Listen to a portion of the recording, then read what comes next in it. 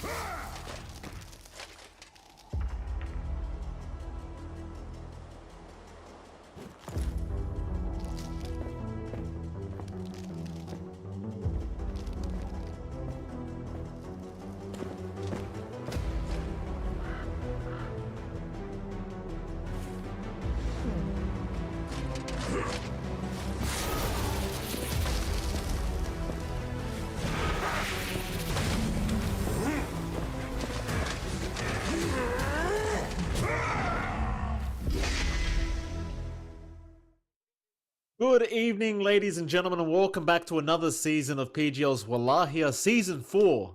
To be exact, it is MLP Dota and John X5 joining you here today for the B-Stream. Jonathan, welcome back, sir. Another season of Wallachia.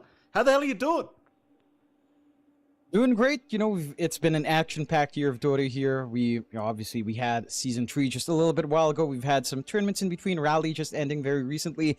And into Wallachia, we go for a lot of these teams just playing back-to-back. It's going to be interesting to see if they can hold that momentum from previous tournaments, and whether if some of the teams that kind of missed out on those other tournaments can kind of play catch-up here, right? Like, it's a lot's developed in the meta, and we can look at those teams that we do have here for Season 4. A lot of teams on hand, as you can see on screen.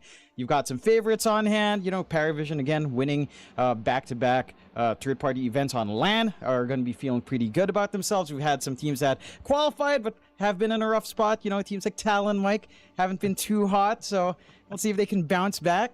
Stuff like that.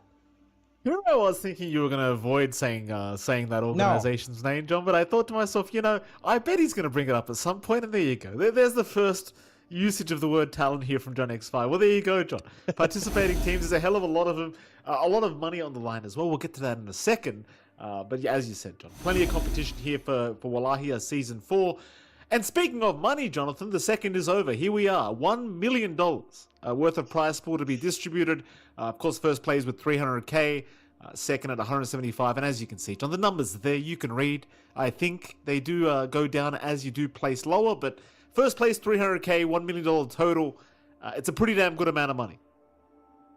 That it is, and I love the distribution. And I always, you know, just talking about just distributions, I love the format we have for Wallachia as well, right? Like, it's a very cool format. Every single match really counts. So, you know, you take that early loss, you're going to be maybe kicking yourself. Maybe you get a bad draw, right? Say you play against Falcons or PARIVISION first round. You might not be feeling the best going to the second round, starting with potentially one loss.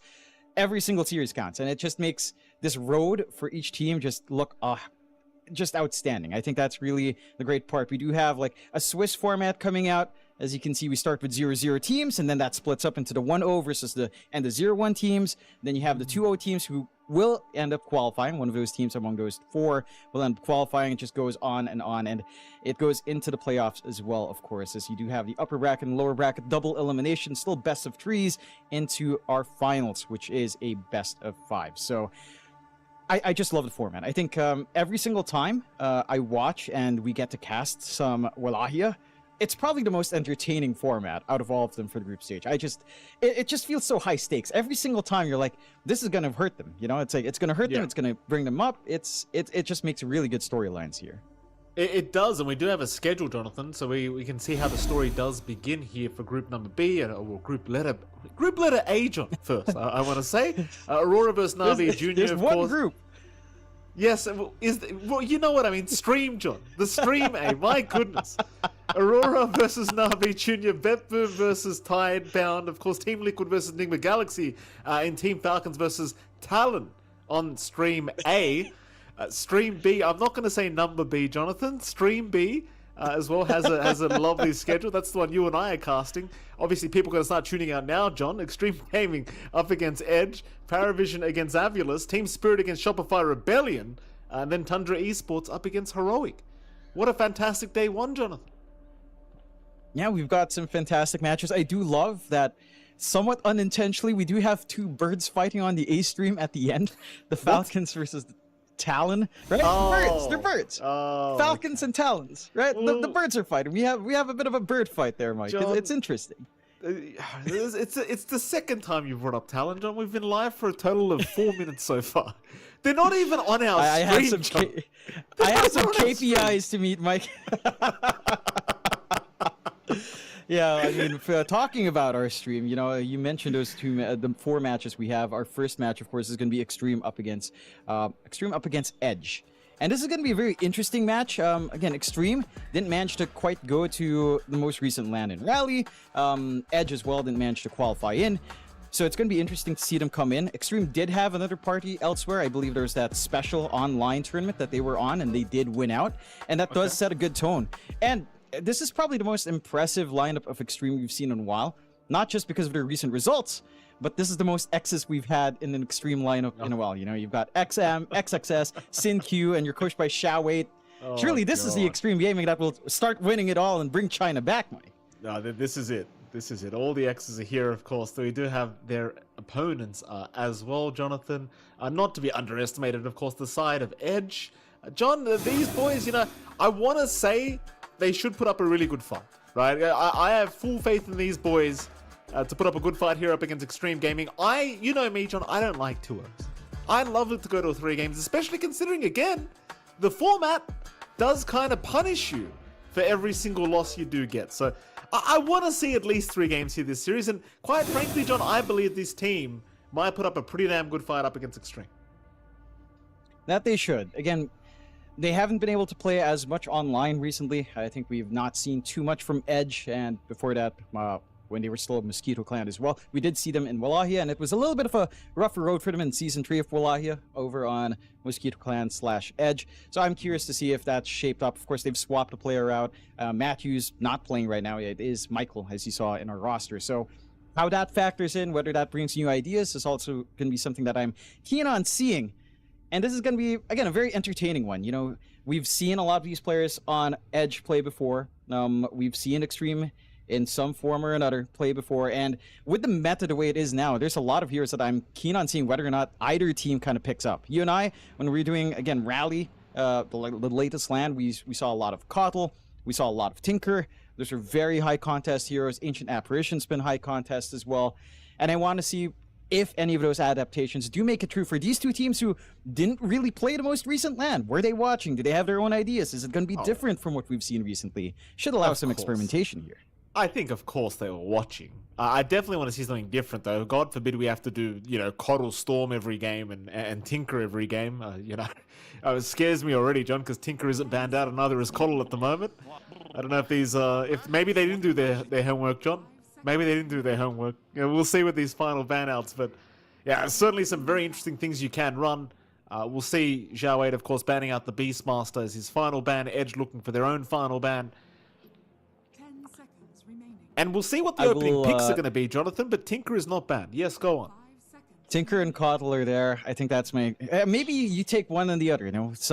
One team takes Tinker, the other team takes Kotl, and then you kind of figure out how do we out-damage the healing, which is going to be more annoying. Overall, it tends to be Kotl. So I'm curious if that's going to be what Edge wants. They take the Tinker. They prioritize Tinker over the Kotl, which, you know, I mean, yes, Tinker is annoying. March of the Machines healing is annoying. We've seen some Tinker mid come out as well, although that was really just, I believe, nothing to say. I don't think anyone else really ran it. Maybe 1 or 2 that I'm forgetting here. It's still a really strong opener. It doesn't show too much about the draft. Yes, and it's the first pick overall of the tournament as well, as we're hearing here from our lovely production. Shout out to you in the back end. We're opening up hot. Tinker to kick it off, Mike. Isn't that great? It had to be on my stream too. Oh, that's great. Extreme. This is fun. This is fun. You know, Jakiro comes out. I know it's probably going to be a support job, but there's that inkling of hope for me. We can dream. We can dream that it could be another core Jakiro coming out here. But there you go. There's a Jakiro pickup. Not too surprising. Jonathan, neither side bothering with Keeper of the Light. And I was going to say, I'm not doubting Xtreme can run Coddle, but I haven't seen much of it from these boys. So, you know, maybe they just go for the comfort style of drafting here. Yeah, I don't mind that. I am curious about the ideas behind the Jakiro. Like, again, whether or not it's just support for, say, SynQ, or if XM or XXS decide to take it mid or off. I think that's the more exciting prospect. I did want to kind of roll it back a little bit to Edge's ban. I love that they banned out the Slark because, again, we were seeing 9 class just do some ridiculous stuff with pause for Slark. I don't know if that's the idea of banning it. It feels like that's probably its best position overall, so we haven't really seen carry Slark in comparison be as effective. So I do like that. Again, Edge is showing, you know, maybe some experience coming out from scrims. Maybe, again, seeing this tech out on the most recent LAN, kind of getting the adjustments out of the way. We do still proceed with the bans. And again, they're leaving that Coddle in, which, okay, when you've got Tinker on hand and Jakiro on hand for either side, a Coddle doesn't really feel like the best support ever. Like Jakiro Coddle kind of sounds bad. Tinker Coddle, you don't have any control. You do have a lot of healing, so maybe Edge could consider it, especially since Tinker is going to be able to Keen Conveyance on top, with Recalls on top, with March Spam potentially coming in there as well. Yeah, you know what? That sounds pretty dumb. If you can get a stun in your off lane, I think it sounds really dumb. Well, there's a Tiny, which is not so dumb from Xtreme Gaming. Is Chakra Magic, remind me, John, because I want to see how stupid this gets. Is Chakra Magic also King Conveyancing? It also lowers the cooldown of that too, right? Chakra Magic, King Conveyance? He can rearm. It doesn't matter. That's right. Yeah, what am I even thinking? Right? It doesn't. Of course, it's Tinker, John. What am I thinking? But I'm trying to follow the normal rules of Dota 2, and I forgot we're talking about Tinker. My apologies, ladies and gentlemen. Yeah, so Edge. you've got unlimited March. You've got a lot of healing out from you know, the ponies coming out. It's a possibility, Mikey. It's not the best, mind you. They're going to need control there on Edge if they want that. And on Xtreme going for the Tiny, I like seeing this. Again, this flex onto mid is pretty strong for XM. I would like to see it for Ame. I feel like Insurmountable is just a really strong facet. This Tiny core pause 1 does so much damage, and it's just too damn tanky. You're not going to be able to burst it down. He has enough burst to dig through a Tinker. We do get out from Edge the Ringmaster and the Phantom Assassin coming in, which is a much more stable kind of lane setup. Like PA Tinker shouldn't be shoved out of lane. You've got a natural solution for Tiny to the extent that PA shards, the break will get some work done on this hero. Whichever facet you take care of Craggy, you're going to be able to get on top of the Tiny and try to burst him down, especially as you build up some minus armor here, if that's the way you want to go for Pyke. So it's very stable. I like the Ringmaster solution to the Tiny as well. You've got the box, the escape act to kind of save from anyone getting avalanche tossed. It is going to be a massive nuisance for the side of Xtreme if they don't have that clear backline jump, which right now it's kind of hanging on this Tiny blink idea if you are going to run it mid. I'd still just love Xtreme Gaming to just pick up Coddle here.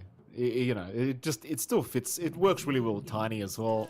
They're going to go for a Brewmaster, which is something we're not too used to seeing. I mean, we saw it a little bit in the prior LAN, but a Brewmaster coming out with a Hoodwink, classic combination, Jonathan, very strong with the Cinder Brew plus the Acorn Shot or the Bushwhack.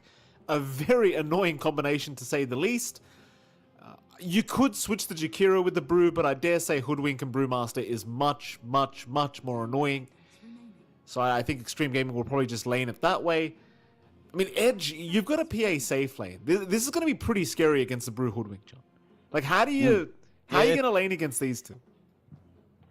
You're really not. It's not going to be a very comfy time for PA. I think that's where the Brewmaster really shines. PA has to work up against a mischance as well on the Brewmaster, so it's not going to be the easiest target to try to burst down. It's highly durable. It can right-click trade and lane quite nicely, especially with a Hoodwink, like you mentioned there, Mike.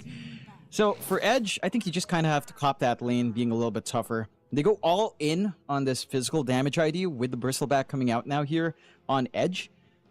And normally we see Snot Rocket, especially if it starts to go off lane here in the Bristle, which it does seem like it's going to be going out for Vitality in this game.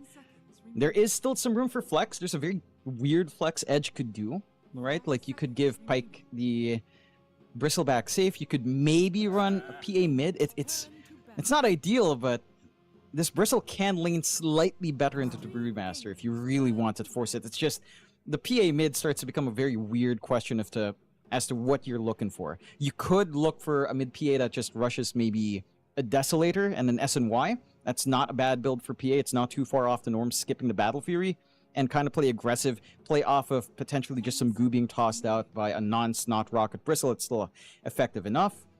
But the lane setups coming out from Edge, either option, when you kind of flex it that way, or if you just run standard off-lane Bristle, safe lane PA, it's not the sharpest, right? Like, Bristleback into Tiny, if it is a Tiny safe, does feel pretty good. Tiny has no base armor to play with. You could go Snot Rocket, get a value point in Goo. You can chase down the Tiny, threaten to kill.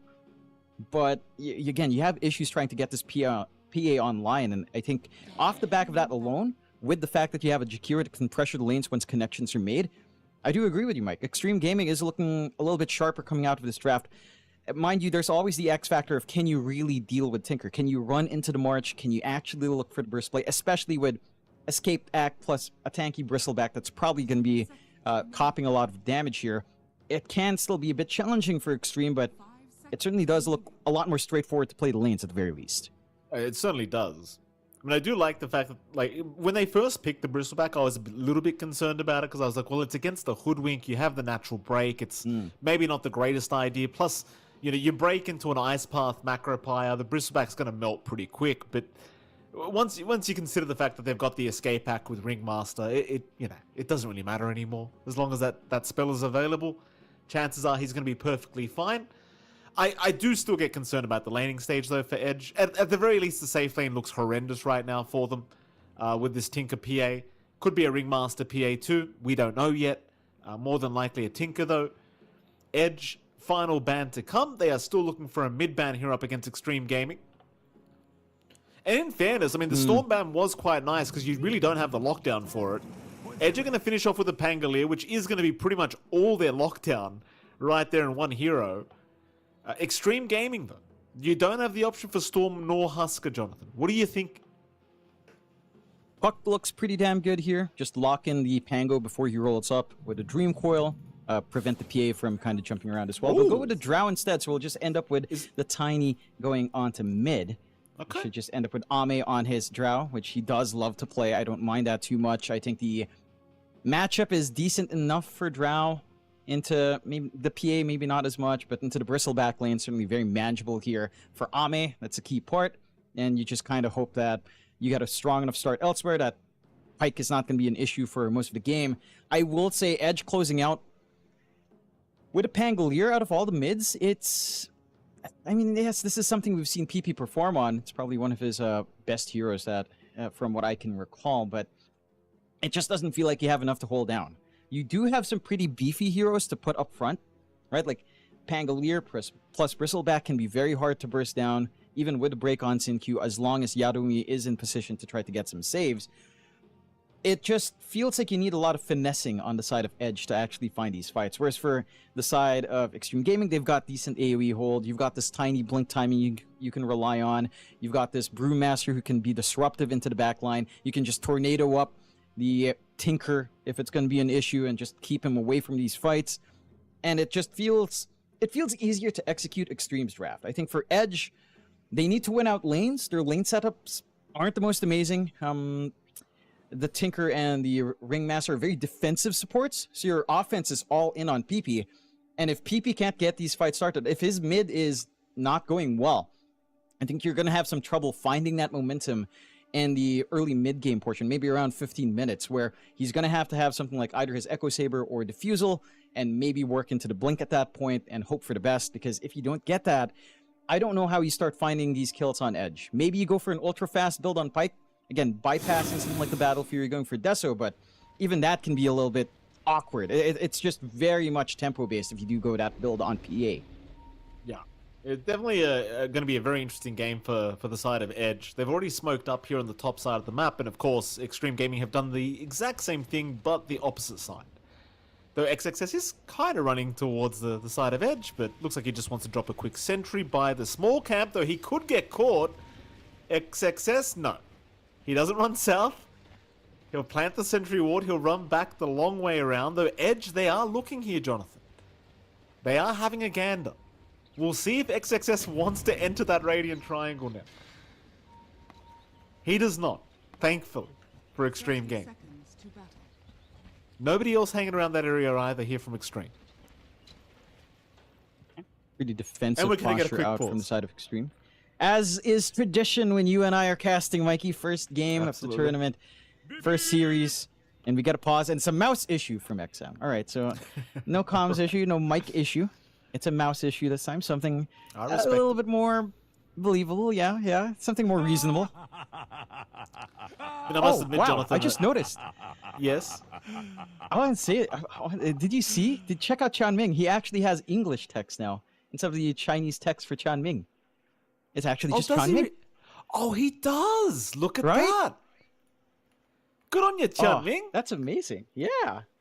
Yeah, it's always hard. Every time I have to cast this guy, I have to go to Liquipedia and check what his name means because I can't just remember. Double check, right? I can't remember the characters. I'm like, well, I don't want to say the wrong name. You know, better make sure. Good on you, Chan Ming. It's a good shakeup. Yeah, it's I remember when we were first casting Chanmin before he was like a much more known entity. We were doing like DPL CDA stuff, and it was a lot of Liquipedia checking. It was a fun time, Mike. Good on him, making our lives a little bit easier because he knows we're idiots. We appreciate that. Well, he does. They should know that, Jonathan, but we appreciate that. Well, here we go. Game number 1. Again, every game, or rather every series, really does matter with this Swiss format. You don't really want to end up 0-1 after today. It's not that fun. No, it certainly isn't. They do get away with an even bounty rune trade, and we'll take a gander at that mid, where you do have XM just playing standard crash landing Tiny up against the Pangolier of PP. This lane is pretty bog standard, probably the most bog standard lane we've had in a while. In fact, this is a lane that you don't tend to see too much, as the Pango has just not been as popular with the advent of this new patch. But Pangolier can still play this lane, shield crash, and just swashbuckle to manage. Tiny does have some counterplay with easy cleaving, much more consistent clearing on the waves, and easy denies. The threat of AVULUS by level 3 can be quite nice as well. Rune control is going to be important for both sides. You are getting a decent enough start from both sides already, although it is a bit shoved into XM's favor with those denies. And again, that's the one edge that XM has here up against Edge PP. I was finding a way to make that work, but didn't really transition too well. Good try, There's a lot of stuff I want to try to sneak in, but I don't know. The bot lane, as we tried to segue back. Yeah, but bottom lane's going to be interesting, John. I'll take over for a second here. Jonathan, Vitaly, and Michael are, of course, against Arme and Tianming. John, this should theoretically be a good lane for Xtreme as well, I want to say. Mind you, they did bring the Tinker here, right? So there isn't the whole Tinker PA issue we talked about during the drafting stage for the safe lane of Edge, but regardless of that, this should be a very strong lane between Arme and Tianming. It's a lot of slow once you hit that level 3 mark, especially on the drought. It'll become quite impossible to lane this. But top lane, Xingqiu does die. And with that, Jonathan, I was saying this is going to be the hard lane for Edge. But I think bringing the Ringmaster along instead of the Tinker has made things somewhat viable.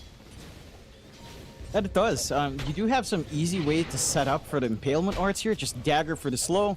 Easy Impalement Arts spam. You can even walk in for Tame the Beast. There's no threat of a stun outside of a Bushwhack, and if Xingqiu commits that too early, it's not going to connect. Obviously, they already cut the tree line here as well to ensure that Xingqiu's not going to have some flanks in. Down bot, though. I think we've got a dead bristle back, and we do. This is at the level 2 mark. Level 3 Frost Arrows are a lot worse. So, again, I think this lane only gets worse and worse for Edge.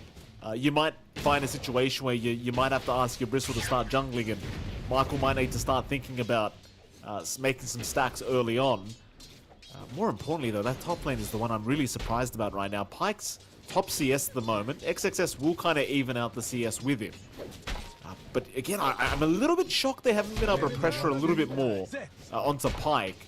Maybe they're also waiting for their level 3 spike here on the Brewmaster, but in fact, they're about to hit it now. They wait, or rather they go before the level 3 mark, and they kind of, I don't want to say miss, John, but it's a bit lackluster of an initiation.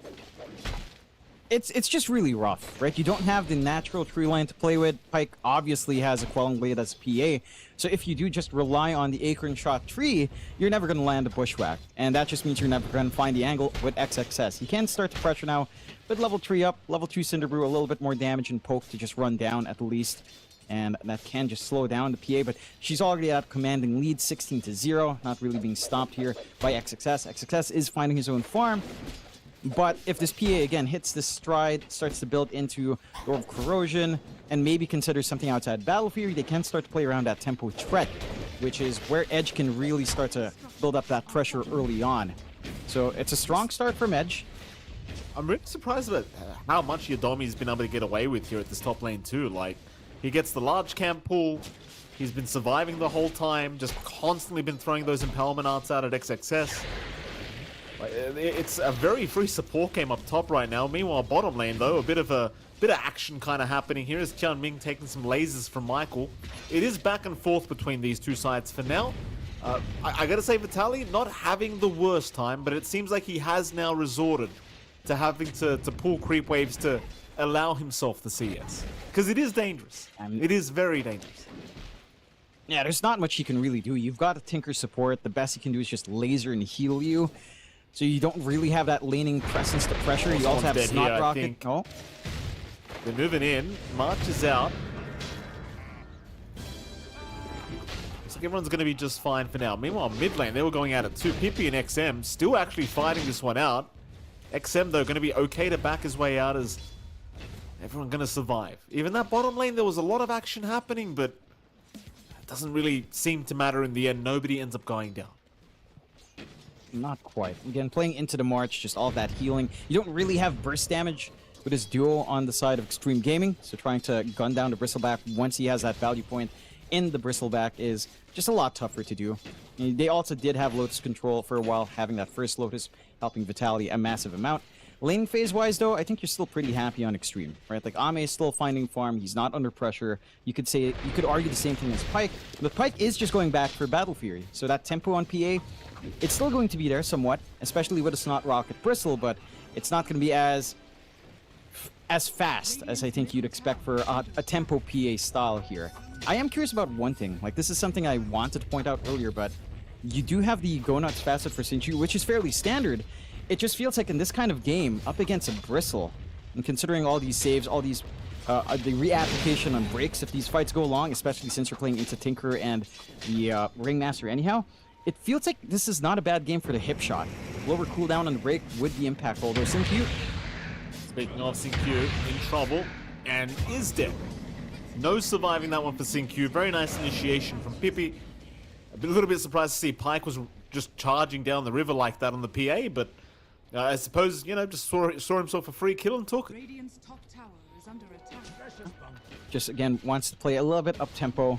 He's already getting that farm, wants to get some early activity, and just kind of hit back on the jungle anyhow. No pressure coming up top, no rotations coming in. They were gunning for bot just a tad bit, but don't fully commit.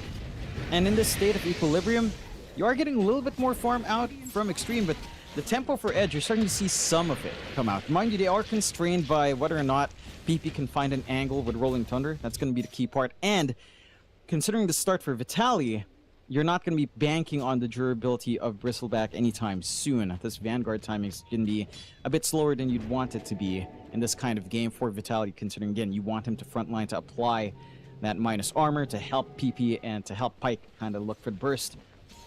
As long as Xtreme gives Ame decent room to farm up, and if XM can find this timing on his blink, I think you're still in good graces here.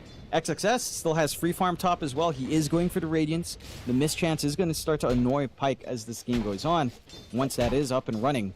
And again, there's just no pressuring XXS. Yes, XXS isn't applying his own pressure either, but this Brewmaster is equally as hard to kill as Vitaly is. In fact, maybe just even a little bit more so, considering what you have here on Edge to try to poke him. Now, don't forget either, like, once you've got the split up, which XXS does, in fact, they're going to jump in right now. Pyke in trouble. They'll land some spells. Pyke in pretty big danger here as they will split onto XXS. Pippy's going to jump in and try to help out with the Rolling Thunder, and there's your escape back now from your Domi. Pyke still being chased though. Will Blink Strike north up towards Zone. Ringmaster still being chased down.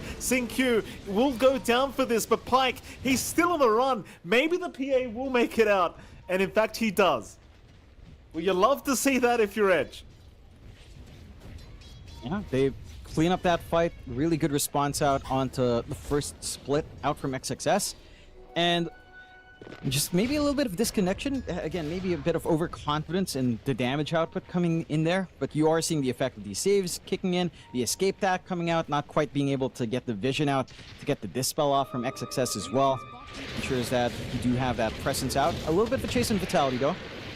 Oh, it looks like more than a little right now. Vitali, he is actually outrunning them. The Ice Path, though, barely nailing it there on Vitali, but he will make it. He's okay. He'll get to the high ground. Arme does not want to risk moving up that area completely blind, and thankfully he didn't, because XM was trying to move in to help out, but it won't matter in the end. In fact, XM is going to move into the triangle. He'll see the stacks. Michael and Pippi are going to start chasing him down.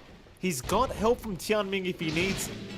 They want to steal these stacks. The stacks will get immediately taken here by Pippi, but instead they'll move on to Vitali. Here comes Arme as well from the side. Vitali is gonna melt. And Pippi, oh, that's a nice silence from Arme. But they can't really lock him down.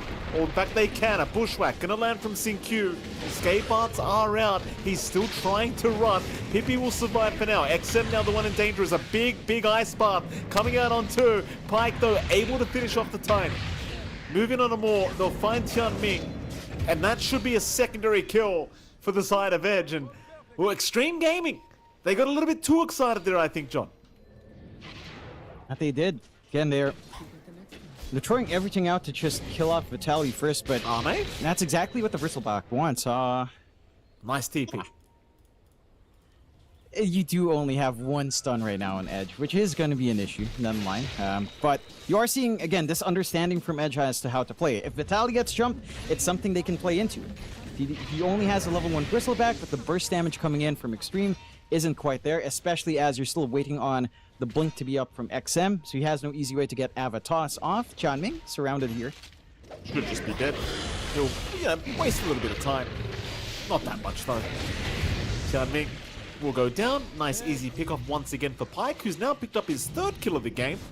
He's actually been involved in all 6 kills, by the way, here, John, on this PA. So already Pyke's performance on the PA just ultra aggressive, which I do kind of appreciate in a game like this as well, because I don't think he really wants to drag out into a late game scenario against the Drow Ranger and Brewmaster.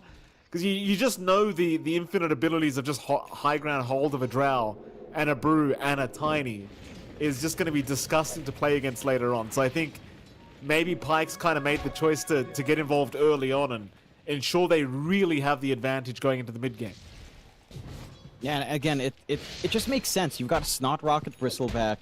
If he does start getting hits, it softens everyone else up for this PA to come in with high physical damage, for this Pangolier to come in with some pretty high physical damage as well. Like, this is why the Bristleback kind of fits in quite nicely, outside of the issue of a lack of control.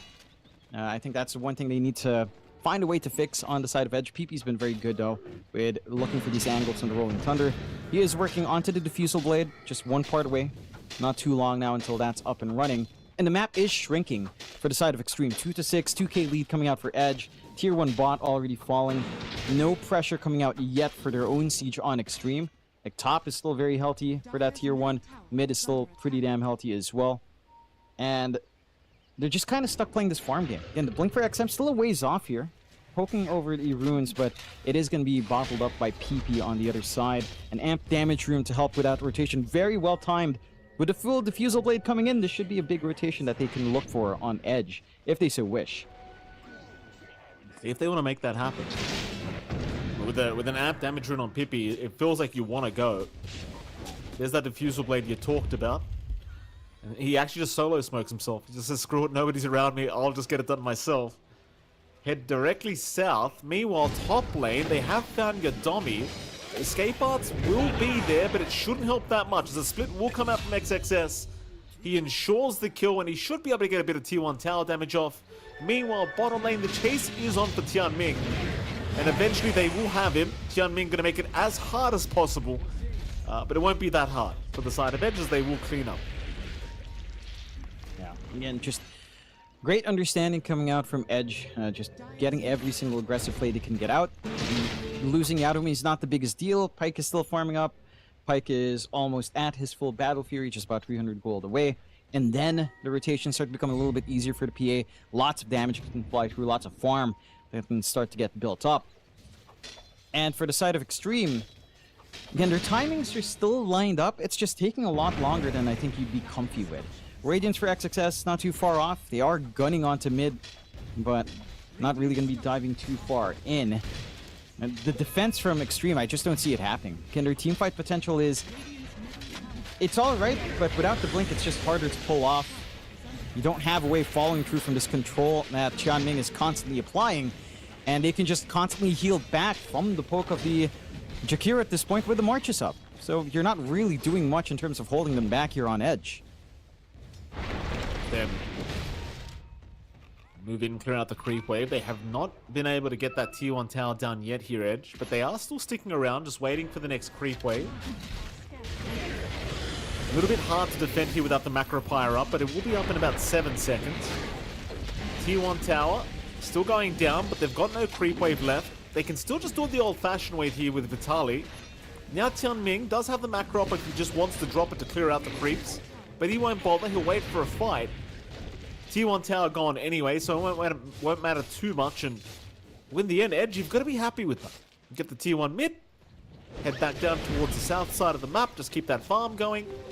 The issue I see, though, Xtreme, they're not really reacting that much. I don't think they're too concerned about all this. Because at the end of the day, XXS and Arme are both still completely free farm.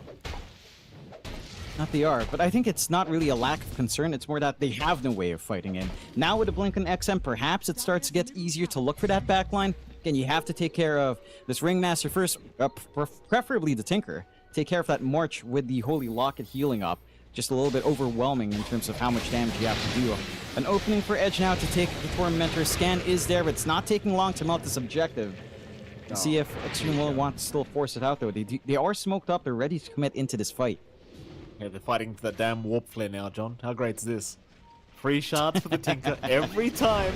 Every time he gets it. Here we go. Bottom lane, they'll move on to Vitaly. They need that break, but it was actually blocked off, I think, by the Rolling Thunder. Now the escape back does come out, Yadomi. He's bought some time here for Vitaly to turn this one back around, and XM is the first one to go down on the Tiny. Now Tianming in trouble. Arme's going to show up on the Drow Ranger, and here comes XXS. They might find Pyke. He'll blink strike out of there, but the Radiance burn is too much. He will die. Edge will try to run, as XXS is proving to be a bit too much of an issue. They'll take down Pippi to boot. XXS still going, still just keeping them at Edge. As Vitaly moving on to Arme, but the bushwhack. Sin Q locking both of them down. Oh, there's only one left. Yadomi, he's got no chance.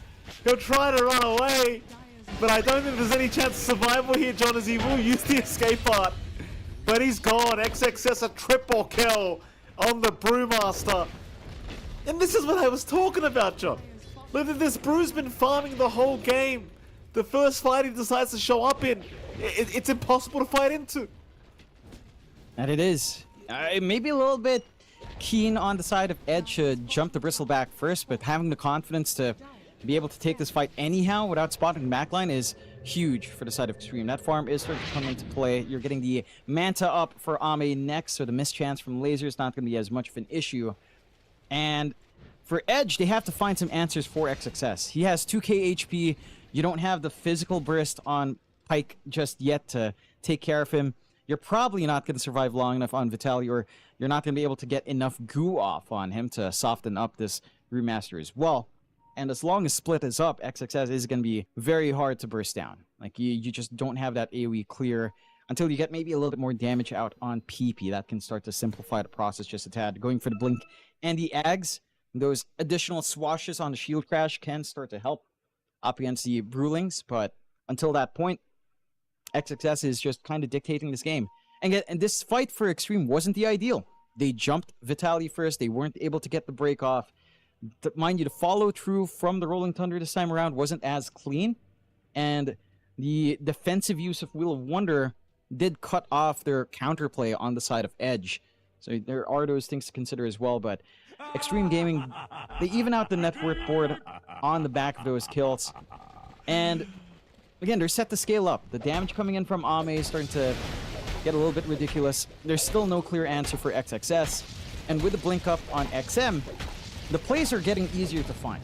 Right? It's not as much heavy pressure on XXS, although he can just run his way down anyhow with those full travels up with that Radiance anyway. And I think for the side of Edge now, you kind of have to sit back and wait for your own time.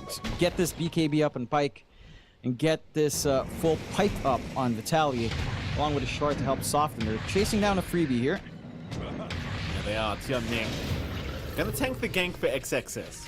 Yeah, he won't mind dying in that instance. It does allow his Brewmaster to freely just kind of run out of there. That he will, so Tianming, always the sacrificial lamb for the cause. Xtreme Gaming, of course, not flinching at all. They're 1k ahead now in terms of net worth, which I think does mean a lot. Again, when you have a Drow Brewmaster Tiny, it can be a real big headache, allowing that kind of draft to get into the lead, especially when your draft is heavily dependent on just hitting a tempo that they can't really keep up with. But it does seem like now you are kind of just stuck farming for a while as Edge. Maybe wait for that pipe to be completed on Vitaly before you want to start moving, but it seems like Xtreme, they're not planning on waiting that long. There'll be a 3-man smoke from the mid lane, XM running through the river up towards the top lane. Of course, they do have a tier 1 tower to play for in that area. Just a matter of whether Edge want to defend. Michael will be there with the March of the Machine spam, but that's not going to do too much. Tier 1 will go down, and now he's being hunted. A very nice silence from Ame. Gonna cancel the TP, and that'll be enough. He's gone. Do they stick around for a tier 2? It feels a little bit early, but it does also feel like Xtreme, they want to fight. They want somebody to target that's not a support. And they might find it. Vitaly? No, he was not spotted. Not quite. And again, he's the tankiest target you could try to go for. They split their time well. Xingqiu does shove in mid to take another tier 1. And this is something that you never want to have to do as a Tinker, right? Losing tier 1s very early on. 20 minutes is maybe long enough. I mean, you do have your mech and Holy Locket up, but you lose that easy access point to just try to keep stalling this game out, try to buy space for your cores, taking that front line safety, relatively safe in front line with the Tinker. Not quite there any longer. Your angles to defend tier 2s, not as clean, a little bit more punishable for the side of Xtreme if they did want to play across the river more often. Still. Thunder, mid lane losing Tianming. Xingqiu is there to help out if they do want to try to fight. In fact, XM's coming in as well. Tianming is gone, but XM looks like he wants to jump in. Avalanche is there. The toss back onto Pippi going to be perfect here as they're trying to aim down the Tinker at the same time. No, Pippi, he actually survived. Xingqiu now the one in danger. What happened to Pippi? I could have sworn XM tossed him back. No, it was a toss up in the air. Not quite out of the escape arc range. No. Just straight up and down. Couldn't get the kill. You didn't have XXS around as well, so no split, no Dispel on hand. And that just means a very forced engagement out from Xtreme. Again, maybe getting a little bit overzealous. You would have been happy enough just losing Tianming. Give a little bit of a free leeway. You're still fine overall, losing those supports because of all the space XXS is having, because of all the space Ame is having, his own BKB. Going to be farmed up soon, so already having the Manta into another defensive item is going to feel great for our Drow. Speaking of BKBs, you already have one on Pike, working onto his own Manta into the Satanic, just wanting some Dispels of his own. And again, it starts to get a little bit more playable for this PA, but the moving parts have to work together here on Edge, and that's where the challenge lies. We are seeing a lot of rolls out from PP. Every single time he has a Rolling Thunder, he's been looking for pickoffs. It's just not the pickoffs you really necessarily want. Like, you're finding the supports, you're not able to slow down any of the cores at this point in the game. Tianming is more than happy to die for his team, as everyone else is, again, just getting this farm. Like, look at XXS, still number 1 in net worth by a decent chunk, 2k gold above Ame, and is going to have his full Octarine core up, so the spam ability of the split just becomes that much more annoying. More uptime, more opportunities for fights, more HP that you have to eat through if he doesn't split up. Like, you have some questions you need answering here from Edge. They'll try with a smoke out, maybe look for an angle to play in. We believe a portion of that smoke was spotted out by this Obs ward from Xtreme. And they might be able to play into that if they wanted to here. They're hanging about the triangle right now, so they do have the high ground of that Radiant triangle. Edge is still around the mid lane. It seems like they've decided they want to try and run south. In fact, southeast to be exact. Nobody around that area from Xtreme. In fact, Xtreme now counter smoke, running directly towards Edge. XXS on the front lines. Of course, he's not going to die that quick, if ever. They'll find Michael. This is a great start. Go right after that Tinker, get rid of all the heals, and they won't even have to commit much for it. Just a nice, easy Tinker kill if they can finish him off. Michael, he's still alive. They'll get the escape back off. XXS trying to finish it off, but Michael, he makes it out of there. Pike moving in, trying to kill off XM on the Tiny, does get him. Meanwhile, Michael's still being chased by XXS. They might eventually get him on the left side. They've got the Bristleback as well, but Vitali, he's too tanky. He's not dying. They'll finally get this Tinker. Here comes XXS once again. Back on a Vitali, they'll go. They'll lock him down as well. And Arme getting right to work with the arrows. And with XXS around, it's a much easier task, as they will also find the Bristleback. But it took so long, John, to kill off this support Tinker. My goodness. It's that backline that you have to watch out for. Again, the save potential from Yadomi is just crazy. He's layering the escape act and Glim Cape's quite nice. We didn't see the early commitment out from the split from XXS either. And now you have an opportunity on Edge. Sure, they're trying to gun for Roshan on Xtreme. The damage isn't quite quick enough. Respawns are relatively short on Edge. Not comfy for Xtreme to try to cover that buyback on XM. XM's still playing pretty forward here, though. Like, if he dies back, it's not going to be a great feeling, slowing down this Tiny's build-up into the BKB. And that's going to be one weak point they can try to poke on Edge. They don't have the best forward vision to try to hunt down bot, although they do have that one forward ward by the water creeps at the very least, just a little bit too far away to play with. And those set of kills now, again, even it out for Edge.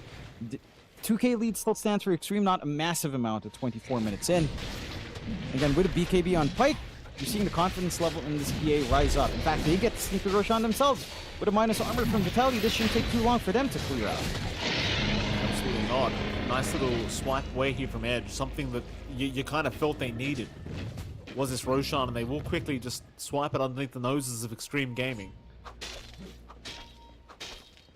Does it make a difference? I don't know. Because Xtreme, again, don't look necessarily very bothered by it.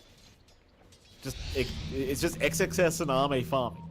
Still both top of the net worth board. Nullifier being worked on now by XXS as well, so you've got more problems coming if you are Edge. Don't get me wrong, Pike is hitting hard, but it's just not quick enough. Like, these kills just aren't happening fast enough in the middle of these fights. And in fact, he's at the front lines right now. Pike!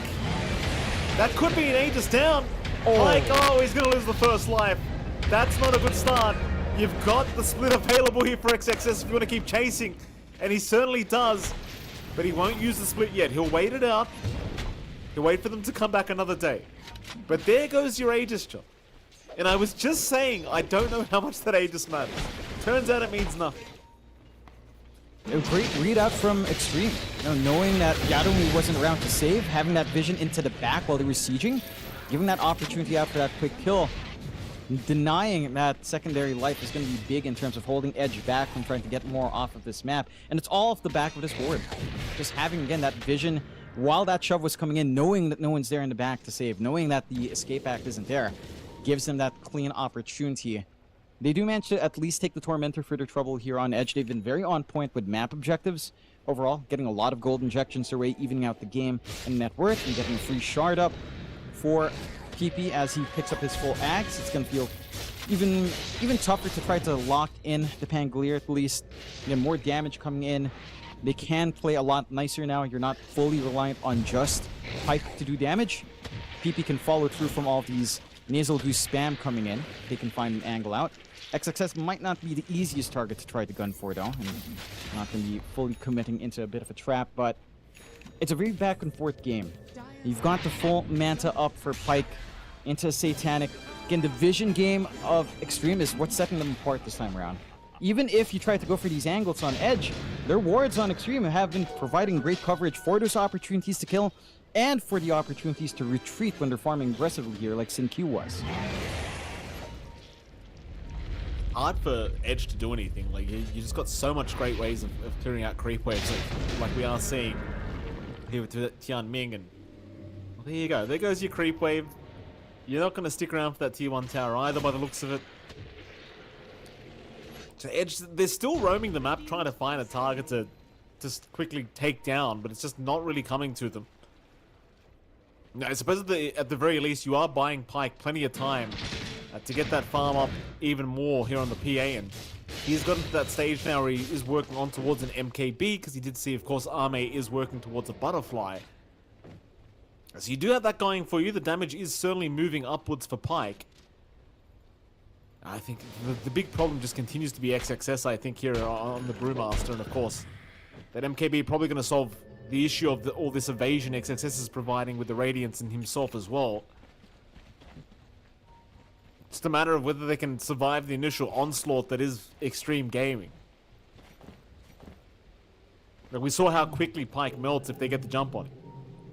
It feels like for Edge, the way to go is just very, very smart spacing, right? Like you want your support to be close enough to save, but not close enough to be caught in that avalanche toss, not close enough to be caught in, say, the hurricane out from XXS, tossing you up in the air and preventing those saves to come in. You need to be within the area of saving, but not in the firing line, which is a very fine line for Edge to find out. They were doing it quite nicely earlier on. I'm sure they can find that same spacing out again, but they have to just be a little bit careful as to when they do jump forward with these cores. And again, the vision game from Xtreme is just allowing this kind of play to unfold. And this nice ward down bot, it's just providing the safety net for XM. The ward up top shows them if there's anyone coming in to defend as well. He's going to hit him with the Gleipnir, but PP just going to immediately Rolling Thunder out of there. That's Rolling Thunder down for a little bit here, and there is going to be a quick rotation as well from Yadomi. So PP not going to have that for 75 seconds. Xtreme Gaming, again, I don't think they're too concerned. I think they'd rather just take this time and farm. Do they push the tier 2 top tower at least? Like, you know Rolling Thunder's down for another minute. So it should be a pretty free tier 2 tower. The only issue is it's only XXS hanging about the area. So again, it seems like they're just more than happy to hit creeps. They don't care, John. Yeah. It's like 70 seconds of that Rolling Thunder, good. Let's hit creeps. Yeah. Now they'll try to gun out with a smoke now. See if they have an opportunity or maybe just clear out one of these tier 2s. But they know there's no save and they've got that big nullifier out. So now the escape that, not going to feel as scary. Even the defense matrix, of course, just going to be eaten true. Vitali. He's not as tanky as it looks here, John. Vitali, and they've even found the Ringmaster who has to escape back himself. But Vitali now, he's a sitting duck. They're trying to help him survive, but they just threw everything but the kitchen sink at him. Michael, not Michael, John. What a great name, Michael. Unfortunately, you know, he hasn't got great survival instincts, John. Unfortunate. No, not quite. Not Neither quite, do Mikey. I, Jonathan. I got married at an early age. I didn't have the greatest survival instincts either. No one to blame but yourself in that one, Mikey. For Michael, you know, he's playing Tinker. He's trying his best. He's trying to, again, get that spacing right, which you do see Edge trying to get that spacing. Maybe a little bit too close for Yadomi. Again, you don't want to be caught in that initial onslaught. If your Ringmaster is further back, still able to get the escape deck onto Vitality, that could have been a fight that Pyke and PP could have angled into. Instead, again, caught off guard from that smoke, and the punishment is severe. It's a very hard act to kind of balance. It's just getting this right spacing, close enough for escape deck, close enough for the glimmer, but not close enough for avalanche toss. It's a fine line. And it gets harder and harder as this game goes on. Again, the full nullifier, we didn't even really see it in play. XXS just instantly splits and isolates the Tinker while they get that focus down on everyone else. And that's the key thing. You just control these two supports. Everyone else is going to be cleaned up. Your angles out for Pyke and PP aren't that safe when you don't have that defensive option from your supports coming in. And it just... It's a complicated time to play it. They're chasing. Axe is up now on Pippi. He'll move in, does find himself an XM Tiny, who he's actually going to just BKB TP out. Fair enough. There's an 8-second charge being committed there just to be able to get away. But XM, he was playing with fire at that top lane. Johnny got a lot of damage onto that tier 2 tower. And we'll just leave with a BKB charge. No problems here for him. Again, Xtreme Gaming, they're more than happy to slow play this. You have hit the stage now where Pyke does have the 4 MKB up and is second in net worth above Arme. So this PA is starting to get to a point where you are maybe a little bit intimidated by Pyke's presence, but I say that, John, it's just every fight we see, I can't see the angle for Pyke to jump in. Because it just feels like if he's too early, they're just going to aim him and blow him up instead. Yeah. Again, it's a fine line. You kind of want Vitaly or PP to kind of just get jumped first. Again, ideally Vitaly, he gets to survive the onslaught, he gets to apply some nasal goo, and then you come in when they're softened up a little bit. Pyke can dish the damage out, get the job done with the sports to save. Let's see if they'll try to consider that. They are clumped up just for a moment on edge, but not quite committing for his smoke. It's Xtreme to commit further smoke instead. Again, with a full butterfly up on Ame, and just the Hyperstone up on XXS, there is some pretty massive right-click damage you can fly in here. Just need to find the same opening. Try to isolate these two supports in Xtreme, and the game is just really easy to play. Well, Xtreme are going to reveal themselves by pushing out that bottom wave. Pippi's going to break the smoke of Sing Q, but he'll immediately rush for a Gleipnir. Nice blink though from Pippi. Does avoid the Gleipnir from rooting him down for a little bit. Nobody else will be spotted. So no action with the smoke from Xtreme Gaming, and it seems like they've had enough. Now that their position has been revealed, they are not willing to continue the onslaught here, trying to find a fight. And Edge, they just hold the high ground of the triangle. They know they're safe there. You know, Xtreme aren't going to want to fight at that disadvantage. And in fact, they're going to smoke up now. Edge looking to try and make a play. But where do you go? Do you really want to fight into their jungle? XM's waiting. This could be very dangerous for Edge. Vitaly, he's had his smoke broken. There's an amp damage rune. Oh, Pippi, he does pick it up in time. This could be a good fight now, with the advantages they have found. Tianming already getting knocked out by Pippi, though he's not actually down. He'll survive. Now a macro. Oh, Vitaly stuck. And now the toss back. Michael's gone. Oh. I mean, you know, the amp damage was a good start, John. Pippi never ended up popping it because he didn't have a chance, and you fight into a choke point against Jakiro, it's not a good idea. It's Jakiro, John. He likes choke points. That he does, and he has a Ghost Scepter to save himself as well. Just unfortunate bounces, really well-timed Ghost Scepter from Tianming to survive through from the physical output. I thought he was going to die. Yeah, I thought so too, but he managed to get that window for the Ghost Scepter to come in. Doesn't die, gets that choke point going their way. I think the issue for Edge is there's that lack of vision again, right? Compared to what we've seen from Xtreme, using that defensive ward down bot to take a fight. Edge are forced to try to cross into areas where they don't have vision to take these fights. Smoke breaks in the low ground. What do? You have to take that opportunity. Or at least that's the way Edge feels. They're under some pressure to try to make some plays, as they know the scaling is going to be a challenge, solely relying on Pyke to clean this game up. And it can be a bit daunting for the PA into all of these heroes that Xtreme has to try to solo carry a game. So it's understandable for Edge. Unfortunately, it's just really not panning out. Again, the vision game is one thing that's really setting these two apart throughout this entire match. Roche now being opened up by Ame. That is spotted out by a PA Manta at the very least. So they've got an angle back in here for Edge, but Roche is falling fast. They're going to go now. They're going to smoke up. Yudomi, he gets a bit of vision here.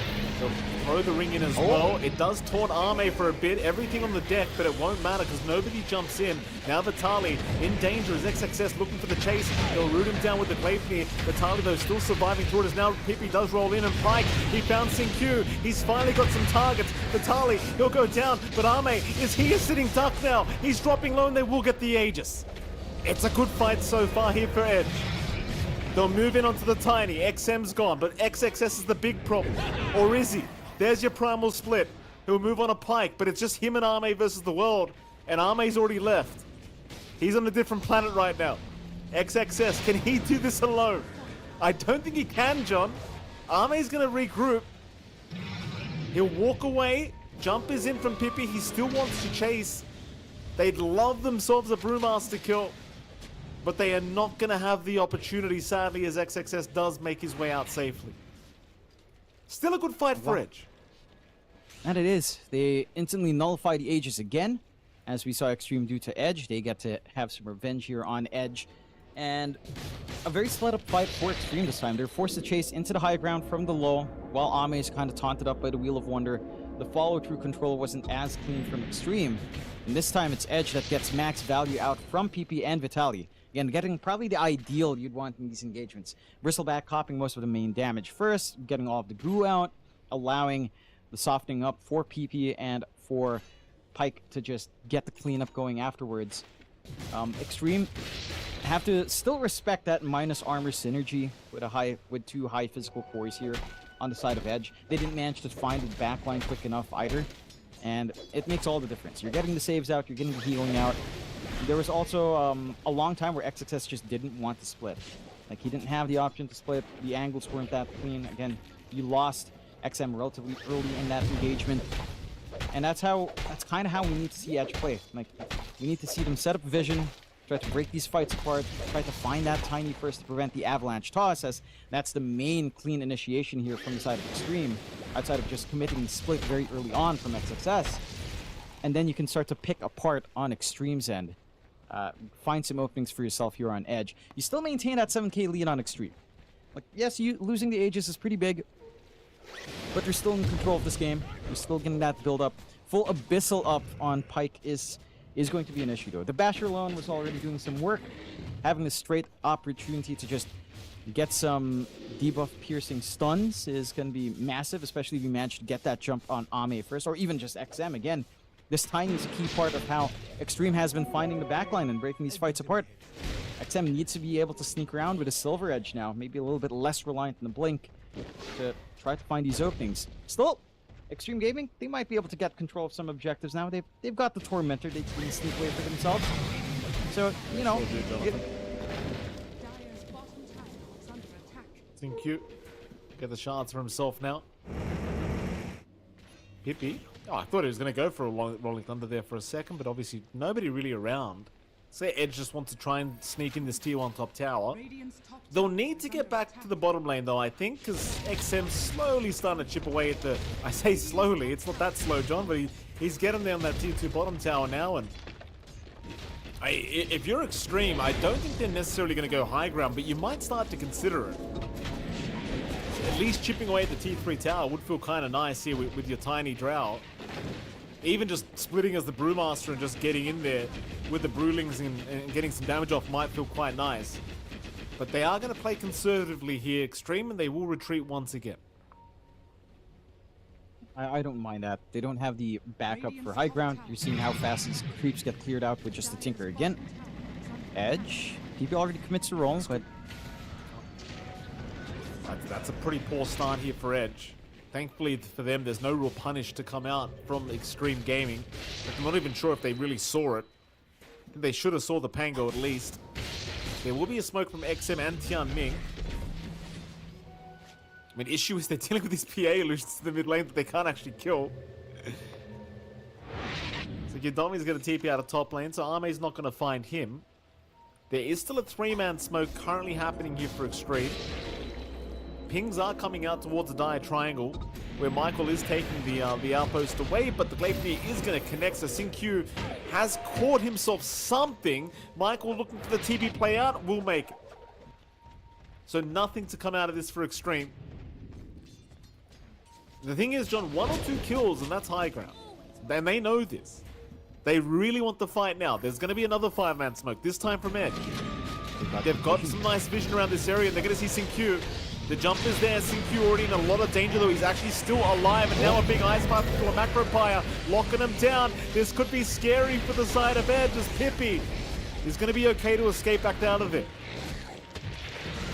Everyone's still fine, apart from our hoodwink. Here goes Ame, getting jumped right now. Pyke, he's onto the drow. Ame's trying to man-fight against him, but is it going to be enough? He's still trying. They're both life-stealing, but Ame will be the one to go down. That's a huge target, and now XXS completely alone. will end up having to merge back together. But he's dead. XM, the only one able to get out of there, and Ame, maybe just not anticipating the jump in like that, but I believe he was underneath the vision of that reserve ward. They never got the D ward off. No, they cleared the cliff ward, they cleared the low ground sentry, but they didn't manage to clear those sneaky wards. And again, this is one big difference that we're seeing here for the side of Edge in comparison to how this game was going for a long time. They've actually got wards. They're playing off these defensive wards nicely. It gives them the access into the back line. XM manages to get pretty good jumps into the back. Like he gets that isolation for a moment on Yadomi, but they don't manage to get the kills. The healing's starting to rack up. The save options are there. And it feels a bit disconnected from Xtreme, right? Like, you see XXS also just trying to run in. He takes a long time to look for the split. Not able to play off that opening from XM instantly. I think you have to commit that split early. If you kill off the supports in the back, maybe that situation for Ame isn't as rough, and you can use the remaining split time to try to bail him out of trouble. Instead, you're finding your high ground under siege. You've lost your lead here on Xtreme. 16-21, 3K advantage for Edge. And Pyke is now hitting like a truck with that Satanic End. Again, that Abyssal doing work. Yeah, I mean, we also talked about the high ground defense opportunities you have for Xtreme, but the problem is Ame and XXS are both down, so the high ground isn't really that powerful right now. Or the high ground defense, I should say. It is enough, though. Ice Path, Macro Pyre, all the tosses and avalanches, it does prove to be a bit too much to push into for now. Keep in mind as well, I know we already talked about this, John, but that last team fight, right? Like, double wards watching Ame on the high ground, which is what allowed Pyke to jump in so easily. Like, Ame used the Glacier thinking he was safe, and Pyke said, thank you very much, I'll Blink Strike right on top. Here we go again. Edge? Can they find an edge in this fight? XXS, he's going to run forward. Primal Split is up, but does he really want to force it like this? They'll fear him up for a second. Ice Path's going to land on Vitali. XM's jumped in the wrong way, but he does burst down Yadomi. Meanwhile, Ame trying to go after Pippi will turn onto Pyke instead. Pyke, how did he get so far in? He'll try to BKB TP out of it, but Clayton is going to land just in the nick of time. Oh, they got him. They got him good. Vitali trying to TP away. Can they see him for the toss? They cannot. It won't matter though, XG. They've got Pyke down for 90 seconds without buyback. He's 250 gold short from buyback gold, John. That's I think that's at least one lane of barracks, unless they can find 250 on the map somewhere. It should be. That's just a rough fight for Edge this time. And this time, big difference for Xtreme is that you get that early commitment out from XXS. He follows through. In fact, he's the one to start with running down Vitali. He commits the split much earlier on. And XM, with a control, lays an alley-oop over to get the clear on saving sports. Nice toss. Oh, nice toss, Vitali. Look at them. They're just trying their best to save him, but with the nullifier out, the escape duct is just barely doing enough this time. XXS, he'll get jumped. He has no primal, but he's just so damn tanky. I mean, they're slowing him up. They're chipping away. Maybe they finally got him. XXS nullified up, tossed away, but will die midair. A nice kill. The gem on the deck as well for Ed. So they will lose their melee barracks in the mid lane.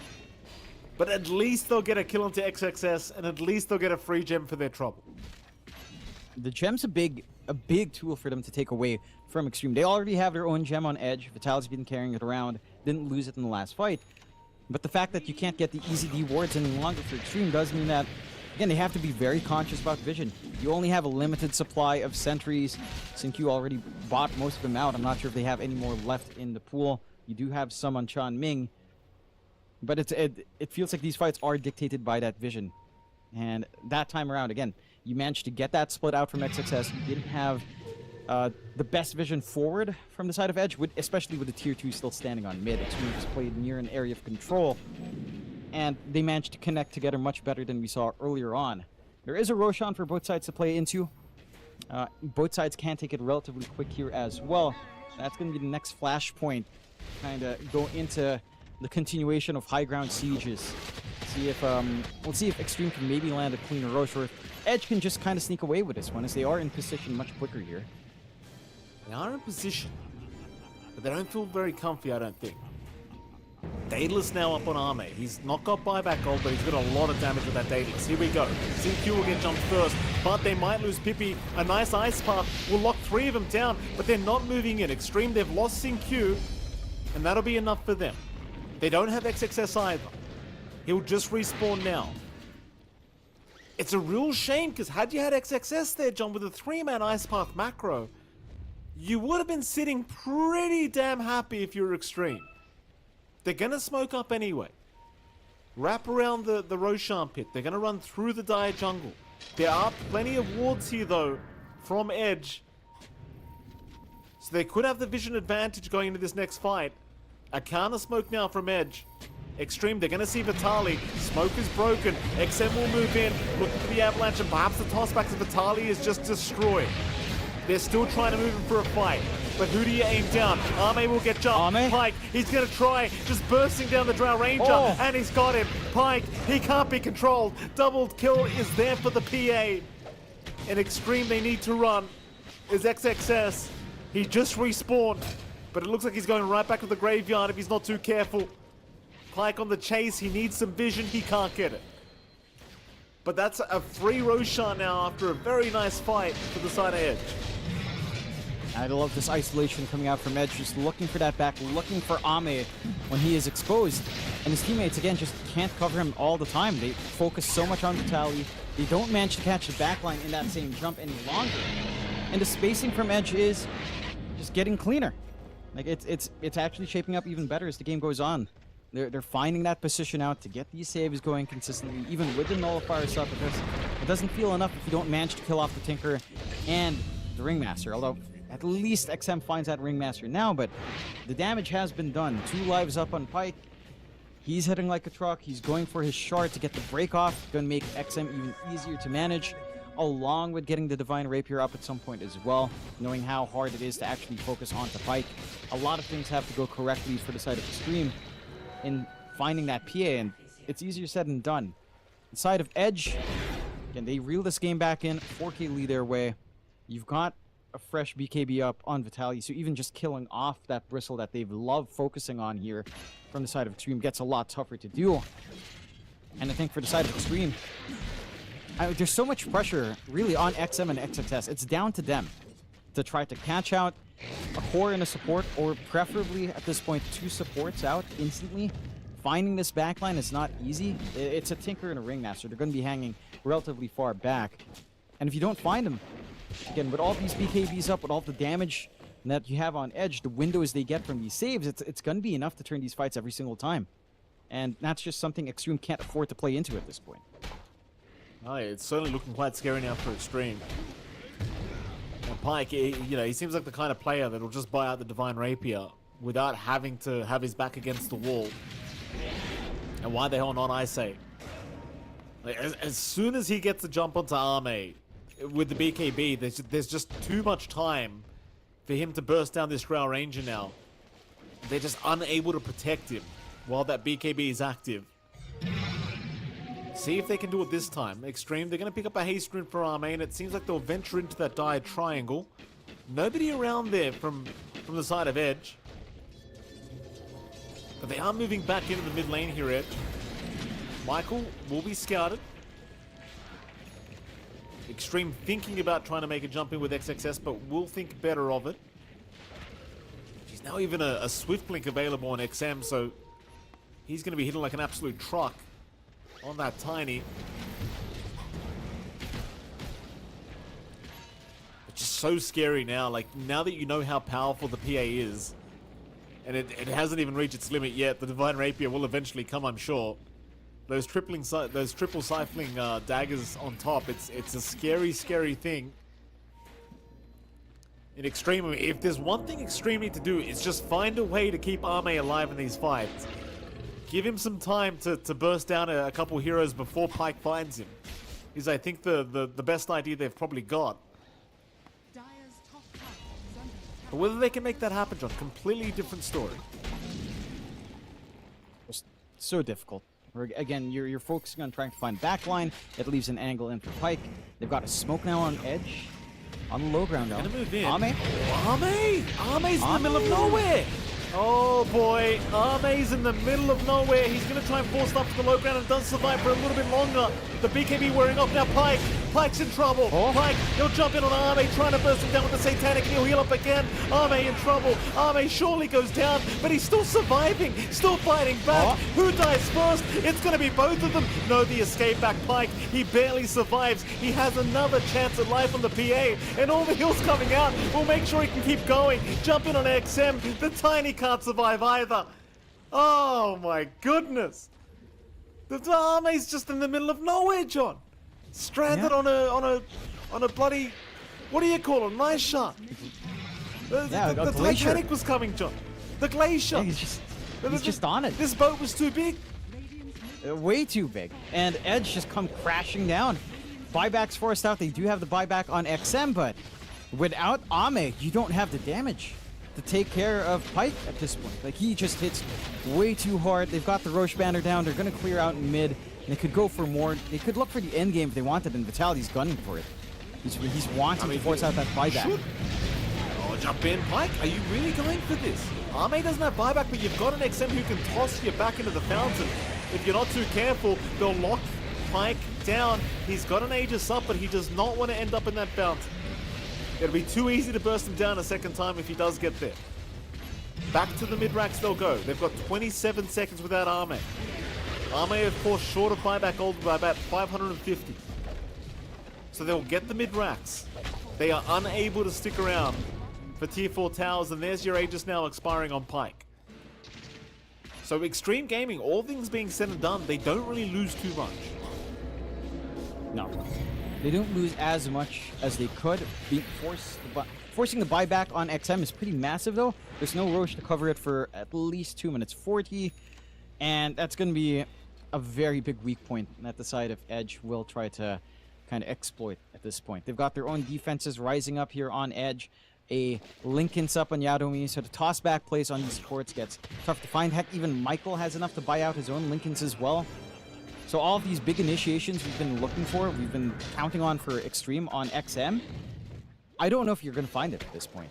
Again, they've been relying on that. Clumping these heroes up, taking care of the supports, mitigating or taking out that healing entirely. With these Linken's up, there's no one to find to toss, unless you maybe isolate away Vitality or get chain control out onto Pyke somehow. Which are probably your next best bet if you can drag them away from these supports somehow. You need a little bit more control to come in from Xtreme. Xingqiu is trying to compensate, trying to go for the side of Vice to make up for that over-reliance on Avatos and the split. But I don't know if you're going to be finding it quick enough on Xingqiu. And again, there are just so many defensive tools on Edge. The Linken's alone is just... 2 Linken's alone is just going to ruin you. You can't get your nullifiers off, you can't get your tossbacks. Heck, even Hurricane piking away is going to be a little bit more annoying for Ame if they time it right here. The PA is always going to be... The Drow is always going to be a little bit exposed to that PA. And for Edge, they're in a really good spot to start to, clean out this game fight. 15k lead, 55 minutes in, 5 minutes away until tier 5s. They've got the map control to kind of clear that out quickly here as well. Gunning for the last tier 2 tower, can go for that, threaten Mega Creeps, or just an endgame fight if you're not careful on Xtreme with, again, that buyback commitment from XM. They have to be smart here on the side of Xtreme. I mean, the fun thing is as well, like 14k net worth advantage for Edge, but Dota Plus still gives a 54% win chance to Edge and a 46% win chance to XG, so it doesn't care. As here we go, a big wraparound with this smoke. They'll head from the north down to the south through the bottom lane here for Xtreme Gaming, but look at the vision. Look at the vision, Jonathan. They've got it again, Ed. They've got the vision advantage. They'll jump in. They found Ame another time. Not Ame. Not again. Oh, no buyback. It's always the same thing. Here we go again. Xingqiu's been caught out. Xingqiu's gone. XXS, he's desperately trying with his BKB, but he can't make it out. They've got to get the vision game. I mean, XXS, he's going to try to run. He'll make at least the Fire Panda out, but the problem is the Earth Panda is the one that matters. They'll keep it alive for now. In fact, it looks like XXS is actually going to make it, perhaps. The Pyke has vision thanks to Michael. But the Ice Path will zone them out enough. But who cares? You're moving on high ground again. You can force a buyback from Ame and Xingqiu. That's going to feel real nice for Edge. Yeah, all you're doing now in XM is just trying to split the push as best as he can. Fortify popped a little bit early to stall that push and to let the creeps run in, but Morch will take care of that. But no real commitment out from Edge. Under a set of racks to go. 40-second respawn is not quick enough. They'll try. Black's got a BKB again. Don't forget Johnny's got that refresh orders. They do jump in now. Who have they got? It's going to be XM and it's going to be XXS.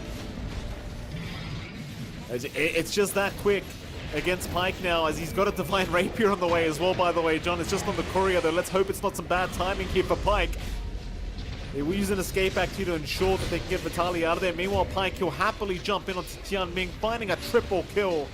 And Arme, surprisingly enough, just does not buy back. He'll hold out for the respawn as XXS now getting warp fled back towards his T4 towers. He'll be okay. Arme's going to respawn, but it's a 3v5 scenario.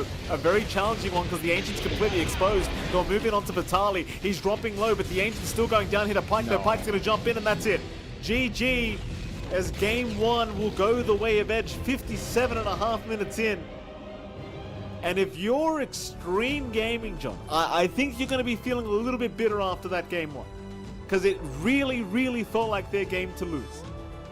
That it was, and it was all off the back of, again, vision. You pointed it out towards the end, especially in that last fight, but even in the mid-game fights, even in some of those earlier fights as well, it all boiled down to vision. For a lot of that game, Xtreme Gaming, they're the ones playing across the map, they're the ones setting up these really good wards.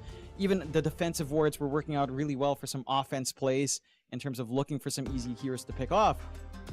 But as the game went on, they started to lose that control. I think the moment they lost their gem was when things started to go really bad. It was already a little bit rough for Xtreme at that point, but the moment they lost a steady way of clearing out these wards, Edge was kind of working onto the map, that's when they started to really lose their grip on these fights. And again, for Xtreme, they were very reliant on good splits out from XXS, good tossbacks, and good connections with, say, Ice Path follow-through on XM.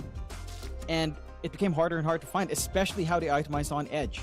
Right? Like, they started to distance themselves a lot better in these engagements. Again, these earlier fights were looking sharper and easier for the side of Xtreme, considering these limitations that Edge had to play with. Considering, again, maybe just playing a little bit too far forward on Yadomi and Michael a couple of times early in the game. But as the game went on, all you had for backline jump was that Tiny.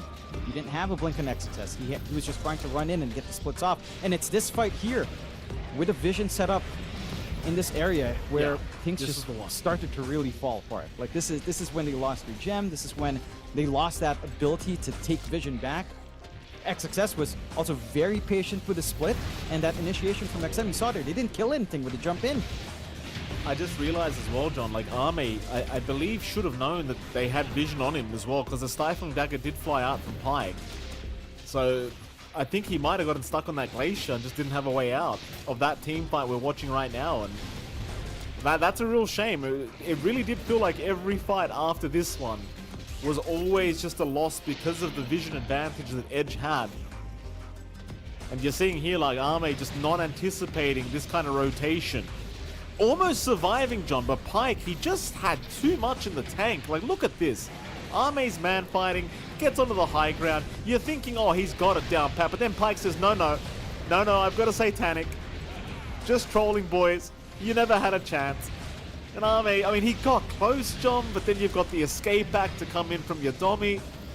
It just never ended, and then he survives. Like, you've got this stupid Tinker hero healing him up. Oh, just horrible. Horrible. Just Edge. I mean, I think if you're going to give props, John, it's got to be to these supports on Edge. They did fantastic work, especially Yadomi on that Ringmaster. Like, how many times did that escape act come in clutch against so many initiations from Xtreme Gaming? And I mean, the support, the vision game, John, we talked about it. Yeah. They always had the vision advantage once you got into that second half of the game. Yeah, it's just way too much to deal with from the side of Xtreme. Again, they had to play very specifically. The most success we saw was, again, they'd get this toss back with Vitaly plus the support. You isolate those saves, and it becomes easier. It's just finding those things is just harder as the game goes on. And I think the ideas are there for both sides. The ideas are there. The start for Edge, I'd like to see stronger laning start. I think it was a little bit back and forth, a little bit too back and forth for them, especially in allowing XXS to farm up. And for Xtreme, I think they can't afford to just bank all of their team fight onto XM. It's a lot that he has to cover by himself. You need to have maybe, not that XXS did bad, but you need some better consistent follow through from him for that next game. No, that's a fair point, Jonathan. We'll head over to a break, and of course, right after that break, we'll be back with Game 2 between Xtreme Gaming and, of course, Edge.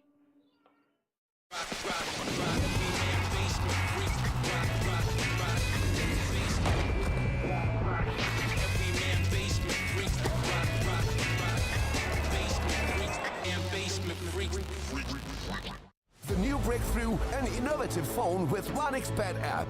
With 1xBet app, you can register and start betting in just one click. Intuitive interface and thousands of sports events every day. User-friendly app. Big wins, fast payouts. The human body was built to move. Not trapped at a desk in one singular posture for 12 hours a day. It's time your chair evolved. This is Secret Lab Titan Evo. Ergonomically engineered for you, gamers, hybrid workers, artists, backing your every move.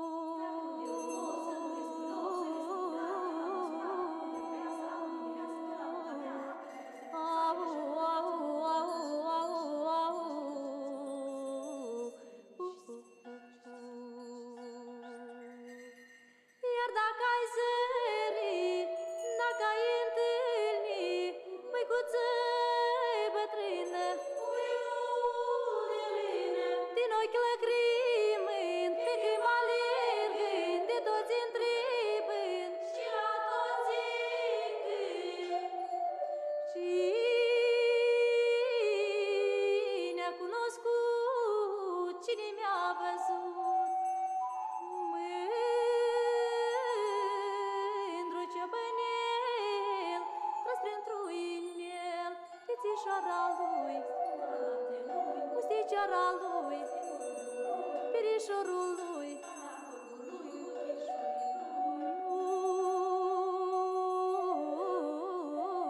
ura câmpului.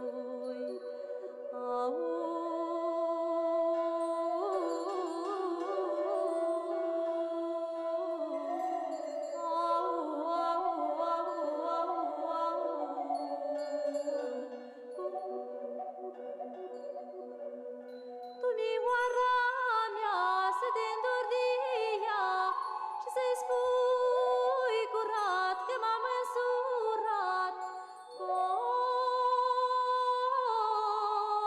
pată de crai pe o gură de rai.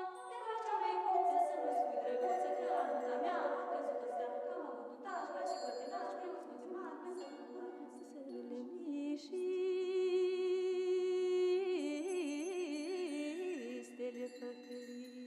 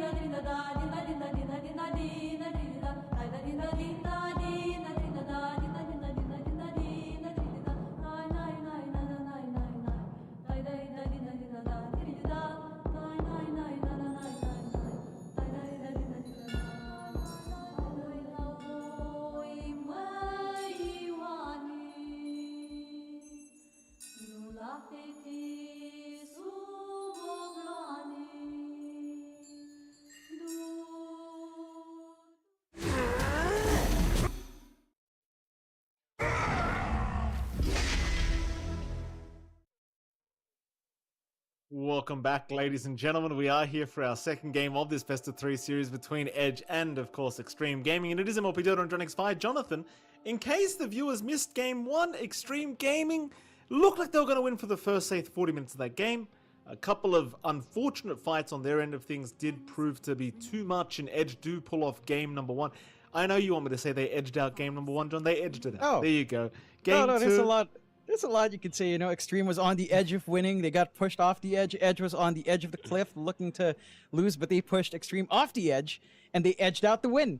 That's a lot of edges. Yes. That rang through the mind a bit. But yeah, look, I think in the end it was just, and here we go. It's Xtreme Gaming that does pick up the Tinker, but the sustain heal, the saves that were coming out there from Edge were a little bit too much, and they take Tinker. Well, what more can you say? It's Tinker. It heals, it's annoying, it holds a lane. We saw, what top tier 1 stand until 20 minutes. Yeah, what more can you say, Mike? I think you mean how much more can I say, John? Because I told these people, I told the viewers a year ago, John. I told them it was going to happen. You all called me crazy, John. Now look what happens. Every game first pick Tinker. And you had the audacity to ask me last time we were casting, would you rather rocket spam Tinker? John, I just rather not Tinker. How about that? Yeah. Can I ask for that? Yeah. Oh, that's a little bit of an answer for Tinker at the very least. If he can't cast spells, then he can't do anything. So Silencer is a nice solution. I like seeing that out here from Edge, as it was banned last time around as well. It's been rather interesting as well, Mikey. I think one thing we were seeing in, again, Rally, the most recent LAN, we were seeing a lot of, like, Medusa coming out. It's been a little bit ignored here as well. And again, that Kotl was just not contested whatsoever. So I'm curious to see if that's something that develops here. But again, already having a Tinker, having a Silencer, like, these supports already on hand, plus a Kotl doesn't really sound great. Mind you, I do still want to see a team pull off Tinker Kotl, just so we can all say, the healing's too much, please delete these heroes, etc., etc., etc. I think that's the one thing I'd like to see at some point, just for us to say, please stop.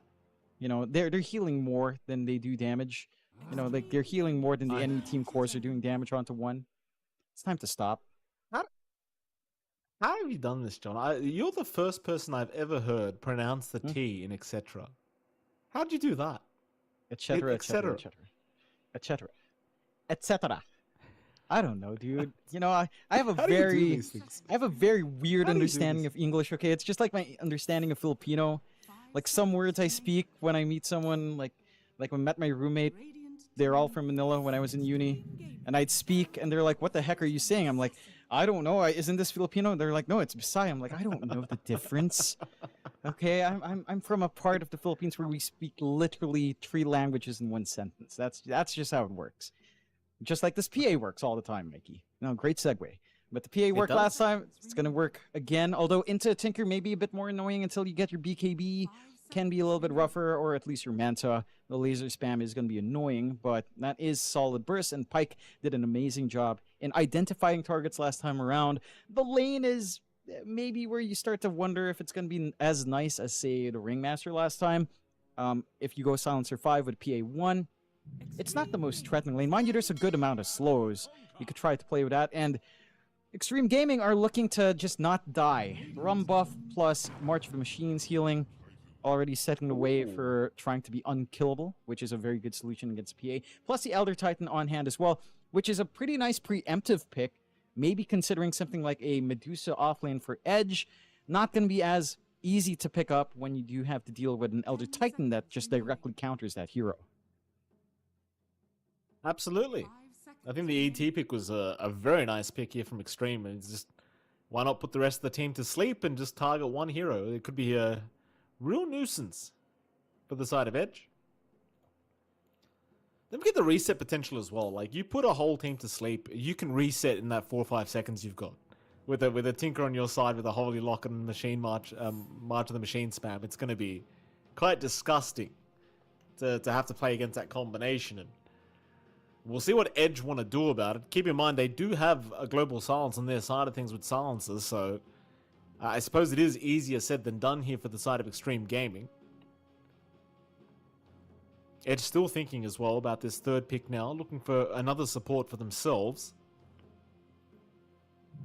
I do wonder, while we're here, Jonathan, in fact, they'll take the Wind Ranger. I do wonder where Arme goes with his carry pick at this point. Because again, you have the same problem. There's a PA on the opposing side. Last game around, he thought Drow would be the answer, but clearly, as we saw, the Drow did not pan out the way he would have first anticipated. Where does he go now?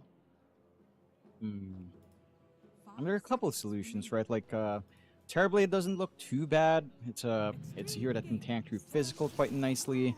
They do manage to pick up the Brewmaster here on Edge, so they take that away from XXS. They don't have to worry about having a rough lane for the PA. So Pyke should have a stronger start in comparison to what he did have for post-laning phase earlier on. I will say for Edge as well, like, this combination of Brewmaster Wind Ranger 4 isn't that shabby. And they'll go with the Morphling here on the side of Xtreme Gaming for Ame, which doesn't have any direct natural counters. You don't have room to pick up an AA here on the side of Edge unless you do something cheeky like run a core Wind Ranger, but that just feels like a very dead idea. Mid Silencer perhaps, but that also feels like a very dead idea. So your chances are you don't have to worry about the AA counter pick. You do have some good forms to turn into. Wind Ranger plus Morphling's already pretty damn nice, as you just get free evasion for yourself. You can kind of burst down the softer backline as well. I like this from the side of Xtreme. It's playing into durability on top of all of that, right? Like, you've got the attribute shift into strength with rum buff on top, with defense matrix, with healing coming through, killing off this Morphling. Not going to be that easy to get done here for Edge. It is not. 10 seconds. More bans to come. Xtreme Gaming, they'll ban out the Storm. Edge will ban out the Tiny.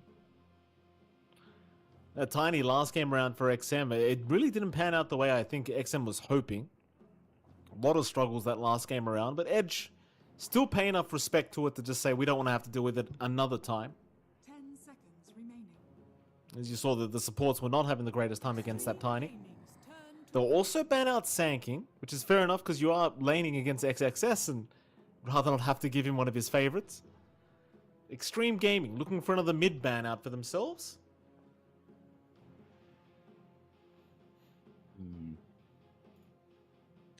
With a Kunkka already set as probably our XM here on mid, could maybe consider, I don't know, like the Shaker's the one that feels like it will outright win up against that Kunkka lane. You can somewhat manage the slippery heroes just with X, so you might not be as concerned about like a Puck, an Ember, or although Ember's probably the more annoying ones out of these options, but a Puck, Ember, or a Quap. Again, Ember's probably the one that will fit into this draft from Edge just a little bit better, even though into X, he still has ways of dodging out. There's still ways to dance around there as an Ember. So I don't think it's too bad of a ban here from the side of Xtreme if they want to take care of it. And for them to close out, oh, they just take care of the Husker again, and ensuring again no cheese onto the Kunkka. For the XXS heroes, there's still a lot in play. They'll go with Bristleback for themselves now on the side of Xtreme, which this time around, the synergy of Bristleback into this combination isn't as straightforward. You could flex. You could run Ame Bristle, you could run XM mid-morph, you could run an XXS offlane Kunkka, which feels like maybe maybe the safe way to go. Just play the durability Kunkka offlane, get scaling out from your Bristle, go seeing red, have your Morphling be somewhat tempo, kind of joining in, connecting with that durability you can get from the Kunkka.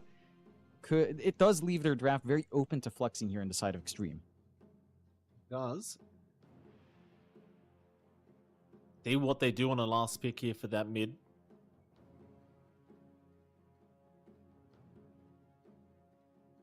I thought we'd be seeing a lot more like Slaughter in this meta, John, I gotta say. Haven't really been seeing as much as I would have first anticipated, considering how much water there is on the map right now. Yeah, I feel like I was excited to see more Slaughter as well. We see it sometimes on mid when the matchup works. This matchup could be fine if it's a Kunkka mid. And with a PA on hand, this is probably a really good draft for that call, Mike, but it's kind of a bait, right? Like, yes, there's more water. There it is. now select. They were listening. They've got that combination with the PA. But it doesn't have the best. Look, it doesn't have the best win rate. Like, I think, where was it? In Rally, it had a 15.56% win rate over 14 games. So, not quite the most successful hero. Well, no, contest rate, not the most popular hero. Win rate is at around 60%. So it is a winning hero in games where it works. And XM is keeping the Kunkka mid. So we're not getting the crazy flex, which does mean PP has himself a very nice lane. So I do like this. Yeah, good call, Mike. That is a hero that I did really expect. I'm with you. I expected more shenanigans with water on hand. We haven't been seeing it as much, but in melee lane matchups like this, it could look good. And it's worrying because you gave Edge back Pyke's PA. He has Corrosive Haste to play with. That's even more devastating than Visca's Nasal Goo Bristleback. It's much quicker for him to play now on Pyke. Yeah, it is. And you're welcome, Jonathan. You're welcome to have to enjoy these outstanding calls from MLP Dog. You're welcome. Outstanding. You're so smart. Nobody would have guessed. You're so good. You're so good. You're so smart. You know, you're I try not to be brain humble, rotted. John. You're up there. I You're try to be over the modest. edge, Mike. You know, you're extremely smart.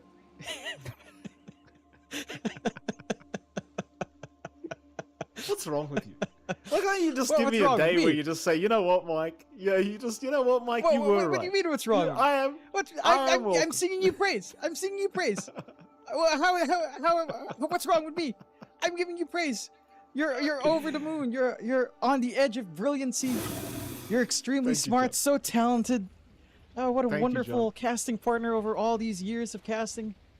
Oh, I wish my wife would say these things to me, John. I really would. But she doesn't. She doesn't. Oh, don't get married, John. It's not worth it. It's not worth it. No Don't threat do of that it to happening yourself. anytime soon, Mikey.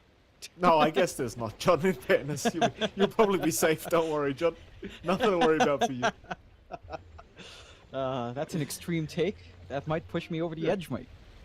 Oh, shut up, John. Shut up. Nobody thought that was clever. Cut it I'll out. be here all day. How embarrassing. Unfortunately. Yeah. Unfortunately. I'm here until the next series, Mikey. Not here all day. We've got some other casters coming up later. Thank goodness for that. There's some serious casters coming up later. Vitali is going to break the smoke of Tian Ming. Tian Ming, not happy about it. We'll just run back towards the mid lane.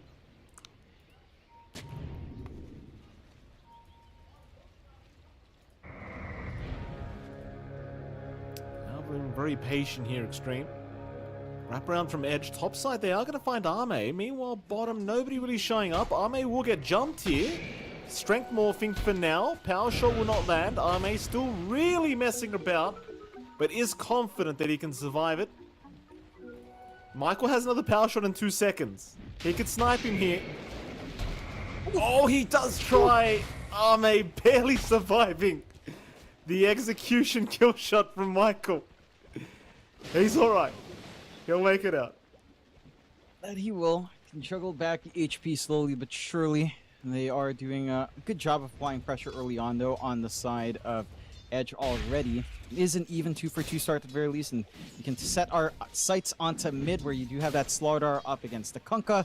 PP is going to have a lot to work with, right? Like, he did get buffed up. Slardar did get buffed up in the Seaborn Sentinel. A little bit more regeneration to play with even early on, although... So there's a lot of damage being dealt up top. Anyway, we were talking about the mid lane here. John, Pippi, and XM were having a bit of a good old time trading harassment. Do you fully expect Pippi to have the big advantage here in this mid lane, or do you think XM will still have a pretty good time? I think XM still has a pretty decent time, right? Like, he has Tidebringer to play with. He does have High Tide, so he does have a little bit more spammability in it as well. He's got the X to hold back from a charge from PP, as long as he maintains vision. And XM is also really tanky, so it's not as easy for PP to just constantly get some free hits off and drop this Kunkka low. It is relatively even in terms of farm. Maybe down the line with rotations, that's where things can open up a little bit more, and that's where the Slaughter shines quite a fair bit more as well, as you do start to get the levels pumped into the Crush or the Bash of the Deep there. So, taking a look elsewhere. They did jump the Tinker for a moment. They won't continue though, because the XXS, of course, on the Bristleback will be a little bit intimidating to try and jump into. Laning stage-wise, though, it already feels a lot more even for both sides. Like, I believe Xtreme were the ones pulling out ahead last game around, but this game seems like Edge are already off to a better start, at least in terms of CS. Not too many things to worry about either this time around. Like, I feel like maybe the bottom lane's a little bit scary for Edge, but at the same time, you are playing with a +5 silencer, so it can be kind of just as scary to jump into them, you know, considering the turn potential you do have with this PA silencer. You can't really underestimate the amount of damage you can deal. But I think Xtreme, while they should have an advantage, maybe need to be somewhat cautious about going too deep for these kills. Yeah. And kind of trying to commit onto a silencer is tough, as long as Arcane Curse is up, of course. Your spell spam on XXS and SinQ gonna be quite punishing for yourself to just kind of try to get that damage out. So you do give Pyke a pretty easy lane, just kind of free farming right now. 16-3. XXS is still finding his build up though, as we saw in the last game. And SinQ is going to be able to sustain that lane, no problems. Juan's going to have a lot of value just because it's a very spammy lane from both sides. So everyone's got a lot of regen to play with. I think that's just going to be the story of the lanes. There's some threat, but no one's going to be overstepping anytime soon. You're going to be looking for your farm, and I guess when it comes down to the comparison, you are going to have a little bit more for Pyke in comparison to Ame. Like, Ame's going to have to juggle around a little bit more. There's always the threat of a kill shot if he's not careful. He has to take some odd angles to regen up and just kind of play it safer. Whereas for Pyke, he just stands by his tier 1, he gets farm, he doesn't care too much about the spell spam. John Min's looking pretty dead here. He'll Fairy Fire up just barely. Stomp is out as well, but he doesn't really catch Michael with that. Vitali still chasing. One more right click will do it, but Vitali now dropping pretty low himself. Might go down to Arme. He'll go for a run. Arme on the chase, but First Blood's already been secured here by the Brewmaster. And in fact, Arme, he does not have quite enough. to continue the chase onto the Brew. So Vitaly, not only does he get first blood, but he doesn't die. Meanwhile, bottom lane though, Pyke being chased now. Do they want to dive tier 1s? I don't think so. It's just a little bit scary because you're going to keep refreshing that Arcane Curse if you want to dive. And don't forget, I mean, the rotation potential here, even just from Pippi alone, it's pretty intimidating if you're diving tier 1s. And it is. I do appreciate how hard the side of Edge is just poking up top. Ame's been really trying onto Vitaly. He's just, again, just durable enough to last through, dancing around, waiting for the last second to get that salve under tier 1. But outside of that, again, the lanes for Edge looking a lot better. And this is what we were calling for at the end of game 1. The laning phase was a little bit rough in that first game. It's looking a lot sharper. They've got good foundations to play off here for Edge. And your timings are sharper. You're getting a free ride to level 6 for PP on mid. Once he has that Corrosive Haze, a rotation into any lane is going to be devastating if you're not careful here on the side of Xtreme. Tianming, top lane, trying to get aggressive again. Michael's going to intervene though. Tianming getting shackled there for a second, taking a lot of damage from Vitaly. But he wants to continue because Arme is going to join in, but doesn't get the body block he wanted in that tree line. At the very least, will ensure that Tianming does remain protected. So the Elder Titan not going to die. Happy days, will survive this time around. But this top lane's starting to get a little bit scary, I want to say, for Xtreme. Like, there's only so many times Arme can intervene and help out. Yeah, it's he's sacrificing a lot of just free hits on creeps, focusing on waves for all of these movements forward. And he's always playing on that fine balance as well, right? Like trying to play on edge, trying to bait out the power shot before he gets just blown apart by it. First power runes are coming in. There's room to rotate out, and Edge will take that opportunity for Michael to help PP. A nice rune here, maybe something like a haste can lead to some good things. It's just a shield rune. Maybe still the opportunity onto XM though. Can they actually chase? I mean, they hit the power shot as well. This is a lot of damage onto XM, and Pyke's here again. In fact, they've got a secondary here onto Sin-Q. Sin-Q will drop. Yadomi will be very happy with his -2 in for himself, and well, Pyke, we saw this in game 1, John. He likes to get involved very early on this PA, and it certainly pays off another time. Yeah, again, I like the read Pyke has. He has a slaughter that's level 6. If there's something happening on mid, just run down.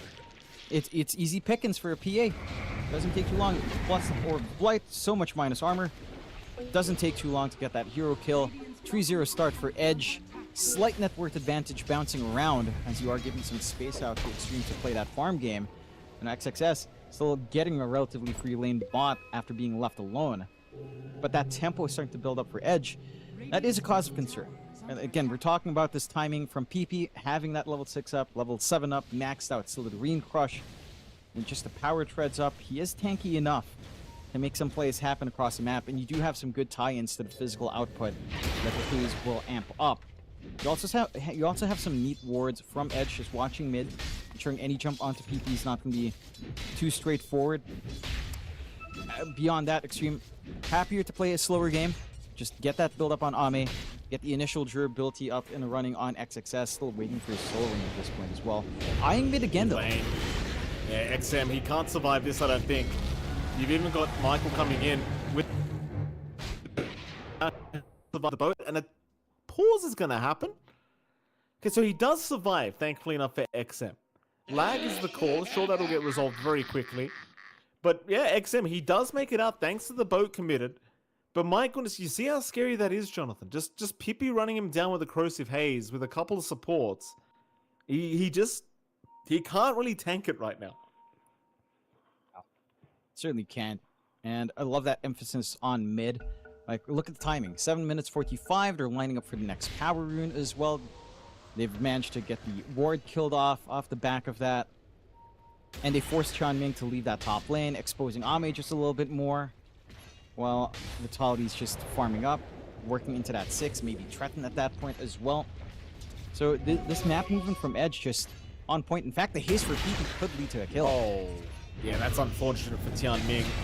You know, you just get the right rune here for Pippi, and it's that easy as now top lane. Ame's being jumped on the Morphling, and with the Brewmaster, it's not proving to be too challenging to just control him. And of course, Michael with a lovely shackle on the tail end, ensuring they secure. And my God, I mean, this Edge side, John, this game around, that they've come ahead pretty quick on their side of things, and I mean, you couldn't have really asked for much more of a better start. It's currently 5-0 with a 1K advantage their way. Yeah. They're getting a free ride so far. Again, rune control, it's been on point. The timing for Edge to get these rotations out are just so smart. Pike going for these rotations as well. Just finding opportunities to go away from Bristleback lane, getting work done while, because of that TP Chan Mink did to mid, very easy pickings to find. Good aggressive wards behind that tier 1 on top of it. I mean, the game sense and the understanding of how to play here is just sharp. Bit of a chase from Pippi onto Chan Ming. Wanted to try and protect that Observer ward, but it does get rewarded nicely here by the Elder Titan. Again, just so much threat here from this mid slider. And that's before the blink comes up. That's when things start to get really scary if you're Xtreme Gaming. What's even scarier, though, is the fact that Pyke is already top of the net worth board on the PA. Like, this is before the Battle Fury comes up, of course, and... Well, once that's up, John, it's going to be pretty hard to keep up with his farming speed. And he'll have it up pretty soon. It looks like maybe a 13-minute time. Meanwhile, top lane.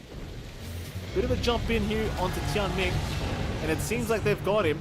XM unable to help him out. Can he survive? They're making the jump in. XM, though, feeling confident enough to continue the fight, and here's why, that he does have help incoming. Pippi's been left behind. Pippi should fall eventually, though he's a fast fish, but Ame will catch him, and that'll be a really nice trade now for Xtreme Gaming.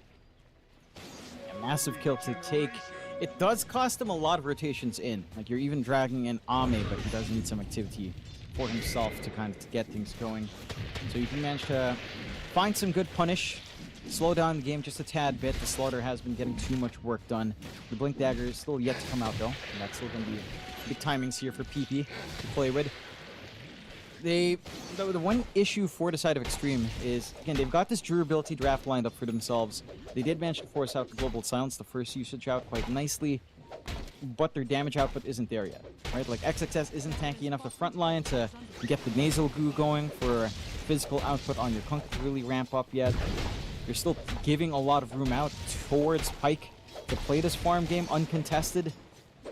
And he gets lucky with the neutral as well. Orb of Destruction, along with the Orb of Blight, plus Corrosive Haze. Next time around, again, every single time an opportunity presents itself for Pyke, he's going to be more than willing to join up because it's so easy to burst these heroes down. And for the side of Xtreme, all you're stuck to doing is, again, just farming. Just get that build up, try to get this Blade Mail on XXS. You've got the Vlads up on Ame into the Manta. Have some ways of dispelling off, especially all of those spells coming out from Yadomi. I'll try for a little bit of a smoke around here with XM and Tian Ming. They do have that boat back up and running, but it doesn't feel like you really have too many easy targets. Maybe a little bit easier now with the Atos. Chain control is there. Yadomi would be a pretty simple kill to find. Atos out from XM. They've caught themselves Yadomi. He has Global Silence in 5 seconds, and he actually might have a chance if that boat does not connect, and it doesn't. He's got a chance to pop it, and now the fight looks horrible for Xtreme. XXS has been jumped. It's a slow process, so instead they'll move on to XM. Everyone proving to be a little bit too tanky right now to burst down. They'll move in onto the Wind Ranger instead. There's your Global Silence finally being committed as now the jump in. Pippi's here. That's the real concern. And what a shackle. They locked down 2 of them. XM is gone. Xingqiu trying to back his way out now with a rearm, but it looks like he should fall eventually. But that March of the Machine proving to be too much to fight into. They'll take the XM kill, and that'll be enough for them. Edge lose nothing. They lose nothing, but again, they had to commit out the Global Silence, they had to commit out the split. So there's an opening here for the side of Xtreme. This time around, Xtreme's draft does lend itself to running and gunning. You don't have to wait for too many long cooldowns. Boat isn't the longest cooldown spell in the world.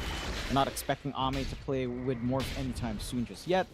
So you are free to just use this opportunity to find something in the next minute 10 to make a play without worrying about that counter control out from Edge. It's just, again, finding these angles feels easier said than done. Like, the Atos is a nice step forward for XM. Where's the damage supposed to come out from? That's a support silencer they just tried to jump, and even that just wasn't enough to kill this hero off. He doesn't even have any additional HP items, just a wand. That's more than enough to just keep him alive. And that is concerning. That means you need a little bit more to come in. You need more time to get these damage items up, because right now you just don't have it. Radiant's bottom tower is under attack. You certainly don't. Tough time so far for Xtreme. Pike working for the BKB now. Arme, of course, looking towards that Manta style. Already has the Vladimir's offering up. You see a Blade Mail being built up on XXS as well. Hippie, though, once he gets that Ags with the Blink already there, it's just so scary fighting into this Slaughter. It starts to feel pretty impossible to take any team fights, at least in the mid game. And he's not going to have the slow timing for it either. It'll be up in a couple minutes, I think, if he just continues farming. It seems though Edge might consider going for a smoke rotation, though. A lot of pings are happening across the map. They don't really need to, in fairness. Like, Pike's got a Battle Fury and he's happily farming away. Considering what happened last game, he might just have the confidence to make the call to just let him hit creeps again. I wouldn't mind that. I think the big part for Edge is Tormentor control would be pretty nice to have here. Just imagine a free shard early on for Yadomi, -3 int instead coming out. It's going to be a hell lot bigger. Especially since you're playing against Bristleback and Morphling. That is just going to cause a lot of issues with the durability aspect and with how much presence they can actually have in these team fights. PP's already setting up, starting to walk his way down to the Tormentor. Smoke's already out from Xtreme though, and XXS is also in the area to contest. Both teams looking like they've got the same idea. Pike again still hanging down bot. Scan will pop early onto just Michael. So not the biggest one to find, but certainly something to zone them out here. They haven't found him though, is the issue. Michael does back his way up, but now you've got a way of just scouting out the Tormentor here with the power shot if you want to. It looks like he won't though. The Tormentor going to be taken by Xtreme. Edge not really seemingly too bothered by it. Well, why is it always the Tinker? Why is it always Tinker? It's always Tinker. That's just that's how it works, Michael. That's how the script's written, you know? Didn't you read the script? Didn't they send it to you? I don't like. I You don't forgot like to read it. through? I don't like it, John. You see, if Edge took it, you'd get a silencer shard early, and then you get the -3 int. And that's where fair. I mean, it sounds like I'm memeing, but really, it feels like that was an objective Edge could have fought into. They had the blink on PP.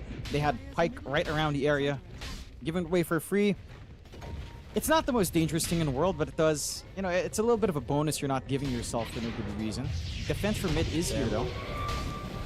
You're going to try and slow this down. Here comes Sing Q. Echo Stomp does land nicely onto one from Tianming, but Vitali is really threatening with his own body, knowing he has the Primal Split ready whenever. It's a scary fight to try and start for Xtreme. Big Arcane Curse now coming out from our silencer. XXS still just frontlining for his side in that March of the Machines. Meanwhile, Pippi going into the back. Is he going to find Sing Q? He will. That's a great target. Sing Q is down. And that's a lot of utility now gone here for Xtreme Gaming's XSS. Just trying to walk away. Arme's going to jump in and try to buy him some space to get out of there. And he will do so successfully as Arme continuing to chase down Yadomi. Oh, yeah. But Yadomi looking like he actually might be alright. And he will be. Arme will not commit the waveform forward. And so you get away with a quick Sing Q kill. You get the T1 mid tower. I like the discipline from Edge. They just say, that's enough. We don't need to keep going. Let's back out of here and come back another day. And the discipline certainly showing from Edge in this game. Like, they don't just fully commit onto XXS. This Blade Mail, I mean, what's the point of it if no one's going to hit you? And they just completely ignore it on Edge. Like, it's just buying time for XXS to stay alive, but it's time alive that he's not really achieving much for his team. At the least for Xtreme, same thing goes. They have lower cooldowns. They can try to go again. They've got both back up. They're smoking out with Xianming and XM. The issue is they're not finding anyone. The ward game from Xtreme Gaming this time, reminiscent of how it was for Edge in Game 1, where early warding wasn't that great. Maybe you find Yadomi up top, but this is not what you want to get your smoke out for. It's pretty rough situation right now for Xtreme. I mean, Yadomi not even going to be scouted here by XXS. He'll be just fine to back his way out of there. At least Arme, he's keeping up in farm very nicely on this Morphling. Like, he's only, what, 1k behind Pike at the moment. So that's really good news for the Morph at least and for the rest of the team. The issue is that Pyke now, I believe, has the full BKB on the Courier. So that'll be a pretty big nuisance, that next team fight. And that next team fight might have to be soon, John, because it seems like it's Roshan time now for Edge. And it should be. Is it? They've got some good... They're being very disciplined, maybe wanting to pick off first. They've got a good line of sentries as well, just cutting through all that vision that could have been there for Xtreme. A very nice line of just counter vision already set up early on. And they don't take the risk. I think they're showing a lot of respect for, say, playing in a tight area. Again, there's Ghost Ship, there's Torrent, can be really annoying. Not Tianming. You need this guy for the Roshan fight. That's your best hero for Roshan. And he's gone now. I don't think they can contest. I mean, they can certainly try here with all the Kunkka spell spam. Can they buy 20 seconds to have Chunming back? Like, that's the guy you want if you're slowing down this Roshan attempt. There's a big smoke from Edge. They're going to wrap around. Through that dire jungle they'll go. XXS might get caught first. Pippi's got an amp damage rune. He'll blink in the back, trying to find somebody else, but no, they'll have to settle for the Bristleback. XXS, he'll pop the Blade Mail first. Here comes Xingqiu to try and help out, and Jianming has respawned now, trying to get back towards the team fight. XXS, he's still alive, but he's dropping quick. Surely he's dead, and he will go down as Vitali, thinking about going for more, but does opt to retreat instead. It's Roshan time. No need to force any more fighting. Unfortunately, it is time for Roche to take his walk as well. That is a minute down where you don't have the Ghost Ship up, and that might actually just dissuade him from even committing here on the side of Edge, knowing that there's some reset times here. Airplay can poke, fighting over that regen, but not really the biggest room for PP to lose. PP does have his Ags in about 60 gold. So this could reinvigorate that fight. Instead, they are looking for the smoke play out on Xtreme. Again, no boat though. It'll be a little bit tougher to try to look for that first play, but maybe on a squishy target like the Silencer could be a little bit better off. I mean, they're just going to go for the T1. With the March of the Machine spam on Armades, I don't think they'd jump anyway. However, Edge, they are hanging about. There is a 3-man smoke now from Xtreme, but they're looking to sneak the Roshan. It's still available. A nice scan out there from Edge. They know it's happening. The Axe is now up from Pippi. This could be very nice timing. This could be very, very nice timing for Edge if they can get there in time. But they've got to jump soon. Power shot. It's going to give a bit of info, but it's too late. It is too late. Arme will take the Aegis. That's a big loss for Edge. You know, just... I appreciate waiting out the 60 gold for the Ags on Pippi, but now you've lost Roshan. What they do. PP was also just playing a little bit too far from a blink distance. Right? He was playing conservatively closer to the camp rather than right by the staircase, maybe worried about vision, which is fair enough, but the power shot timing was good. If he just blinked and Slitherine Crush could have gotten a nice steal, wasted the Aegis, and maybe got to re-engage from the rest of his team. To be fair, the rest of Edge are just farming across the map. So again, just it looking like a shake-up from what we saw from Game 1, where Edge was constantly on the aggressive. They're kind of playing like Xtreme was in Game 1 instead, where Edge is taking a back seat, just taking their time, getting that build-up they'd want.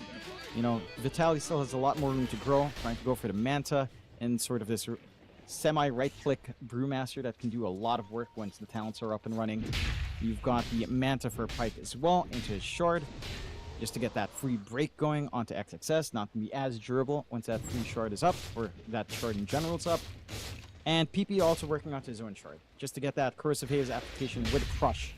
So, I don't think you mind just sitting back and farming. It's allowing Xtreme to kind of play catch-up. And again, as the game goes on, almost the same thing as Edge had in the last game, where the durability will become a bigger and bigger issue. You have to consider that you're playing against a Morphling who has a Tinker and a Kunkka with Rum buff to protect him. Like, sure, you were handling that fine earlier, but as stats go up, as more items flow in, getting the kills on the Morphling and even Bristleback, even the supports, if they're in the right spot to get the Rum buff as well, it becomes a drag for Edge.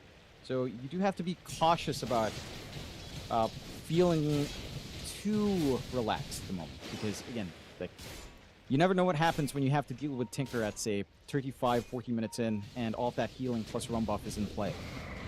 Oh yeah. It's going to be a real problem, I'm sure. We might see it soon as well, because bot lane, they are starting to push in. Xtreme, they've got the Aegis up on Arme, so they're feeling confident. And with all this march in the machine spam from SyncQ, it really does get pretty hard in terms of trying to jump in and initiate onto anybody. Vitali gonna show himself. Arme gonna stand his ground. Big wraparound though, Pippi jumps in onto SyncQ, but SyncQ gonna be saved here by XM. XXS still posturing. Meanwhile, Arme does get caught by a Rogue Shackle. He's still fine for now with the secondary life available. On the right side, Pippi, he found SyncQ, but can they burst down the Tinker? It sounds like they can. He's gone. Meanwhile, Arme still fighting, still with that first life intact.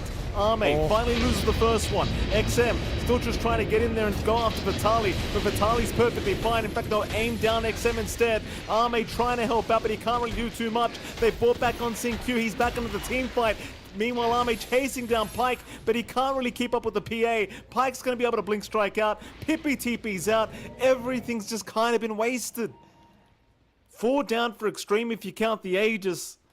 And the buyback on SyncQ meant literally nothing. Yeah, just doesn't gain them as much as you'd want. They managed to dance around and waste the Aegis again from Arme, which is always a bit of a boon, especially, again, talking about that durability play. It didn't really kick in. It was very staggered out there from Xtreme and from Edge. I love the target priority coming out here from PP. He jumps the Tinker first, looks for that backline, removes that capability to just keep that sustain going. And then they're just playing so smart in Edge. Like, they understand how they have to take these fights. They understand what angles they have to look for. They're giving no openings out to Xtreme. 13-1. 4K lead isn't massive at 25 minutes in, to be fair. Like, Xtreme Gaming are keeping up pace. You mention it all the time, Mike, but Arme is still up there at number 2 in that worth. It just doesn't feel like the rest of his team can really connect to that. Like, we're at the point where XM has less farm than SyncQ. Arme's not there for the fight, John. Arme's not around here. XM, he's still safe for now. They do not have a Morphling because Arme has no TP available. So XM will drop.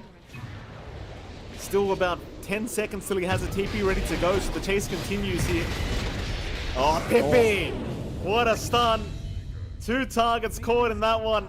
Onto the bristle they'll go. Poor old XXS. Just trying to slowly back away, but there's no backing. Triple kill for Pyke.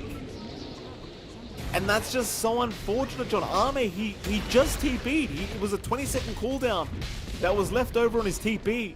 He was nowhere near the Twin Gates either. He couldn't get there in time, and well, Xtreme Gaming, they found themselves in a pretty awkward position. I think they were rushing for the Tormentor. But it's full. Yeah.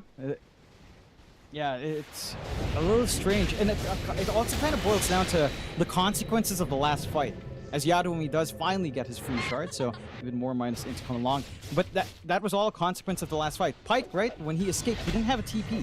So he was still stuck in that area, which meant as his team was ready to reset, he got his TP back, but he could still stay and play. And, you know, in comparison, Arme just left the farm. And all because he didn't have a TP to escape. He was stuck farming up those camps until the side of Xtreme got bored. They retake that position, and they clean up. The side of Xtreme, this is looking very one-sided at the moment, Mike. There's no two ways about it. 16-1, 8K lead now for Edge. A much stronger position, a clear advantage coming out for them now at 8K up. And there's just still so much room to grow. BKB coming out next for PP. You've got the full MKB out for Pyke. You've got the shard to come in again for that threat of break to just ruin XXS's day. And for the side of Xtreme, going all in on that durability, maybe trying to replicate what we were seeing from Edge last time, hasn't panned out yet. You just need damage to come in from somewhere. And so far, Arme's damage has been nice. It's not enough, right? And you're also not getting enough from XXS with the Snot Rocket to soften targets up. He just melts. Like, the moment he pops Blade Mail, he gets ignored. The rest of the team dies. Blade Mail fades away. The Bristleback dies, and you don't really have a launching point right now on the side of Xtreme. No, you certainly don't. Very, very tough time right now for Xtreme. Got even tougher just then because Pippi found an amp damager on the slider, so happy days for him. 8K advantage now sitting to Edge. Still a while till we see the next Roshan at least for Xtreme, so they've got plenty of time to try and come up with a a solid game plan as to how they're going to deal with the next Roshan attempt. We are seeing Arme now working towards the MKB, which naturally he needs against the PA. Of course, Pyke doing the exact same thing, because he needs one against the Butterfly of Arme. So both heroes going to have that Pierce very, very soon. Don't know if Pyke's very concerned about it, quite frankly, John, because Pyke, he's very good at picking his fights. Very patient in how he jumps, and so far this game, I appreciate the fact that it's always Xingqiu or Tianming getting jumped first, because both those supports are just so much value in these fights for Xtreme Gaming. But they just haven't had an opportunity, because this Pyke PA just continues to find them every single time. And, you know, even with Arme Morphling, you don't really care about it if these supports are just dead. And again, they're just breaking apart that equation of durability. Right, like, you take care of the Tinker at home.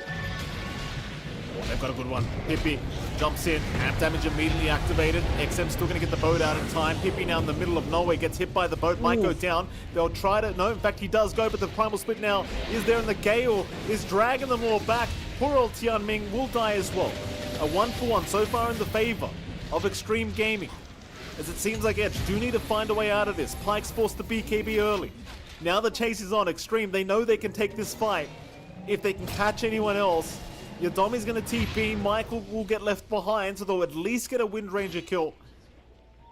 XXS desperately trying to get within range for the hairball, but not going to find it, and they're not going to find Pyke either. He'll TP out. Vitaly looks perfectly fine to just walk out of there. But it is still a very good fight for Xtreme, John. Nonetheless, even if they aren't able to pick off any more, you found the Pippi Slaughter pretty early on, and you found a consolation prize in the Michael kill. Yeah, a little bit forced out from Edge. Right? Diving beneath a tier 2, all the way back almost by the tier 3 area to force that fight, not respecting a little bit of a choke point that you were also pointing out last time around there for Edge. Just kind of a spot where the Elder Titan can shine, where the March can really work its play, where the boat can buff everyone up, and all of those things finally connect for the side of Xtreme, giving them some very important kills to even out the board just a tad bit. Also providing an opening for Roshan. They do manage to jump into the area. The Roar will reveal that, and respawns are quick. You do have PP back up, but it doesn't look like they're going to be jumping in again. Just handing that over to Xtreme the second time. I'm having the secondary life again on Ami starts to get concerning, because this is the point where the Morphling is a problem. With that full MKB plus the Butterfly, there is damage to pump out.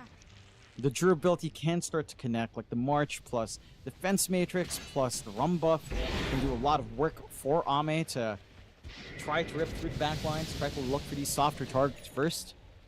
And for the side of Edge, it's still not a bad game. They still maintain 4K despite that loss. They've still got that BKB for PP flying out now, and more items to kind of fill in here, as Pyke is looking for his full Satanic into a Divine. And just queuing that up, you've got the AC coming out for Vitaly, so the right click on this Brewmaster starts to really ramp up a notch once that's all set to go. But again, you are giving Xtreme a little bit of a lifeline, and I think for Edge, it's not something you necessarily want to give out. Xtreme still can play and can find openings if you play just slightly sloppy on Edge. Right now, I mean, both sides pretty happy to sit back, though. It seems like Arme will get started on that top T2 tower. BKB up on XXS is going to feel really nice for him, because he's been struggling to survive the initiations. Here is now Yodomi. We'll move in. That's for an Arcane Curse into Arme with the last word, but that's about it. Smoke is committed here by XG, but Vitaly already breaking the smoke of 3 of them. Happily jumping in. Arme dropping pretty low already on that first line, but of course can strength morph now as Arme kind of blocked in. It has the Aegis, so they want to try and aim the backlines, as Pippi already finding Tianming. That's a big target, and this could be a pretty poor fight now for Xtreme if they're not careful, because Pippi's just had free reign over the backside, because Arme, he's just taking everyone else's attention. Pippi's holding everyone else back this whole time. Arme will waveform out, but now he's stuck in the river. And Arme is looking pretty dead. He'll try to get out with the strength morph. Can they protect? They cannot. Oh no. Pike, can they at least go for the PA? He looks pretty safe to me. Pippi lands a 3-man stun. Here comes Simq once again on the Tinker. Tianming also coming back, but Tianming looking to die back immediately, does go down. On to the bristle they'll go. Pike's still very patiently waiting to see if he can jump Simq. But Pike's been jumped now. Maybe they can finally kill this PA off. They'll jump in with the stuns. Pike's still fine though. He'll jump back out again. Pippi in the meantime. Simq's been caught another time. Simq's down. Now XXS can finally be targeted. Here comes the buyback from Simq though. They'll chase Vitali. Can they at least get him? They can. Wall clear out from Simq. Looking to find another one. Catching Michael. Michael should be dead. But my goodness, a big prolonged team fight, and even with those kills at the end, still very, very favorable for the side of Edge. And props to Pippi jump. Because that whole time you were watching Arme just getting slaughtered by 4 heroes, Pippi was holding everybody else back on the side of Xtreme. They just couldn't get close. It just goes back to how durable Slardar is. He got buffed when 0.38 just dropped. The Ags got buffed up. He just has so much armor and HP. He is not an easy target to go for every single time he drops that puddle. And it's getting a little bit challenging for the side of Xtreme to get initiation, right? They don't really have backline jump. They don't really have a way of following through for Ame. Like, it's all about the Morphling kind of charging in and everyone else just kind of running into these fights. Maybe you try to play with the Astral Spirit Stomp, as we did see some ping-ponging action onto Pike, as he was kind of flung around all over the place, but it's much easier for Edge to be disruptive because of PP. And this is the point in the game as well, where these fights, dying every single time as long as Yadomi's alive, it feels awful. Like, he has 22 int at this point. Once you lose a lot more int on, say, a Bristle and a Morph, you just don't feel as tanky. You know, you're not going to have that attribute shift because of the lack of mana. You're not going to have that great presence of spamming out your spells here for XXS. The damage that starts to come in from Yadomi starts to ramp up far more than you'd want it to. Like, far more than you'd want to play into. Especially with the last word pops. It's getting a bit challenging. I get that Xtreme... They still have ways to kind of take this game back. You know, they're 8k behind at 36 minutes. It's a lead for sure on Edge. It's not massive enough for it to be like one-sided. It's certainly playable for Xtreme. Just considering these factors coming in, as the game drags on, when you're up against an infinitely scaling hero, who is also probably one of the most annoying heroes to play into late game as the refresh starts to come in, it also just doesn't simplify enough for Xtreme. And I can't find an easy way for them to take the fights as Edge does, right? Because again, if Ame charges in the same way PP does, where's the follow-up? It's not really there outside of an Astral Spirit. No, it is not. Definitely some tough times right now for Xtreme. I mean, there's a lot of pressure, I want to say, on both supports of Xtreme. Like, Tianming really can't die early on, and of course Simq is just too important as well. Like, you've got to find a way to keep these two supports alive if you wish to get these fights to go your way. But saying that and doing that, John, very, very different things. So we do now have a full Satanic up on Arme. The issue is, at this point, I don't think Arme is really the problem. You know, Arme's been doing his job the best he possibly can, but again, I think unless you can keep Tianming alive and Simq alive in these fights, it really doesn't matter how much you farm. Because you're just, all your defense is in these two supports. I mean, sure, you got a boat, but that's about, like, we've seen them kiting out the boat very nicely. And we have Smoker. a little bit of... this is... may almost do or die. Unfortunately, Roshan isn't quite ready to be up. Respawn timer still coming up in a minute and a half, but they find one isolated play. Like, you find Simq, you find any of these supports with a dieback, you're looking at a world of hurt here for Xtreme if you're not too careful. But they're also smoked across the map. They're trying to gun for the Tormentor again. They've got easy access to that at the very least. Get themselves another free shard for Ame. At this point, maybe not the most meaningful, but at least a little bit more with the attribute shift. Less mana cost means more shifting that you can get out. And still, they just need to find a support here on Edge. Simq? It's okay. He's okay. I mean, I think it's incredibly important Simq doesn't die here, because of course he doesn't have buyback for another 3.5 minutes. Could be very awkward if he does get caught. Edge, of course, still going to find the tier 2 top tower, and Xtreme will happily trade away the bottom tier 2. They're still trying to spot out where SyncQ is hiding and spamming these marches, but they are unable to currently find it. Xtreme Gaming actually TPing back towards the mid lane, wanting to protect that tier 2 tower. Arme has not TP'd yet, but is coming. So everyone's here from Xtreme this time. You've got a 5v5. Vision again, though. We've seen this before, Chum. It's the same spot, too. This is where the game turned last time. You've got to be wary of the Vision game here if you're Xtreme Gaming. Because again, if these supports die, the fight's basically over. And they jump in. XXS ran right into the wall. He just bought the gem. He just bought the gem too. Oh no. Arme, he's going to jump in, but Pippi will survive. But the gem's been left. All right, well, there's one positive. Oh, no. Vitaly. No, never mind. The hero. Never mind. He takes it. Except trying to use the tidal wave to bait somebody with the gem. You know, it's nice. It doesn't work. Unfortunate. No. And make matters worse, John, Roshan is happening now for the side of Edge. This time Xtreme Gaming are not swiping it away. And I hate to repeat myself, John, but it's the same spot from game 1. Yep. Same problem. That it is. The vision game. It feels like that's what a lot of those big moments in this series has boiled down to. Who has vision where? And to be fair to Xtreme, they have some good aggressive wards. It's just that they're not playing in that area. You know, they've been forced back into their tier 2s, into their tier 3 line. They're not crossing the river. And just that one tiny ward, one little ward from Edge again gives him that. And it was Edge's ward last time as well from the Dire side. So, I don't know. Just unfortunate timing for XXS to have that fresh gem snatched away. 12k lead now for Edge, 22-5. As they've got the full Satanic in the backpack for Pyke. Queuing up that Divine Rapier. I can't fault him for always just having it on Q. Still needs the shard though, which he will find at the very least, or queue up this time around and get that break going for himself. But I don't know, I'm just struggling to see what a good team fight looks like if you're on Xtreme, right? Because you don't have that same jump potential the Slaughter has. You have an opportunity of solo pick off with Atos plus X Mark. Maybe you get that instant burst out with Ame with his physical output on top. And then you try to kind of bait using XXS. But he didn't feel tanky at all. Mind you, he didn't get the run buff and all of those saving spells onto him. But it's just so hard to see that happen. Especially now that Yadomi has double silence. Quad silence if you want to count that secondary from the reverberating silence as well. So I don't know how you play into this one. That's scary, John.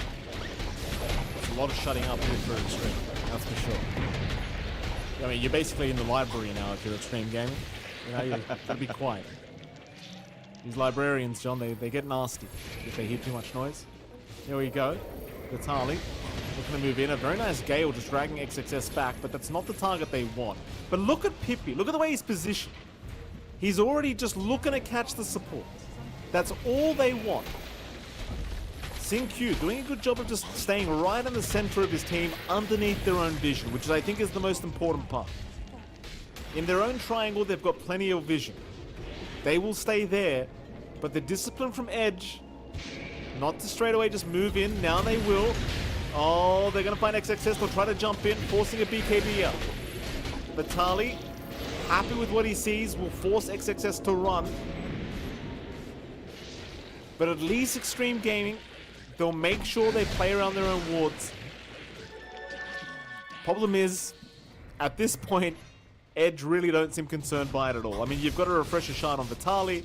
You've got a refresher orb on the silencer. You know, like, the fight's looking pretty impossible for Xtreme. Unless you just don't want to throw any spells. I think your best bet now is high ground for Xtreme Gaming. You have some good tight hold, right? Torrent feels good there. The Stomp, the Earth Splitter. It is the area where you shine the most in this graph. You just kind of need to find to make it work, because the side of Edge are not just going to walk up and give you that 4-man control, or even a 3-man. You're going to be careful. If he's looking for a multi-man stun, he's going to move in onto XXS instead. XXS, no BKB this time. Global Silence will be committed. That's the first one.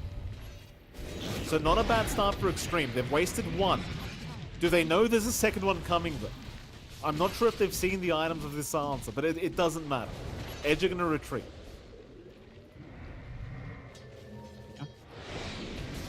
Decent enough hold from the side of Xtreme. There's still a lot of time in the Aegis. A minute left, an opportunity maybe elsewhere to shove, although not the longest amount of time here to try to get things done. And Xtreme Gaming, they'll hang on. I like the respect Edge is showing. Again, that initiation this time fell flat from a really good Echo Stomp coming out from Sean Ming to cut off Pike as he was looking to follow through from PP's jump. So that does hold him back a fair bit. We do have that full Octarine up for Vitality, so more uptime for the split. Is going to feel nice and good and force more HP to play with. Always nice for a Brewmaster to have on hand.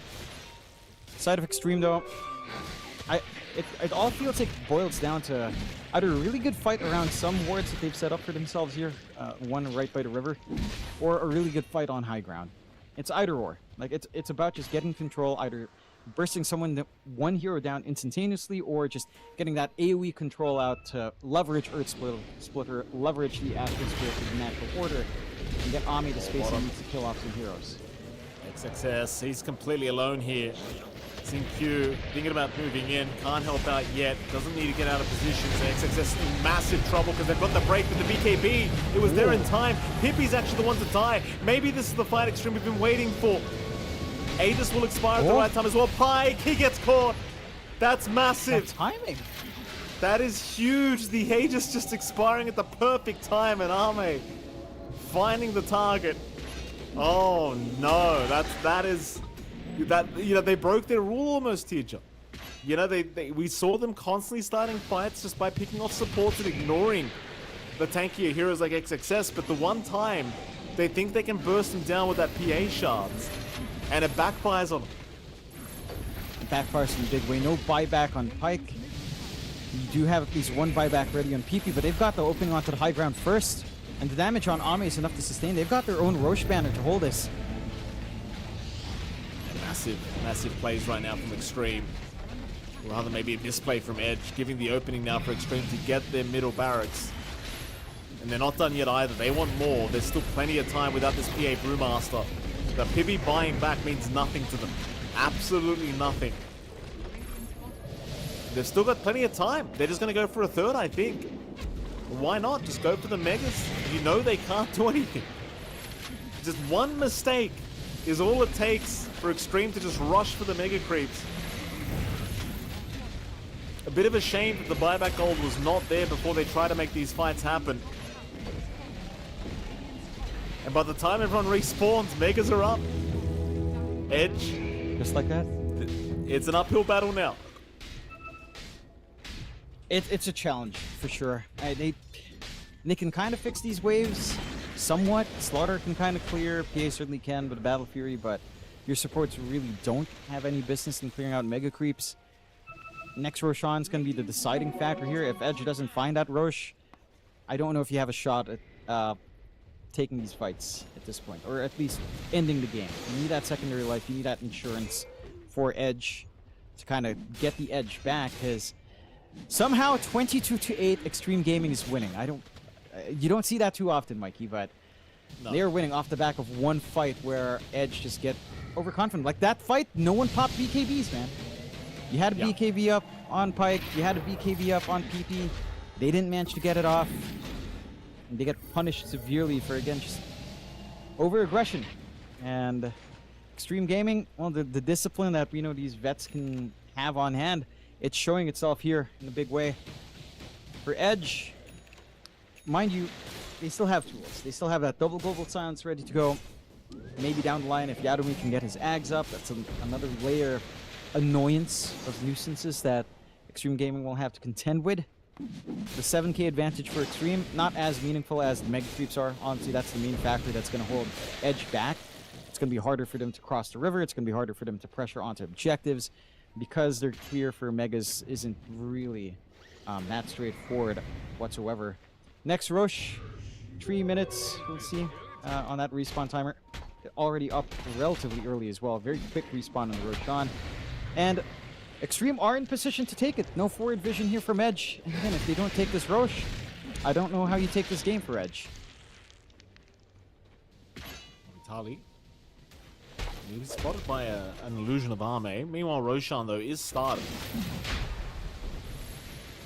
And there will be no contest either. Like, Edge, they're just busy dealing with their lanes right now. So Roshan definitely going for free. Seems like this time they'll give XXS the Aegis and the cheese on the Bristleback. So they just really want this Bristleback to be constantly at the front. And I mean, Edge, they're not out of the game yet. Like, Pyke's queued up on another Divine Rapier, and this game around, if he has the time, I think he'll definitely be just buying it outright without worrying about other items. The issue is whether you have enough time. It's not feeling like again, you don't have a safety net at this point. He does have at least a buyback for now, while he's not buying out the Divine. They've got the opportunity to just bomb rush the Sheer Force. They're gone. Definitely not enough time yet. He still needs about 1k more for that Divine Rapier. Pyke's not backing off yet, though. He's going through the bottom lane. XXS is being a nuisance, but it's a slow process. In comparison to, say, Arme jumping in and just doing it himself. There's your Divine Rapier up. He's got the gold now. He picks it up. Let's see if it makes the difference. Vitali, he's popped the Primal Split looking for the supports but finds nothing. Instead, they could look towards XXS. But he's got multiple lives available here for the Bristleback. Pyke wants to be very patient. He needs to see Tianming or Xingqiu. And don't forget, you've got a sight device for Xingqiu anyway, so it's not going to be that easy if you don't immediately pop that BKB to burst it down. They lost one T4 tower. Vitali's Primal Split, it is going to wear off, but he has a Refresher Shard available. You've got a secondary. XG, they are playing this very slowly. Jump in, Pippi, he found Xingqiu, but the sight device was out. Global Silence committed, Xingqiu in a bit of danger. Can they take him down? They can. Xingqiu is gone, but he has buyback and he'll commit it immediately. Looking to try and end this game. Pippi in the meantime in big danger from Arme, but does manage to barely get away. Xingqiu, he came right back in, but he could die back. Pake's on top, Pake gets him. That's a dieback, but can he blink strike out? He can, but the X drawback is there. Pyke is down, and that should be game. How do you defend without your PA against the Divine Rapier and Arme? Well, the answer is you probably don't, John, but they're going to try. Big shackle out from Michael, but where's your damage going to come from? Vitali trying, does just go down. Buyback immediate, but the Ancient completely exposed and is pretty much gone. They glyph off the creeps, they glyph off the Ancient, they're still trying. But Arme's on top of it. It's over. We're going to a game 3 here, Johnny. Yeah, in insane fashion coming out there from Xtreme as well. I mean, they were behind, like they were what, single-digit kills up against like 20+ for a good 90% of that game, and all turned ahead when they actually play on edge, playing into what Xtreme wanted to get the Bristleback jumped up first, and kind of doing the same mistake that Xtreme Gaming kind of did as well last time up against Vitali. So I don't know, it's a little bit interesting to see that just kind of mirrored out, the confidence coming out for Edge to jump XXS like that and just instantly get punished was really it. Because before that, like, they had a wonderful game. They were in complete control. We were seeing Pyke again join in early, take these engagements, connect with his team, especially with that level 6 timing from PP. PP was landing these amazing 2 3-man crushes to set up for these engagements. In this fight, you know, he cut them all off while Amo is just getting ganged up all by himself, giving the openings for Pyke to leverage that output. Pyke barely managed to escape away from as the buybacks would fly in, but it really boiled down to one moment, almost like the last game, right, where it boiled down to that one moment with Ward. This time it boiled down to that one moment with chasing XXS. It wasn't necessary.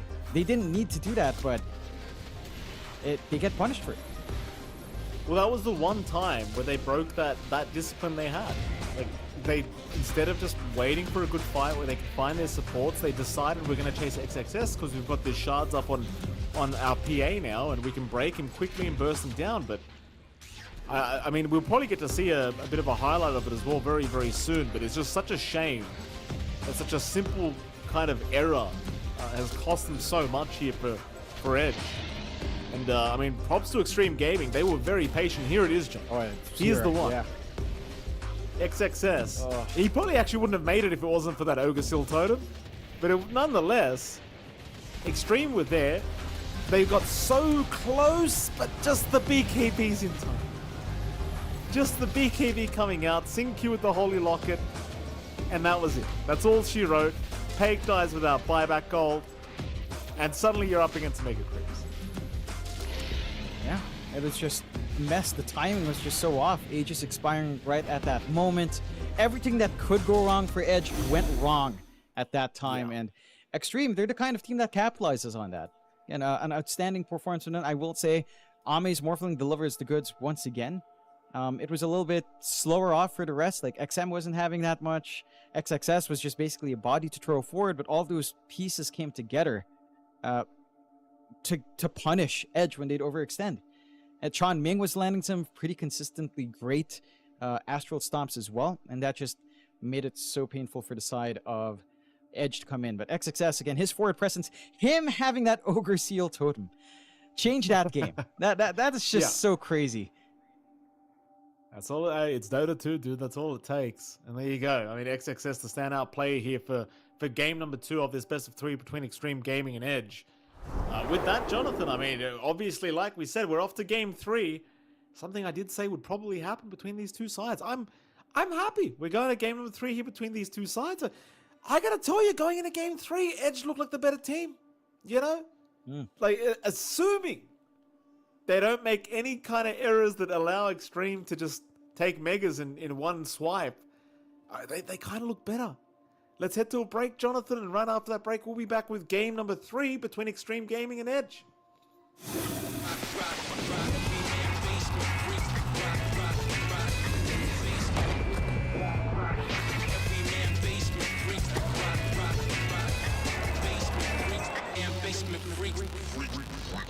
The new breakthrough and innovative phone with 1xBet app. With 1xBet app, you can register and start betting in just one click. Intuitive interface and thousands of sports events every day. User-friendly app. Big wins, fast payouts. The human body was built to move. Not trapped at a desk in one singular posture for 12 hours a day. It's time your chair evolved. This is Secret Lab Titan Evo. Ergonomically engineered for you, gamers, hybrid workers, artists, backing your every move.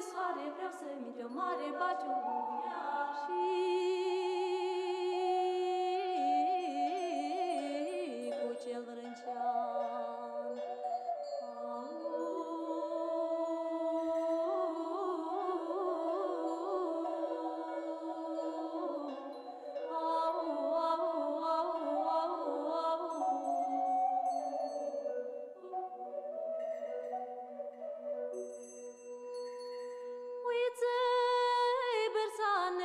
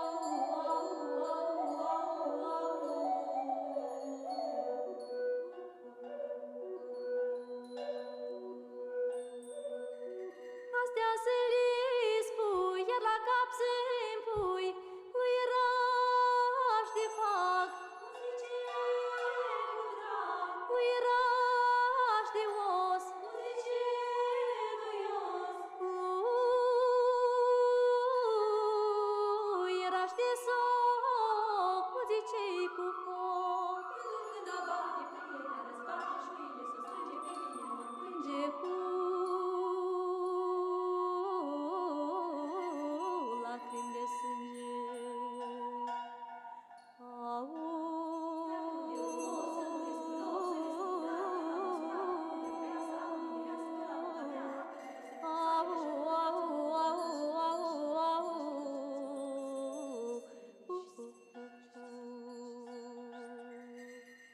Iar dacă ai zări, dacă ai întâlni măicuță bătrână,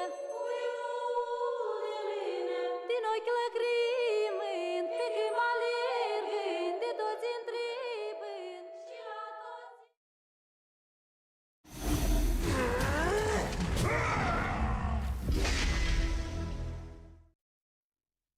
Welcome back, ladies and gentlemen. We are into our third game of this best of 3 series between Xtreme Gaming and, of course, Edge and its MLP Dota and John X5. Jonathan, game 2, a real barn burner here between these two sides, but Xtreme Gaming able to pull off the victory after one good team fight. That's all it took, just one. What are you thinking here, John? Game number 3, before we even see any picks, John, who do you give the edge to? Oh, I didn't mean that pun, John, but who do you give the edge to in this series? That one I didn't mean. I think Edge has the edge. I think look, they played really solid in game 2. They look pretty sharp. It's just that one mistake. The one time they play greedy, they get punished. It's gonna be over soon, Mike. Okay, we're not gonna need to make these extreme jokes about going on edges too long, going over the edge everywhere. Edge. It's gonna be done soon. Someone's gonna be on top. We're not going forever. And I like this course correction from Xtreme. They ban out the Tinker and they ban out Pyke's PA, so they don't have to deal with that hero out of the picture. Kotl's still in the pool. What else is there? Medusa's in the pool, which has been completely ignored by both teams as well. The Beastmaster was left unbanned, and Edge will pick that up for themselves now. And to be fair, Beastmaster has looked consistently good. It's just been very solid here to fall back to here.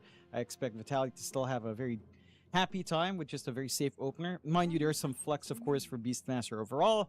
We've seen teams run it safe. We've seen teams run it mid. So you do have some of that flexibility on hand here. I doubt we're going to go to left field and just kind of leave that on Vitaly anyway. But it does leave some good considerations, right? You could think about Keeper for Light. Keeper for Light plus Beastmaster. Axe spam in lane is pretty devastating. It can be really hard to play into. You kind of want to either pick it or ban it now, because this potential for Xtreme to pick a Kotl with Kunkka is kind of insane, right? Because Rum buff plus healing plus Tidebringer at, I don't know, every single hit is, it's not something you want to play into if you are Edge. So if you're not thinking about Kotl pickup, then you should probably consider a ban. Find out. We've been talking about Kotl all series, and neither side's decided they want it yet. It's good to see, though, we're not dealing with another Tinker game, at least. The PA I didn't mind so much, John. I like PA, but Tinker, I'm happy to see that crap gone. Yep. More bans to come. 5 seconds remaining. Yeah, Edge getting away with the Beastmaster is probably going to feel quite nice, because obviously Beastmaster just feeling incredible as always in practically any patch that it's in. Yep. It's just, it's always good. The Dominator build is still solid. Ag's Rush is still solid. He's always there. Bang those drums. The Sand King does get banned out, and Monkey King as well. And we get the Jakiro out for the side of Xtreme. So, get back into the Jakiro shenanigans we were seeing Chan Ming pull off from game 1. It already feels good with a Kunkka anyhow. You have solid setup to get into the Ice Path. We were seeing some great moments from the Ice Path facet as well. That chain control looked pretty sharp in game number 1. I don't fault Xtreme Gaming for going back into that, especially since it does make sense into a Beastmaster. You do have good ways of clearing out the creep army. You've got a steady way of just ensuring the push can be kind of held back just a tad bit here. You get the Muerta out for Edge, which we have been seeing a lot more on that pause 4 once more. And it ties in nicely with the Beastmaster. You've got some good shots to try to angle out. You still don't know your matchup, though. So that is something that can be maybe a little bit harder to read into. But overall, I mean, it's a Muerta. The AoE silence is going to be annoying. The calling is going to be annoying. And in as much as it pains me to say, we'll never see a Frenda, sadly enough, Mike. I do want to see it used. You know, Valve's been buffing that up. A little attack speed here, a little attack speed there, you know? Yeah. You know, it's alright, John. I don't think they're going to choose it. You know? Xtreme Gaming. I don't think I've even had a game on Muerta yet. It's just not my kind of hero. You know? You've never played it? It's pretty fun. No. It's pretty fun. The Ags is pretty fun now. I haven't played it with the Ags, but it's fun. I can say, at the very least. She's a weird hero, though, as a core. Have either of us learned what Kez does yet, John? Till this day, I don't know what Kez... No. Okay. I swear to goodness, I don't know. I don't understand him, Mike. Yeah. I really don't. All I know is, again, he does good damage in lane. He falls off late. That's it. That's all I need to know. As they go with the Wind Ranger support, along with the Terrorblade coming out here for the side of Xtreme.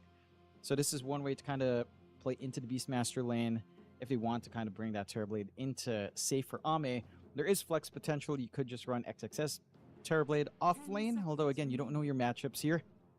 And it does leave it slightly open. It's a little bit curious to go with the TB overall, because into the Beastmaster lane, axes are just going to ruin you as a Terrorblade. There's enough magic damage on Edge to make short work of TB until his stat items are up, or at the very least a BKB.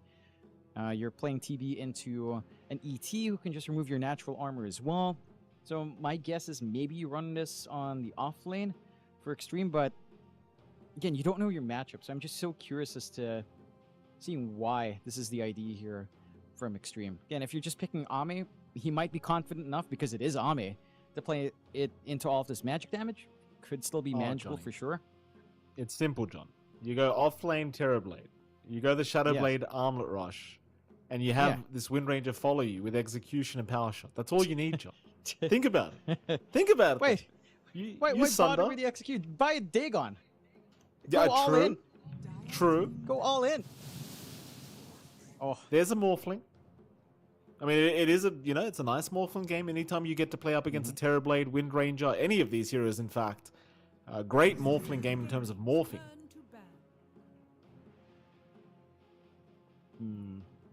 Or morbing in this case, because it is a Terrorblade you'll be morphing into.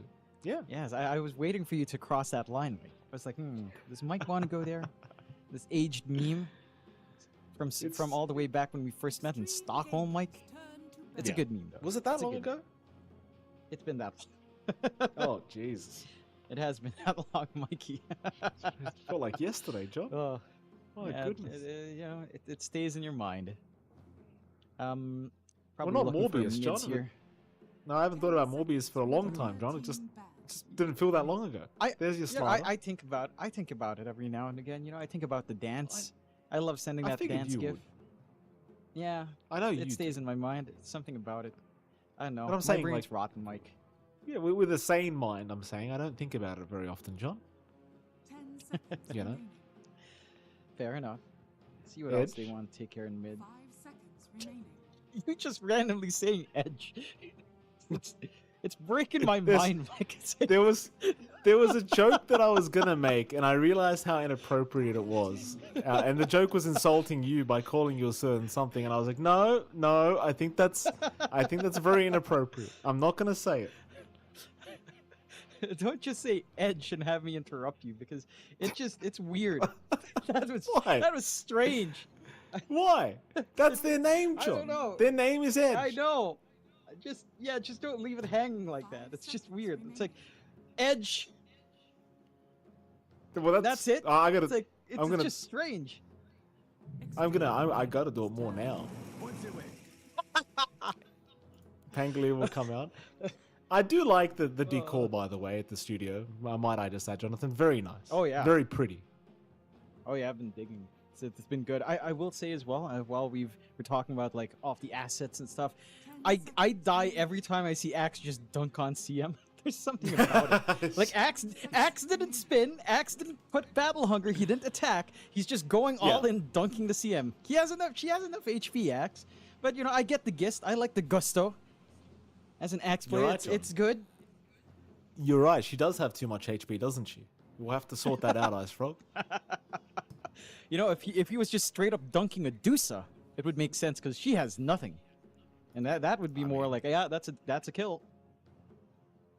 I think the one thing I really want before, you know, I'm retired from Dota, Jonathan, I just want to see CM have 0 movement speed. Just once. Just one patch. Just break her legs completely. Be amazing. I mean, she floats anyway. What does she need legs for? When you pick CM replaces all the towers. And then you play as 6 heroes. What? 9 heroes slowly dying. Every tower gives you a mana aura. That's all you get. Congratulations. And you have no gameplay. You're auto attacking. It randomly casts Q and W and sometimes R for no reason. You know?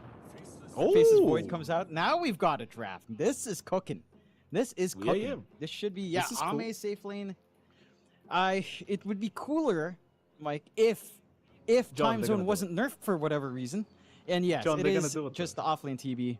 Yeah, I mean Yeah, it but makes think sense. Like, But think about yeah, this. yeah. Ame can literally Okay, sell me. just chronosphere anyone. XXS jumps in, throws a sunder, power shot, dead. How great is that? In fact, you could just use the X. Just get XM to X somebody. XXS comes in, sunders them, and SyncQ just channels the power shot. How great is that, John? It's a great plan. It's a great plan. It'd be so amazing if they actually play that way. You know, if they do that, I think if Xtreme does go to the extremes and does do that, I think they deserve the win. That will give them the edge over edge. Okay. We're working out whatever it is here. It's poetry. It's poetry. It's poetic. I will go on a rant here. Why was time zone nerfed? It wasn't that good. They took out the leash for what? Now it's just useless. You could already bongo drums out of it. And now they just take the leash. Why? Mike, why? Was mid-faces void that painful in pubs? No, it wasn't. I think the greatest. It was I think the manageable. greatest thing was you and I were casting an event. Can't remember which event it was, but we got to interview Pure after a series he won, and we asked. I think you asked him what hero would you like to see buffed, and he went on a huge rant, the most we've ever seen Pure talk, about how garbage Void is. And literally a week later, they nerf time zone. But they don't remove it. They keep it there. They just make it even worse. I couldn't believe. I mean, they must be trolling Pure at this point. Poor old Pure. I mean, look. They took his advice halfway through. You know, while we're in this tangent, they did remove reverse polarity. Pure also complained about that. So they did take that out, but they're like, no, you know what, time zone, we'll just nerf it, but you figure out how to make it work. You know, at the least, Ame's not picking time zone because he has a brain, Mike. He's a professional. He's gonna play Chronosphere. That's upsetting. He's a pro, Mike. That's I want to see right now. I will say, I want to see XXS instantly queue up Dagon 5 or the Armlet right now. Otherwise, he's gonna gonna be get a Shadowblade report Armlet. from his entire team. Yeah. Just go Shadowblade go for on. it. Do it. I mean, it's like, what? You know, it's 12% threshold for power shot kills as well. That's good enough. It's good enough. 30 seconds to battle. Ah, he didn't go for do it, he didn't go XXS. for it. He didn't go for the facet. He went for Soul Fragment. Oh, He didn't go for the did. Sunder well, facet. that's- So yeah, it's gone. Never mind. It's gone. Never mind. It's over. The dream's dead, Mike. It is, John. That's all right. I didn't want to be happy anyway. It's all right. You do choose to be unhappy, Mike. So I will give you that. It's not my fault the world the way it is, John. The battle begins. Edge?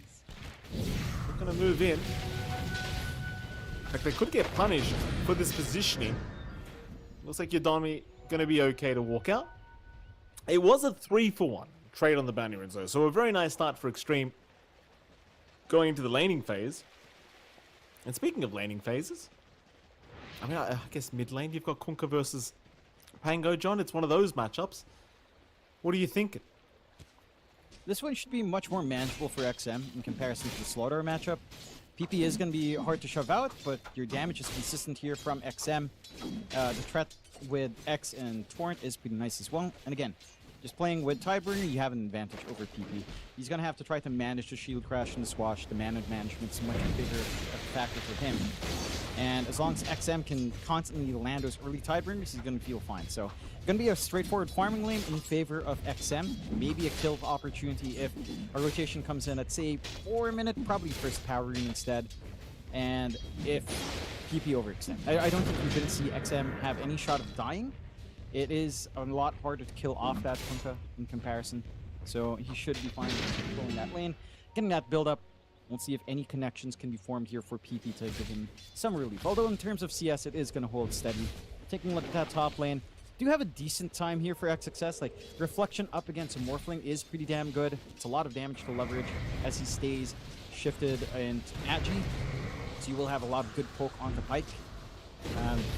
This is still a stable lane for Yaru to play with, although not as stable as you'd want here.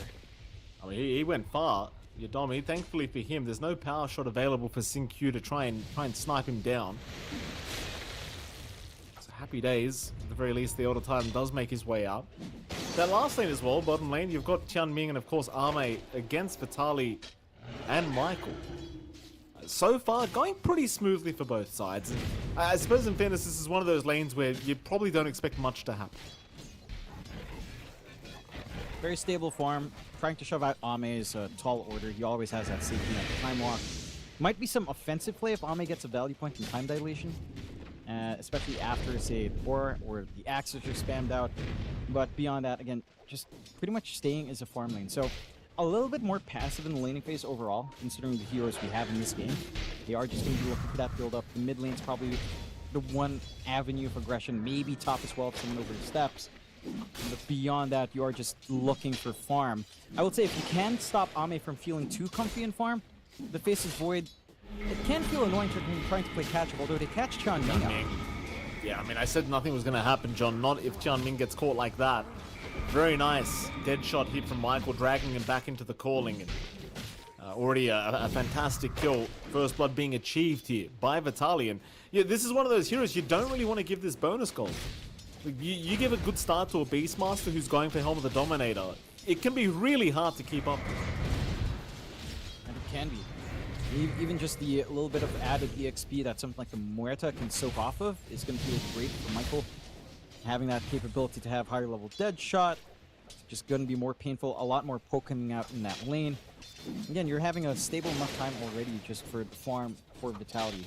At least in the other lanes, you are getting a little bit more out for the side of Xtreme.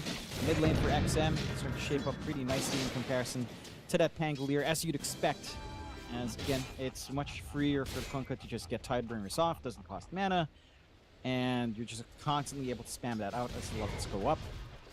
Again, no sign of rotation for even just the second Water Rune coming in.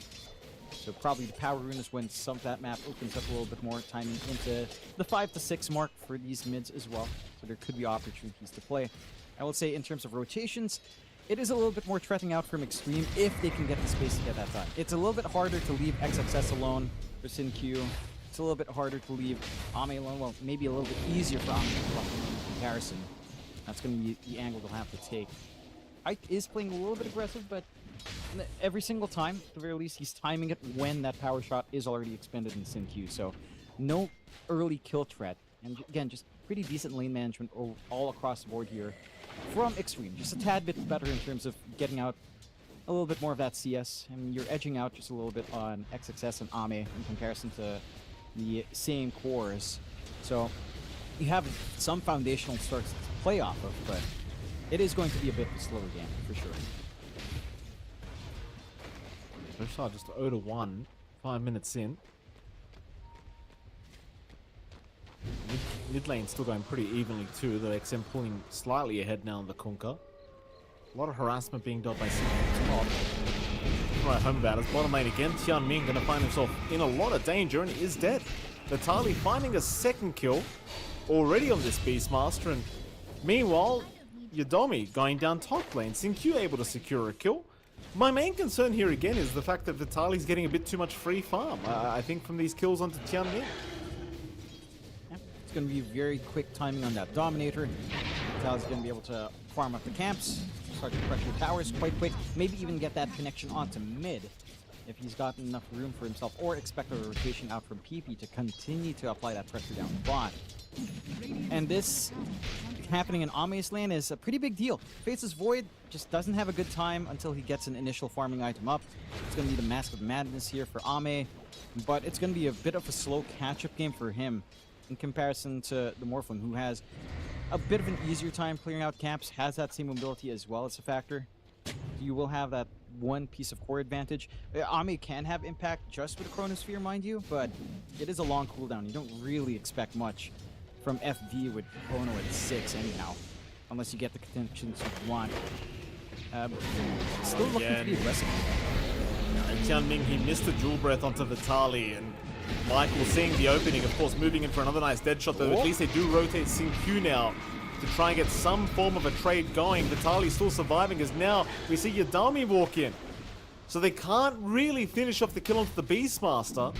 Vitali, with his 3rd kill of the game, not even 7 minutes in. And he's got the full helmet of the Dom up. It's on the way. Yeah, Concerning times. Very, very concerning. Just, again, the push that's going to be coming out in this bot lane, the loss of easy farm access for Ame, it's going to hurt this tempo on the Faces Void. And, again, that's going to have a staggering effect down the line. You do have enough on XXS, at the least, to somewhat compensate for it. This off-lane TV is getting a lot of farm, along with XM on mid. He is getting a decent start for himself. So they can buy time and space for the Faces Void to play in that jungle. But that pressure is coming in. Like, Edge are just focusing all their resources down bot consistently to ensure that Ame will just not get that start he wants. They brought XM down as well. They really want some kills going, but TP rotation now incoming as well from Pippi. And that's going to mean that there's no real kill to come out here. Though I suppose they have bought some space for Ame to just continue hitting creeps down at this bottom lane. They're really just trying to ensure Ame hits that level 6 mark quick enough. At least before Vitali does. And that'll be about it. Vitali will leave the area. Everyone seems to be going into mid lane instead, where Xingqiu's been caught now by Pippi, but pops the wind run. Chase is on, but some nice sidestepping here from Xingqiu. Problem is, you're not out of the woods yet either. Pippi still going to catch him. The dead shot's going to be enough. XM, in the meantime, does pick up a haste rune, so he can go for the chase onto Yadomi, but he's going to be somewhat cautious for himself. It seems like he's got really no fear as long as that haste rune is still running, and does get himself a freebie. A little bit of a freebie, very important for XM to find to get this timing into the Atos, which is slowly forming its way up. Very scattered engagements across the map. I mean, even with a loss like that for Edge, you are still ahead. You're still getting a pretty decent time for a fight up top, although it is a lot better for XSS at the moment. And again, this free start's on. Caught out again, Tianming unable to survive the onslaught of Vitali, but maybe they can punish. XM is here, Ame's got Chrono if he needs it. Vitali's taking a lot of damage, but a nice Echo Stomp. Here's the Chrono now, but where's your follow-up? It's not really there. Vitali's still running. The calling makes it awkward. Nice dodging out here from Vitali as well. In fact, Ame's now the one dropping lower as they do move in with Pippi. Vitali's still going. Can they kill him? XM, he's still trying, but Vitali makes it. Oh, no. No. What? It's too much. That's not right, Mike. That was 4 heroes, John. 4 heroes. Yeah, that was Chronosphere down as well. Stomp coming in from the outer wing, cutting him off. Chrono forcing a lot of heals inside, which means you don't get to play with even just, say, a free dual breath inside Chrono. You don't get any small combinations to compensate for damage. You don't have damage at this point for Ame. It's crumbling pretty hard, as you can see again. Good kiting around, good positioning out for the follow through from PP. Even the recognition again from Pike, who's been very consistent with his early aggression to join in on his team. Just on point for Edge again. And the side of Xtreme, well, the only blessing we have is that XXS is for him. He is rushing a pipe, so it's not like you're getting anything crazy just yet, but that is the only silver lining right now. You have to kind of put Ame into the jungle. He doesn't even have his full Mask of Madness yet, although he's only about 100 gold away at the very least. But even then, the farming pace will take some time. He's bottom net worth 4 right now on this Faces Void. The key thing now for Xtreme is just stall. Like all you can do is stall, maybe force a couple things out here. If they get caught, at least they should have a freebie for the Older Titan, and they will. Tianming actually taking that one on the Jakiro. Does give plenty of information though for Vitali to know to retreat. He's even still sticking around and just farming with the Boglet and the balls that he does have. What a name, Boglet. My goodness. I love all of those water creeps, man. They're just funny. Boglets and Polywogs, and I forget the others, but they're all fun. They have the best models in the game. Oh, you've got the Crocos. Yeah, Kroger's Lane. Here we go. They fought down Sinq another time. Sinq with the wind run. Oh, he's barely going to make it. Pippi stopping the Rolling Thunder early, thinking the swash would be enough, but it was not, sadly. Thankfully for Sinq, he'll have another day. Can't say the same for Yadomi, who is definitely going to die. XXS to secure the kill here. Like, XXS top of the net worth board right now on the TV. Yeah, again, he was left alone for a very long time. He did switch up his itemization, going for the full halberd first, not completing that pipe, which I respect. I think it's a bigger pickup to stop that damage coming in from, say, BP or even a pipe that show up early. Much more durability as well with some physical block on hand. And trying to leverage some of that Metamorphosis presence onto the tier 1. Mind you, level 1 meta, not the highest damage here, of course. The Othman TB does force a response out across the map. So it does drag Edge's focus onto mid, which, again, you're trying to buy space here on Xtreme. All you want is all of these engagements to be as far away as possible from Ame. But Edge are still trying to occupy that bot jungle. They're still keeping Vitali down there. They're still keeping track. They still want to apply that pressure on this bot lane. And just ensure that the Faceless Void doesn't have a game. Ame is starting to recover though, with the Madness up.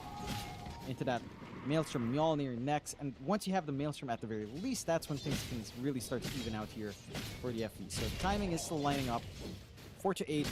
Xtreme will have to just sit back and kind of farm up. But the same thing goes for Edge. Right? Like you're building up on Pike.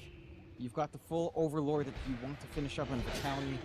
They've got another smoke, 2-man. Again, XM and Chanming is the gank squad here for the side of Xtreme. They're coming. They might get kind of blocked off here by Michael. Michael with a very nice position to break the smokes and does take the gank here for Vitali. So props to Michael. You know, it is a death, but it looks pretty good when you're saving your Beastmaster, although whether he's actually going to make it out or not is still a different question, but he will. Michael, however, of course, will not. But I think you're more than happy to die like that if it means Vitali is able to run out of it.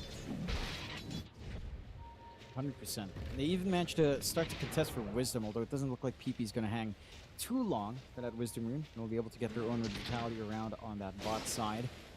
And again, just kind of hit and run is the name of the game. They're trading supports across the map at the least, and they're buying space for the course to play that farm game. Pike now number 1 in net worth. Ame, again, on that journey to close the gap with just about 900 gold till the full Maelstrom at the least. And for the side of Edge, it does feel like this key timing they're lining themselves into is just a little bit sharper. The Overlord not too far off for Vitality, 260 gold away. You've got that full Diffusal up now in PP, so more damage to play with. You can start to consider a shorter or just straight up a Ags, as we tend to see on the Pangoliers nowadays, for that utility, that added damage on Shield Crash. Can start to line up here on the side of Edge. And you're getting some defense out for Pike with that Manta recipe lacking. So things are starting to stream together. Tormentor is open for Edge. But XXS is scouting forward first at the least, so he'll be able to get some eyes, or at least be in the general area, although he is in the firing line, but no one else is there to help Vitali out. So that is a little bit of a blessing. Oh, I mean, they're hanging about. The Tormentor's there. Both sides want to take it. Here comes Pippi. XM going to be spotted. Rolling Thunder is right on target as well. XM trapped between a rock and a hard place. They're even throwing the roar out to ensure they can burst him down, but he's not down yet. In fact, there he goes. He is gone. Can Edge keep the fight? They are hesitant. It might be about time to just go back for the Tormentor. Because Xtreme Gaming, they are standing their ground. You've still got a Chrono to play with. Though I do doubt you'd have enough damage through that Chronosphere. And they will be able to eventually just get away with this tournament. Yep. Freebie out for Michael. Not the biggest shard in the world. Not out of the spell amp. Will at least scale into the late game, but doesn't do too much early on. You might have been maybe just slightly happier with, say, Yadomi having it to kind of go in and out. A little cooldown and stomp would be some utility as well. Beggars can't be choosers, so is Xtreme. Still lagging behind. 5k lead coming out for Edge now at 16 minutes in. A significant lead at this portion of the game. But not massively enough that you feel like you're completely choked out on this game. Again, you're playing a catch-up game. You're buying space for Ame. His Maelstrom is flying in, so the farm is starting to catch up. I think if you're Edge, you do want to paint the target on Ame's back and try to set your sights onto him, which they are looking up top. Flying Ame, he's a big target, and Ame, with the silence from Michael, it's more than enough. They're going to at least get an Elder Titan for their trouble, but that is not a very good trade. Xtreme Gaming certainly not happy about that. Dire's middle tower is under attack. And Ame was playing a little bit greedy, walking across there. Past his T1, there's no control point left. Oh. Got very lucky with that stun. The Centaur randomly stunning Vitaly because there was too many units around him. Had that not happened, I think XXS was just dead. Just a roar into the rest of it, and it would have been enough. Would certainly have been enough. Count your lucky stars, I suppose, for XXS. Mind you, Vitaly is working into the Ags timing now. So he is just going back for it, as we tend to see, into the blink. And that's really the point where things become a massive challenge for the side of Xtreme. Yes, you have the durability plays. Theoretically, you have some good Sunder synergy as well with a Rum buff on hand. With how durable everyone can feel, the secondary life is going to be massive. It's just, you're not ready to play it. I mean, I guess with Mask of Madness Maelstrom, there is some play, like Chrono into Macro Pyre is there, Chrono into Boat is there. Even your cheeky Chrono Sunder is there, hold on. Amen. Uh-oh. Roars out. A lot of Atos to lock him down, and with the silence. It's the vision game, John. They've got vision everywhere, these guys. Like Edge, they're too good with these wards. They are. I'd say this is more of a missed sentry placement. Like it doesn't cover that cliff. That Xtreme also used that cliff on their side, going offensive. Like they did use this cliff beforehand. So I'm a bit surprised they didn't get a read. Their sentry's just outside of range, and they didn't manage to de-watch. Edge playing on top does have room to start playing around a map. Mid-tier one still standing, overstaying its welcome. A nice, simple objective to take. You do have the wave clear from Chan Ming with a Macro Pyre. Sabat's just a little bit harder. At the very least, 6-12, 6k lead for Edge. And a very nice and simple game. You know, nothing complicated here. Looking for some big pickoffs, finding the line onto Ame every single time. Whereas for the side of Xtreme, I mean, again, they're building up. Ags coming next for XM. That added ship with the cannons can be quite nice in terms of adding to the chain control. Maybe that combination with the Atos X onto Pyke could be enough to kill him off if you catch him without Manta. But it's a big if, as that same pressure Ame's experienced isn't really something Pyke has experienced at all. Like, he's been so safe across the river. There are no forward wards from Xtreme. They're stuck hugging their side of the map, and it's just giving Edge a big edge. I was trying to find another way of saying that, but it gives him a big edge, Mike. What can I say? You've done it again, John. Well done. I don't mean it. I'm trying not to anymore. It's getting like my brain's rotting too fast, you know. It's good. Yeah, it's hard now. The jokes become too real at this point. There's an Ags up on both Vitaly and of course XM, so you've got that going for you. But I think Vitaly's a lot scarier with his own Ags right now than say the Ghost Ship Ag and Scepter of Kunka. Tianming probably just going to get caught out. They'll commit the roar, immediately bursting him down. Now the real fight starts. It looks like they're bouncing Q in the back as well. Seeing Q not going to be able to be saved by that boat rum, and hell, even XM just completely surrounded, trying to tank through it, can't do it himself. XXS even going down now to boot, but he will barely make it out. But look at this dragon. He's forced asunder just to survive the creeps of Vitaly, and he's not going to even survive in the XXS surrounded, will eventually get taken out, I think, as they're looking for more. but it seems as though that'll be it. That was 4 going down for the price of 1. A buyback committed as well by Tianming, but sadly it didn't really mean anything. No. And they were looking for a turnaround with, say, Chrono. Like they wanted to try to go for the Chrono Mac, but too many heroes alive, good disengage, re-engage coming out from the side of Edge. And I have to say, I love the cheekiness coming out here from Vitaly. He's got that Prowler. Yeah. He's got that Desecrate. He's got that Petrify. He's going to be a nuisance. There you go, Mike. This is what you asked for. There it is. In all its glory. How great is it? How great is it, though, John? It's fantastic. Oh, it's wonderful. I love this for you. You got an Elder Titan with the minus armor. You've got a creep now giving you the minus armor. It's fantastic. I love it. I love it. You can't tell me otherwise, John. Radiant are And so scanning. now, 11k net worth lead, 7-16. Xtreme Gaming not anywhere near out of the game yet. I mean, we saw what happened last game, John. They were behind for quite a while, and one good team fight was all it took for them to make the comeback happen. I mean, it is looking pretty tough for now, but that's mostly because Arme just doesn't have anywhere near enough damage to actually deal with anyone in the Chronos. Meanwhile, mid lane, Pike getting started onto XM. They've got backup as well. It looks like XM in massive trouble, is just dead. Pike, 5th kill of the game here on the Morphling, even getting an amp damage rune at the end of it. Yeah. Just more and more being given the way of Edge. Blink up now for Vitaly as well. I mean, your points there, Mike, about Xtreme going to the late game, you can't count them out. And not just because they're, strong players and a strong team, but they've got faces for it. And that is an ace in the hole. If you get one good Chrono can turn these fights, especially if Ame manages to bridge a gap and farm. He hasn't fully done that yet, but he does have the full Mjolnir. So some damage is starting to fly through BKB and MKB next. And once that's up, the Chrono can start to do some work if you tie that in properly with your Macro Fire, Dual Breath, and even maybe usage of the power shot for the kill shot. So you are losing map space while all of these theoreticals are being formed. Bot tier 2 falls, 1 outer tower left for the side of Xtreme.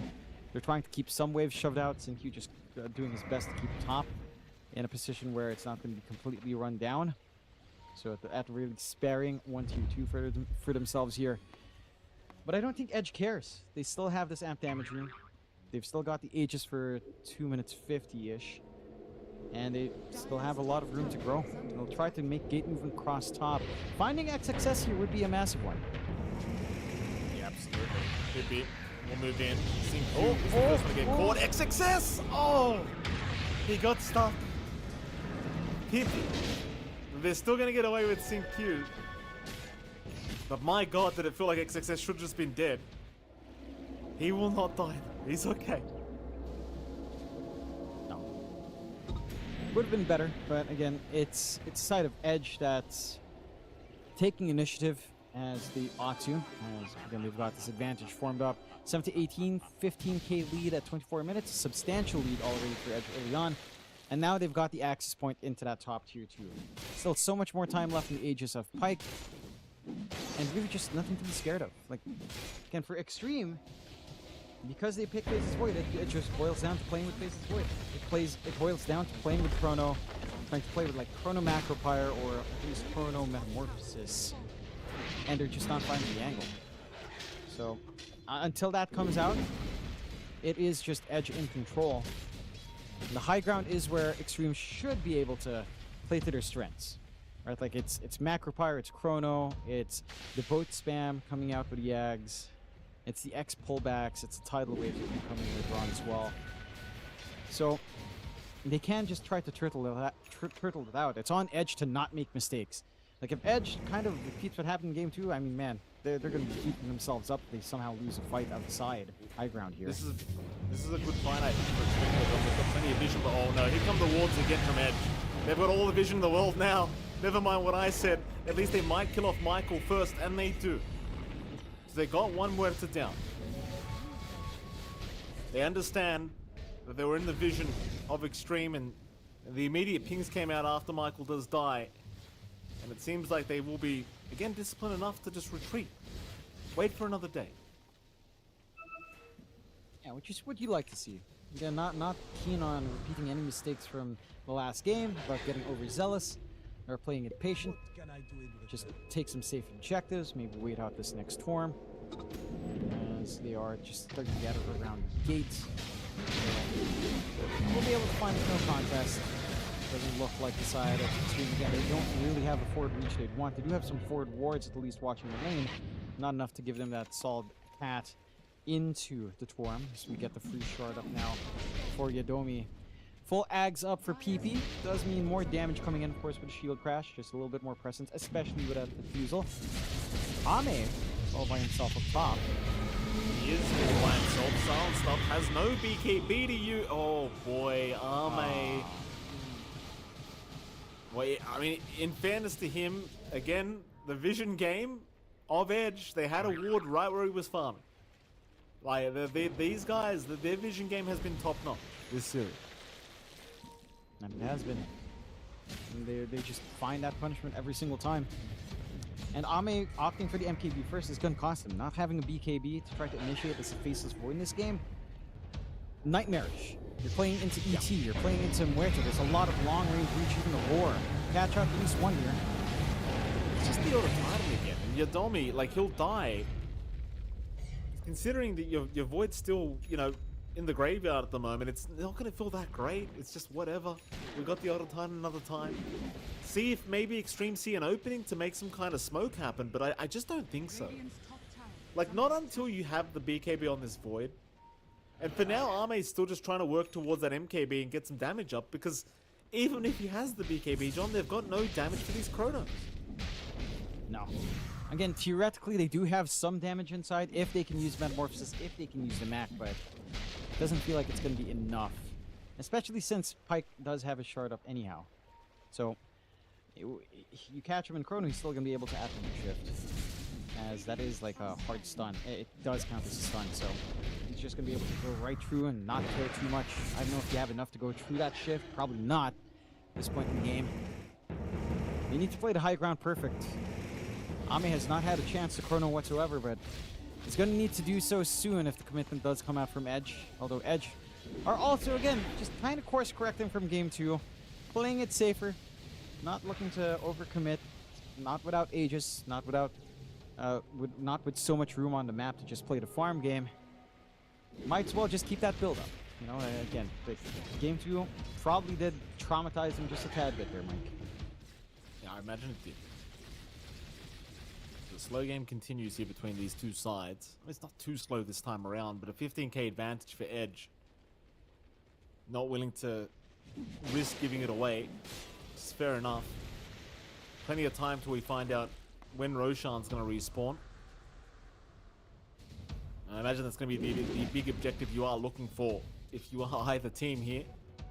I mean, especially for Xtreme, you really can't afford to let the next Roshan go, because that could just mean a guaranteed high ground, but at the same time, like, you've got some great team fight here for the Roshan pit if you are Xtreme. You've got Chrono, Macro, Boat, everything.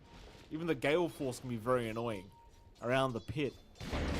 Just a matter of whether they can actually, you know, make the fight happen. Roshan, it's still going to be just about 3 minutes away, I think. It's still a while. And it is. You know what this game reminds me of, Mike? Yeah. It reminds me of 23 Savage Talon era. Oh, yeah. Xtreme Gaming is Talon. This is the best era. one of those games. You know, Savage picks up something like Faceless Void and you're stuck like this. He dies like 5 times. Yeah. And you're just like, alright. Time to turtle. And you're turtling. Is there a turtle hero in Dota 2? Do we have a turtle in Dota 2, Mike? No, we don't. Tide doesn't We should. count, no, right? No, Tide's He's a not Leviathan. turtle. He's a Leviathan. Yeah. Need a turtle hero. We do need a turtle, That'd don't be we? nice. What would he do? Then we do it. I don't know. I was thinking maybe a turtle primal beast skin. No. Would be funny. No. Can you imagine a giant turtle charging forward? How would Pulverize look like? Yeah, you're right. We need an actual turtle. Would he just give barriers? He would just have free Crimson Guard. Wouldn't that be great? Yeah. That's it. Big smoker. Edge looking for an opportunity to just snipe somebody quickly. They've cleared out the vision around this Radiant jungle, so they're not concerned about that. Though Xtreme, obviously not willing to venture out too far, knowing that everyone's missing, and in fact now they're going to go for a counter smoke. Not sure if they actually spotted anyone, but they are going to see Michael eventually here in this mid lane, so it is a freebie kill if they want it. And that is into, I believe, a Roshan as well that just currently respawned, so this could be some very awkward timing for Michael to die in. He's still surviving a little bit longer with the Pierce the Veil, but not for long enough. He's gone, and suddenly for Xtreme, they're thinking about Roshan. There's a big chrono from Arme here in the backside. Arme has been caught! No. What happened? What happened? He got stopped. He got stopped. He has no BKB. No. Xian Ming will go down. XXS trying to get away. Can't get a Sunder off. Here comes XM. XM trying to run with the BKB. Oh, he's down. And it's ultra kill for Pyke. Could I see a replay? I didn't see what happened to Arme properly. I need to see what happened. He got the chrono, and then he didn't catch Yadomi. Yadomi was outside, he got a stomp off, then he got the Earth Splitter off, and then you realize you shouldn't go MKB first. But would he have even killed enough? With that chrono? He was alone, was he not? Not without the rest of his team. Yeah, I was so... When we moved over to it, it's like, why the heck did he chrono? Where's the damage? I get that with MKB, he feels like he should have damage. He should be bashing heads, but it's just not enough. And the threat for counterplay is just too big. I think Arme's in let me solo carry this game mode. That's what it's starting to feel like. Nice shackle from SynQ, but it's all it is, John. It looks pretty. Doesn't mean jack crap, though. Yeah. It's something, at least, you know, something to celebrate. You celebrate the small wins now, Mike. Boost that morale. Here we go. Yeah, there you go. There we are. Yeah. And there's a start. Yeah. Okay. Yeah, that's a problem. Yeah. Yeah.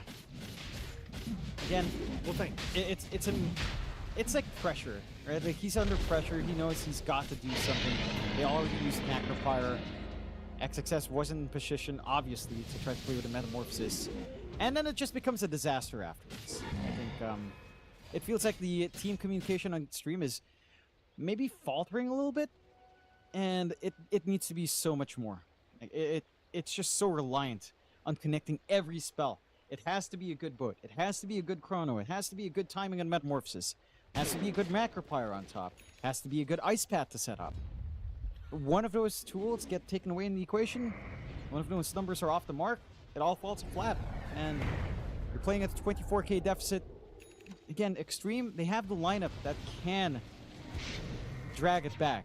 If they can just land that teamfight combo, they can stall the game. If they can maybe do big team fights 2-3 times in their favor, the game can turn.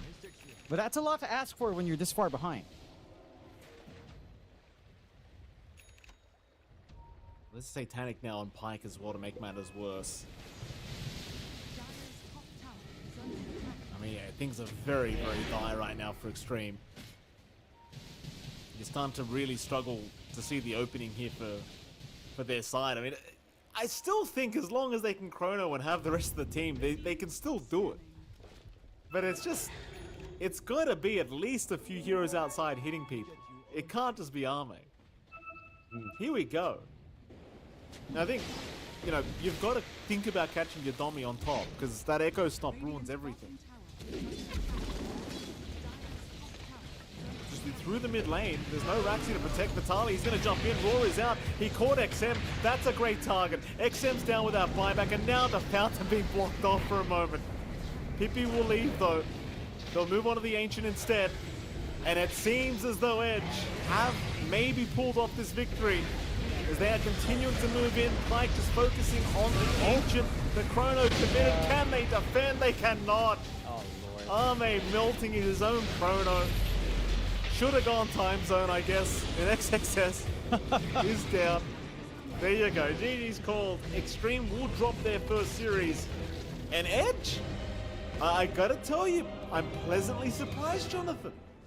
Edge pull off the victory here up against Xtreme, and I gotta tell you, they, in both games, it looked kind of easy for them. And it did. Game 2 was definitely their game to win. Game 3, a lot more sharp, a lot more disciplined all throughout, not giving any openings, not giving any opportunities out to Xtreme. And I will say as well, with how well Edge played, they looked fantastic. Their teamwork looked awesome. Their individual play, their lanes looked great, especially after sorting it out after Game 1. I will say Xtreme just tapered off as well. With the decisions these calls they were making just didn't align with what this draft was meant to do. And you have to give big props to just how aggressive Edge played early. Like this emphasis down bot as well. Vitaly managed to get a wave, juking around the tree line nicely, surrounded by all these heroes, just not dying. That's just ridiculous. It's disgusting. And, you know, Army went back to hit the ball. Yeah, did you see that, John? He realized he couldn't kill Vitaly, and then as like every pos 1 player, he's like, oh look, a creep. I can at least get the creep. He tried. And Vitaly, I mean, disgustingly enough, surviving on like 50 HP at the end of all that. That was revolting to watch. That's when it felt like the game was just over, if you ask me. That's when because it's just the Beastmaster, he got too far in. No, he really did. That is a little bit early to call it, to be fair. It still have some moments down the line, but they were all moments for Edge. This buyback from John Ming, looking for a commitment out from Ame. Ame never finding the opening to get Chrono out, as they do just weave in and out here on Edge. Not playing with a Magnifier. Magnifier comes out in the end for the buyback to really nothing. I mean, again, it's just very disconnected. You see that there in that decision to make. It's like, all right, you buy back, you don't get the Chrono. This Chrono solo from Ame is probably the most symptomatic of all the issues we're seeing from Xtreme. Just, he's away from his entire team. No one's there to back him up. He only has MKB Mjolnir. It's not like he has a Daedalus to back up that damage at this point in a 16k deficit. And he just feels the need to go for it. It's like, I get the desperation setting in, but that's not how you recover in this kind of game. Not for a team like Xtreme, who we know can achieve so much more than some of the calls they've made here. Yeah, it's definitely a very challenging series here for Xtreme or Edge. I mean, you got to give all props to these boys, Jonathan. They looked fantastic. Pike, I mean, you look at the scoreboard, 11-0-2, Vitaly 7-0-10. Nobody's dying here on the side of Edge, and it's just beautiful play, John. I mean, in particular, again, I keep saying it, but the warding from Edge was just, they just saw Xtreme the whole time. That's what it felt like. It felt like no matter what you did, you were being watched at all times. And I mean, props to Edge, Jonathan. They did a fantastic job. I don't know who the standout player is. I want to say it's probably Vitaly, but we'll see who they've given it to, because I feel like everyone here is just standing out. That they are. I would say, if not Vitaly, then I think Pike definitely deserves it. Him showing up early, even on something like the Morphling, is massive. The PA is maybe a little bit more expected. Of course, it does head to Vitaly because of how great his lane went, how well he managed it, his jukes, his decision-making, his target prioritization once he had that Blink and Ags up, along with the Dominator Overlord. Superb gameplay coming out from him, not just in this game, but even in the past 2 games as well. Like, everything was just fitting together here for Edge. And again, when we were talking about this in the pregame just a bit, Mike, when they showed up for Wallachia Season 3, it was a little bit rockier for them. They had a slightly different roster, but they did not end up moving into the playoffs. This time around, again, we talked about every series counting. Getting a 1-0 start could set you up. It could be the difference that makes it, it makes that road towards 3 wins much easier for you. And for the side of Xtreme, 1 loss early on, it's not the end of the world, but you don't have as many chances. You only have like 2 losses you can afford to have. 1 loss, really, that you can afford to have. So they're going to have to start looking for wins as they go on here. Well, with that, Jonathan, of course, we do have to head to a break. And right after that break, we'll be back with our second series of the day between PARIVISION and AVULUS. We'll see you all then.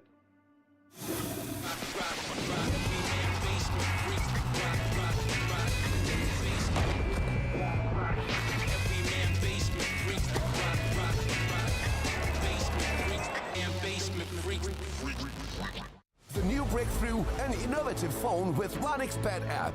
With 1xBet app, you can register and start betting in just 1 click. Intuitive interface and thousands of sports events every day. User-friendly app. Big wins, fast payouts. The human body was built to move. Not trapped at a desk in one singular posture for 12 hours a day. It's time your chair evolved. This is Secret Lab Titan Evo. Ergonomically engineered for you, gamers, workers, artists, backing your every move.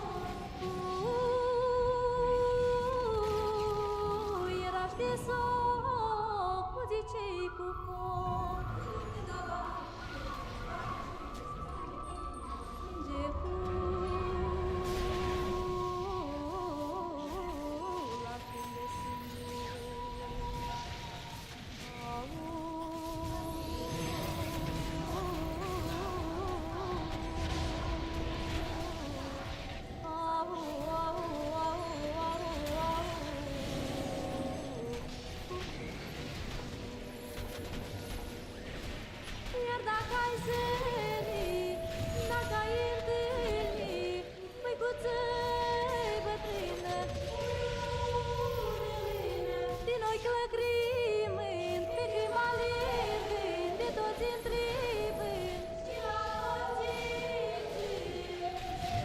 cine a cunoscut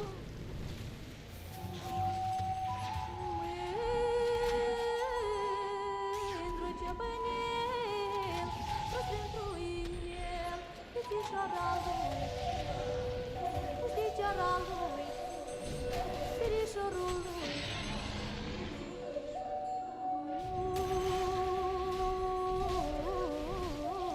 Ura cântului,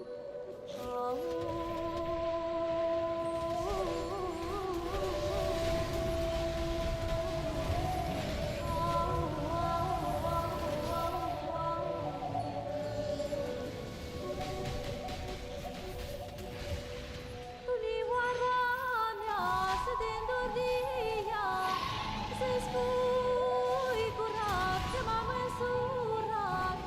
O, bată de crai, pe gură de rai.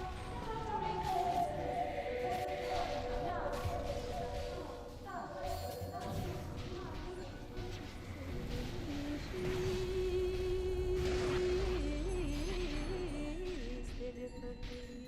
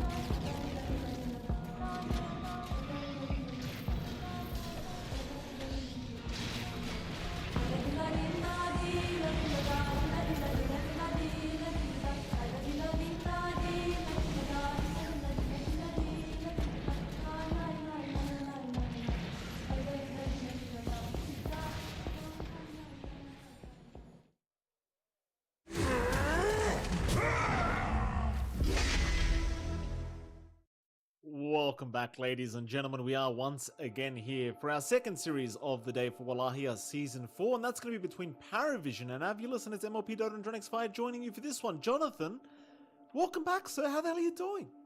Feeling great. We had a very exciting first series to kick us off here in our Swiss groups. You know, that series between Xtreme and Edge had us all on the edge. It was a very extreme game. That's the last time I'll be able to pull that off.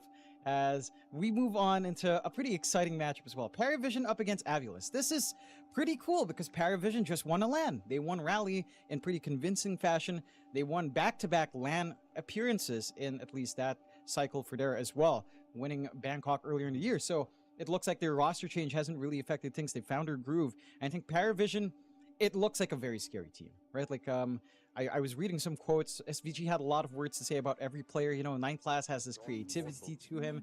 There's the stability you get from DM and Bucharest. You've got Satanic and his youthful energy, the excitement he brings on the carry role as well. So for AVULUS, they're not an unexciting team by any means. This is the team that brought out Jakiro offlane for us. You know, I was very excited to see that from Sibe. I was very happy to see that. I don't know if they'll pull that out here again. And when you're up against PARIVISION, you have to ban some quirky heroes out. Like, you have to take care of the Slark of 9 class, that hero just does too much when 9 class plays it. You have to be thinking about the Medusa every single time as well, whether or not you want to give that out to DM to allow him to play just that tanky offlane Dusa with undulation. And it just opens up so much for PARIVISION to play with on draft. For AVULUS, there is one key factor that's different here. Seneko, again, he's not able to join up. We've got Fly standing in. So I'm curious to see how that changes the dynamics as well, because I always figured Seneko was like the leader of that squad for AVULUS. Fly, very experienced leader as well. I'm just curious how well he's going to meld in and how well their scrims have been going. We'll see the results of that here today. But whether or not he can guide this team to even greater heights here. I mean, the real question is, how did Fly fit through the door of the studio, John? I mean, look at this, man. My goodness. Look at the build. It just makes me so jealous every time I see this guy. It makes me sick. It makes me damn sick, Jonathan. Look at that. Yeah, zoom in.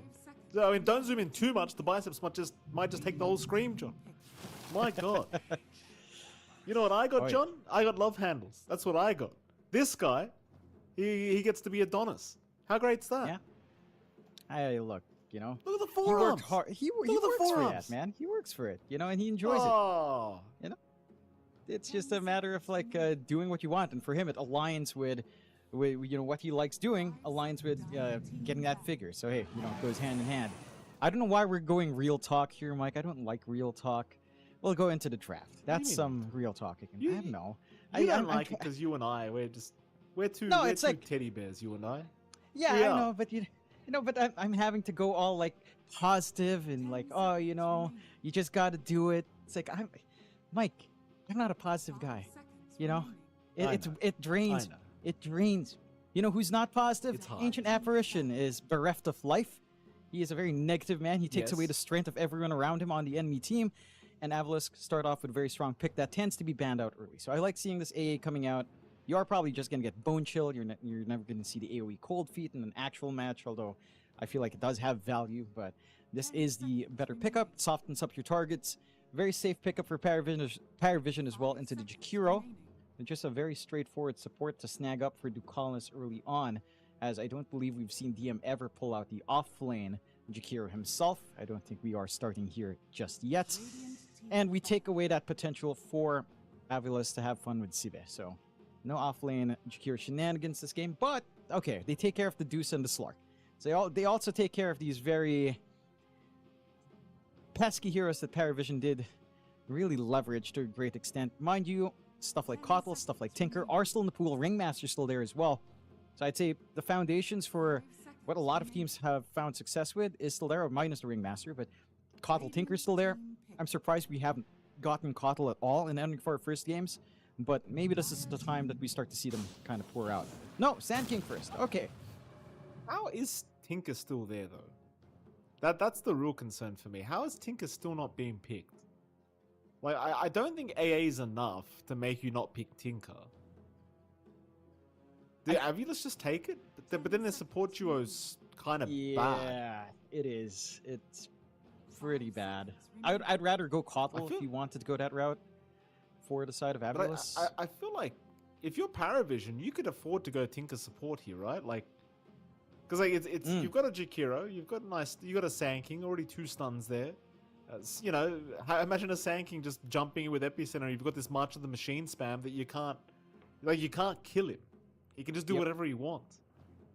Yeah, it still fits in. Like, with your point about AA as well, sure, it stops the healing, but it doesn't stop the Fence Matrix from being effective. So I still feel like the Tinker will have value there for PARIVISION if they wanted to go that route. We shall see. On the side of AVULUS, taking their time in that pickup. Do go for the Wind Ranger, very safe pickup. We've seen a lot of good Wind Ranger plays coming out already. Hero has felt pretty good in the support. The kill shot has felt nice to play with. Lots of good pick-off potential coming in, and a very stable DK pickup as well. So you've got a very good foundation to set up your game and pace here for the side of AVULUS. That should just be our Mobe mid very early on, because it's not going to lose a lot of matchups. Like, you're probably expecting something like the No One Sand King to come in here as well. Although, again, there is flex for DM to just play it off lane. But DK into Sand King, DK's tanky enough to be fine, although I will say Sand King probably has a slightly better time once you have some higher points in your Sandstorm, and you get the value point in your stun and stinger. Melee matchup against like the DK isn't really something that you mind too much.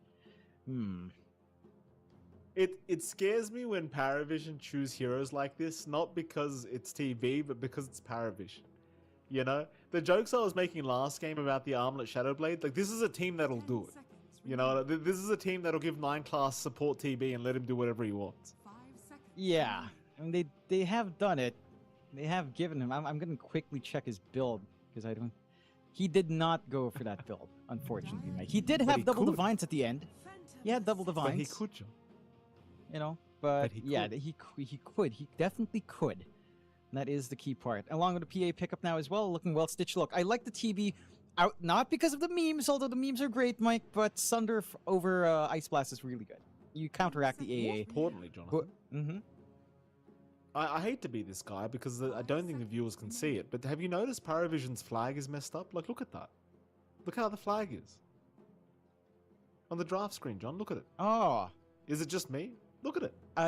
It's like got a whole thing missing. Maybe that's just how it's supposed to be. I see a black flag with the Parry logo and some pink paint. It looks like it's as intended. Oh, it's just me. With a chunk missing at the bottom, perhaps. Okay. Perchance. Thank you for that, by the way. See, how annoying are we as casters? We gotta make production switch to the ink. Oh, it's so annoying. If I was the production team, I'd just be like, these two idiots. Why can't they just shut up? Just shut up. You know how annoyed I'd be if I was them right now, John? Oh my god, I'd never stop. I'd complain the whole time they're casting. The morphling's been picked up. Go on. If you know how annoying we are, why do we stay annoying? Specifically you asked for this, Mike. You know it would be annoying. Well, why does the sky stay blue, John? Right? It's just the way we are. What can I do? What can I do? What can I do? We're annoying, but that's how we got here. Better. We're so annoying that we... thank you. See, our production loves us. Thank you for that. Honestly, if I worked production. I was the worst producer, John, back in the day. I shouldn't call out the company I was doing production for, right? But they don't exist anymore anyway, so it doesn't matter. You had some good, you know, you are a hot guy, Mike. You had a lot of good hot mics back then. You know, that was good stuff. What to say is, good work. I was doing production, and man, just the amount of times I lost my crap at casters, I got so mad. Anyway, enough about that, John, because we've got a serious series on here. Final ban up for AVULUS. You're amazing, Mike. What are we lacking? We're lacking mids. Probably just for no, we're not lacking. We're probably lacking offlanes. Again, expecting something like a no one mid Sand King and a mid Mobe DK. Do you see the Kunkka and the Tidebound out? Doom, along with one more. Maybe Mars is like the last straightforward pick that's left on off. There's something like Enigma that could fit in here very nicely for parry. That is something that they've liked to sneak out if they can get away with it. DM has played a very mean Enigma, again, in the last few tournaments. Bristleback's still in the pool as well, so those are pretty much the top tier picks that you're looking to ban out here. Either Enigma, Bristle, maybe a Mars, although that's probably the less popular choice. And they will take care of the Lycan instead from AVULUS, and they could opt for any of those options as well now for Sibe. So, still fairly open. He has played a little bit more, maybe Primal Beast and Darkseer as well, on top of everything else. So those could be some specialist picks. Let's see what they go for. Enigma was banned earlier, my bad. But is the Brewmaster coming out? So that is a way of dealing with PA, as we saw in our last series. The lane does go fairly nicely there. Sibe should have a grand old time. I will say that the lane combination of... Honestly, Brewmaster AA sounds a lot better than Brewmaster... Wind Ranger. It feels a lot more aggressive. You can play nicely with a Vortex. You have a lot of aggression that can come in. But yeah, running the Wind Ranger 5 might not be ideal either. So I'm curious to see which way AVULUS does decide to run their supports here. And for the side of parry, it's about locking in where the Sand King's going. Well, not really. I mean, it's about looking for a secondary support. Probably our 9th class hero. I don't see anything too weird. Unless he does just do the Terrorblade, yeah, sure. Well, I don't understand what you're talking about, John. He's got Terrorblade. What's the problem? What are you talking about? Paravision. Even AVULUS know. Look at the bans from AVULUS. They already know, John. It's a support TB. That's what we're looking at here. Paravision. Mm-hmm. You know Estini. Estini's too cheeky. He can't help but troll a little bit. Yeah. You know Estini. He always has a laugh in the draft. He's always like having a, I don't know if it's like he's amused or he's having an evil chuckle. Like right there in the background, you can kind of see he's smiling a bit. Is it a sinister laugh? Like, "Mwahaha, look at my fine creation. Look at this. Yeah. Look what I'll bring out. A last pick Meepo." For whatever reason. I think the way you can improve production at any LAN is have the coaches be able to see each other's reaction while they're drafting. I think that's fair. They should both have a screen to see how each other's reacting as they draft. It's like poker, right? Like, think about it, John. You know? It's all in the psychological warfare. Like, if the other coach is just laughing the whole time, they are going to go for Pangolier, so it is a support TB. You're welcome, John. But imagine that. Imagine you could see what the other coach's reaction was like every time they made a pick. Yeah. I think it brings back the vibe of, TI when the boots were right in front of each other. Maybe TI1 was probably the closest, right? So yeah, that was great. I remember one of the true sites had like a moment where they were like, "Oh, they made a wrong pick." They can see it in the boot. I think I think we should have more face-to-face boots. I think that's the exciting part. Draft is pretty exciting. Again, I will say the last time we saw a 9 class play Terrorblade support, he ended up with Blink, Side of Vice, Lincolns. All of those came out at like 25-minute Blink and then a 47-minute Sight, a 68-minute Lincolns. 2 Divine Rapiers as the game went on for an R16. But he did eventually reach that point. Yes. Which is my point. Why waste your time going for these stupid things when you could just go Shadowblade and just arm? He didn't think about it, John. But he didn't. Wait, maybe, I don't know if he bought it. Maybe he did. Maybe 9 class will do that. Maybe the memes will become real. We're not just dreaming the memes, and we get Shadowblade Armlet, Sunder plays coming out. I doubt it. I think, he's staying on Condemned at least. That's the right step forward for 9 class. That sets it up. Before we do go into the game, by the way, John, I just wanted to point out how incredibly cool that strand of hair is on my forehead right now. Can you see it, John? It's very anime-like, isn't it? Look at it. Look how it's sitting, John. It's perfect. I feel like I'm an Uchiha right now, Jonathan. I feel like I'm about to unlock Sharingan. That's what I feel like. I feel like my whole family's just been massacred and I've got to go find some vengeance for them, John. Can I be Crystal Maiden in the Stinger? Can I just be dunked right now? Live on stream. I'm going to get axe dunked. I have no HP left, please. How do you get onto the hair? Like, what, it is a good look. It's a good look, Mike. You're welcome. There you go. It's good. I'll give it to you. It looks so cool. It's normally more than just a strand, Mikey. It's like a whole set of hair.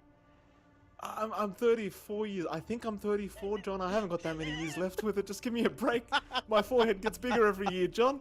And it's not because I'm getting smarter, I'll tell you that. My forehead was half the size it used to be. Back in the day. Oh, my. Anyway, here we go. Oh, this is good. It's going to be a great game. You get the 9 class Terrorblade up. You had Estini giggling away. We've had some quotes from Mr. Avery about 9 class, him being a genius with his with his creative picks on support. No one cares. That's why it's just a blurb. Why do everyone respect SVG's opinion so much? What did he win? Tell me that. What did he win? It's because he's old. That's true. He's got the sagely look. He's got a sagely voice. He's a very I can't do the voice now. I'm dying. But he's a wise man.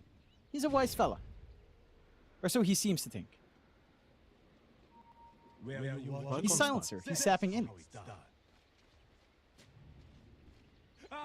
Paravision. Long wrap around here.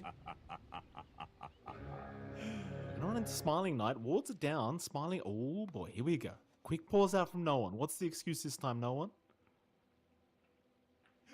There isn't an excuse. Quiet. The ward does not see Smiling Knight. He is still smoked. We do have a quick disconnection. That's okay. So he's smoked right now, John. Smiling Knight is not being spotted. That ward wouldn't spot him anyway. behind that tree line. However, he's pretty close to breaking his smoke. That he is. I don't think he'll die anyway. He should be okay, right? Should be fine. He does instantly go into the attribute shift as you tend to do, so no way for him to bail him out. He does have the assist to fly around at the very least with a Morphling. Maybe apply a little bit of slow, kind of make this chase a little bit more painful. We shall see. As some reconnects are slowly coming in, no one is back up. And this would be a pretty sweet first blood if you can nail it, though. Yeah, just go. Leave Satanic alone. That's it, no one. DM has come in. No, not yet. Good old DM. The voice of reason. In a team of creatives, Mike. Let's call it that. Smiling Knight was spotted here, Jonathan. They won't move it. Ooh, Desire does try. There's your bounties now. 3-for-1 trade for the side of PARIVISION. Desire will be forced to go for the wind run, but he won't mind that too much as we are going to have a pause now from Satanic. 3-for-1 start on the bounty runes. Very nice start here again for PARIVISION. Sadly for AVULUS, not much they could have done about it, Johnny. No. Just shoved out early on as I just got disconnected, just a little bit shocked, but we don't care about that, of course, as we do get the reconnect going. And yeah, I mean, they got shoved out from top. They were a little bit more split apart here on AVULUS. They do show respect for the level 1 potential that is there from PARIVISION side, and they will miss out because of it. Not the biggest loss in the world, but for someone like no one on mid, I think that extra gold is going to make a massive difference. The faster bottle is going to do a ton of work. Love seeing 9 class as well. Just get these blocks off with the early Conjure image. Just ensuring the lanes under tower already, giving DM a lot more to soak up as it shoves out. And just setting the foundations early on top. So again, looking at mid, the early start for no one, this is the kind of play where a 3 rune start makes a massive difference. Getting that first bottle up, getting the top ups a little bit quicker, getting rune control off of that, having more charges, having the ability to shield crash and swash up against Mobe, going to be very impactful in this matchup, as this is a pretty stable lane for DK. Like, without that early top up for no one, he could get shoved away just a little bit more.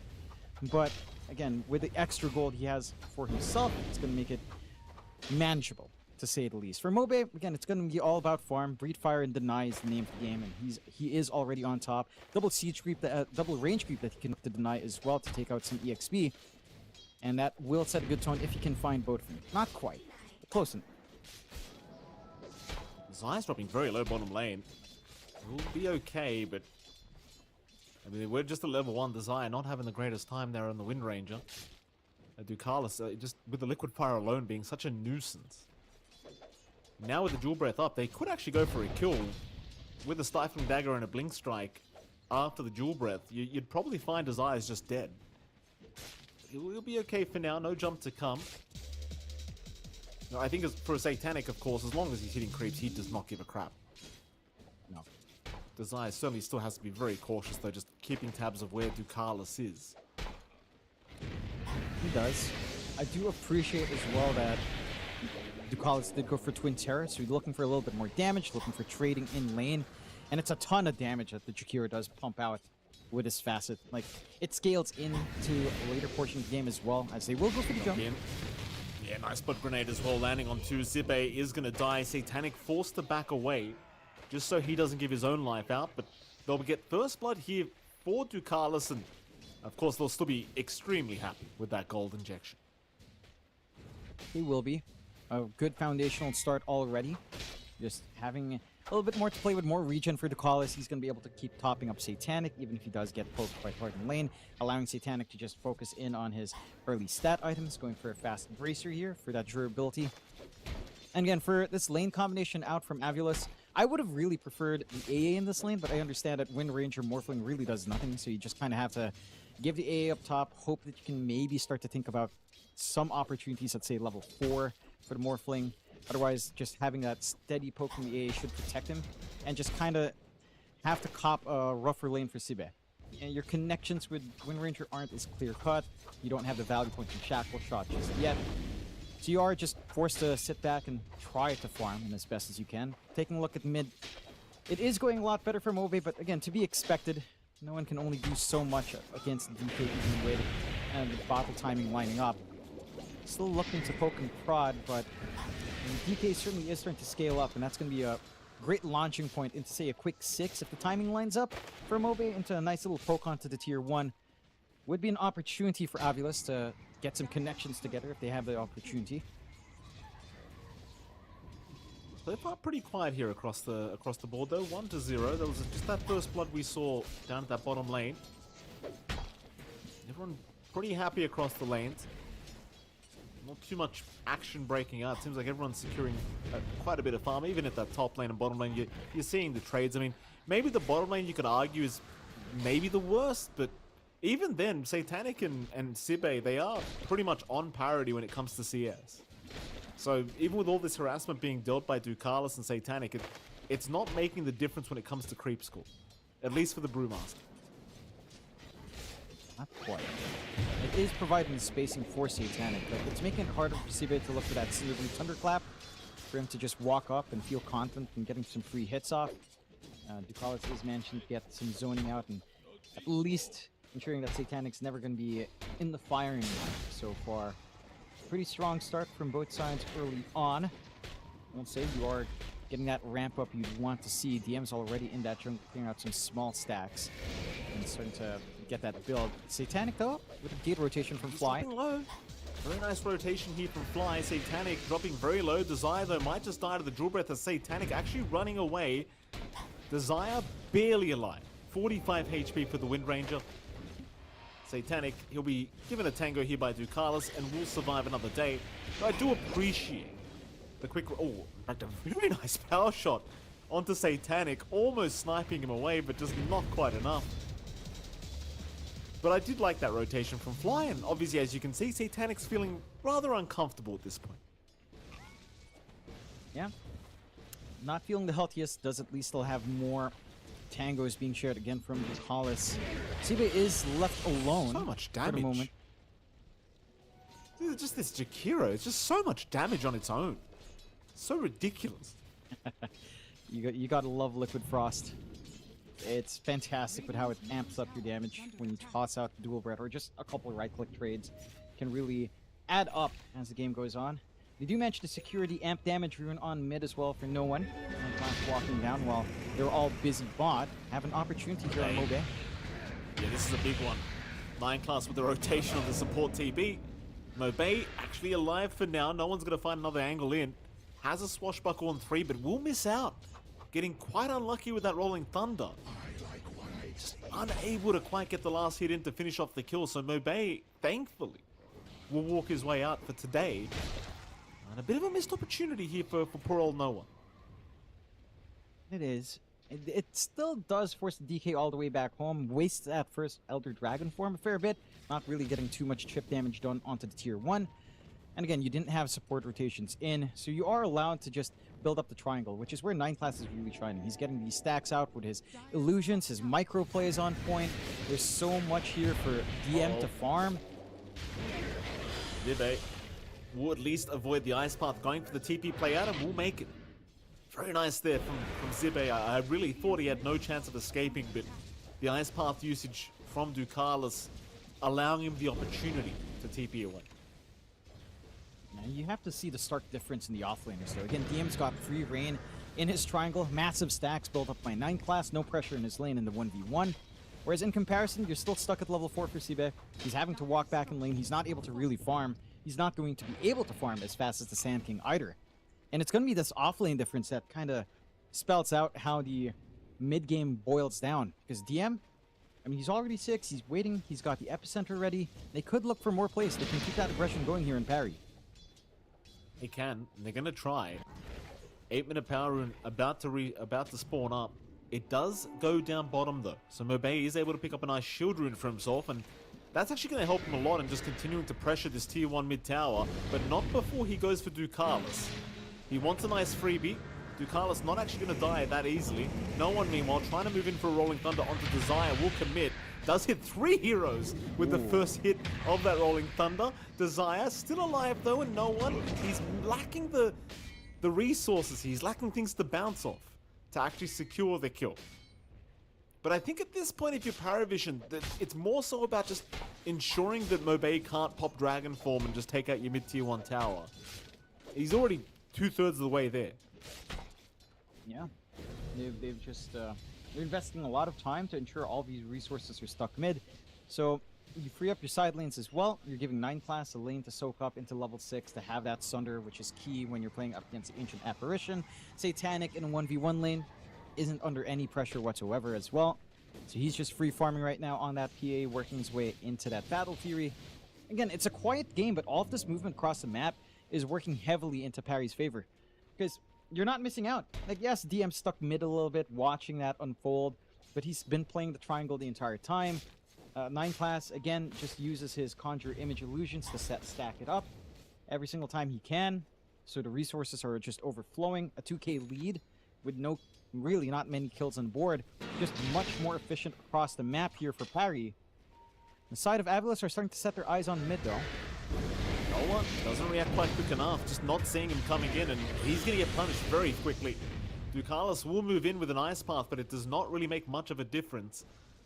And that is, again, going to allow Mobay to now move into that mid-tier 1 tower, and well, in fact, it's not going to allow because he's about to run out of Dragon Form, but it won't matter too much. He'll have a chance in just about 30 seconds. Meanwhile, bottom lane, Zippe trying to get away from Satanic. Should be okay.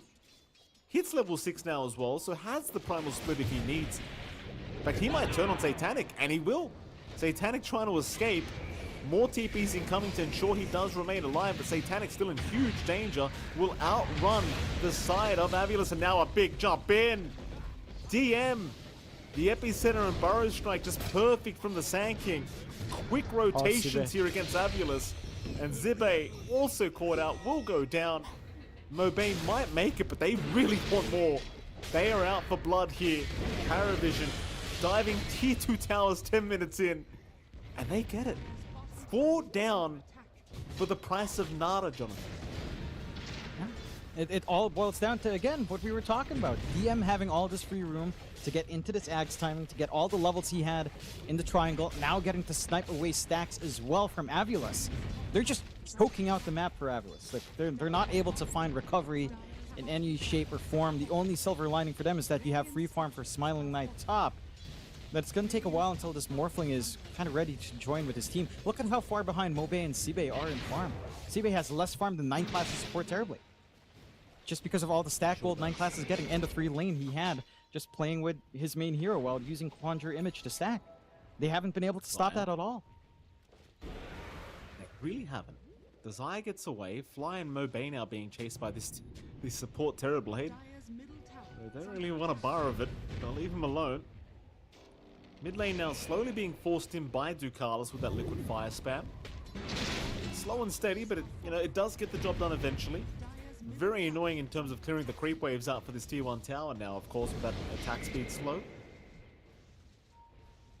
But they've still just got numbers here for AVULUS. They're not intending on allowing this tier 1 to go down that freely. Power Rune not going to be in a lucky spot here for AVULUS either. They'll get a regen bottled up for no one, but at the very least, the tier 1 tower does remain defended. AVULUS feeling safe now to retreat back to their triangle. And so far, relatively slow game again. 5-1, 12.5 minutes in. Not too much happening across the map. Both sides more than happy to just secure farm.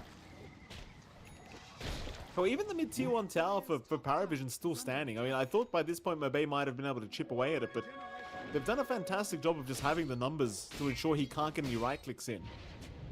Yeah. Just holding steady. Again, there have been a lot of resources poured onto mid to ensure that the tower would stand. Getting some rotations up top. 9 class doesn't quite connect the reflection onto Smiling Knight, but will still be able to, again, just kind of camp here. DM, though, does see him. Oh, the Binder Strike! Oh, that's unfortunate. It is what it is. It happens. I think maybe Ducalis should have probably gone Ice Path first. Anyway, no one. He was in a bit of danger there, but it looks like he'll be able to get away. So everybody kind of just missing out at this point. Yeah. Ice Blast doesn't quite connect either. not able to clean up. And you're kind of fine with that on parry. Again, whatever gives you more map space to farm, you're in a better state. 5-1, 6k lead building up for parry. The game's still clearly in their hands. Ags is 2 parts away. Mid still being held, although it's in deny range now and no one will clear it out. So you don't get the gold bonus either, the side of AVULUS. And you've got some key timings kind of lining in. Diffusal up now for no one. Smoke out for DM and Bucharest. Still try to get things going for themselves. Epicenter's still a minute away, but I'm trying to bait someone out with Power Rune. Fly is the only one nearby. Not really the big target you want. Maybe got to swing out onto Mobe. I do believe Ward briefly spotted him. See if they can maybe get an angle out to someone here. Well, they're going to find Fly. Not really a big target. No one. Actually in a lot of danger here. Oh, he's gone. Desire sniping him with the power shot. Now moving on to the Sand King. DM will move in with the Burrow Strike onto Desire, but is looking for a way out. Thankfully for him, they don't actually have protection. So Ducalis is going to be the target instead, and they find him. Still pretty big news. I mean, for the sake of Fly dying, finding no one, and Ducalis is going to be an extremely good trade for AVULUS. And it is. That's the big punish they're looking for on AVULUS. It does cost them pretty much all their heroes having to show up mid to ensure that kill happens. But it does give them a nice gold swing, 1.2k their way overall. And it only costs them their AA. Again, not the juicy target you were looking for with that smoke play out from Parry. But Parry, for their part, they're still working the map. Satanic's not contested. 9 class is actually getting to farm on the Terror Blade. The Fusel Blade only 20 gold off. They've got Tormentor control off the back of that as well. With that fight being so far away, there's no time to regroup on AVULUS. Now you get your free shard up on a 9 class. So now he has consistent damage even without Metamorphosis up. He's got that Demon Zeal that can help him have some presence here. Blast connects. Looking like they want to force this fight out. It does. And they're moving in. Burrow Strike is there with the Epicenter, and that's Desire just bursted down immediately by DM. Though Zibe is going to try to move in, but it's looking a bit too scary. Would at least force out a Macropire usage, but not really a big deal at all here for Ducalis. The rest of AVULUS currently hanging around top, seeing if they can just pressure that T1 tower with this Corrosive Dragon. But no one's making it quite challenging here by just forcing out the top wave constantly. So try to chase the Pangolier instead. No one does have Rolling Thunder up, so it's going to be pretty hard to burst him down in time. They have a Desire coming in, but no one's already popped the Rolling Thunder. And naturally, he's just going to go ahead and drive out. Head on out, buying a lot of space again across the map. Like, Parry's been so good at forcing these movements that really don't amount to anything at all. Like, AVULUS is... I get that they're trying to hunt. They need to try to make something happen, especially since Mobe went Blink first.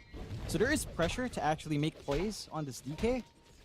It's just that, what are you making plays on? Your forward vision isn't really finding too much. This bot ward by the tier 2. It's useful, but hasn't been useful yet. No one's been playing in that area that they've been able to exploit. And when you're playing a straightforward farm game, then you're lagging behind. Smiling Knight is #1 in net worth. He is building up quite nicely. I believe he does have the Manta already flying in, so he's got some defenses set up for himself. Going into the Dragonlance and a Butterfly afterwards, but it's going to be a long road until the Morphling is the be-all and all carry. And that's going to coincide with bigger timings from Satanic. SNY being formed up next, already has a Glimmer Cape to dodge out some magic damage and kind of work his way in and out of these fights. You've got, again, that full Diffusal already up in 9 class, basically a secondary core. Just slightly behind Mobe and Farm, way ahead of Sibe and Farm on this Terror Blade. You've got 4 cores on PARIVISION, and there's just been no punishment. There has not. 8k net worth on PARIVISION. 8k net worth advantage, excuse me. Just no real contest right now in that department. Smiling Knight still top of the net worth board on the Morphling, but doesn't really make too much of a difference if the rest of your squad is just struggling to keep up. The 9 class certainly slowly shifting into that core TB we're looking for. Not going my build, sadly, Jonathan, but it doesn't seem like he needs to think about that. No. Doesn't even need it. We'll finally find that in the tier 1 was just watching no one casually popping his Invis and getting the inhibit off onto Desire just to scare him a bit. And it's like, I'm watching you. Don't know where that came from. Might be able to catch a bigger one in Mobe. This is big. Hey, he's slowed up. Mobe, yeah, I mean, it's hard to see an escape route if there's no TPs coming, and well, naturally, 9 Class going to happily take his life away on the TB. That's going to allow now the Aghanim Scepter to be completed on DM. So things are getting relatively worse if you are AVULUS. Fly may also be getting caught here down in that bottom lane as he was spotted by Ducalis, but he does have Sibe to help. 9 Class also around, but Ducalis looks like he's just going to be left to die. Here comes DM though. DM maybe looking for a trade with the Epicenter, does hit the Burrow Strike and Epi perfectly. Sibe is going to Primal Split to survive, and DM knew it was coming. DM immediately just turns his back and runs. See how much damage DM has with that Ags up though. Those Stingers coming out enough even without too much damage to get some burst on Satanic. Trouble. Not so much anymore though. It's nice to see, like, AVULUS, they're definitely trying to find some angles here. And really, it only takes one good team fight to swing this game completely the opposite way, but PARIVISION just so far always having their number. So PARIVISION now thinking about Roshan, do get it started, but of course you've got plenty to scout out here from the side of AVULUS. It's not going to be a free Roshan, that's for sure. PARIVISION looking to force a fight. Desire spotted, but they'll jump fly instead. They just want that AA gone. And in fact, no one. He's the one to catch Desire. That'll be both your supports just completely annihilated. And the thing is, John, you've got pretty fast tower push here with this TB Jakiro. Like it really doesn't take very long to get through these towers if you're given the space and time. No, it certainly doesn't. Even with just level 1 Metamorphosis, it's more than enough damage here. Tier 2 mid already falling 20 minutes in. They do manage to at least trade top, but it's 20 minutes in. Those tier 1s don't count for as much at this point. BKB being up on Mobe could help the cause. And Blink BKB looking aggressive, although. Burrow Strike DM, he's just trying to get a bit of vision here. They're eventually going to find him, maybe just holding out in case he has a TP, but Zibe actually doesn't have a TP available right now. It's on cooldown. Jump in again. Zibe, he's got an Ice Blast to come in and help out, but that's really all he's got. There is a TP coming in from our Morphling, but it's just all too late. And now, maybe they find more. Fly, he's also caught out. Do they keep fighting though? 9 Class, getting caught. A nice 4-staff to avoid, but he can't get the Sunder. He cannot get the Sunder. Ducalis now being chased. DM, he has Epi. He's going to channel it, waiting for that BKB of Mobe. Eventually it does wear off, but do they have enough damage? It seems like they should, and they do. Mobe down. And sadly for Smiling Knight, he's not at the stage yet where he can really deal with Satanic. He's still trying. He's going to jump in again, but DM's there with the Burrow Strike to slow him down. And now the turn could come. The Smiling Knight forced the Blink Strike away, but the Rolling Thunder was committed. No one, he wants something for his time. Desire, avoiding for now, but I believe they clipped him just barely. But no, he gets away. Very nice.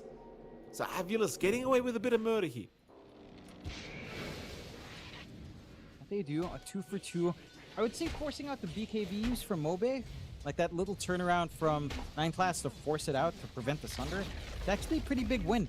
And you went BKB second item after Blink. You want to play aggressive. Every single second you lose on that BKB is pretty massive. It allows a lot of openings to kind of present itself here for PARIVISION. Simplifies these team fights a lot faster. And there's less to wait for when that BKB is turned on. So, yeah. Jumping in. There's no Epicenter this time here for DM.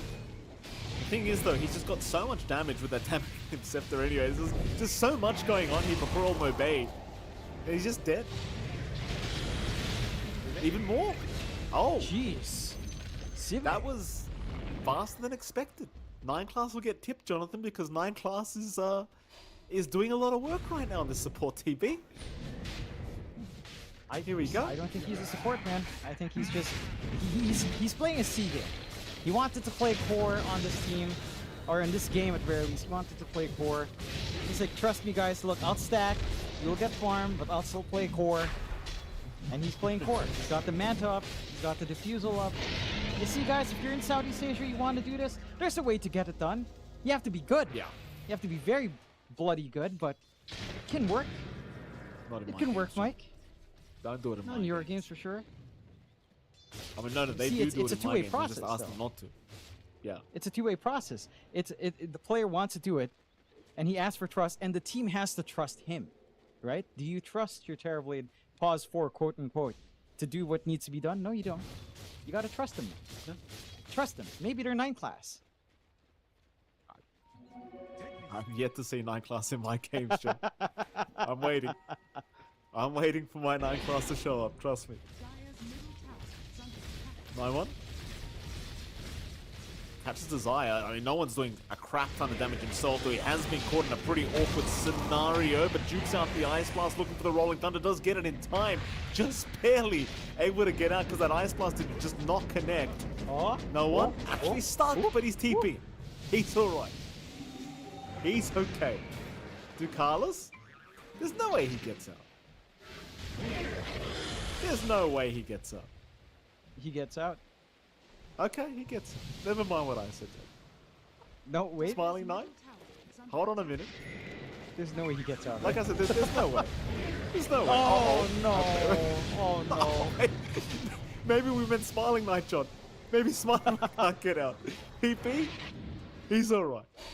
Turns out there is a way that Ducalis can get out. Meanwhile, mid lane, Zippe in a bit of trouble. They've jumped 9 class, but that doesn't matter because Zippe is just dead. Yeah, they split that fight apart again on the side of PARIVISION as all of that attention's drawn inside. Not able to get like full timely resets for AVULUS for re-engaging on the high ground defense. 15-6, 13k lead for Parry. And it just looks like everything's in their hands. They've got the timings, they've got this free ride for Satanic, MKB coming out next, SNY already up. You've got the BKB coming out for DM, you've got a Blink coming out for no one with the Ags already up and running here. 9 class still open in his itemization as well after that full Manta.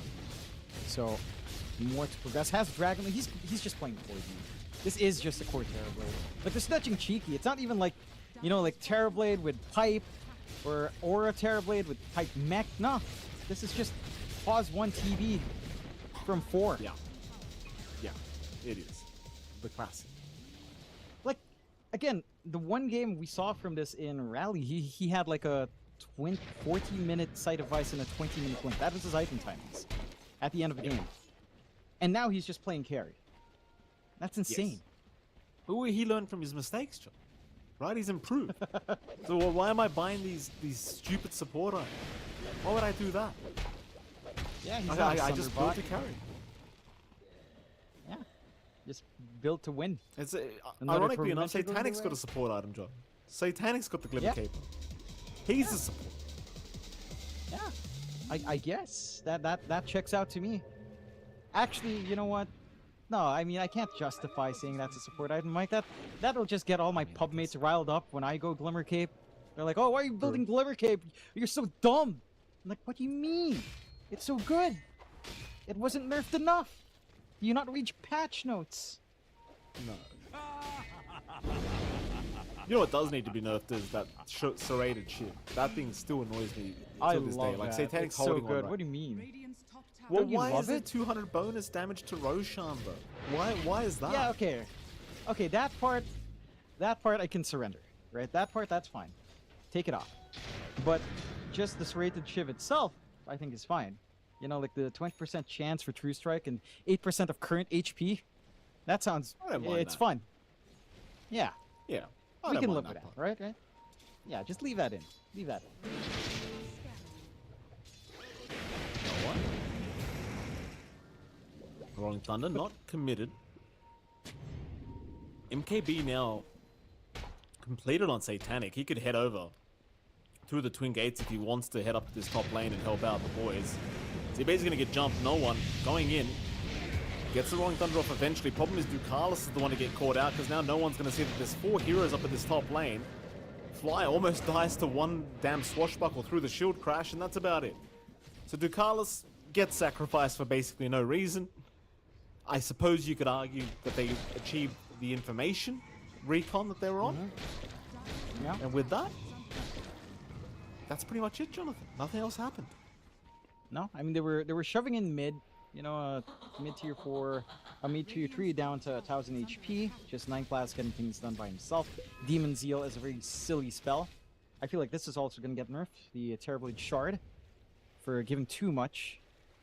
Yeah. It certainly does It's too a much. lot. Like having almost 100% uptime for damage now because of Demon Zeal. Kind of overlapping with Metamorphosis is kind of wild. Oh, here we go. Zibe is being chased by 9 class. Not feeling too happy to go up against this support TB, that's for sure. It's going to be a bit of a smoke out now. 3-man smoke from PARIVISION. 9 class will break his smoke on Zibe once again. Being very annoying here with this reflection. And just look at 9 class confidently chasing down the position 3 of the opposing team. So what are you going to do? You ain't going to do nothing. Get the hell out of He here. has more form than him. 9 class has more form than Mobe and Sibe. He has more form than DM. He is a carry. Oh my god. He's a carry. He's a carry. He's a carry. That's it. That's right. Yeah, but can he you deal get with it? these croakers though, John? Yes, he can. Yes, he can. He man. can. Look at that. That didn't get proves stunned. that he is a carry. He is carried. Why are we talking about croakers? It should be the prowlers you'd be annoyed by, no? As a No. support quote unquote. The croakers are the real final boss, John. You wait. there- Icefrog, you know Icefrog can't croakers help are nice. himself. He sees the frogs, know what? John. He can't help himself. It's covered. I don't will worry. accept. I will accept the croaker buff. You know what? You know what? Why not just give the croakers actual Ravage AoE? Give them Ravage AoE. Here's my thought process, right? Imagine. What if we gave croakers? First, they lose a percentage of their HP every second that they're just sitting there passively. But they randomly, if you run past, they can randomly sunder you. How about that, John? Think about it. No, that has Just to be a imagine different it- creep, Mike. No, it can't be the croakers. It has to be something else with that, Mike. The Make it croakers the are Tide Prowlers. Hunter. Make it the power. Okay, that I'll accept that. Oh, Bottom lane. They're moving in. Here we go. Who have they got? Desire. He's fine. Ducalis is down. Mobe? Mobe Oh, died Lord. to 9 class. Oh, that's concerning. No one takes down Desire. Fly's going to go set the TP out of there. He'll be okay. 9 class is just pushing mid while all, 9 class all is- this happens. He doesn't care. He literally just... Look at this. Oh. Did he solo the DK or what? It felt like I- he just soloed him. No, I think he had Satanic around, to be fair. The others were around, Okay. and then he just went back to pushing. He's like, all right, Okay. I'll do carry things, guys. I will push. I will win us the game. He sure did. What do you do? Mid-tier 3 tower down. Here comes your carry TB. There is nothing. I mean, even if you kill him, he's the pos 4. It's like, yeah, okay, you killed the support. Congratulations. You No, committed I mean, at everything this to kill point, him. if you kill him, he's number 3 in net worth overall. So it's huge. If you can kill him. Well, that's very funny, John, because it doesn't look like he's going to die. Although, have I done it again, Jonathan? Oh, Mike LaPhoenix, what are you doing? Yo, AVULUS Mike matters. You are welcome. LaPhoenix. You're welcome. I've done it again. I've done That's it a again. report. Guys, that's a report straight to the investigation board on Mike LaPhoenix right Stun there. out. They've got DM there, but the Rolling Thunder's out. In fact, it looks like Mobe might be the one in big trouble, but he gets his BKB in time. Problem is the damage output here from 9 class and Satanic is still too much. In they go for more now, finding Fly on the AA. Fly buying time, but a beautiful stun from DM. Landing on 2. Problem is they're not really dying. Fly will finally drop. Zibe, he might lose 1 Panda, but that's about it. Still 2 down for the side of AVULUS now. Primal Split just about to wear off. They are still just trying to harass Satanic away. Kind of getting there, and in fact, PARIVISION, they will eventually retreat. So they get away with a mid-range barracks. They don't get the melee. And they did have to buy back in 9 class as well. That's a pretty damn big opening for AVULUS, considering how far behind you are, even after losing Mobe again. All you're doing now is just trying to find some openings. You know, buy back in 9 class. Maybe the next time you can isolate away 9 class if he overextends. You get the blast on him. You get that kill before you can sunder. Then you don't have to deal with him for a very prolonged time. See if the smoke pans out for AVULUS. This is kind of their window. If they can ideally find 9 class, but find anything at this point, you can start to feel a little bit more stable, especially if that builds into Roshan somehow.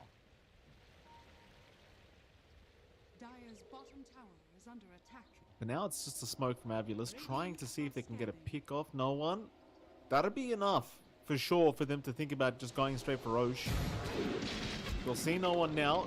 Shackle is going to land very nicely. Can they lock him down long enough? No one gets hit by the Ice Blast as well. No, he didn't. He got hit by the Ice Blast, but the Rolling Thunder did come in time. And he will survive. The Ice Blast is not enough, but the Power Shot? No, not on time. That's unfortunate. That's really unfortunate. You need everything you can take here on AVULUS. Just not enough staggered out. And now Roshan's open for the side of Parry, has respawned. Last 15 seconds away, they can scout out later on. But they've got a way to cover now for 9 class if they do want to hand that over to our Terrorblade for the secondary life. They're still sneaking around, another smoke out from AVULUS. You still have their BKB set to go at the least, and again, cooldown on Blast isn't too long. You just need to find an easier target. Anything at this point. No one doesn't have roll. This could pan out better second time around. It certainly could. No one. Still showing top lane. Should go down, even using the swap. Oh no, the blink! Oh my He's lord. too quick. Ice Blast is not going to land either. No one. He's still in trouble, but now he gets the roll up and he looks like he's going to make it. Oh, my baby, be careful. Be careful, so it's not safe. They're going deep, but they're not getting the no one killing back. Now the turnaround. DM's in with the epicenter. Lord. There goes 1, there goes 2, and maybe even 3. Smiling Knight. Can he survive? We'll try to burrow strike out. It's not looking good for him. The chase is on. Stun is there from DM, right on target. And Smiling Knight is doing anything but smiling right now, I think. Jonathan, No. he's not up. And he isn't. Second attempt on no one just doesn't pan out again. Their mid still being sieged by 9 class illusions as well, just constantly being cut off, so you always have to contend with that. 22-9, 22k lead at 35 minutes in. I mean, I will give AVULUS props. They have been hanging on. They've been getting farm and Smiling Knight. He's been trying to carry this game basically off his own back, but it just doesn't work in a vacuum. You have to land these spells. You have to get everything connected. It almost feels like you need Fly to get his shard. Like he needs that cold feet to have some stun set up to follow through, because one window of opportunity lost and you're just not finding the kill. Especially if it's just no one you're trying to catch. No, you are not, Jonathan. As you can see, unhappy faces on AVULUS. Yeah. They are still holding high ground. Lift will be forced out. That'll be enough for PARIVISION to say, let's go for Roshan instead. If you are AVULUS, you've still got 20 seconds for your Morphling to be back up. It'd be a pretty hard Roshan fight, I think, without him. I mean, this might be it would have been the best opportunity you had, though, considering you would have been able to land a nice Ice Blast here in the pit. But sadly, I just don't think there'll be any backup to come to really burst anyone down. No. I try, but no follow through. Secondary life for Satanic secured. We're seeing 9 class go for an MKB. Still number 4 overall net worth for our pause 4, which I guess is very fitting for 9 class. And for AVULUS, I'm trying to think of ways to make this work. Like they've got to, you need to start almost with like a melee Dragon Tail from Obey if you're going to jump someone like no one. Otherwise, I think the best person to punish is really 9 class. Like if you can chain stun him again, if you can get that kill onto this Terrorblade, he's worth a ton of gold. He is very inflated in terms of net worth.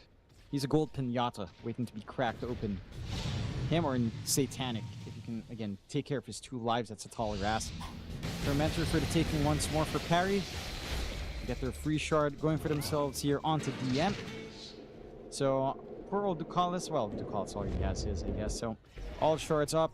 Epicenter with a little bit more coming in. And free little pulse every single time. It's going to feel nice as...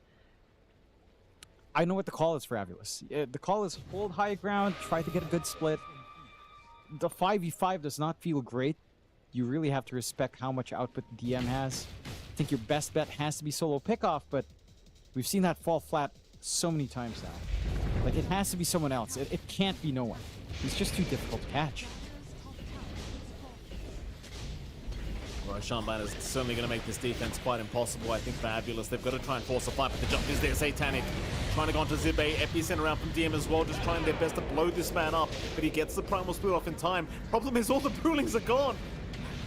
And no one just jumped in and said thank you very much. He just cleans them all up. There goes one Rax. On the mid, Satanic, he does get caught, but he has 2 lives. A nice shackle now, landing on 2. Ice Blast, completely off the mark though. His fly is now down. In comes Satanic with the break out into the DK, but the Blade Mail makes him go back. Nice shackle again, but the Sunder. 9 class finally supporting somebody. In he goes again. Desire gonna escape. Satanic still not dying. In fact, finally goes down the first time, but Zibe may die for this. In fact, DM, a beautiful stun, finding 2 targets. In comes Satanic again. Wanting Smiling Knight, gets the break off, and Smiling Knight is gone. Oh, goodness. Mobay, they've called. They've called. Enough. Yeah. Can't fault them on the side of AVULUS. 26-9, 55k lead, and the entire time, despite a bit of a slower start, AVULUS just didn't have a grip in the game. PARIVISION were in complete control, start to finish, from the laning phase, into the mid game, into the late game. And if you can even quantify 39 minutes as the early part of the late game, PARIVISION, what do you do against this team? What do you do when they have all of these different styles of drafts, when they have stuff like Terrorblade Pause 4 that scales into just a standard offlane that doesn't even need to itemize like a support? I like the ideas coming out from AVULUS. I think this AA opener was a safe bet. The DK mid for Mobe is a safe bet. All of these were safe bets. This is not a bad draft by any means by AVULUS. It's very standard. It's just that you can't bring standard drafts against PARIVISION. They just play a different kind of Dota. They play a very hard to counteract Dota. Again, going back to the style where 9 class just soaks a lane, stacks up, giving DM free reign to farm up. We talked about it early, but the offlane difference here made a big part of the story of this game here, Mike. I mean, it certainly did. DM was absolutely performing at his mind here on the Sand King, and it really did make all the difference. And we see just multiple times where you saw AVULUS just trying their absolute best to just get a damn pick off, but it just... unless it was Ducalis, it just wasn't happening. Yeah, just everyone constantly surviving these engagements that we're seeing from AVULUS, and this one was really unfortunate because they just dived so deep to try and get no one, and in the end, it cost them so much and they never even got the prize they wanted. Such a shame here for AVULUS here in this game 1. But it is against PARIVISION, John. You know, if there's a team you're going to lose to in game 1, it may as well be this team. Because they are looking like the strongest in the world right now. PARIVISION taking game 1 at the very least. Of course, AVULUS, not to be underestimated, Jonathan. I'm sure they've got something spicy in store for our game 2 coming up, and hopefully we'll get another 3rd game series here today for the B stream. But again, you're up against PARIVISION. It's not going to be easy. It certainly won't be. There's just so many things you have to ban out. You have to take care of Slark now. You have to consider this Terrorblade ban. You have to take care of the Dusa. There's just a lot of tools that PARIVISION pulls out that not a lot of teams necessarily go back for. And again, for PARIVISION, all of them played spectacularly well. I think it's very easy to just look and say 9 class kind of made that game by the stacks, but I kind of want to say DM actually set that tempo. I think DM. Right? Because of the stat. Yeah, because of that investment onto DM with that fast blink and the Ags. He showed up. He started to make these early game fights happen. And the investment paid off. He bought the space for 9 class to become a core, for Satanic to build up, and it was all off the back of this tough Sand King that was in the middle of their way. Yeah, I mean, I love it, John. You and I, we for the first time ever, we see support, you know, being able to right-click people, and immediately we just want to give them the standout player for this match. But certainly it was DM that made all the difference, I want to say, here in this game. And just every team fight, you saw DM show up and just became impossible straight away. Obviously, you had the perfect game as well, John, 7-on-14. So there you go. The standout player for sure was DM that game 1. I don't know what you do if you have AVULUS in game 2, John. I don't know what you draft. Maybe it's time to bust out that stupid Tinker hero that we keep talking about. I don't know. What I do know, though, John, is we're going to go to a break, and right after that break, we'll be back with game 2 between PARIVISION and, of course, AVULUS. We'll see you soon.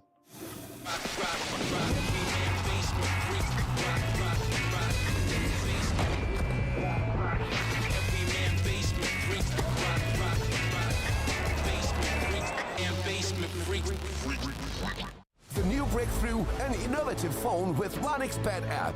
With 1xBet app, you can register and start betting in just one click. Intuitive interface and thousands of sports events every day. User-friendly app. Big wins, fast payouts. The human body was built to move. Not trapped at a desk in one singular posture for 12 hours a day. It's time your chair evolved. This is Secret Lab Titan Evo. Ergonomically engineered for you, gamers, hybrid workers, artists, backing your every move.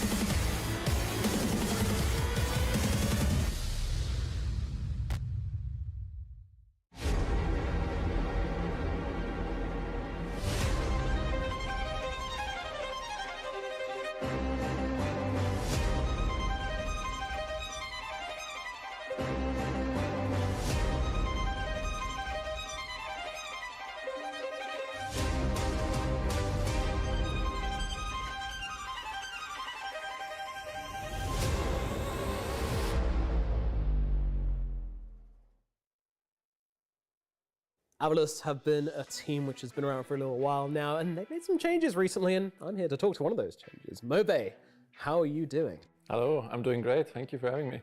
Obviously, coming into AVULUS, you know, what were your kind of expectations on what the team was going to be like? I expected like a lot of structure when I first here. You know, they had like the same play style for a while, and I was expecting it to, you know, keep going with me and Desire coming in. It was kind of like that. We changed a little bit, but yeah, I was just expecting like strong leadership and, you know, an actual plan how to play the game and how to win. Because they seem to have that, you know, when I was watching their games in the past.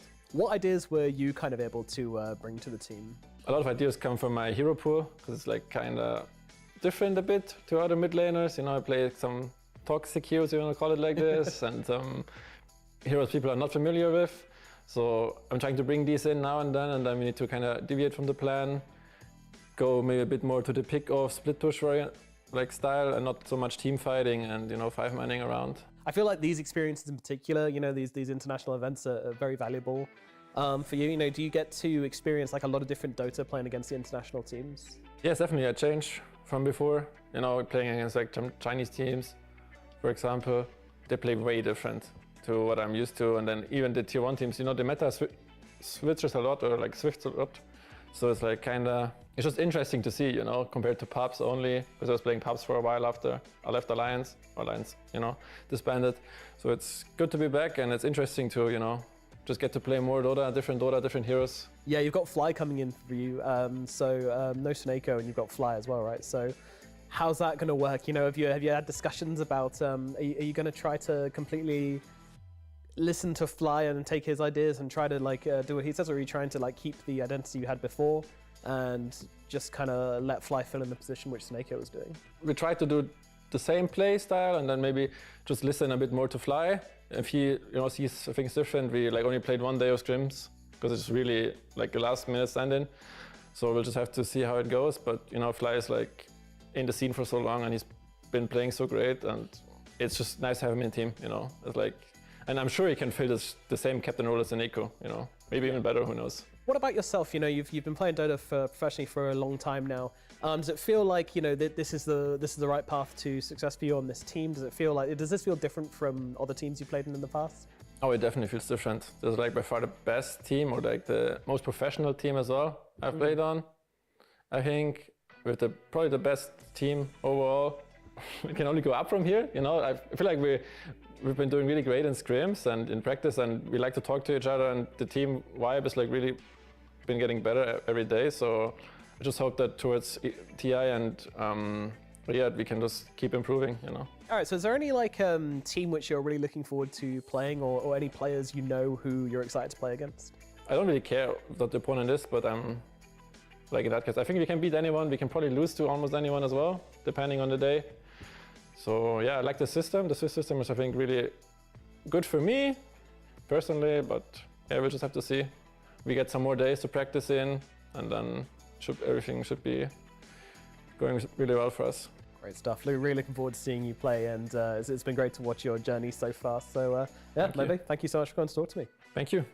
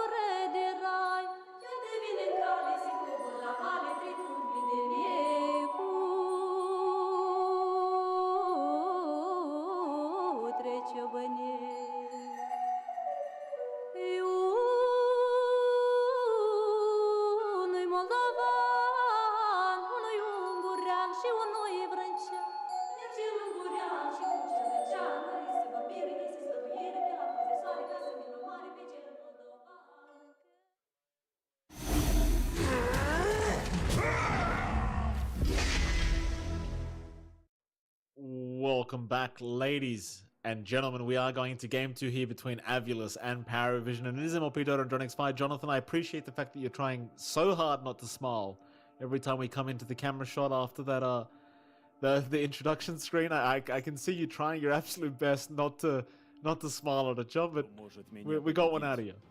We got there. It cracks me up every time. You know, it's again just the implication that CM is just ready to be dunked every time. I think it's correct, but it's not quite reality. But you know what? I dig it. I roll with it. That's an axe that's at least level 12 and a CM that's stuck at level 5. That's the situation. Yeah. That's almost the feeling that we got from AVULUS and PARIVISION in that game 1. AVULUS just didn't really find her openings. PARIVISION was on top of the world. They had 9 class not even bothering to support outside of stacking. He basically played carry from pause 4. So they had like 4 carries. He was above the net worth of Sibe and Mobe. And that was just a rough showing for AVULUS. Mind you, again, what do you do against PARIVISION? These guys won rally. They've won back-to-back lands. They've shown creativity in their drafts. They've done so many different things. There's only so much you can do to ban them out of this game. And we'll see if anything changes out here for game 2. But AVULUS did take care of the Ancient Apparition themselves now. They ban out the Slark, the Nature's Prophet on top. PARIVISION, for their part, do take care of the Shaker and the Dusa. So not giving those options away to AVULUS, leaving stuff like Tinker Coddle. Whether or not anyone dares to pick Tinker Coddle into PARIVISION is a different question. At the least, the Tinker is gone, but Coddle's still there. So, you know, there's still some shenanigans here. Every game we say Coddle, Coddle, Coddle, and it doesn't get picked once. It's great. It's great, you know. It's like it's like everyone's kind of done with it. Maybe it's a gentleman's agreement. It's like no Coddle. You know, no recall, no chakra spam. You know, we'll play with dignity. We don't need such cheese in our life, perhaps, as the Ringmaster will come out for PARIVISION. So a much more bog standard support coming in here for Parry. Of course, this could just end up being our Ducalis here, and 9 class gets something a little bit sillier. It is flexible enough to be on 4 or 5, so we'll have to see, but open enough, and again, a very stable opener as well. Great save, great poke with the Impalement arts, which I really hate. It's really annoying, Mike. I hate playing against this here with the arts as the Tiny comes in for AVULUS. So I'm curious where this Tiny goes. Likely mid, but safely in Tiny still works, especially with the insurmountable facet, although I don't think Smiling Knights play that too much. So it should just be our Mobe very early on mid. Tiny is a hard hero to kind of beat out in a mid lane matchup. It, at worst for the most part, does draw even, as long as you ban to protect now. So you're probably taking care of Storm. Maybe Quap or Puck, something like that. That's annoying on mid, just to ensure a good time for the Tiny. There is still the flex for Tiny support, but that is... I mean, it's still there. I think the incidence of mid Tiny's just been a little bit more popular, though. It has. More bans to come. PARIVISION. They got rid of the Darkseer. 5 seconds remaining. Which is surprising, because every time you and I cast Darkseer, it loses. Every time. Without a doubt. Not even a question. Yep. But it did get banned. It did. Still thinking about this final ban out here for PARIVISION? Radiant team ban. They get rid of the Elder Titan. You'd love to see that. It opens up the possibility for a terrible pick again for the side of Parry, as ET is probably one of the heroes that softens him up to the point where he doesn't feel durable by any means, so could be setting up for that in Parry. The side of AVULUS, do you want to ban the TV at this point? PA is still available as well for Satanic, and PA into Tiny is a pretty decent time, just because you get natural break anyway. You take care of Craggy, you can kind of just jump onto the Tiny without worrying about missing some damage, and you can just melt him. So it's kind of pick your poison. Do you want to have to deal with potentially Terrorblade coming back? Do you want to deal with a PA who can shred your Tiny apart as the game goes on? Find out. Still think about that final ban out here, AVULUS.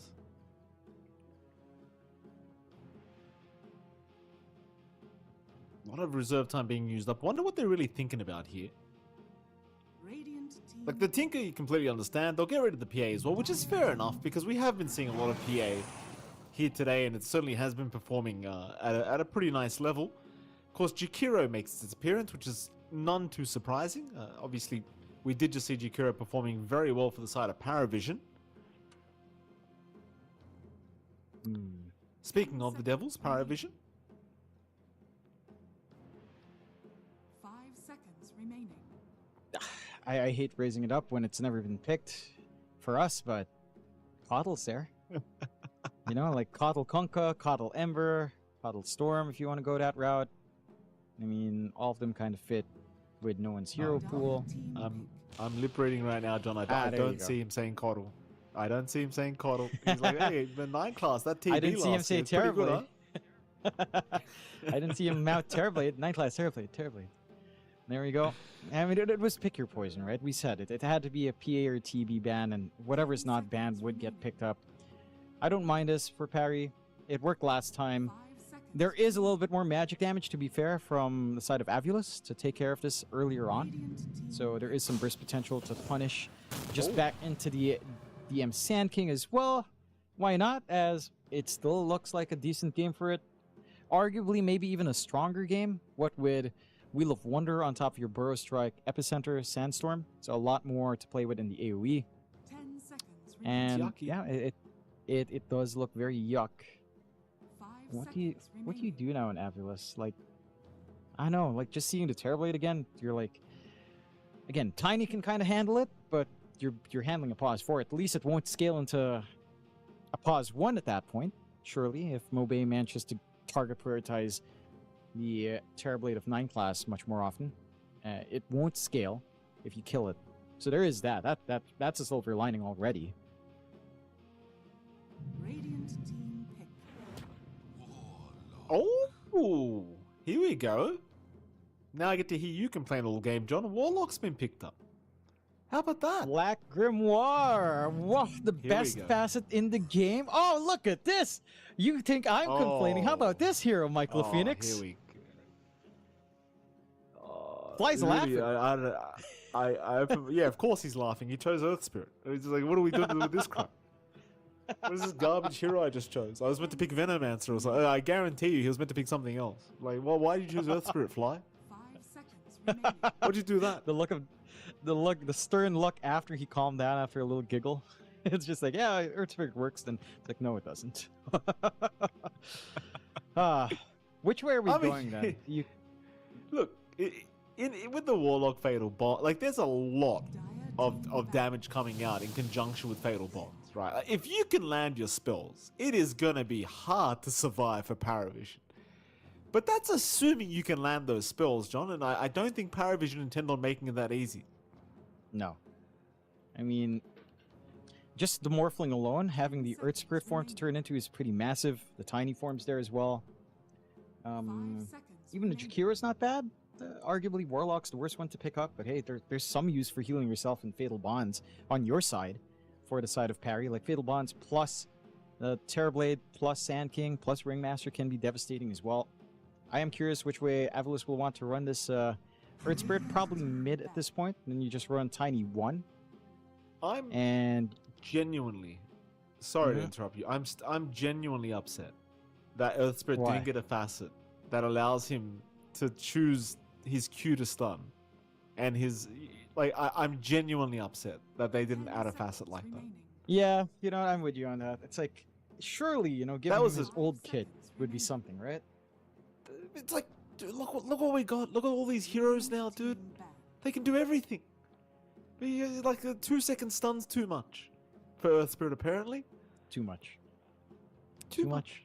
It could be much, 1 second. Make it 1 second. Make it 1. Done. The Rolling Thunder's less than 1. Oh, excuse me, Rolling Boulder. I don't even remember the spell anymore, John. I don't play this garbage hero anymore. Why would I? 5 seconds remaining. Do you reckon it's a stepping stone game then? If you're looking at that synergy with Nah. Little Bonds, right? Nah, not stepping stone. Just resonance. Yes. That makes me sad. be Well, fair. think about it. It makes sense because it's going to be all about abusing Magnetize with Fatal Bonds, and if it's a core Earth Spirit, you can't really go anything else. Like, there was fair. that brief moment where Stepping Stone, you know, was being picked up by the fake Earth Spirit players, but then they got called out by Fake people like Earth me. Spirit players. Now they're too embarrassed Called to out choose by it. people like you. Look at you, Mike. Look at you. Like they got called out by the real experts, like me. Real experts. I see. Well, they're expecting something expert from PARIVISIONs. They are banning offlane, so maybe expecting the Sand King mid to just be coming out here from Parry. I kind of like it. I don't mind it. Yeah, I think like it. the match against Earth Spirit potentially is like okay. It's pretty fine. We've seen that before. Works out pretty well. No one should be able to kind of figure that one out just fine. What do you last pick then on offlane for DM? What's really left here? Was Beastmaster left alone, or am I growing blind? Beastmaster is left alone. We'll go with the Ember instead. So maybe bait it a little bit. Like they ban out Bristle and Tide, and they end up just shifting it back to DM Sand King anyhow. Now you don't have the best hold for Ember outside of probably your Earth Spirit at this point. Matchup for Earth Spirit versus Ember is pretty fine for Ember. I think PARIVISION's pretty happy with his draft. I don't think you're all too concerned. Maybe not as free of a game for 9 class, sure. But that might not even be an issue if no one pops off this time around. You notice how Steiny just got up and left before the draft even ended? Like, he's so confident, this guy. He knows. He looked at AVULUS' draft and he goes, Warlock Earth Spirit? What are they doing? What are they doing? You get this draft over. I'm going to have a coffee. Make me a coffee or something. My goodness. What if they ran offlane Jakiro on AVULUS? What if this is a Sibe Jakiro and we're actually seeing a support Earth Spirit with Warlock? It's not going to happen. I want it to happen. It's not going to happen. Do it. Pick offlane. Do it. Oh, is it? Oh, it is. Yeah. Oh, see? okay. See? Okay. Yes. All right. Good. All right. Now I'm happy. Yes. Now I'm happy. Yeah. That's okay. Now I'm happy. I mean, I'm not. I think because it's support Earth Spirit, which is even worse. But go on, John. I think this is pretty fine. Like the damage of Sibe, if he can scale up into that Dragonlance BKB time you tend to see from him, can be nice. It plays into Warlock well still, and that is still a lot of damage. Desire is going ready to roll, Mikey. I don't know how you feel about that one. It's one that I really don't see too often. I'll be frank with you. I believed in it when it first came out. I don't know if you can make it look good though. Like how much practice has Desire really had with ready to roll? Because I did test it for a long time. I think it's viable, but it's like you need your team to know how to play around it. That's the hard part. Is trusting your teammates to do the right thing. Yeah, you gotta refresh me. What's ready to roll again? Is that the one where you roll on top of an ally to speed up as well, or? That's correct. Is that yes, the one? You get a speed bonus if you roll over your ally, and it counts as like a rock, right? So you get the rock bonuses by rolling over an ally. They get a speed. It's really good, assuming your teammates aren't completely brain dead. Which AVULUS, props to them, John. They are not. So yeah. Sadly, mine were, John. Sadly, mine just couldn't wrap their head around letting me roll through them. They just. It's almost like I was in the enemy team and they were sidestepping the rolls. They were scared I was stunning them. It's just... Anyway, moving on. We've got Game 2 now officially underway. We can... This is a Grandmaster tier Earth Spirit player, Jonathan. Yeah. If anyone's going to make it work, it's him. Yeah, and look, think about the combination. Imagine a Jakiro sped up, chasing you down with Liquid Frost. I think that is scary. That's scary, man. Because that's the one weakness of Jakiro. He moves at 290. That could be devastating. It's a big bonus. It's a 30% bonus at max level for roll. And don't forget, you've basically got permanent uptime because the bonus lasts for 4 seconds and roll is 4-second cooldown. So you can infinitely have 30% bonus in the middle of a fight on hero if you really want. In fact, does it work on multiple heroes? I don't think it does. I'm pretty sure it's only one at a time. I'm pretty sure it's only one. It should just be one. Yeah, if it was more than one, I think you'd actually have a viable hero there, Mikey, which clearly this hero isn't yet. So it's very funny, John. Here we go. Oh. DM gonna break a big smoke. Doesn't want a bar of it though, and a huge reflection from 9 class is gonna allow them to understand that they're probably not gonna want to be around this area, but they will block off the camp before they do leave, which is absolutely fair enough because you want to make sure stacks aren't being made here for DM. Yeah, and they'll cut off that, but 9 class was ready already with a sentry, already dewarding. So he's going to be happy enough. It is a 3-for-1, 2-for-2 trade, so a little bit more even, not giving that extra edge out to no one, which is a huge boon, as that's one thing that allowed no one to maintain his lane a little bit more than you'd expect up against a DK last time around. So that's one blessing coming into this game too already for the side of AVULUS. See how these lanes break out, of course. On mid, you've got no one on the Ember up against Mobe on the DK. And this lane is, well, it's a DK lane. You know, it's almost the same as last time. It's a melee matchup. You breathe fire, you deny creeps here for Mobe. No one can try to dodge with a slight and try to poke with a slight as well. But this should just be relatively even in terms of farm. Maybe by level 4, you can get a little bit more aggressive on either end. But you shouldn't really expect either side to overstep their bounds too hard. It's going to boil down to rune control. If any rotations can come in as per usual. A little bit more important for no one in this game, as the Ember really relies on the water runes to maintain, considering how mana intensive he is with a sleight of fist spam to kind of hold his own. So we'll see if he can kind of get a grip on that one for no one. But it should, again, just kind of devolve to a very stable farming lane between these two on mid. Over at top, seeing some pokes already coming in. Satanic on that morph. Should have a decent enough time up against Sibe. Mind you, if you do get a little bit too close, cop the dual breath, and then, you know, once the Liquid Frost is up, that additional damage can start to do some work. I'm really curious to see whether or not Desire will get the hits he wants. What kind of play he wants, because so far he's just getting poked out here, Mike. Oh yeah, I mean this is classic Earthspirit gameplay here, John. I'm not sure what you're confused about.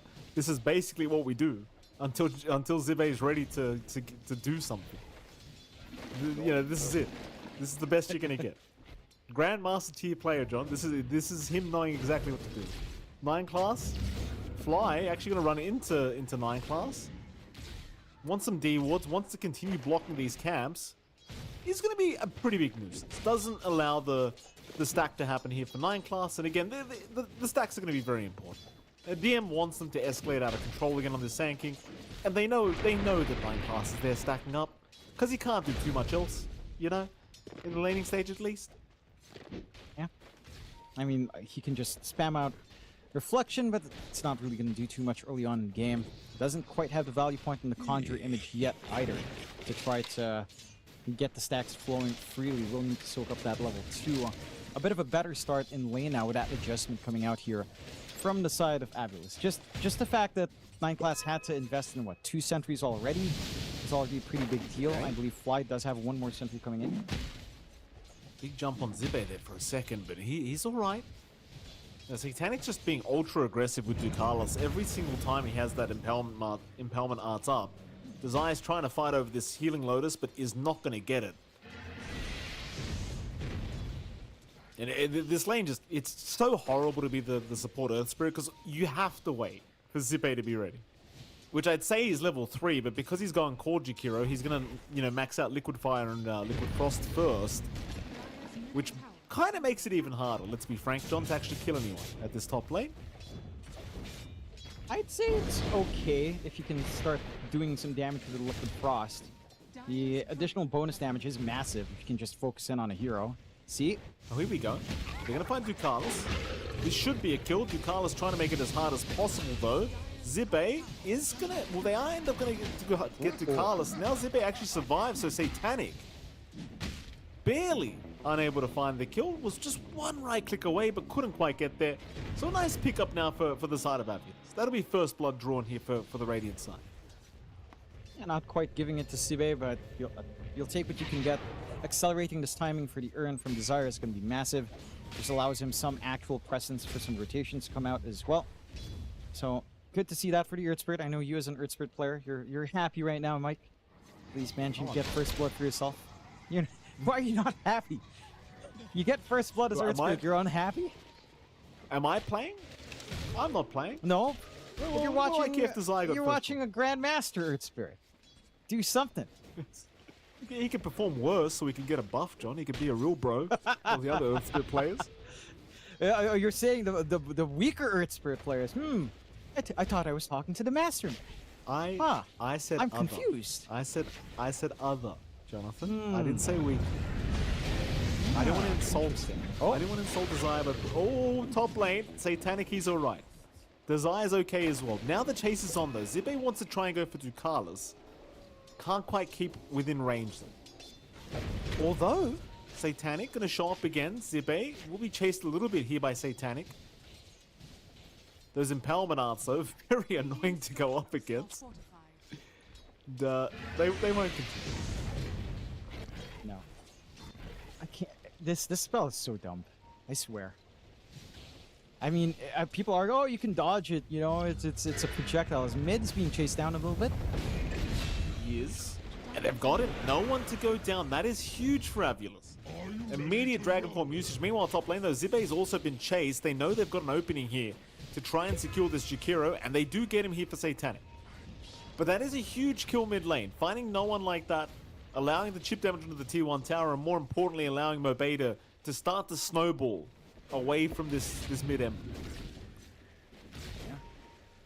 I think the one key thing is that with top lane so tied in, No one? don't. But they're going in again.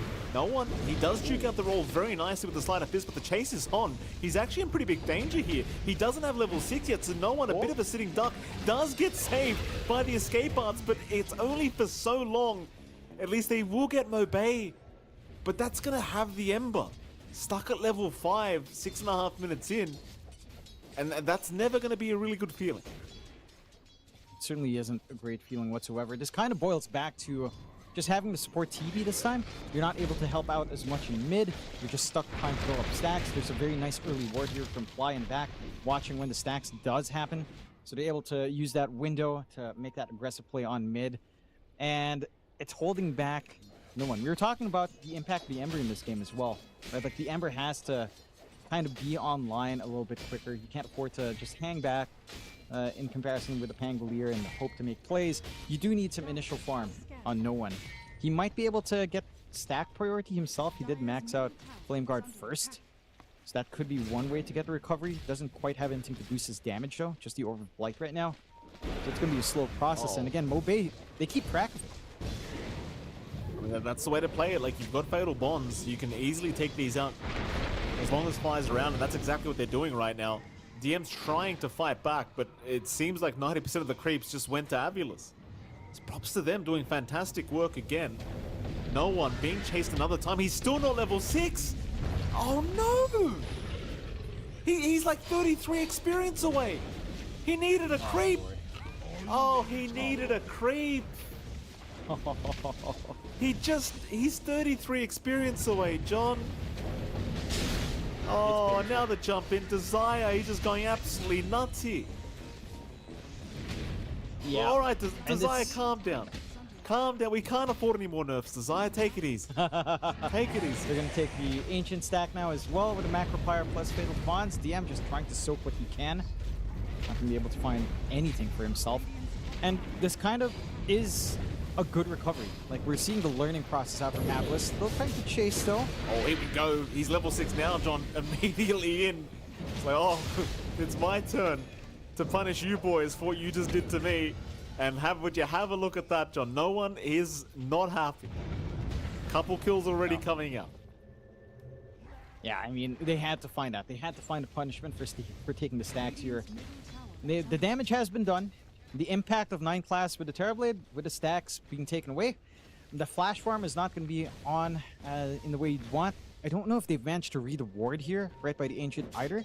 Although they do plant the sentry, they have no vision into the high ground. So that control is still going to stay there for Fly. The contestant still going to maintain. No one trying to steal stacks away. Oh my god. The poke damage from Zibe is too much, man.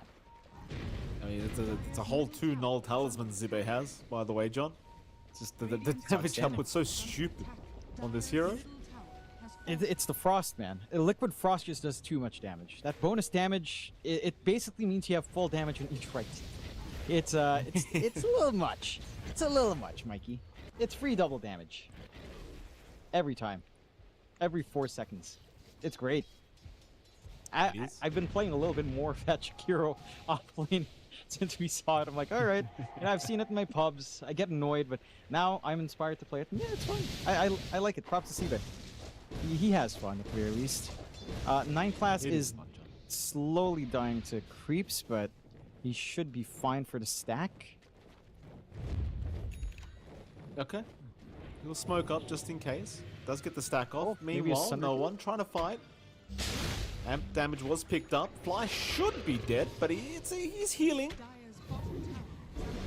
He's actually still alive for now. No one continuing the chase, but Fly continuing to heal up. They don't have quite enough to finish the job. Meanwhile, Mobay, they're getting sundered. That's a problem, Mobay. I mean, you dominate no one, but you forgot about 9 class. He's the real core here. We knew this from last game. No one, he's still alive. He'll get a kill before he goes down. A double kill, in fact, for no one. Very worthwhile for his life. Ducalis getting a couple bounty runes on his way out. Desire? He's a bit short on the roll. It's going to be a while, John, this chase. And Desire he's given up. He's got no desire for this.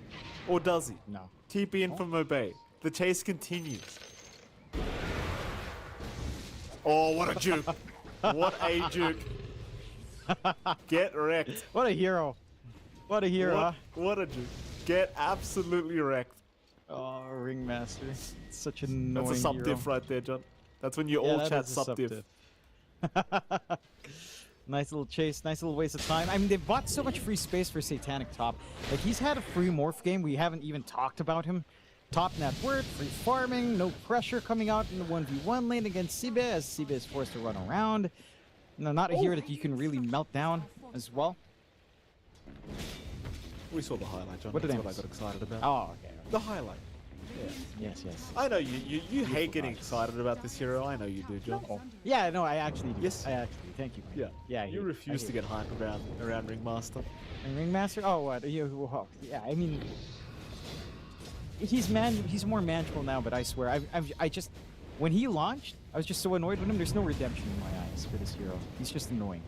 His kit is made to be annoying. Wait till they release Kez into Captain's mode, John. Oh, Lord. Desire. I'll just... Oh, hold on a minute, Mobay. Oh? Oh no, Mobay, he got an arcane rune for that, but not gonna matter if you die straight after anyway. And yeah, this is a real shame for AVULUS, John, because they were just destroying the side of PARIVISION when you consider no one how far behind he was in that Ember. Now he's actually out leveling the DK in terms of experience. Like that's kind of concerning how fast no one found a way to catch up, though. As I say that, he's been jumped naturally, but he does have a remnant away. He's fine. They've managed to get out of dodge. You can see again how much damage they do have on AVULUS. If it does connect, there's not quite enough control to keep no one down. And yeah, going back to your point, like, it was such a strong start for AVULUS. Again, it's not just the fact that they shut down no one. They made sure the triangle was just not an avenue for PARIVISION to scale up. And PARIVISION still managed to hit this tempo. Not as quick as the last game on EDM. Only has the blink. No Ags formed up yet. No components of the Ags up yet either.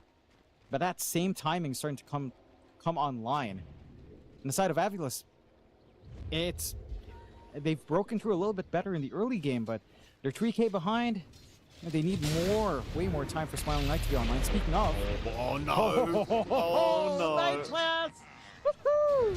Oh no! There goes Smiling Knight. Ducalis will happily hand his life away. He doesn't mind.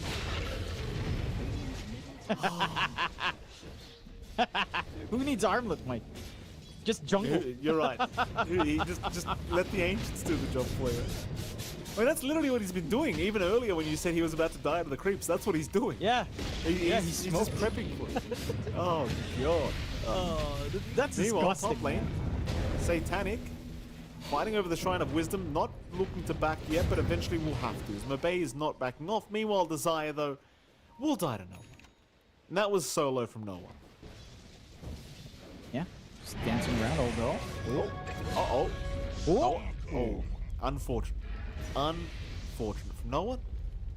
He had a regen rune too that he just picked up. That's so unfortunate. Yeah, not quite getting the little bit of extra HP to just try to dodge out. Still an important kill for AVULUS to find. Again, they're keeping the game a lot more even in comparison to game 1. 8 to 9. They've got kills on the board. They're only 4k behind, which is, you know, it's a big amount at 14 minutes. You got to hand it over to that, but it's not bad. You know, it's not as bad as it felt in game 1. So they are still hitting their tempo. They are still finding opportunities. I think just having Desire on this Earth Spirit has also allowed him more initiation angles that just feel less all in, right? It's a support earth spirit in the end if you don't find a connection. They're going to find Ducalis. That'll be a great way to start this fight. Ducalis will drop. Here comes DM though, and no one. Just coming in from all sides, finding Desire. And that'll be a pretty even trade, if not better, for Para. Or Pari, depending on how they want to pronounce it, as Mobe. They will move it on to 9 class, so a nice freebie on the TB. And it seems like that's actually going to be enough. A pretty weird set of events here down at this bottom lane. Support's going down. Seems like AVULUS do come out on top. And that's it. Everyone just retreats. It's a pretty big kill again to get on 9 class. He did have a kill streak on him, so that is worth a significant amount of gold. You're getting some good activity out from Mobe. His blink starting to give him some angles. He's not going to be caught out for the Sunder. At least theoretically, he shouldn't be caught out in that Sunder as frequently as he has been. He'll be able to take the Tormentor now as well. Free Shard coming out for Desire. So a little bit more utility out from him with a grab at the very least.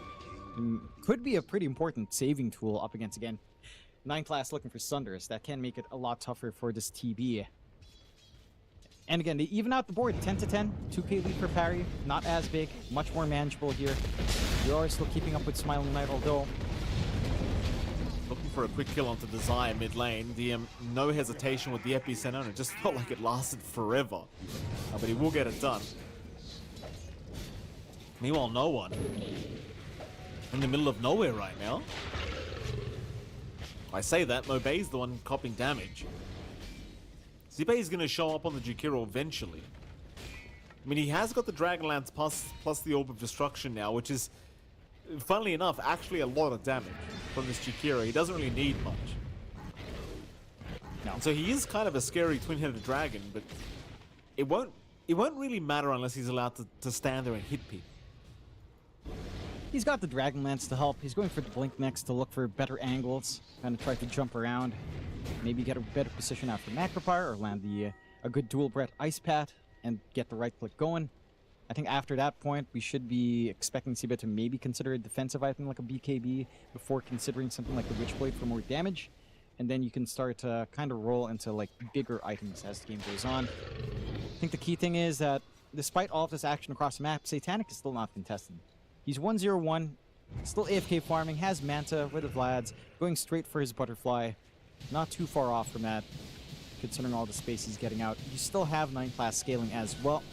Trying to get that Demon Zeal going with his Shard. And once that's up, he's going to be trying to split push, get tension onto himself, waste some time, while the rest of his core start to play catch up. There's that Ags for DM up. More damage coming in on the Epicenter with the Stinger coming in. So you don't really have the biggest damage for that yet. It does help, again, in getting some burst. We've seen this be really impactful on our Sand Kings when it does come out. And it's still a very a decent time for it, with DM being number 2 network overall. I think the concern for AVULUS is going into a slower game. Chase is on now for the DK. DM's got Epicenter if he needs it, but they've got plenty of damage without it. My god, Satanic hitting like an absolute truck here on the Morphling. Bay just not proving to be anywhere near as tanky as you would hope. Now no one up top lane looking for perhaps some more targets. They're looking to clear out the creep wave, and Fly sadly is going to just move right into them. He's continuing to run. Zibe now going to show his face. No one. Actually, probably doesn't want to really deal with these two as they do lose 9 class. 9 class does end up going down. No one not able to really set up onto Fly. It's a pretty nice skill here for AVULUS, finding that support TB. Yeah, definitely much more support Terrorblade in this game than it was in the last. Although, Mobe, he just got back. He just respawned. Right back to the graveyard for him. DM and Satanic, they're going to need to find a way out. The jump is there onto Satanic, but he is strength morphing now. They couldn't quite get the silence in time. So he'll wave them goodbye. There's nothing they can do about it. AVULUS will just have to watch the water flow. Meanwhile, no one. Top lane in a spot of danger. It's the thing, like, he can poke and prod at Zibe, but it's just, if you get too close, the amount of right-click damage from this Jakiro is just too much to deal. So he can't really go in for a kill on this Ember. No. Although, Smiling Knight's going to find him. And there goes no one again. Very nice rotation now from Smiling Knight. Problem is there are plenty of heroes coming in. In fact, a double barrel strike from DM, perfectly setting up to both Zibe and Smiling Knight. And so it costs you mid-ember, but what the hell do you care? It's a great trade. It is. Finally put a stop to Smiling Knight in this big power spike he's gotten for himself off of that Shadow Blade. They've got Thunder Online class. Mobay, you just respawned. Mobay! Run! Get out! DM's just chasing him down again. He just can't wait to get him. Burrow Strike's not going to land though, thankfully for Mobay. Roll is on target. Desire, he's moving in. They get the Dragon Tail off. Can they find DM? The escape back. Of course it's there. He'll survive a little bit longer, but surely will die eventually, and does. Meanwhile, Fly finding Ducalis on top. So Fly's getting everything here with his spells. 9 class, still being chased here by Desire. Those Fatal Bonds are starting to do some work. And if Desire can connect that with some great magnetizes and refreshes, the damage is considerable. You don't have anything like a pipe, you don't have anything like a Glimmer Cape on your side for parry to mitigate some of that damage. You at least have one BKB up on no one. So that's one tool out for the Ember to allow him to play much more forward. But the magical output on AVULUS is still... No one. He had a BKB this time. He'll use it mid-toss to be able to get out of this scenario as 9 class actually moved in by himself currently. Here's the help incoming. Escape Act is going to buy him a bit of time as Mobay is somehow just melting once again. And in fact, everyone survives. Everyone makes it. For now.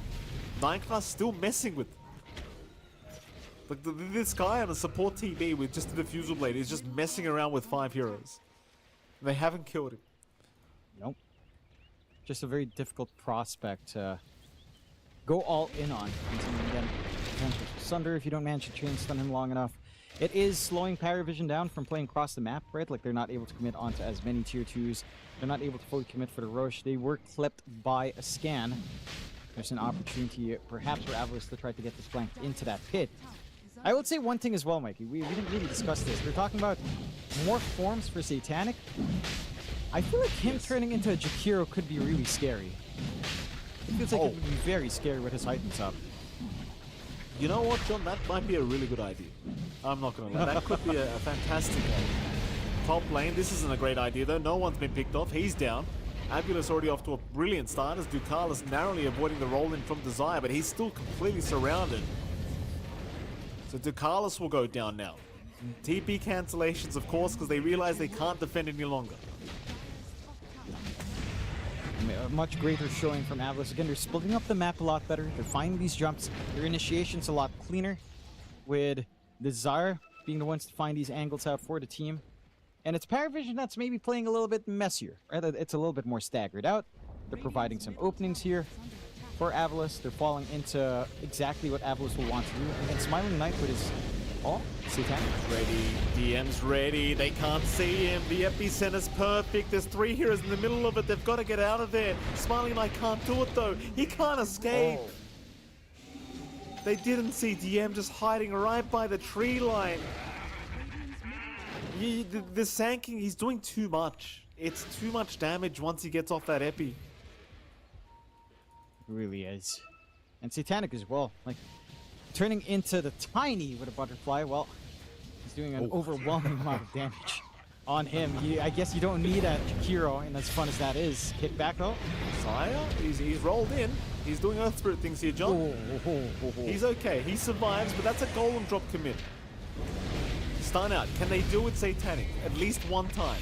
Silence is out. Nice Sunder.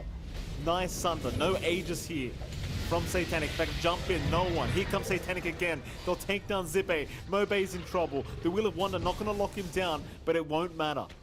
They'll lose their Jakiro.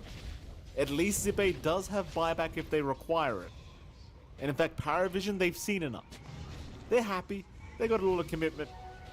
There's a 4-man smoke from AVULUS.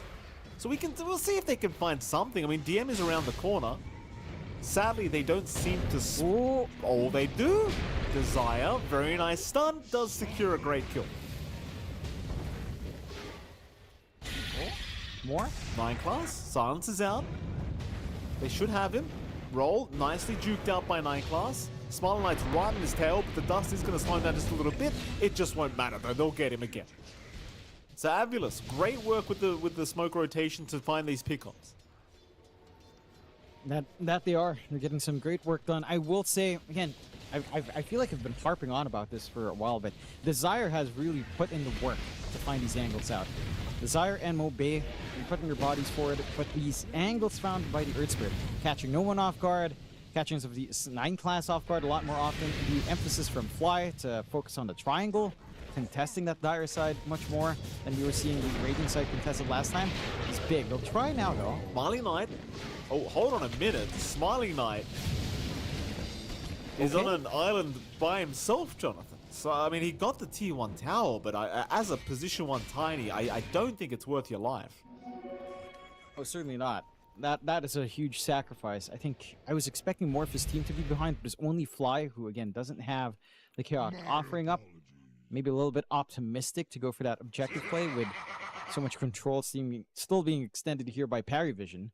Do get a quick pause out. Tormentor is back up, down bot. So that is something that Parry is setting up for now.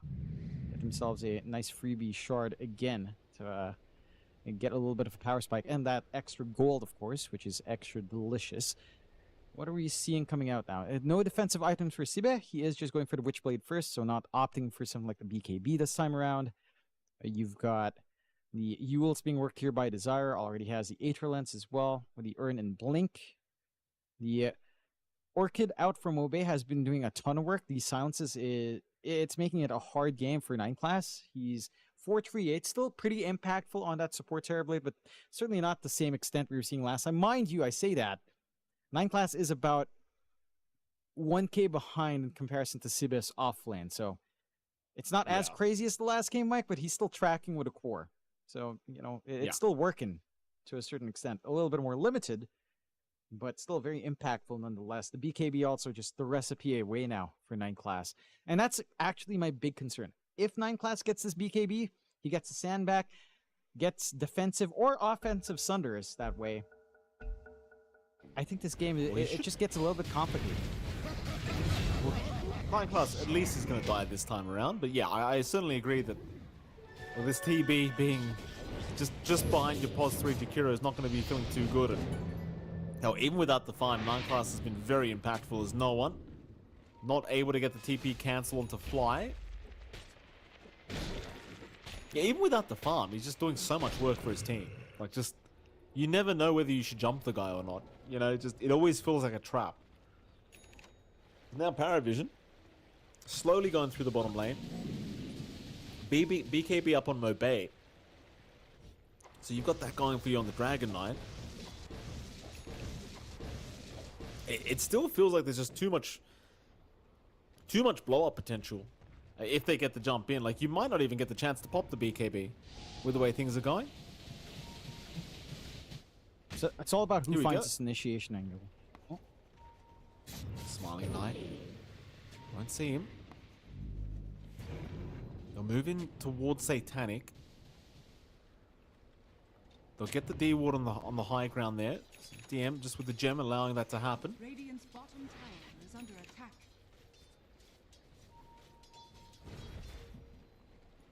The Fly's just continuously keeping that top lane pushed out on the Warlock, just using that Fatal Bonds plus the Shadow Word whenever he can. It's a bit annoying for PARIVISION because not all the lanes are pushed out. It does mean they do have to go ahead and address the top lane. But that is, in fairness, allowing 9 class to finish off his BKB, so I guess it's not the worst thing in the world. No, really not so. You're getting a ton of space again for Satanic as well. Shard BKB being queued up, BKB for him, counteracting Orchid surprises. Has the full Silver Edge up as well to help kind of handle. I think Smiling Knight has been a little bit of an issue with the craggy exterior now, maxed out. So the damage reduction is starting to add up. You'll have some solutions on hand at this point. Again, a much more even game, 19 to 18, but the 8k lead for PARIVISION and the map control advantage they have is still causing issues for AVULUS. They've done a great job of preventing by shoving back waves. They've got their own great push setup here for sure, and ensuring that you're never fully comfy on parry. But they're also just not able to be as efficient. Mind you, most of this gold is mainly on Satanic, so you can somehow isolate the Morphling. Like, get the chain stunts onto him before this BKB is fully assembled, only relying on the Manta. Satanic can still be knocked down a peg here. Absolutely. It's all possible. I mean, this is still Dota, John. AVULUS not out of the series yet. Oh, we did see a game earlier, what, 24-9? And the team with 9 kills won, so, you know. The comebacks are still real, Mikey. One fight is all it takes, like you said. It's a miracle what happens when nobody saves a buyback.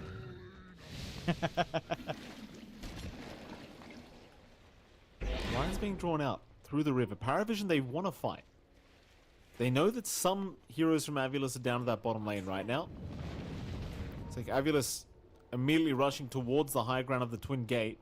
And it seems like they're just going to play the avoid game. They're all looking to perhaps just go through. This smoke's going to amount to nothing.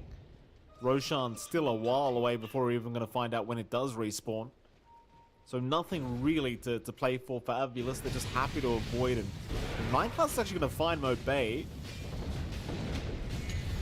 Roll in Desire with a nice kickback, forcing a BKB usage here from 9 class. Meanwhile, mid lane, they've just jumped in onto Fly. They're onto the T3 tower. Fly is actually surviving for now. The Wheel of Wonder going to lock him down. No, in fact, it won't. He's still alive, though. DM's trying to finish off the job, but DM's the one in danger now. Escaper will come in, but it won't be enough. He's down. And now they should have another. Ducalis also caught. No one's going to try and jump in and do something here for his team. In fact, they've killed off Desire and Mopay. Never mind what I said, John. Satanic is still a huge problem. And it turns out they don't really need much. In fact, Sunder now and Smiling Knight almost dealing with 9 class, but it's not going to be enough.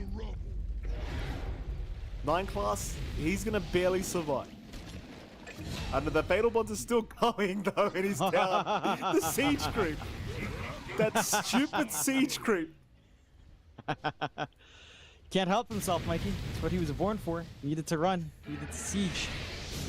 He will take the life of his support, his hero. And that side. I think no one was trying to body block it too. That was the best part. I think they were trying to stop him from going into the tower. They do try. And for AVULUS, that's a pretty meaningful win.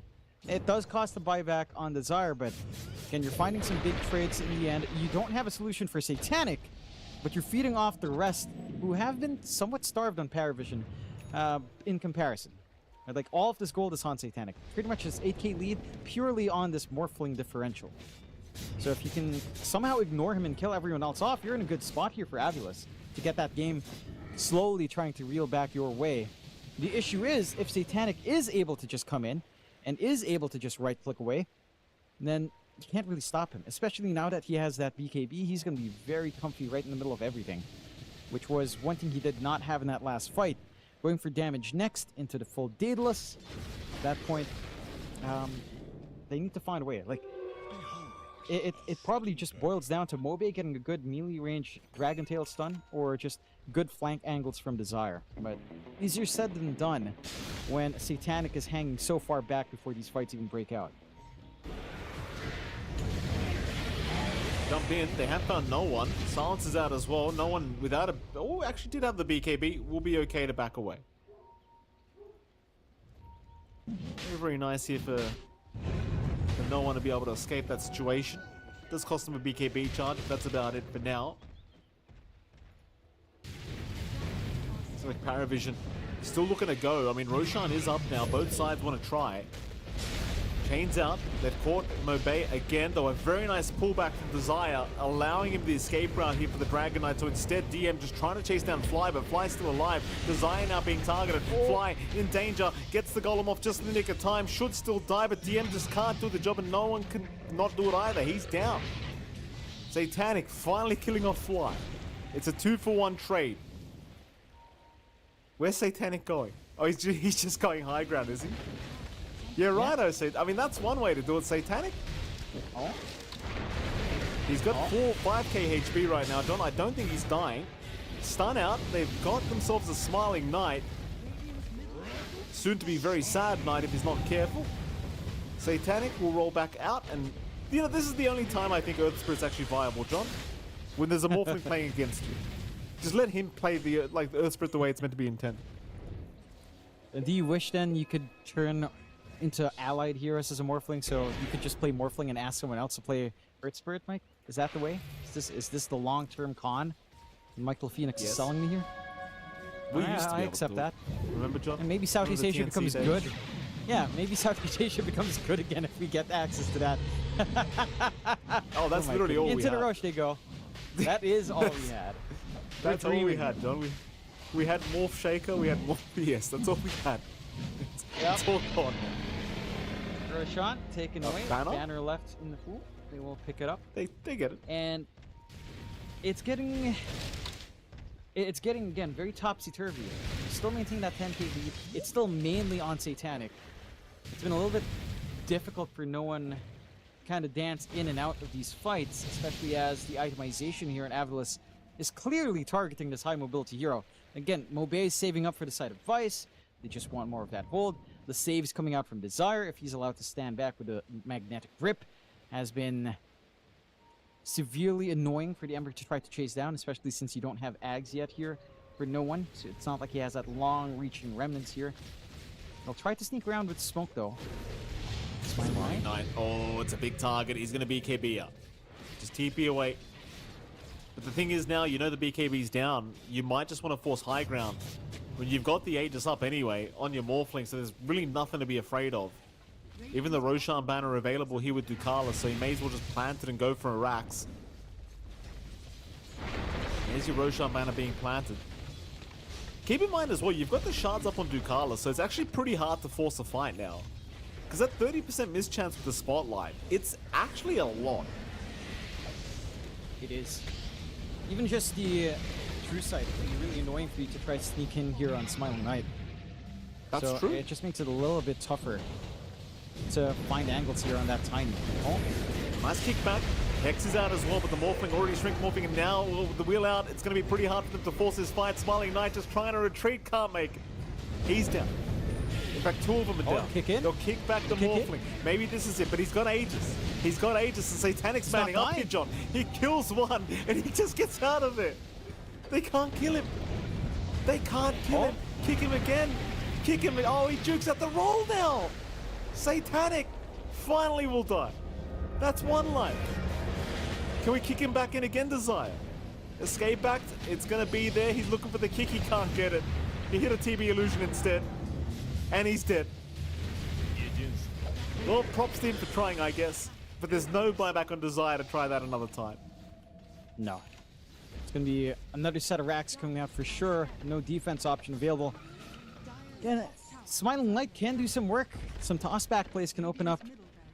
But with in a 3v5 scenario, even without BKBs, it's just looking pretty dire here. Satanic just ripping away. Look at that damage from the Morphling, not even fully agied up. It's still just melting. The Megas come out, and again, AVULUS, they're not completely out, but their way back into this game is just so complicated now. It has to be big tosses here from Smiling Knight. Here we go. Jump in again. Smiling Knight. I mean, he's looking for something. It's hard against 9 class as well, because he's got all these TB illusions just surrounding you. Oh my god! Satanic! Holy... What was that? That's too much! Do you see how fast he's attacking? Oh, yeah. If he survives, that is, Satanic, Sunder is going to give him a chance. Satanic, he's waveforming it again. Fly's going to be okay. Kick him back into the fountain. Maybe this will be enough. Surely this time they've got him, and they do. He's got buyback. They weren't committed.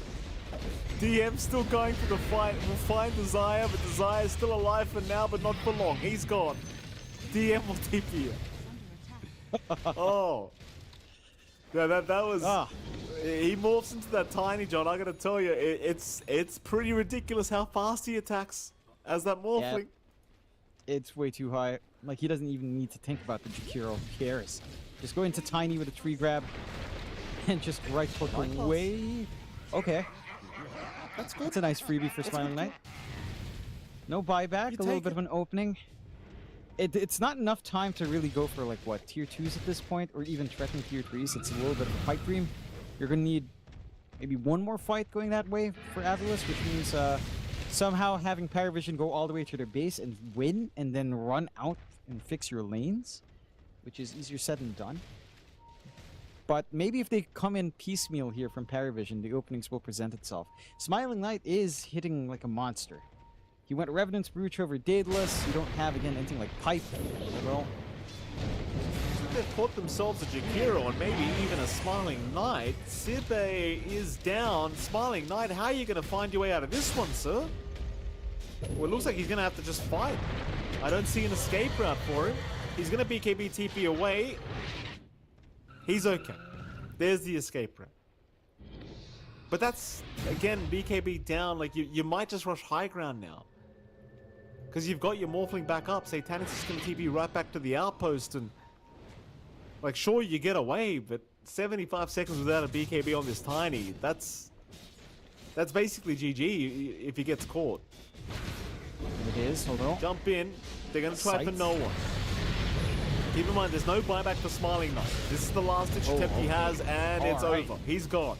Mobay is also gone. Anticlimactic to say the least, Jonathan, but pretty pretty anticipated, I want to say.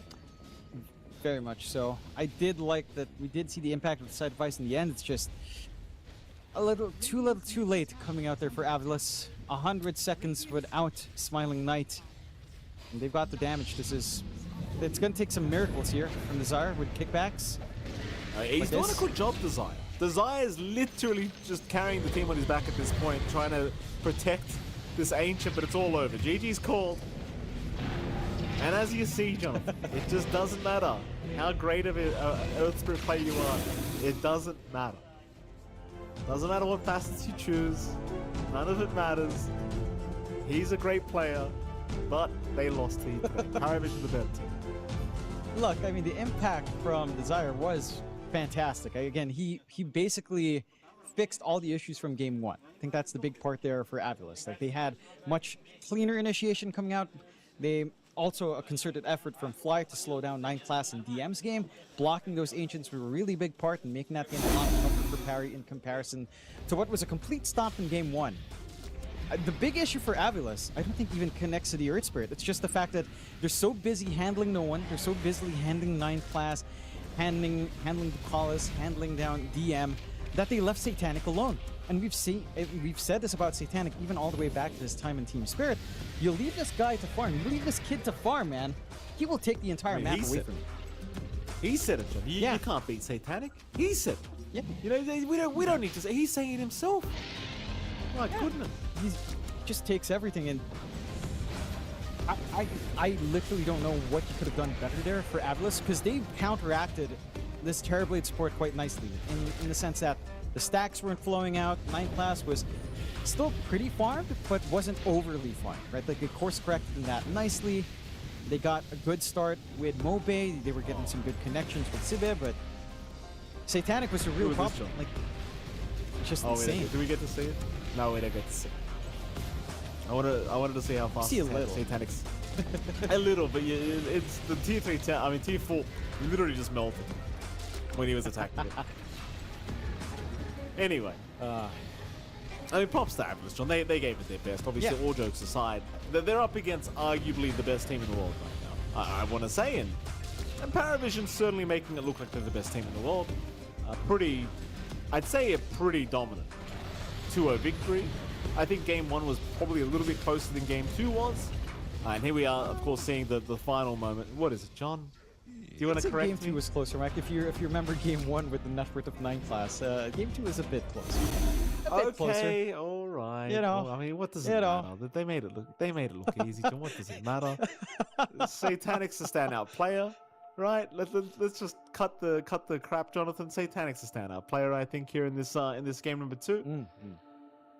And I'll be frank, John. I don't know who's beating PARIVISION in Wallachia Season 4. Who's beating? I don't see it. I don't see it yet. I'm not sure. I'm not sure where it's going to have to come out from. I think your best bet is going to be You know what, Ducalis? Yeah, because he played the most annoying hero in the game. Because he got the saves. Because he was poking people with his bloody knives. With his annoying ring. Oh, he's a ringmaster. Why is he carrying knives? He should have like swords. He should be like, I don't know, something else. Knives. I don't know. I'm just annoyed. But Ducalis did great work. He's not annoying. Ducalis is a great fella. He's not annoying. He's just playing ringmaster. So there you go. But who can take down PARIVISION? Honestly, I can't tell you, Mike. I don't see it because the way they're drafting, the way they're playing, the ideas they have, no other team can replicate it. It's down to just what these players play. You know, it's what 9 Class plays, how well no one's playing. Again, it's like what Avery said, Mike. This is all Avery said. I'm reposting it in a way that doesn't sound wise, but all of those reasons stand. And you know, I don't know if there's been enough time for PARIVISION to be studied down to a pat. No, sadly not quite yet, I don't think, Jonathan. Thankfully, though, luckily for us, Jonathan, there are 2 more series here today for Stream Letter B. In fact, I'm trying to have a look at the things right now. I believe it's Team Spirit vs Shopify Rebellion and then Tundra versus Heroic later on. And we do have a brand new casting pair. Of course, I believe Snare and Synderen are moving in, Jonathan. Finally, some professionals taking over for us. So we're going to head over to a short break. And right after that break, we'll be back with the lovely Snare and Synderen to take over here for today. See you soon.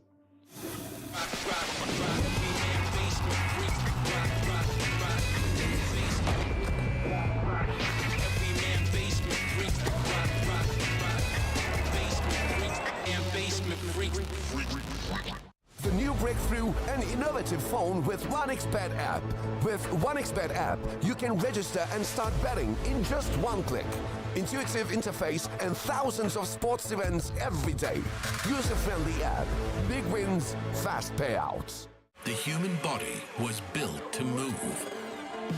Not trapped at a desk in one singular posture for 12 hours a day. It's time your chair evolved. This is Secret Lab Titan Evo. Ergonomically engineered for you, gamers, hybrid workers, artists, backing your every move.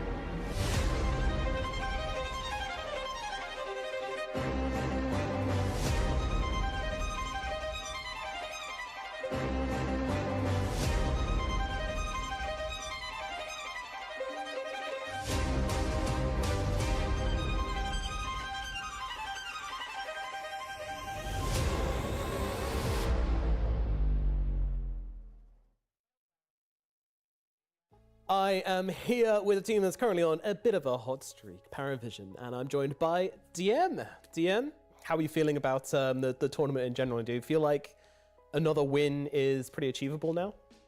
I think nowadays every team from, like, let's say top 6 EPT can beat each other, and every team is like going to be one of the victorious.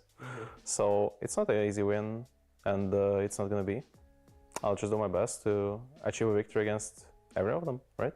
I feel like you probably have a much bigger impact on the team than you're making out, because I've seen you on stage. You know, you're always in high stress situations, whilst everybody else is like serious and locked in. You laugh, you like to have fun. You're a very lighthearted guy, and I think that rubs off on your team. Do you feel that when you're playing, like you're just having fun? Depends on the heroes, to be honest. Like, some heroes I'm not really getting fun. Let's say game 2 against BetBoom on the playoffs, it was like super boring, to be fair, like insanely boring, so it was no fun. But the moment I got Necros and I can put Eidolons plus Necros to clear up the waves, it was fun. Okay. Like, so game got fun like minute 50 for me. Before it was super boring, and you know, sometimes it's what in this situation, you just accept. You don't have to be like, oh, I got bored, I'll go die. No. Yeah, for sure. No, I think you've got a great mentality, and that definitely shows in your gameplay. So what heroes are you enjoying playing at the moment then? You mentioned, do you like your Brewmaster? I mean, Brewmaster is fine, but it's not like super fun. But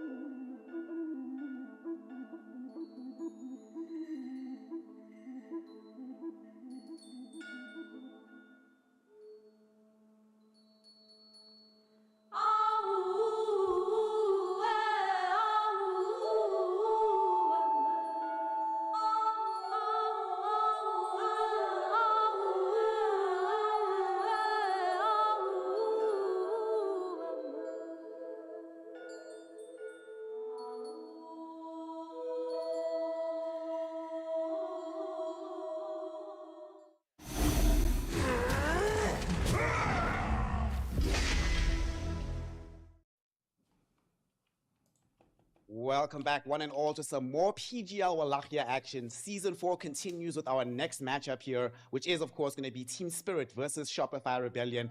Very excited about this matchup, but more excited to be with the great one, the only Dane who has conquered the world, Cinder Man. What's going on, gang? Conquered the world. I guess the standards have been dropped quite significantly. I'm good. This is going to be fun. It's been a while since you and I worked together. We were just talking about it off camera. I think the last time we worked was during the DPC. We covered DPC China, and I think we've cast one online tournament before, even before then. So it's been a very long time.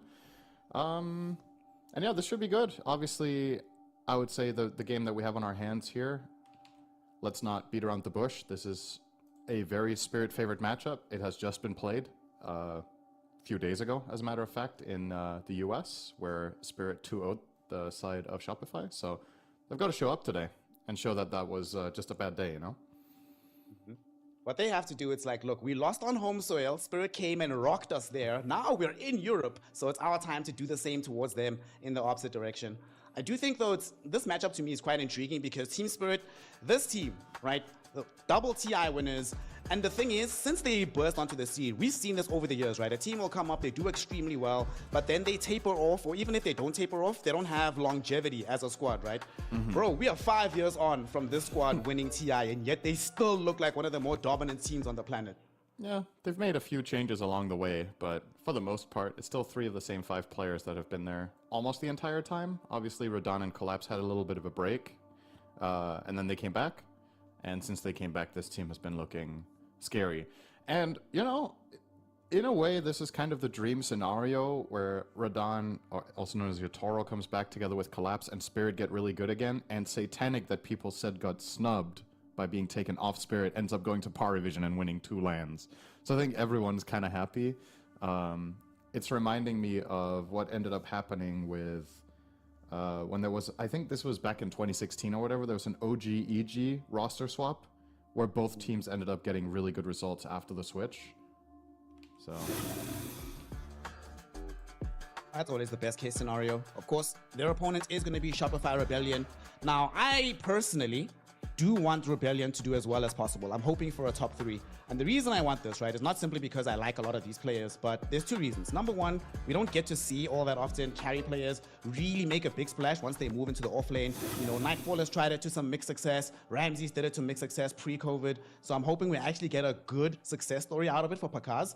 But also, man, it does feel bad. You just mentioned EG, right? There used to be a state of time where EG gets to a tournament and no matter what's happening with the team, you have some confidence they'll get top 3 and be competitive throughout the event. We haven't had that for a long time. And I do think overall the world of Dota is better if there are more really good teams. So I want at least one representative from NA to pick up that slack for us.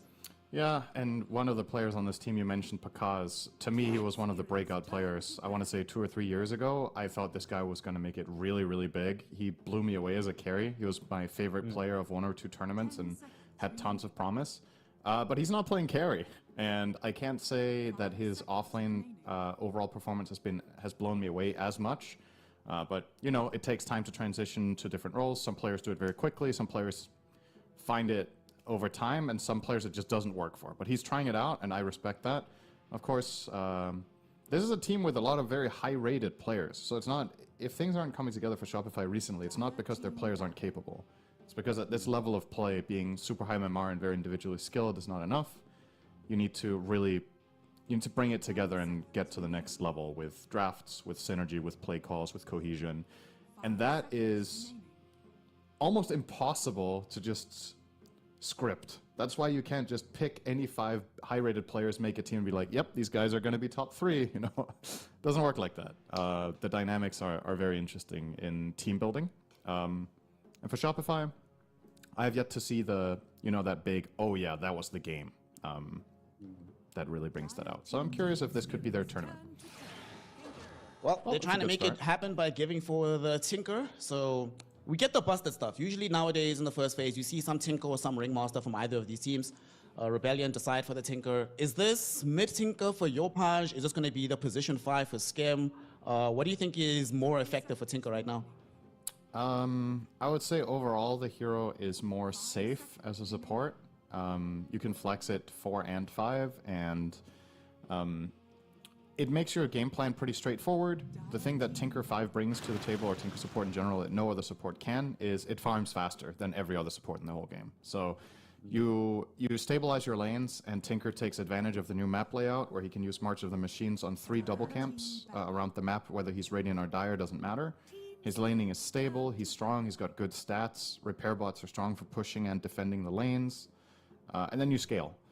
If you play it mid, there's a lot more pressure on you to truly carry the game because you're not a playmaking position 2. So I think that's way more of a game-specific thing, whereas the support one is just safe to run. In my opinion, every single game you can just pick the support and play it. Agreed. Another thing I really don't like about the way Tinker's been moving around is it kind of forces the enemy team to get some kind of dispel throughout the game. So another item that I have to buy to deal with the support, never a good time. Of course, Team Spirit will go for some pace with the Tiny. This could be mid for Laurel. This could be carry for Radon. We have been seeing a few more of these position 4 Tinies as well. So I like that both teams are sort of keeping their options open. We'll probably get a lot more information towards the end of the second phase. And this still is not even completely out of the question. I don't think they played it last tournament, but Collapse can also play this position 3. That has become way less popular after the nerfs to Crash Landing, but given the right circumstances, I still think it is a possibility, so it makes this hero extremely flexible. And this is how you're going to see a lot of drafting this tournament. Teams are going to first pick heroes that can play multiple roles and are just overall strong. Tinker is a great example of that. Tiny is a great example of that. Nature's Prophet is going to be banned almost every game for the same reason.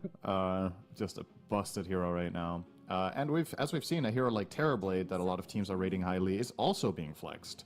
1, 3, and 4. So plenty of potential there. In the previous game, we just saw a flex on the Jakiro, right? Ended up being in the 3 position as well. That's a bit actually of an another AVULUS hero that's been special, yeah. banned. That's pretty busted. You see this Ancient Apparition. Do you know what the win rate was at Rally for this hero? It was like 80%. I remember it being obscure. It was like... Crazy, bro. 29 games, 76% win rate. That's insane. What a hero. That's ridiculous. So let's see, where do we go here? Team Spirit, we're probably going to be getting one of our other supports, the Miposhka hero.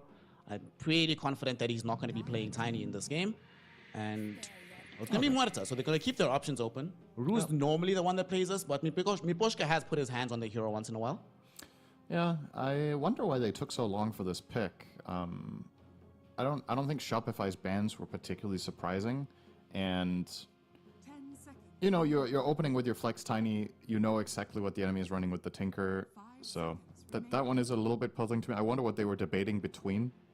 If they were thinking, well, if we go for the Muerta, we can't really flex Tiny to 4 as much anymore, and if that's going to be a problem. But I think for Spirit, this is just completely stable. It's, yeah, just straight out of their standard playbook, nothing too fancy. Shopify's going to respond with Wind Ranger, has been gaining a lot of popularity, and this hero, which surprised me and Raleigh that became as popular of a mid as it did. I considered it a stronger offlaner, and some teams did play it there. But I think overall in the tournament, he seemed to do better in the mid lane. So he's on everyone's radar now. Now, between the Tinker and the Kunkka, good luck with the damage output, Team Spirit. Gonna have to figure out some strategy to make that happen. Hell, even Wind Ranger is not that easy to bring down. The one thing I'm a bit curious about what you think on this. Whenever I see Kunkkas in these games, I'm always very concerned about damage scaling with the hero. So we have enough damage on Shopify Rebellion just yet, or we're going to supplement that with the carrier pick and maybe the offlaner later? I think the team that did it best in Raleigh was Tundra. They played Kunkka together with, I want to say, almost only Sand King, and as their offlane, and it was exactly for the reason that you said, is Kunkka's damage scaling is not the best, but then they had an offlaner that did massive teamfight AoE damage.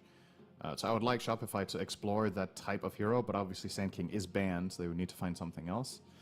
That's my concern with the hero too. It's why I thought it wasn't going to be that good in mid, is exactly the scaling potential, where I feel like a lot of what the hero brings to the table works from the offlane. As long as your lane matchup is good, you can just play it there. Sure, you'll have lower levels, but you're still going to have the Ghost Ship, you can buy auras, you can have a lot of teamfight utility and interruption. Interesting, Spirit grabbing the Centaur. Not necessarily a traditionally good pick against X-Mark. Stampede is not going to get people out of trouble, but very strong laning with Muerta. You were talking about the defense of Shopify. I'm looking for Spirit to perhaps last pick a hero that wants to buy Nullifier. So you're against Wind Ranger and Tinkers. It's like double dipping now. But you could even do it on Tiny, honestly. If you really need the item, why not? Some Silver Edge Nullifier with the Revenant's Brooch. I can see it. In this game, we do get the Bane. This is obvious 100 plus heroes. Miposhka has 5 heroes with 100 more games, 65% on the Bane. Very good at this. I imagine part of the idea with the Centaur is before this, the only real way they had to reach some of these heroes at the very far end of the fight, like the Tinker, like the Wind Ranger, was the Tiny. But now with Centaur, you're not as wholly reliant on Tiny finding like the perfect blink tossback to start the fight for you. You have different routes of initiation. For sure. It's just Centaur is not exactly one of the highest rated offlaners at the moment. So if what you were looking for was catch, you could have also picked Beastmaster with a blink, right? And then that could have been your jump. So when I'm looking at Centaur in this patch being picked over other threes, it's mainly, okay, what does Stampede offer? Or am I crushing a lane with the burst this hero can have? And yeah, I don't know. It's surprising to see Beastmaster get 8th picked, right? This has been... It got first picked in one of the previous series today, overall even. So it went pretty far here. And that's a good pick for Shopify, I think. It brings that offlane damage that we're talking about you want with Kunkka. You're against Bane, which can be bit of a pseudo save with Nightmare, but aside from that, you have a hard lockdown against Stampede that he's not saving people from. Only the cart will be a problem later. So, and he will probably go for that eventually on Collapse. 10 seconds remaining. Nice Clink spam. Also kind of like the Specialized fact that they hero here for have. Spirit. 5 seconds. I like that they have some kind of cancellation for Bane ult that doesn't require them to actually expend any spells. You just keep the Hawk active during the fight, wait for the dive bomb, cancel that out, try to keep things ticking over. What do you think? Is he going to build Drums of Slum here to give them that additional damage throughout the game? I mean, there's some pretty cool tech here with Helm of the Dominator because you have Tinker, right? So he would be able to play together with the Beast. So for that reason, I think I would like it slightly more. You also have Boars though, so technically it's not that important to have it. But there's something feel good about playing Tinker with a summons-based Beastmaster with Overlord. That said, though, if he does go that route, I still want him to get Ags as well, because we want the damage here. Yeah. Rebellion, they will be picking first out of the phase. Pakaz already has his hero. Normally you see a Sven ban, a DK ban, you're like, oh, what's Pakaz going to play? But unfortunately, times have changed. Tomato's going to be the one taking up that responsibility.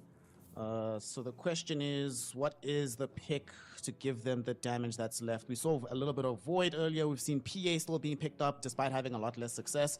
We have seen some experimentation with range carries once more. Have seen some Drows. How would you feel about Morphling here, actually, for Rebellion?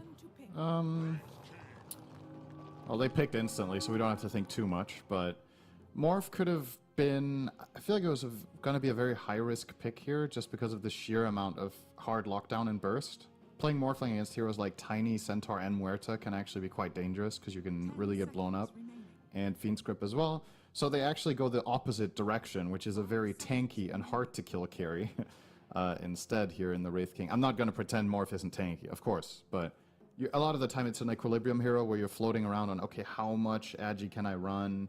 In this game, you would be hard-pressed to not get caught out at least once. They'll get the Wraith King, but... here comes the ultimate trump card from Team Spirit. It's the Position 1 Medusa, which is honestly effectively uncountered here. And I had the pleasure of casting Radon on this hero in Raleigh when he had 500 CS minute 30. This looks like an incredible game for the hero. So I think for Shopify, you gotta up the tempo here and try to play pressure on the map, if possible, with your Beastmaster and with your Kunkka. I mean, I'm looking at this, right? I play carry, so I'm looking at this. 3 enemy strength heroes that are all going to be sitting fairly far away from me. There will be damage, of course, coming in from the Tinker and the Wind Ranger, but this generally further away from where I am as the Medusa. Stone Gaze is so crazy in this game. You were talking about the potential for Pakaz to go for that build with the Helm of the Dominator. Now into the Medusa, I'm not so sure that's a good idea anymore, right? You pop in 1 Stone Gaze, 1 W, all of a sudden the army doesn't really mean all that much in the fight. This is some silent cooking on the side of Team Spirit. So the question is going to be for you, Cinderman. How do you counter this? How do you deal with this on the side of Shopify Rebellion? So usually what you do against the Carry Medusa is you buy Diffusal Blade, right? And Shopify can only really do that on Wind Ranger support, which maybe they should, honestly, in this game. Try to look for that angle. Aside from that, if Tinker gets farmed enough and can spam lasers that can disrupt a lot of Medusa's damage output in fights, she is technically not forced to not buy MKB, but the hero doesn't like to do it. It's a very inefficient item on Medusa compared to a lot of other stuff you can get, so forcing her to do that is already a little bit of a win. But more so than anything with itemization and whatnot, I think it's more about the playstyle of Shopify. I think you'd want to try to make this game chaotic and quick so that Medusa doesn't just get to jungle for free. Like, bring the fight, play off your combos. You have very good stun and aggressive hero combinations. So try to destabilize Spirit's early game and not let them just play the game they want. Because if this is just a farm fest, I know who I'm siding with for sure. Yep. So I'm guessing you would rather issue the Wraith King going for the Radiance, just go Armlet Blink, try to play high tempo on the map, get as many kills as possible? I mean, the Radiance is still good. It's a really good item against Medusa, because the overall, like, the blind is really nice. She's very static, so she's going to suffer a bit from that. I still think you go Radiance on Wraith King, but you play fast with Radiance, if that makes sense. The rest of his team can play very aggressive, too, while he's farming it. I just think, I don't want him to go Radiance and then jungle with his Radiance. I think you go Radiance, and then you fight with it. Take towers. try to get the Tormentor, restrict the enemy from farming safely on their side of the map. We'll see how it's all going to pan out as we do have our first game of Team Spirit versus Shopify Rebellion. Both of their first games within the tournament as well, so you can sort of forget about what happened at Rally if you're Rebellion. Clean slate, boys. Start from scratch. Still have a lot of tournament to go. Yeah, we got a little bit of a smoke setup here. Nothing too special. Looks like Shopify will get out 2 wards, so they get the mid ward, they get one covering the center of the Radiant bottom side jungle, which this is pretty standard setup. The ward you place there, it gives some information about movements, it gives you a chance of killing someone on the bounty rune and controlling that, but looks like Spirit are more or less going to do a mirror move here. Different Portugal places his ward. Oh, would you look at that? The exact same setup on the other side. These early moves that we're going to be seeing, of course. And nowadays, we've all become accustomed to them, right? You see some enemies. That's why I like Pakaza or Tomato was so far back. He's like, yeah, usually I'd be getting ganked at this moment, so I'm just going to chill. 2-2 bounty rune trade, nothing unusual. And I don't think we're going to be getting a first blood until the lanes. And with that, which lane do you think has the greatest potential for kills happening? I mean, probably the Centaur Muerta, right? That's a really strong kill lane. And I know it's into Wraith King, but this combo is just insanely powerful when they hit level 2. So Muerta can do the dead shot into the calling, and then Centaur can effectively keep them in the calling with Hoof Stomp, and then double edge twice, because the cooldown is so low. You are playing with a position 5 Wind Ranger, not position 5 Tinker, and I think this makes the lane a lot less safe defensively. This is where something like the heal bots plus defense matrix could help a lot against that exact play. But they're opting to put it on Hellscream down bottom. I don't know if this is a player preference thing, but I don't necessarily think on a theoretical level that this is the best way of laning the supports this time for Shopify.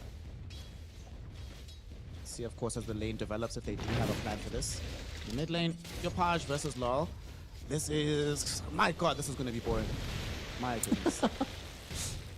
I mean, this is one of those lanes that kind of plays itself. They're both gonna farm. Realistically speaking, Kunkka might get a little bit of an edge in theory, but individual player skill, who's better on the day, a little bit of perhaps rotation for water runes can make a difference. But yeah, for the most part, this lane's just a wash. We hit Crepes. Just farm, boys. Don't worry about it too much. Top lane, of course, Tomato wants to farm, and he has indeed queued up the Radiant, so he is going to go for that. And like you said, afterwards, we definitely need to see him be involved. You were mentioning in the draft the laser spam onto the Medusa, but if you get the Radiant's blink early enough, then you can just constantly apply that to her without the Tinker having to be overfarmed to do it. Yeah, and it's your lineup also thrives off of having Wraith King be aggressive in this game. I think having a... If you're playing a melee carry, it needs to be one that is online fast, so that you can activate the rest of your lineup together with it. So yeah, I agree. I think Blink Radiance is good. Maybe a little Phase Boots on the way is also what he's got queued up. Can't really complain about that. As it stands, the lanes are kind of playing out the way you would imagine. Medusa and Bane are slightly winning against Beastmaster plus the Tinker, which I think makes sense. Double ranged harass is quite good against this lane. They can deal with the Boar's all right with Snake plus Brain Sap. So, and the mid is, you know, pretty much exactly even as we expected. Nothing too surprising. Mid strength heroes. Well, it does seem that both teams have passed an armistice treaty for the first 3 minutes. How have you felt about this new meta? As you were at Rally, of course, got to see it mature a little bit. Where do you think we are meta-wise overall? I think there's still new tech being developed right now, but there's definitely an established elite of heroes that are just getting picked or banned almost every game. That generally happens when patches have been out for a couple of weeks or months. But over time, certain things start sneaking their way in. For example, in Raleigh, the Medusa became a top-tier pick, but then toward the later stages of the tournament was figured out a little bit more, even as a flex pick. But yeah, you give it some time, there's going to be new ideas coming in. We saw today Morphling seems to be very, very powerful in some of the games, whereas at Raleigh it wasn't touched as much. So it's developing week to week, but a lot of the first phase is, I don't necessarily want to say figured out, but it's definitely set for now, what the teams run. Some new developments. I did see that today. They didn't deploy it at all at Rally. Nobody picked Drow, but still he insists. Army is going to make Drow Ranger work. Drow or Juggernaut. One of these days, these heroes are going to win a pro game. It's going to happen. Yeah, maybe Looking Ame forward should to it. pick something else. If he wants to win, who knows? It's not about winning, Syndrome. It's about sending a message. I don't think it's a very strong message to lose. Well, that's how you lose. He lost. He was like highest net worth, most kills, tons of damage, and you lose anyway. You're like, guys, just a few tweaks away from this hero being very good, you know? So who is he sending a message to? Valve? To Valve, yes. Ah, okay, yeah. Pick all the underpowered heroes and lose so you can get buffed for next tournament. That's an interesting angle. If you're going into a tournament and you know you're not going to win, then get your heroes buffed for next tournament by picking them and losing. Because normally it goes the opposite direction. You win the tournament and then your heroes gets nerfed. But Ame is thinking in the futures, going 3005. That's how he's playing right now. Yeah, that makes sense to him. 5 minutes in, we still don't have any kills on the board. Everybody happily farming away, and like you said, nothing really changing in expectation. Bottom will get a bit tougher now. They're gonna maybe put some pressure on Miposhka. Blood grenade dropped. Here comes Scam through the twin gate. Do they have the damage to kill him? They do, but not without dying at least one hero. So they don't want to take that option to give up the first blood. They will allow Miposhka to retreat to the safety of the tier 1. Yeah, and they need to be careful with losing too many Beastmaster summons as well when they make moves. It makes a pretty big difference when you're laning against that hero to get a couple of Hawk kills and a couple of Boar kills. And, well, unfortunately for Shopify, that rotation from... Even though the power shot was nicely placed, he couldn't find the pick, and now he's going to rotate again. This is one of the upsides to playing Wraith King as your carry, is he's somewhat independent in certain matchups. You just summon the skeletons and you farm. I mean, Scam can rotate. Here, Jopaj does have the right spells. X monster spot is out. There's the turret. There's the bolt. Kill shot. Not going to be enough damage just yet. I think it came after. Not the order of effect that they wanted, but they still do find the kill. Jopaj draws the first blood as Hellscream also made his way towards the mid lane. And they're not quite done yet, but they will have to give up on Rue, the chase. He has raindrops as well as a healing salve, which is going to be fine. But yeah, nice kill. This is how a lot of games go. Minute 6, the supports rotate mid. And Yopaj with an early advantage here on Kunkka. He got the level 6 before Tiny. They take advantage of the ship and get him off to a really nice 1,000 gold lead now over the Tiny in what was pretty much an even lane. This is what one kill can really do when it's the first blood mid to mid. See how he transitions this. Obviously, he will not be going Radiance because his Wraith King is. So this is kind of an interesting dynamic. Most of the mid Kunkas that we saw in Raleigh went Blade Mail Radiance. But now that that is not an option, what are you going to do? He's queuing up Sanjin Yasha. I cannot say I love it. I'm not a fan of that item on Kunkka, but maybe Yopaj can make a case for it here. I think it's very hit or miss. You don't understand the vision, brother. If he has that bonus movement speed, that means he can get that little bit closer to the Stampede targets just before they get out of the range of the X. Yeah, but then he could buy Aether Lens. That's all we wanted for. Buy Blink or Aether Lens. No. Yeah. This is style points, gang. That's what you should be doing, rather. I think I like Dagamore. We'll see. It's one of those hybrid items where... Okay, so Sanjin Yasha, don't get me wrong, it's a feels-good item. It feels nice to have it. Status resist is nice, you move faster, it gives you some damage and whatever, but like we talked about, Kunkka with his scaling issues, he doesn't utilize Sanjin Yasha nearly to the same extent as certain other heroes do, because he can't build into damage in the same fashion, which bridges the gap nicely for Sanjin Yasha. Say a hero like, for example, Dawnbreaker would be an example where you buy Sanjin Yasha and then you use that to navigate the fight, to amplify your healing, and then go for some damage later. Kunkka doesn't really use the full potential of that item, is a way to put it. See, maybe he's got some newfangled idea. You know, buy Moonshot first item. I don't know.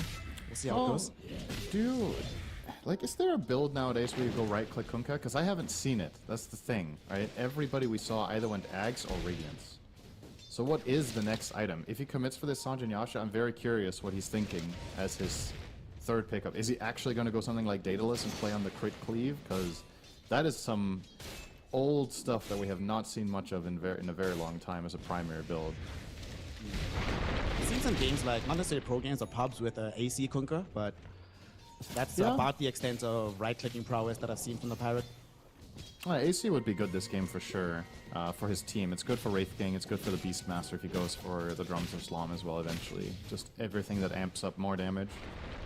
Could be nice. Might need some help though, because he's getting jumped. I think he's dead. Miposhka gonna hold him up. Rue's coming in, finding the angle for the dead shots. But Pakas is also making his way over. Let's see if they can bail him out of this one. Rue, lots of blood grenade, but they haven't killed him off just yet. He did not deploy the dead shot. And now there's a roar instead going in onto the Muerta. Radon though bails him out of trouble with the Gorgon's grasp, some additional damage onto the beast. He needs to get out. Thankfully, the defense matrix will help him. And Scam drops a wonderful shackle shot that should lead to the end of proceedings. I say that we now have the ultimate from the Centaur. Stampede deployed. The movement speed is granted, and Pakaz is now killed. I held that Stampede for a very long time. Collapse had it the entirety of that and was just waiting to see if it would even be necessary. But it is in the end. Miposhka, nice Nightmare dodge on the Torrent, but the X was still going, so they'll get him anyway. Should be able to pick him up. Yopaj will be like, yeah, buddy, it's nice to try and gank a pirate, isn't it? That's what you get. So his triangle is secure. Yopaj will be able to keep farming. And while all of this has been happening, top lane has still just been nothing happening. So this Wraith King, he didn't have to participate in that engagement. He instead was just constantly farming, getting closer towards having that Radiance. And since his lane partner is a Centaur, one-on-one, Centaur cannot kick him out, nor can Centaur just completely take away the tower in the time that he's farming the jungle. I mean, this lane is kind of a nothing burger right now, right? Both heroes can't kill each other. The Centaur can't kill Wraith King, and the Wraith King, I mean, he's got Blade Mailed Vanguard on the Centaur, so you're not touching him either. So they're kind of just going to be trading farm. And what's interesting in situations like this is usually who comes out ahead is who can push out the wave fastest. Because imagine Centaur just pushes out the wave immediately. He can now go and contest some of the camps that the Wraith King wants. And this is what you're going to see Collapse doing now, is he will try to push the wave quickly and then take the side hard camp and maybe even the enemy small camp afterwards. You see it right there. He pushes it out, immediately transitions down. And I wouldn't even mind seeing him use a little bit of double edge action here to just accelerate even further and then grab the next wave up top and pull it to the small camp. But he's playing this a little bit safer, if you will. Unless he's going to cut it between the trees, so it's fine. He's going to do the exact same thing, but without using double edge. Nice. He's going to bring it to the small camp and farm this up.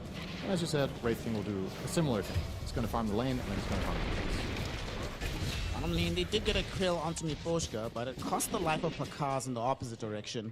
Lal making his second rotation of the game. So 2 deaths onto the Beastmaster. And the shenanigans that happened earlier to Laurel have been somewhat fixed up, even though the Kunkka is still accelerating his farm further. Yeah, Tiny doesn't need to do outstandingly well in this game either, which is the good news for Spirit. I think if he gets a decently timed dagger, their lineup is still coming together in the fashion that they want it to. So if he can be involved in a kill or two here and there and complete, let's say, a 15-minute blink with phase boots and soul ring, I think that's par for the course here. Small little contest made for the haste rune. Miposhka and Rue were able to steal that away from Yopaj. Gonna try go for the Watcher now as well, utilizing this additional movement speed, and unfortunately no lash on the shackle shot, so he's good. Bane on Miposhka, gotta love it. Middle tower is under attack. Every coin helps. I gotta say, these first 13 minutes, it's not easy for Shopify for sure to put more pressure than this, but their early moves, they've had some trades, but they're not really gaining. They haven't done particularly meaningful tower damage except from in mid, capitalizing off of the earlier kill on the Tiny. I think we're reaching the point now, approaching the 15-minute mark, where you really want to take the bot tier 1 and then threaten the Tormentor with a Wraith King lineup. So I would love to see this Radiance coming out right now for Tomato. This should be a flat-out gate play where you backstab bottom, take the tower, and then control the area. That's how you break the map open right now, because you're not doing anything, Tom. Like, Centaur doesn't care about you at all. So it's the only way you progress the map is by bringing Wraith King. So let's see if he does it. The Radiance is being delivered as we speak. It's flying out in the courier. And he's going to lose his top tower if he does it, right? That's the other thing. Centaur will just trade. But I think it's a worthwhile trade for you because of the placement of the Tormentor. So, well, this is the other angle. I try to go on the Centaur of all heroes. We're just going to lead things off. X, there's going to be the torrent. Nice sleep from Miposhka, but will it save his life is the question. Skem there with the shackle shot. Man, this guy is so tanky. Fiend's Grip instead thrown in onto Yopaj, and they dive onto Miposhka instead. They kill him first. They have to force out the Stampede as a retreat measure from Team Spirit, so Shopify Rebellion, they take the more difficult option. Interestingly enough, before that move happened, Medusa even vacated bottom because she was expecting that same move you were talking about, but they went in the opposite direction and they caught Team Spirit clearly off guard. Yeah, this actually works out quite well for them, specifically, like you said, because Medusa left. This means that Pakaz gets to do some good damage to the bot tower. He's not committing for it though, so he's not finishing it off. And now, the question is if Spirit can just one-up them here with a rotation top, and then they take the top tower and then gate bottom and get the Tormentor for themselves. You would imagine the game kind of revolving around that right now, but the good news for Shopify in that regard is the Spirit lineup isn't particularly good at killing the Tormentor. So I think it's going to be pretty telegraphed, and you're going to have time to react and build yourself a fight there. For the time being, this should be good enough. See this Wraith King rushing the dagger now. That's good. Thank God. You're mentioning the Tormentor. Broadly speaking, this draft isn't really that great at taking objectives anywhere on the map. Like, they're going to need massive successes to emerge from skirmish or map movements before they can go into these objectives. So it does give a lot of lease on life for Rebellion. You can sort of afford to like not have the best initial fight, but leave Rebellion or leave Spirit in a position where they can't easily go take the next objective. You respawn on 1-2 heroes, you can just come right back in. Relax is baiting. They're not taking it here, are they? No way. They're just poking. Yeah. Kind of have to read that Laurelus here. The power shot's going to confirm it as well as the summoned units, but well, they're going to try to kill off the Ancient Thunderhide. They will be successful. It's a pretty big one for the tree for it. 250. Nice. Pakaz actually TP's out, honestly. but they probably can't take the Tormentor like we talked about. And I agree. Look at Spirit's lineup. They're not the best at killing Rosh or Tormentor, but they're actually quite good at taking towers. You just send Centaur in front, tanks the tower. He has Crimson and Blade Mail, and then Medusa can stand and hit it. But they're in no rush, like we talked about. It's fine to keep stabilizing, keep farming up. It's the onus is more so on Shopify Rebellion to press the issue a little bit. And now Tomato with the blink. Oh, this is bad timing though. Oh no, he was TPing. Ooh, this one as hurts. he's TPing out, as he's just finished his blink, they're going to take away the first life here. And nobody is nearby enough to make this fight really hurt for Team Spirit, but we'll see. Scam, very nice shackle shot onto both Lol and Rue, but still very hard to get involved here. They don't have the Beastmaster. They came through the Twin Gate, but he's not here with the Primal Roar. We do see jumping in is going to be Tomato, looking for Radahn, but just getting held in position. Stampede with the hoof stop comes right back in, and Tomato is going to end up losing his life here. Nebushka finds the sleep now onto Hellscream. They finally brought in Pakaz. He gets the roar out onto Laurel, but they don't have the follow-up damage until at least Yopaj. There with the Torrent, getting the secondary kill. Can they get out is the question. They leave on Rue. Collapse though, he still wants an additional pound of flesh. He knows that between himself, Radahn, and Miposhka, they are super strong here. Scam is going to be the one that gets seen first. Miposhka was hoping for the bigger target of Pakaz, but he'll try settle for this one. He gets away with the wind run for now. And all of a sudden, stomp onto him. They're going to start respawning soon with these heroes from Rebellion. They need to be careful, Team Spirit. Scam found a very nice shackle shot onto Miposhka. Held him in position. They kill him off. Collapse now. Doesn't have Stampede for another 45 seconds. But with the help of Radahn, they're probably strong enough that they can walk away safely. And Yopaj just wants to go home. Not too bad again. Shopify Rebellion are holding their own in these fights. They managed to kind of stabilize the situation. Honestly, this was looking quite bad. The Wraith King died first for nothing, and then his reinitiation onto the Medusa gets himself killed, and in spite of that, this kind of turned out to be roughly a draw. So, can't say given those circumstances that it's too bad. However, I feel like I'm going to keep coming back to this. This is the stage of the game that I think their lineup should be somewhat pulling ahead in fights if possible. When you draft like this, you really want, I mean, you got 24th picked Medusa, right? It is what it is, but you left it in the pool. So if your heroes don't deal particularly well with the hero, limiting map access is where it's at. Oh no, Tomato still doesn't have it. So again, he's just instant. Oh Nice no. That was quite nice.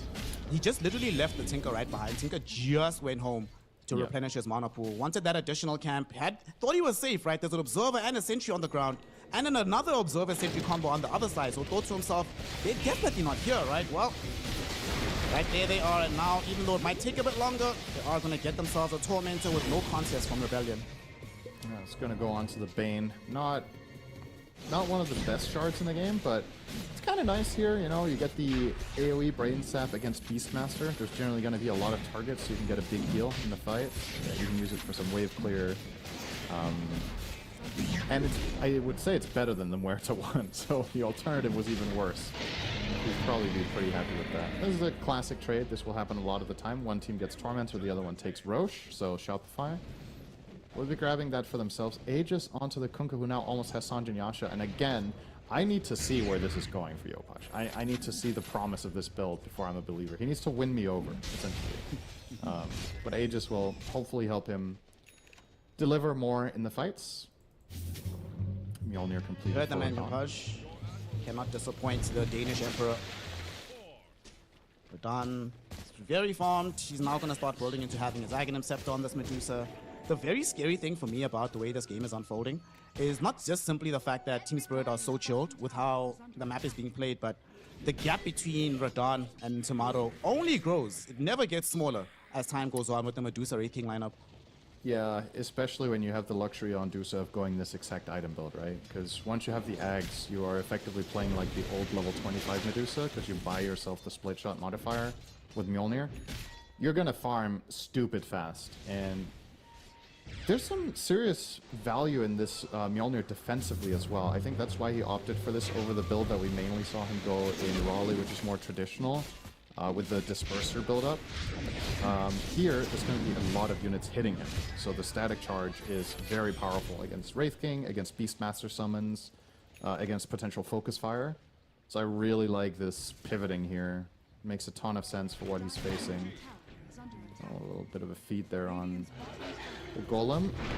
Cause and of his hero too. Goodness, he's about to just get completely collapsed upon. Pun intended, because the Sensor just showed up out of nowhere. Secure that kill. Should be able to take the tower as well.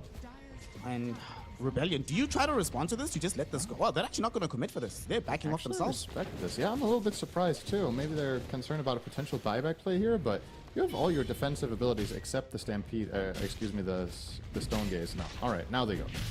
Probably just waiting to get a little bit of intel around the map on their wave, and they see... I think they saw someone showing bottom on the wave, and that was enough information to confirm that no smoke defense was coming. And they take it on for Dawn. So that's almost the Ags. We just started talking about it, and now he almost has it completed. So that's how fast it can go sometimes. When we started talking about it, the gap between himself and Tomato was 3k, and now it's just on 4 casually, just out of nowhere. Yep. And Tomato's trying to build into his BKB, so they've been very reluctant, it seems, for Rebellion to make the offensive moves themselves. Once he has BKB, is that finally time to go as this Wraith King team? I mean, it's been time to go the entire time. They've kind of just been outplayed, right? So yes, it will also be time to go when he has the BKB.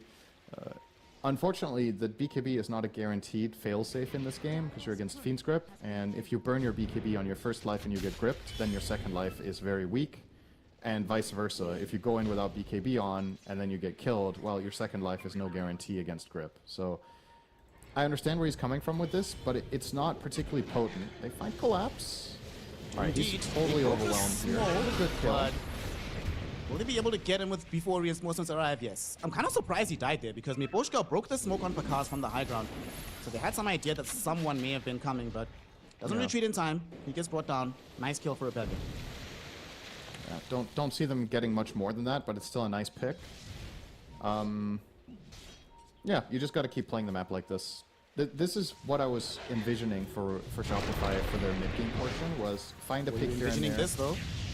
Were you envisioning them just getting the Wind Ranger grabbed out of nowhere, tossed into her doom? That's not what they wanted. It's a small price to pay, but yeah, she's probably not supposed to be there, let's be honest. But either way, like, the way you want to play this as Rebellion is be across the river as much as possible. That was unfortunately only for 10 seconds, but at the very least they got to see the other side. Now they did lose their Wind Ranger and their tower in return, so can't say this is too inspiring stuff, but it's a step in the right direction to get across there and start trying to take away some of the enemy farm. But Spirit, strong formation defensively again. Oh, Aegis, this is bad because this is a huge kill. Getting caught out. He hasn't been brought down just yet. This newly picked up AC actually kept him alive, and he still has 21 charges.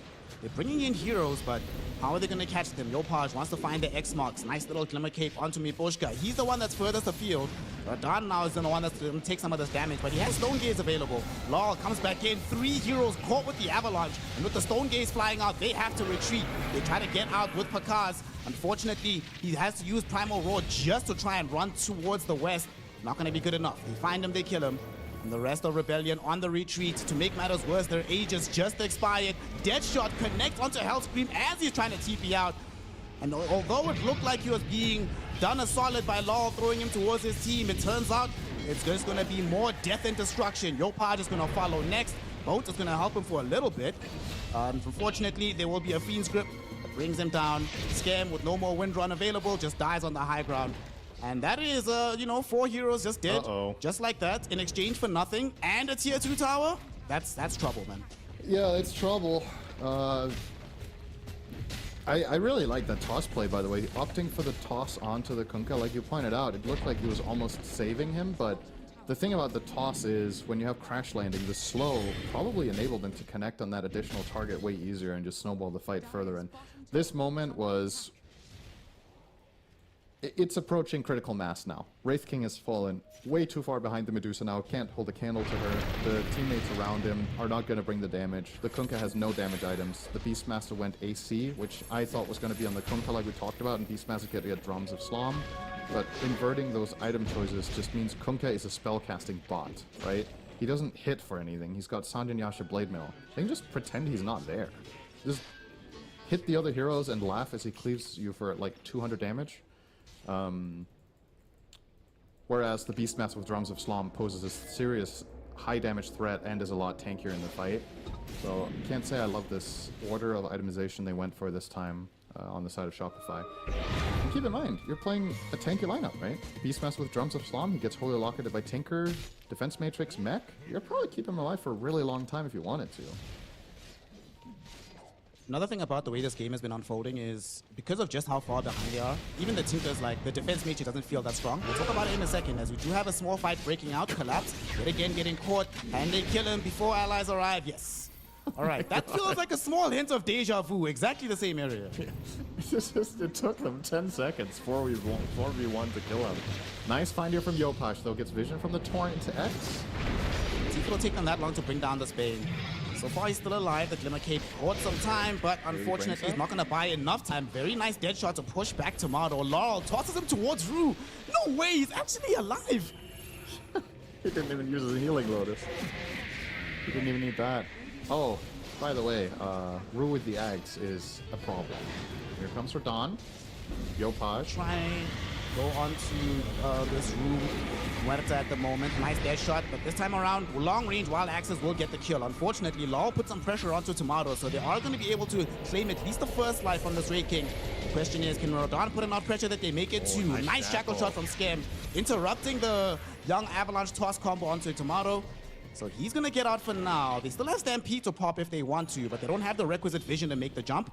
Yopaj, though, thinking about re-engaging, but not so sure about the wisdom of that one. You've been bought a second life, boys. Take it, go home, and figure something else out. But the fight's not over. Miposhka getting jumped on the back lines. They want the pain. They get him. Almost. No! He's alive. This time he pops the heal, gets himself away with the help of the Stampede. It's Yopaj who ends up dead instead, frozen by the Stone Gaze. Tomato forced to do the Nightfall, BKB, and just go home, my friend. If he dies on Wraith King there, they lose at least a mid lane of barracks, but at the very least keeping him alive gives them a fighting chance here of holding, but yeah, it's becoming more and more apparent they have no solution for the Medusa. They actually run away from Radon all the time, because they can't fight into him. They know they're incapable of doing that, which is a good read.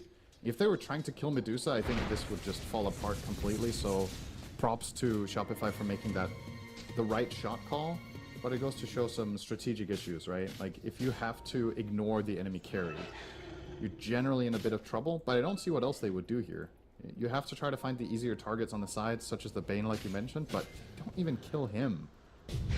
Koshka, gonna get roared.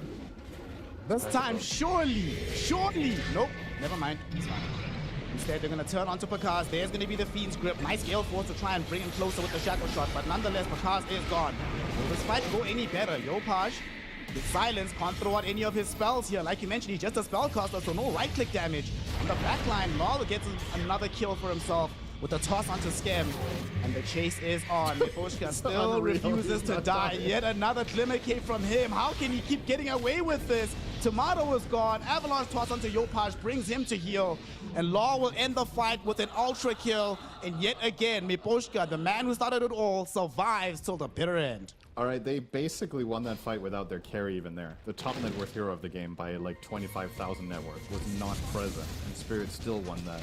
Miposhka survived multiple times with Glimmer Cape, Gale Guard, AoE Brain Sap heals, Fears from Rue, the coverage of Centaur. I mean, that was basically a perfect defensive play around the fact that they had a ward there to give them all the information they needed. And yeah, this is easily the first lane of barracks, and probably, I don't see Spirit needing to go back here, actually. I think they could stay and set up a little bit of a camp in the enemy base if they want to. But, okay. Hellscream with the axe. This is one of the items I was hoping that Shopify would eventually get to. Their Tinker Laser. Is it too little too late? 95% yes. But it is one of those heroic comeback items that do exist. For me, the crazy part about this is that he didn't even start the fight at full HP. He was 70% health and still they couldn't kill him in the end. Like, what are you supposed to do under these conditions? Well, on the bright side, like you said, they do have that Aghanim's Blink on the Tinker. Kunka's clearly not going to be doing damage. I feel like if he had BKB in this fight, maybe it could have been different. But without the BKB, if he just walks into the calling, the hero literally does nothing. Yeah, it's tough to navigate fights for Shopify for sure. I mean, the moment the Muerta got Ags, the zone control becomes 10 times worse to handle. And they're gonna try for essentially a Hail Mary here, but they're too late. The Rosh is already dead when they arrive. Aegis, Radon. Oh, he actually killed Rosh with Power Shot. Sexy play. Nice. He's gonna die for it, but nice nonetheless. There's gonna be a stomp onto both himself and Pakaz. They've already lost Skem. Pakaz falling extremely low. Look at the damage output from Radon. Gotten themselves 2 kills. They did lose Rue in the process though. Now, toss onto Hellscream. They want to try and find the Tinker. Tomato on the side, trying to battle against the Medusa. Not going to be good enough. Nice A-toss onto Yopaj, but even better is going to be the right-click damage onto Tomato. BKB or no, my friend, you are dead. And guess who's going to be in front of you? It's Miposhka, who does finally actually die, but bigger trades have been achieved elsewhere. As he goes down, Yopaj realizes that, you know what, we've got something this time around, boys. 4 for 1 is better than 4 for 0, but nonetheless, it still puts us in a very losing position. That's true. This was one of the better fight outcomes in the last 10 minutes for Shopify, so that calls for a celebration. You killed the 5 Bane and the Muerta, who bought back. Unfortunately, now your base is under siege. They still had a creep wave bottom, so Radon as well as Collapse can get started on the second lane of barracks, and the fact that this bottom creep that's alive is a siege creep and Skem has not cleaned it out means there's going to be a secondary wave coming in, and this is just 2 lanes of barracks now. You could have killed that wave bot, maybe you could have got backdoor protection, but not going to be the case. And Radon approaching level 25, still on Aegis in hand. They're also likely getting the mid-tier 2 after this if they want to. It's trouble. Well, he's got Silver Edge now on Radon. Yep. But that makes things even worse for the enemy team of Shopify Rebellion. Can they get anything here? Nice movement from Pakaz. The blink back saves his life. Collapse. Almost caught up. Thankfully, he was just out of range for the hoof stomp. But now the grand reward for Shopify Rebellion will be they get a chance to defend 5v5 against Medusa Aegis. Let's see how they structure this. It would help them a lot if Koka had Shard, but since he doesn't have Tidal Wave, it's going to be hard to displace Radon. I think he's just going to stand his ground and hit and make them come to him. And Collapse has the same idea. 5,000 HP Centaur in front. It's the Glyph. What are you going to do with this smoke? Like, what's your point of contact? Well, they're going to get feared. That's not good. One of the issues you also have to worry about, they're the ones that can get displaced, right? Lol is just waiting in the wings. Oh no, Pakaz got scouted. Okay, does manage to get away for now. He's still alive, and they are going to focus on the objectives. And meantime, nice movement forward. There's Lol. Can't get the toss back, though. He just put in a little bit of token damage, and they zone them back. They're also dealing with the Roshan's banner. Tomorrow trying to close in onto Miposhka. Can't even get there. Yopaj now throws in the boat, hoping to try and protect Tomorrow. Does pop a BKB. They're going to the backlines. They want these support, but they're not going to find them. Miposhka gets the grip on Pakaz. He is gone. All of a sudden, Tomorrow follows him as Law finds him in the trees. And with these deaths and no buybacks being available, GG will finally be called. Game 1 goes the way of Team Spirit after really a this was like one of those checkbook performances. Have we done this? Check. Have we done this? Check. Have we done this? Check. Absolutely well-deserved victory from them. Yeah, that looked very comfortable for Spirit, and that's the concern here. Obviously, I mean, like we talked about in the pregame, you're going in, this is a series where one team is just clearly favored against the other, and that's usually when those games happen. What I would love to see from the underdog team is some sort of very early aggression and try to put a lot of pressure on the more established top echelon team. Shopify didn't manage to do that this game. I think they had a couple of moments of opportunity where maybe if things went a little bit different, maybe some itemization, maybe some angles that could have helped a little bit, would have bridged the gap. But as soon as we were 20 minutes into this, they were in a horribly losing position. And if you want to beat Spirit, you need to get ahead, because Shopify is just not as good of a late game team as Spirit is. Frankly, there's maybe like one other team in the world that's as good as Spirit late game, right? Right now, maybe PARIVISION, perhaps Tundra, and on a good day also Liquid. So there's like very few teams that can hold a candle to this team late game. So try not to get there on even footing. Has to be the name of the game. And the last pick Medusa kind of got them, right? They just didn't really have what it takes to deal with that hero. I mean, we saw that one play that they tried to make earlier on, right? The first rotation that Scam made through the Twin Gate. They were hoping to get the Deucer kill in that moment, get the tower, open up the map for themselves, but it took so long. And I think already then they started realizing, guys, I think we're going to have some issues dealing with this Medusa. She is extremely hard to kill. She has a lineup behind her that can also defend her for so long. You know, you have Law that can come in to displace her if need be. We've seen Miposhka being able to save other heroes with his Fiend's Grip, with his sleeps. And of course, we have the Stampede, Stone Gaze combination that practically makes her invulnerable. So you were mentioning it much earlier in the game. They needed to be playing a lot faster. Sadly, they just couldn't make it happen. I think we only saw, what, 2 really big plays from them across the river, both of them with Collapse dying in the same spot. But besides that, it feels like there was just no initiative from the side of Rebellion. I'm even looking at some of their items, right? How late the Blink Dagger arrived on the Beastmaster, how long it took for them to get the Blink Ags on the Tinker, how long it took before you even felt any influence from this Wraith King whatsoever. So I don't know, man. Something has to change for the second game, and it needs to be a pacey, high-tempo experience if they have any hope against Spirit. Yeah, if you want to simplify this a little bit for Shopify, they just had damage issues, right? That's it. They couldn't kill the heroes when we got to the mid-game portion. The Collapse Centaur tanks up, the Medusa tanks up, Bane gets a Glimmer, Muerta has her ult, as well as an Axe for some stats, and Larla is Tiny, who's a super tanky hero. Who is killing anything in this game? Your Wraith King carry did not go damage items. He went Radiance, BKB, Blink, so... And that's fine. Like, the hero kind of probably had to go for that build. The BKB was debatable, but the other 2 items I think were fine. Kunkka went Sanjan Yasha, no damage. Your offlane Beastmaster did not go Ags until late in the game, no damage. So, to me, the whole thing just falls apart because you reach this mid-game portion where Medusa carry lineups, that is, always play the game the same way, right? This isn't surprising. You look at the draft, you kind of know what's coming your way. You have to be able to do better than this if you want to beat this hero as a carry. So, yeah, there's definitely some workshopping to be done here for Shopify going into the next game. Yep, fully agree with that. Of course, we just saw our MVP, our boy Miposhka, give him another win. Yeah. That's win number 74 in the bank for his Bane. Okay. Really good stuff. And I think just given the escapes that we saw him being able to pull off at the end, you know, sometimes you see performances from a hero specialist like this, and it starts to make you question, man, why is this hero not in the meta? He can just do so much with it. So, heading into the second game, I am very worried about Rebellion. I really want to see a different draft coming in from them. But crucially, I just want to see Game 3. I just want to have more Dota today with the Emperor Cinderin. So let's hope that they have what it takes to make that happen after a very small break. We will witness it ourselves as Team Spirits take on Rebellion here in PGL Wallachia Season 4. We'll see you soon for Game 2.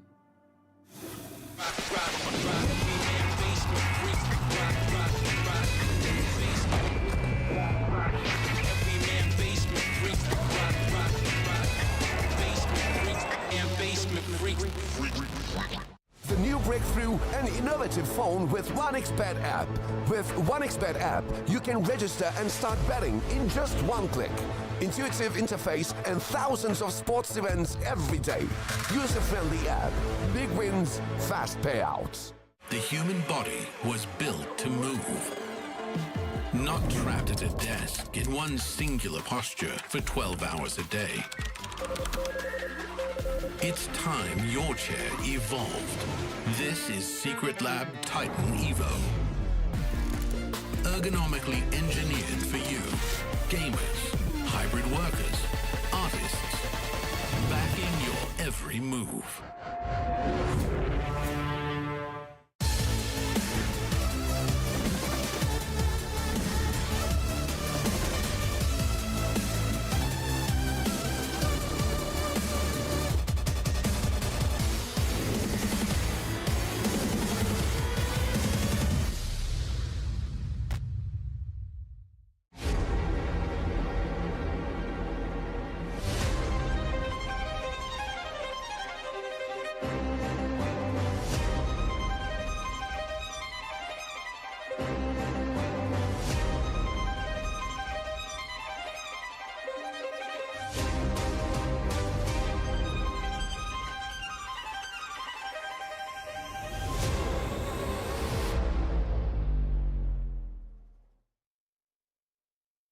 Welcome to Climb the Ranks, where we're going to be taking some professionals and asking them 7 questions about Dota. With each correct answer, they will go up a rank, but of course, if they get one wrong, then they'll be going down a rank. And we'll see what their MMR is by the end of it. I'm here with Maposhka from Team Spirit. Are you ready? You feeling locked in?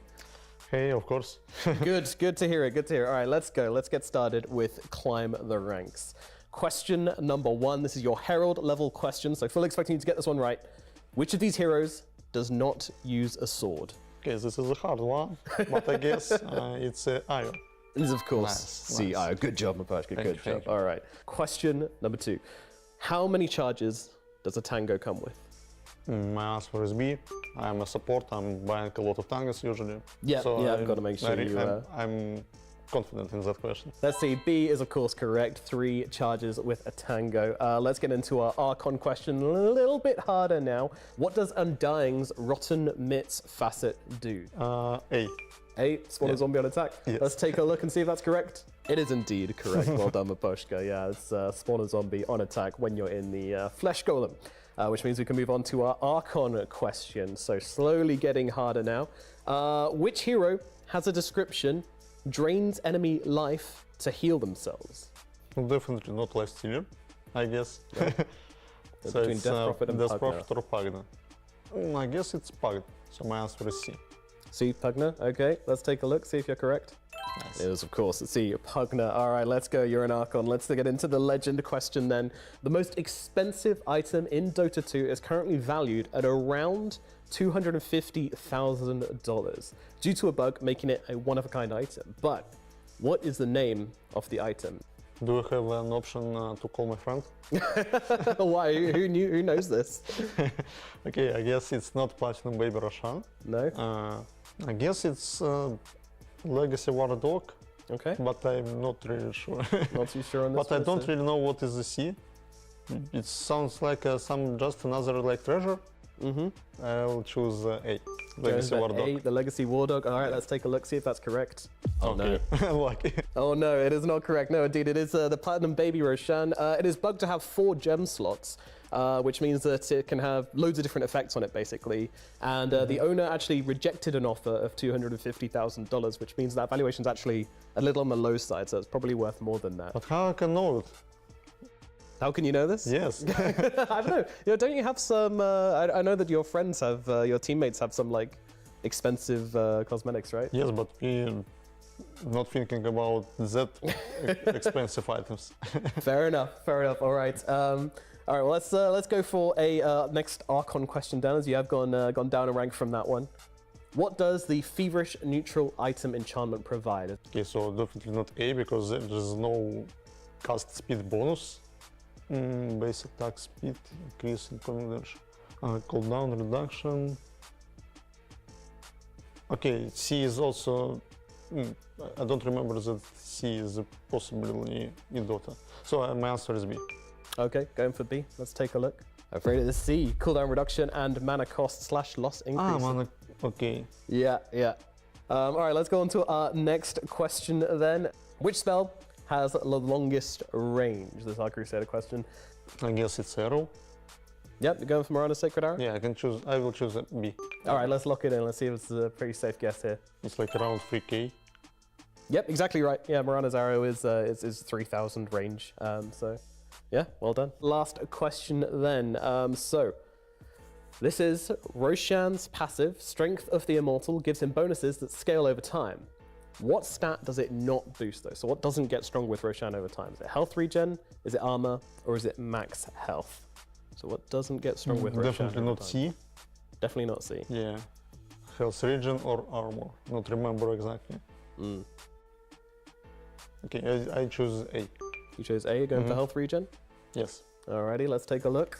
And you're absolutely right, Roshan does not get health regen over time, he only gets armor and max health. So, all right, and that was your last question, which means, Babushka, you end up as a legend. So Okay, nice. Congratulations. Nice, I'm a legend. Well done, I mean, you are a legend to all of us, in a nice way. All right, Babushka, thank you very much for playing Climb the Ranks, and good luck at Wallachia. Thanks so much. See you.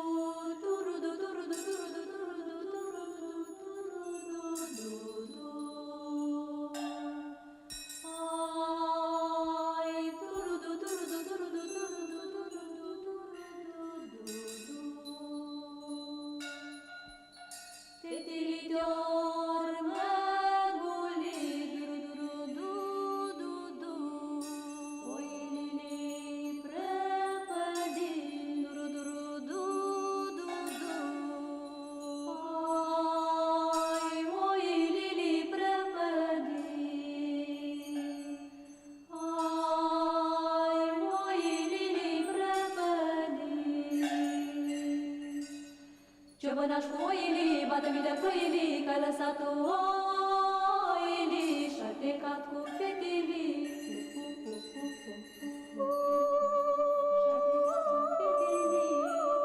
și-ai plecat cu fetilii. Eu m-am pornit după oi, du-ru-du-ru-du-ru-du. M-am întâlnit cu un iepuroi, du-ru-du-ru-du-ru-du. Unecalie puroi, n-ai văzut un cârdioi. Ai, n-ai văzut un cârdioi.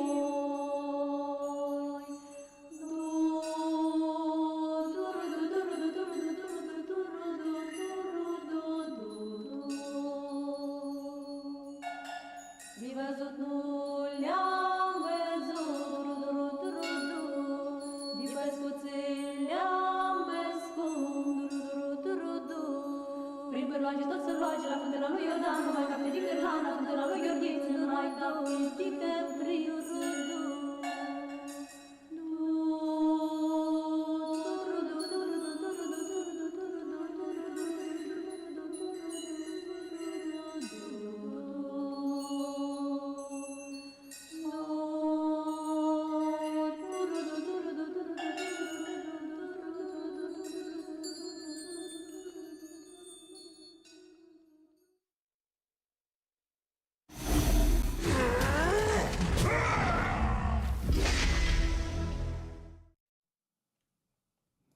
Welcome back to PGL Wallachia Season 4 with Snare and Emperor Cinderin as we go into Game 2 of Team Spirit versus Shopify Rebellion.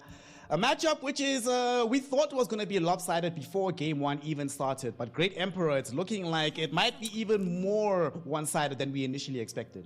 Why am I Great Emperor? Where's this coming from? I don't think I've ever heard that in my life, and now you've called me twice in a row. I'm not sure what to think of this. It's kind of weird. You gotta explain yourself. Okay. Here's my rationale, right? You are the tallest person in the Dota scene, right? That's incorrect. Currently, of everybody that's still active, you're the longest active member of the Dota scene, right? Who's been around longer than you? That's still around now. Puppy?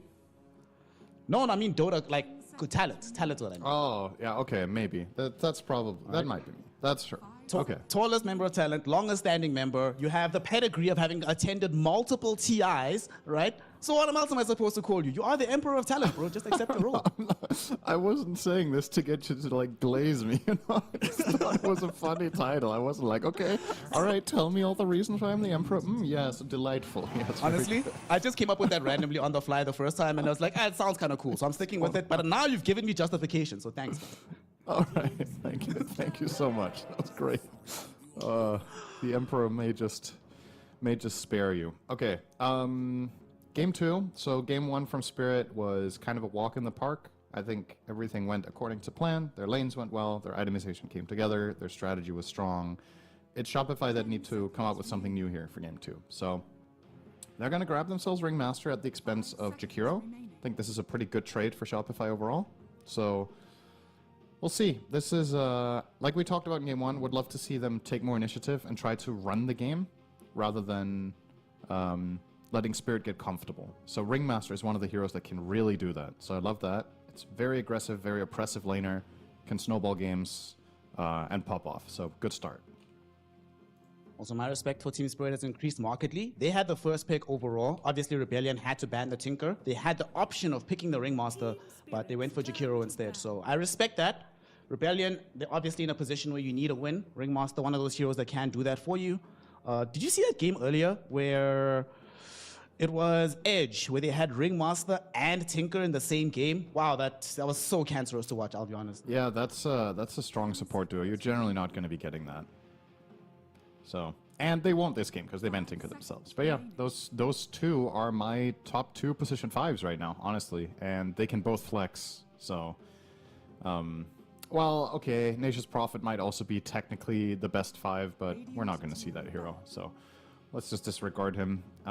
Definitely, they're both in the top 5 for sure. It's about whether you structure your lineup correctly around them, but that's kind of easy. That's why it feels so nice to pick them, too. They just work with anything. Let's see what's going to be the first piece of that anything. Rebellion are going to be drafting first into the phase. There's no Silencer, no PA, no Coddle, no Morphling. So they go for the Sand King. So this is a hero that you sort of brought up as an option for them in Game 1 to fix the damage issues from the Kunkka. It can still go mid if needed. It can go off lane, of course, for Pakaz. Have seen 1 or 2 games with the hero being played as position 4. But mainly, this gives them the one thing they didn't really have. Damage consistently throughout the game. Yeah. Last game it was banned in the first phase by, I believe, Shopify themselves. And then they ended up picking the Kunkka, which didn't really seem to work out too well for them. I think this is we're early into the draft, but I'm already liking this a lot more than what they showed in Game 1, so I like the adjustments. Now it's about sticking to this identity of what these heroes offer, and Spirit are trying to block them effectively by picking a very tanky frontliner that can deal with massive AoE damage. Bristleback will be the choice here. Wonder what they're going to combo this with. Obviously, Caudle, as you mentioned, is banned. They can flex this onto carry and mid, theoretically speaking, but I almost only see Collapse play this on Spirit, I want to say. On a team like Tundra, they put it mid quite frequently onto BZM, and sometimes carry onto Crystallis, but yeah. For Spirit, it's a little bit more obvious where this is going. You do have the occasional game where your Toro will go for like last pick, but mid is definitely out of the question. Just the way that they play Dota, I can't see them muting Bristleback in the mid lane. It would be surprising, at least. They might have done it before. Like, most teams have tried something once or twice, but I agree, it's not... Identity-wise, it doesn't fit them as well as it does a team like Tundra. This fits them a lot, though. You know, we just saw them get a W with this one of Rue's best heroes. Obviously, super solid. You now also have the Jakiro Muerta combination. You can deadshot people into the ice path. You know, if heroes are just held in the calling with Bristleback spraying out quills, it's good stuff. They don't have much team fight, but damage is certainly not in question for Team Spirit.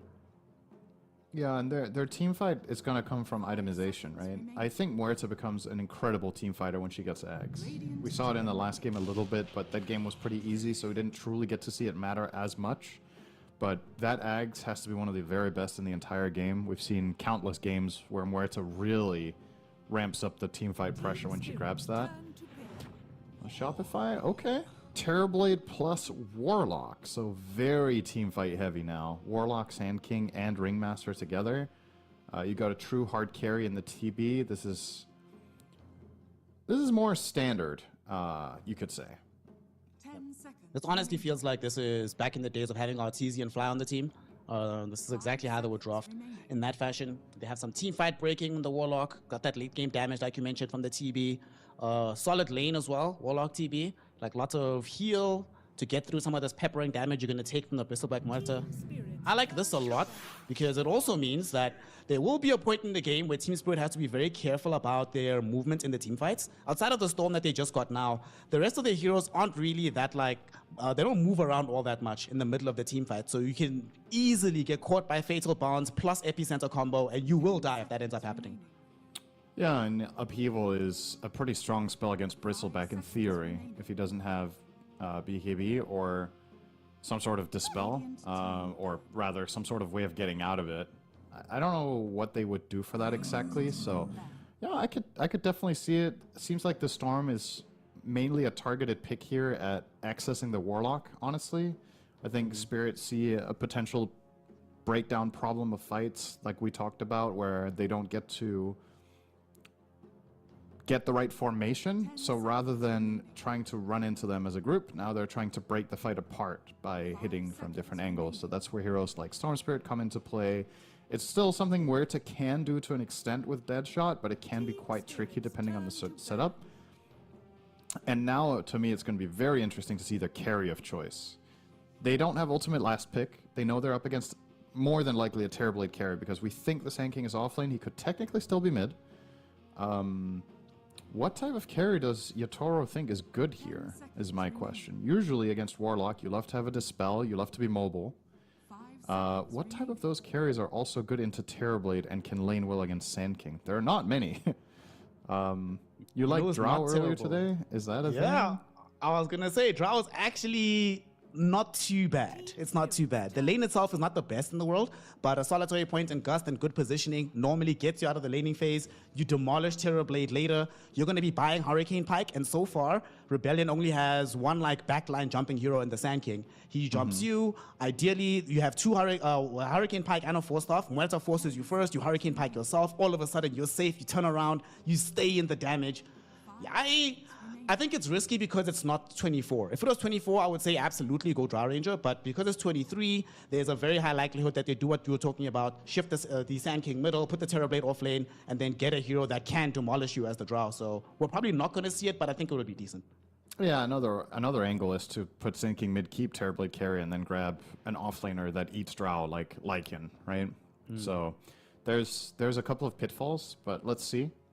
Maybe they'll go for something like safer in that regard, but they're definitely taking their time. I understand this. I find this to be a very difficult pick for Spirit, and they will get the Luna. Okay.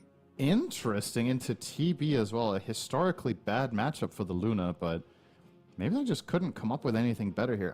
I can't say I love it. Honestly, I think this is one of the overall weaker drafts I've seen from Spirit in this tournament and Raleigh combined, so that bodes well for Shopify. If they're going to win a game, it should be this one, especially considering they have 2 minutes to find the perfect hero now for Yopaj or for Pakaz, whichever they want to put it on. Luna, I just went and checked. She went 1-4 at Raleigh out of the 5 games she was played. Radon lost on the hero. Yes, Satanic I was going to lost. suggest this hero. Okay, DK is pretty good. You get the damage reduction into the Luna. You lane very well against everybody else. You Blink Dagger, so you have some kind of way of getting onto the Storm Spirit in a very easy fashion. Your damage output in terms of having Sand King plus Warlock plus the DK, that's a lot of hurt's going to be coming out in this game. And these heroes from Team Spirit, they are relatively squishy. Like the carry hero is not that tanky. The mid hero has, a lot of movement, so that's how he achieves the survivability. But if you can ever lock him down, you can actually kill him. I can't believe I'm saying it, but I really like Rebellion's draft way more than I like the Spirit one. Yeah, I liked it more, and now I like it a little bit less than I did before because they put Dragon Knight carry. I think this was just a straightforward DK mid, Sand King offlane, terribly carry. Would have actually really loved that. I wonder what prompted this pivot. They get the Terrorblade against Luna lane, which is nice, but I actually think Sand King could have stayed alive in this one as well, together with the support of a Ringmaster. But maybe they were too worried about the Sand King's game into Luna and Jakiro, so they do make this adjustment. I still like their draft, but I love the prospect of a mid-Dragon Knight rushing Tread's Blink against Storm, against Luna, and just playing aggressive around the map together with your offlane Sand King, and then getting a really big Terrorblade. The upside to this, though, if you will, now you have Pakaz on a carry hero in the offlane, and I love his carry, so, maybe he can scale really hard as the position 3 TB. He's going to be like, guys, don't worry about this. I spent years perfecting my craft on this Terrorblade hero. I know exactly how to make it work in the offlane. Do I need to build pipe and stuff? Don't worry about it, gang. Just give me Terrorblade. I'll win us the game. Okay.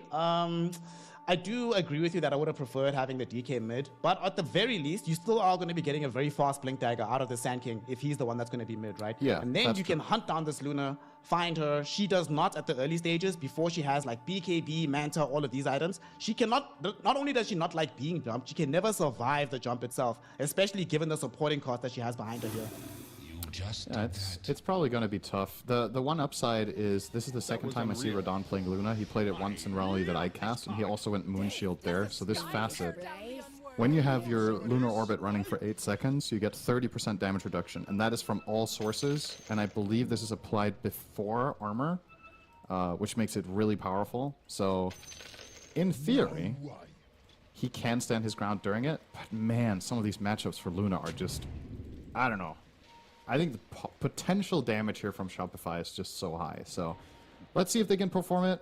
Like we both agree. We think this is Shopify's easily best draft of the series. Game 1, I didn't really like their chances too much. This one's much better.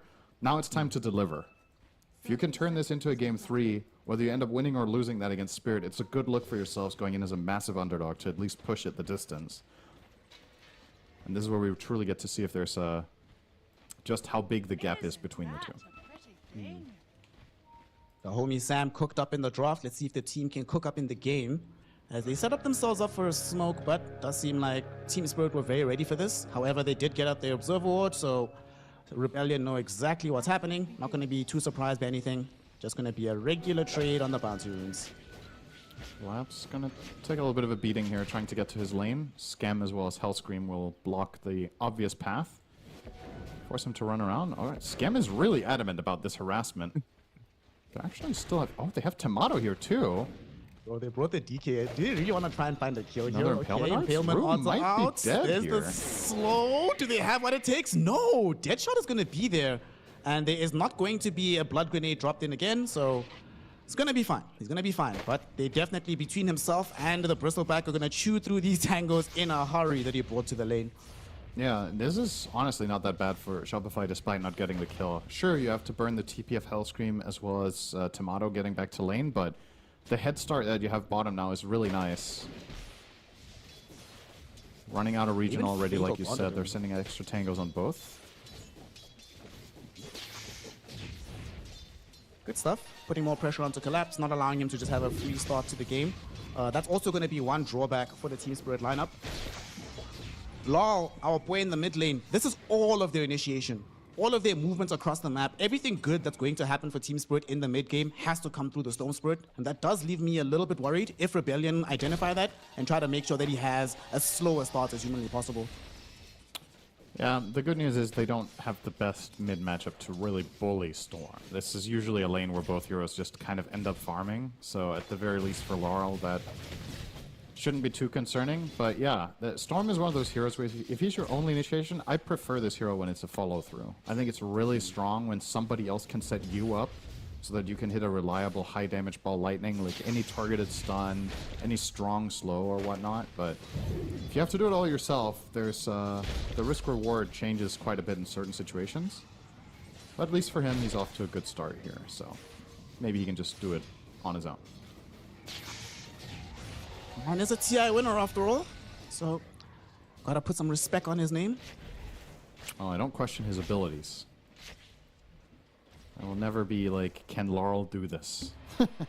It's more about, will it play out in a way that it is possible? Let's think of it like that. Yopash will get the other water rune, but he doesn't have Sandstorm ready, so this is a little bit of an awkward predicament where Laurel is boxing him out quite hard. Now he's going to have the Sand Shroud, but loses Courier for it. It's unfortunate. So Laurel will definitely feel very happy with this exchange. Should elevate him further in the lane. Yeah, he's actually quite far ahead right now. Yeah. Considering the amount of creeps coming into his tower. So he's 15 and 5 against 11 and 2, but he has extra creeps to get as well. So he's ahead by like 5 or 6 CS minute 3, which I think is a very good outcome for Storm in this lane. I'm not saying he's not supposed to be happy, but winning it this much I don't think is the standard. He's actually kind of crushing Yopash here. 20 and 5 versus 14 and 2. It's a little bit tough, but still a lot of Dota to be played, of course. Nope, seem like a cross. We're done. Shut it down. 7 minutes. 6 CS behind mid, minute 3. I'm out. GG. You must be playing in my pubs. That's how all my mid players do. Yeah, that's not a mentality that will get you very far, I'm afraid. Top lane 1. The lane we haven't talked about too much just yet. Radan just farming away on his Luna. They're doing quite decently here. Pakaz does have a wave coming in, so should be able to catch up in the CS department. But lots of farm being traded. Part of the problem is that both Ringmaster and Jakiro are not really like spicy and inviting targets to go onto. So you harass each other when you can, but I don't think we're going to see a full-throated kill attempt in this lane for quite some time. Especially not when you have meta on cooldown. Terrorblade doesn't offer very much offensively without that spell. You've got a little bit of a reflection, but that's not going to cut it to get a kill. The side of Spirit, in theory, could be a little bit kill hungrier here. You have a lot of magic damage, which is good against Terrorblade, who's higher armor but low health. But he's got a lot of stick charges, and he's completely full right now. So, realistically speaking, you're probably just happy to trade farm. Just keep ramping up. Let's see what carry Pakaz is going to be building here. I actually do find Miposhka a little bit out of position here. He's kind of in no man's land. Fortunately, the Sand King had to retreat from mid. Oh man, that's so lucky. If Yopash was actually in a very good position, he might have been able to try force something, but nothing happens. Miposhka going to have to take the long trek back to top. What can you do? He's got a salve though. So he's actually coming back with full resources. Nice damage from Yopash onto Laurel. A bit of a trade there. Finally getting the first point in Burrow Strike value into 3 Sandstorm. But Laurel has enough resources to withstand this for now. And the kill will become borderline impossible when it hits 6. So if you want to get this strong, now's the time. Go top onto Radon. There's the meta that you were talking about. It does give them the damage, but unfortunately they didn't scout Miposhka coming in on the backstab. They find the first blood for Team Spirit, and Radon's still alive. The illusion will eventually kill him off. And Hellscream, does he get out of this one? No. So 2-for-1 exchange. It is first blood though in favor of Team Spirit. What do you think of that exchange in the end? I mean, easily a Spirit favored one, right? You get 2-for-1 and you get the first blood on your carry hero. So talked about how Luna might not be faring the best in this game overall from a hero matchup perspective, but you can cover a lot of bases with just raw net worth, right? You can itemize your way out of your problems. So being the first one to get the kill there, quite nice. He almost survived as well, but I don't even know if it was that bad to die, considering now he's coming back with full resources and Kaz is getting bullied the crap back to the... He's actually dead? Is he dead? Is he gonna get dove and die? Oh my goodness. He survived with 75 HP, but that was a very scary moment for the former carrier player there. I thought Miposhka was going to chase that one down together with Radon. I think they had him with another Liquid Frost or a Mango into Ice Path, but maybe, honestly, maybe it's fine to have Pakas float around here on no health as well. It's not like it's going to pose any threat. Or is it bait again? He's still alive. 50 HP, he's fine, he's fine. But like you say, he can't really participate meaningfully in the lane anymore. If he had died, he would have already respawned, TP'd in by now, but this is taking more time away from his presence than he would have if they just straight up killed him. It's good that he has a healing salve. That helps a lot. So, good foresight there, getting that early on, anticipating that this level of harassment is going to come out. And on top of that, he's now buying Bracer and Raindrop, so very defensively itemizing early on Terrorblade against spells, which makes a ton of sense, you know. You're gonna deal with the problems that you have. Was this a wisdom exchange? Yes, 1-for-1. So nobody pulling ahead there either. Given that this is going to be magic damage being a big problem, should he go for the Pipe of Insight? I mean, he probably wishes he had one right now as he's getting dove upon. Thankfully, though, Hellscream right there. They even TP in with the Warlock. Fatal Bonds were expended. Miposhka cannot find the kill thanks to the Shadow Word. Scam, what a rotation. And they ran out of damage before Radon could go home, so he gets out. He's safe, but will have to walk back to the lane right now. Yeah, having to TP back on Luna is half a death, because he had Fatal Bonds on him and has to port out so he doesn't die to the bonds. And this long walk is it's a pretty major efficiency loss for a carry to have to TP to basement at 7. So really nicely done. The Warlock rotation pretty much perfect there from Scam. And of course, when you do this on Warlock, the added benefit of getting more levels in your Black Grimoire to unlock a potentially early Golem to maybe make a Luna kill happen up top into tower could be a really game-changing moment. How is Miposhka level 6? Excuse me? He just solo killed because he got 2 levels from that? I think he was like about to hit 5 anyway, just as he got that kill. Oh, here comes Yopaj. This is first rotation from the Sand King with the epicenter. Radon almost certainly gonna die, and the damage output is gonna threaten Miposhka's life as well. He's caught in the corner right now, hoping against all hope that he can get out, but unfortunately, as we all know, hope is a mistake. Can't do anything. He ends up dead. Yeah, just stop hoping out there. Not worth it. Okay, that was another good overall result here from Shopify. Yeah, they lose their Terrorblade first, but the overall follow-up fight, well worth the cost. You get Sand King involved. He now has the 2 kills. Warlock with 4 Black Grimoire charges, now almost level 6 if he active. I think he must be 6 if he, yep, he used it just now, so that's 6. So the Golem is available. This is a massive timing for the side of Shopify Rebellion, and they know it. They're going to push this top tower with meta. Now it's just about not losing on the other side of the map. Tomato will avoid the gank. Great reads. Not the best part about all of this is they're gonna try for him. He didn't get out. He's still stuck. He's dead. He's gone for sure. His team is gonna try TP in. Let's see how tanky this dragon is. It turns out not that tanky. He ends up dead. But they did expend all of the mana on the Storm Spirit. Will they try to re-engage? There's the Chaotic Offering from the Warlock with the Fatal Bonds, but there's just not enough follow-up damage. They end up losing Yopaj as well. They do see Rue here. Hopefully they can at least kill him, and he goes down. But at the same time, Hellscream almost died. Thankfully, he does have that jump, like you say, to keep himself alive. So 2 for 1. Unfortunately, it's 2 big cores that you give up. After things were going so well, you got the tier 1 top. You didn't allow them to take your tier 1 middle. You were hoping to get out with the DK, but it just all turned into calamity. Right, I think if you if you anticipate this move is continuing from Spirit, you would have TP'd heroes in advance, right? I think they were expecting that Timado was out safely on the Dragon Knight there, and then they were surprised that he got dove in the tower. Because if heroes were there in advance, I think you crush that fight if you have a Sand King set up in the fog or a Warlock ready to drop everything when you initiate.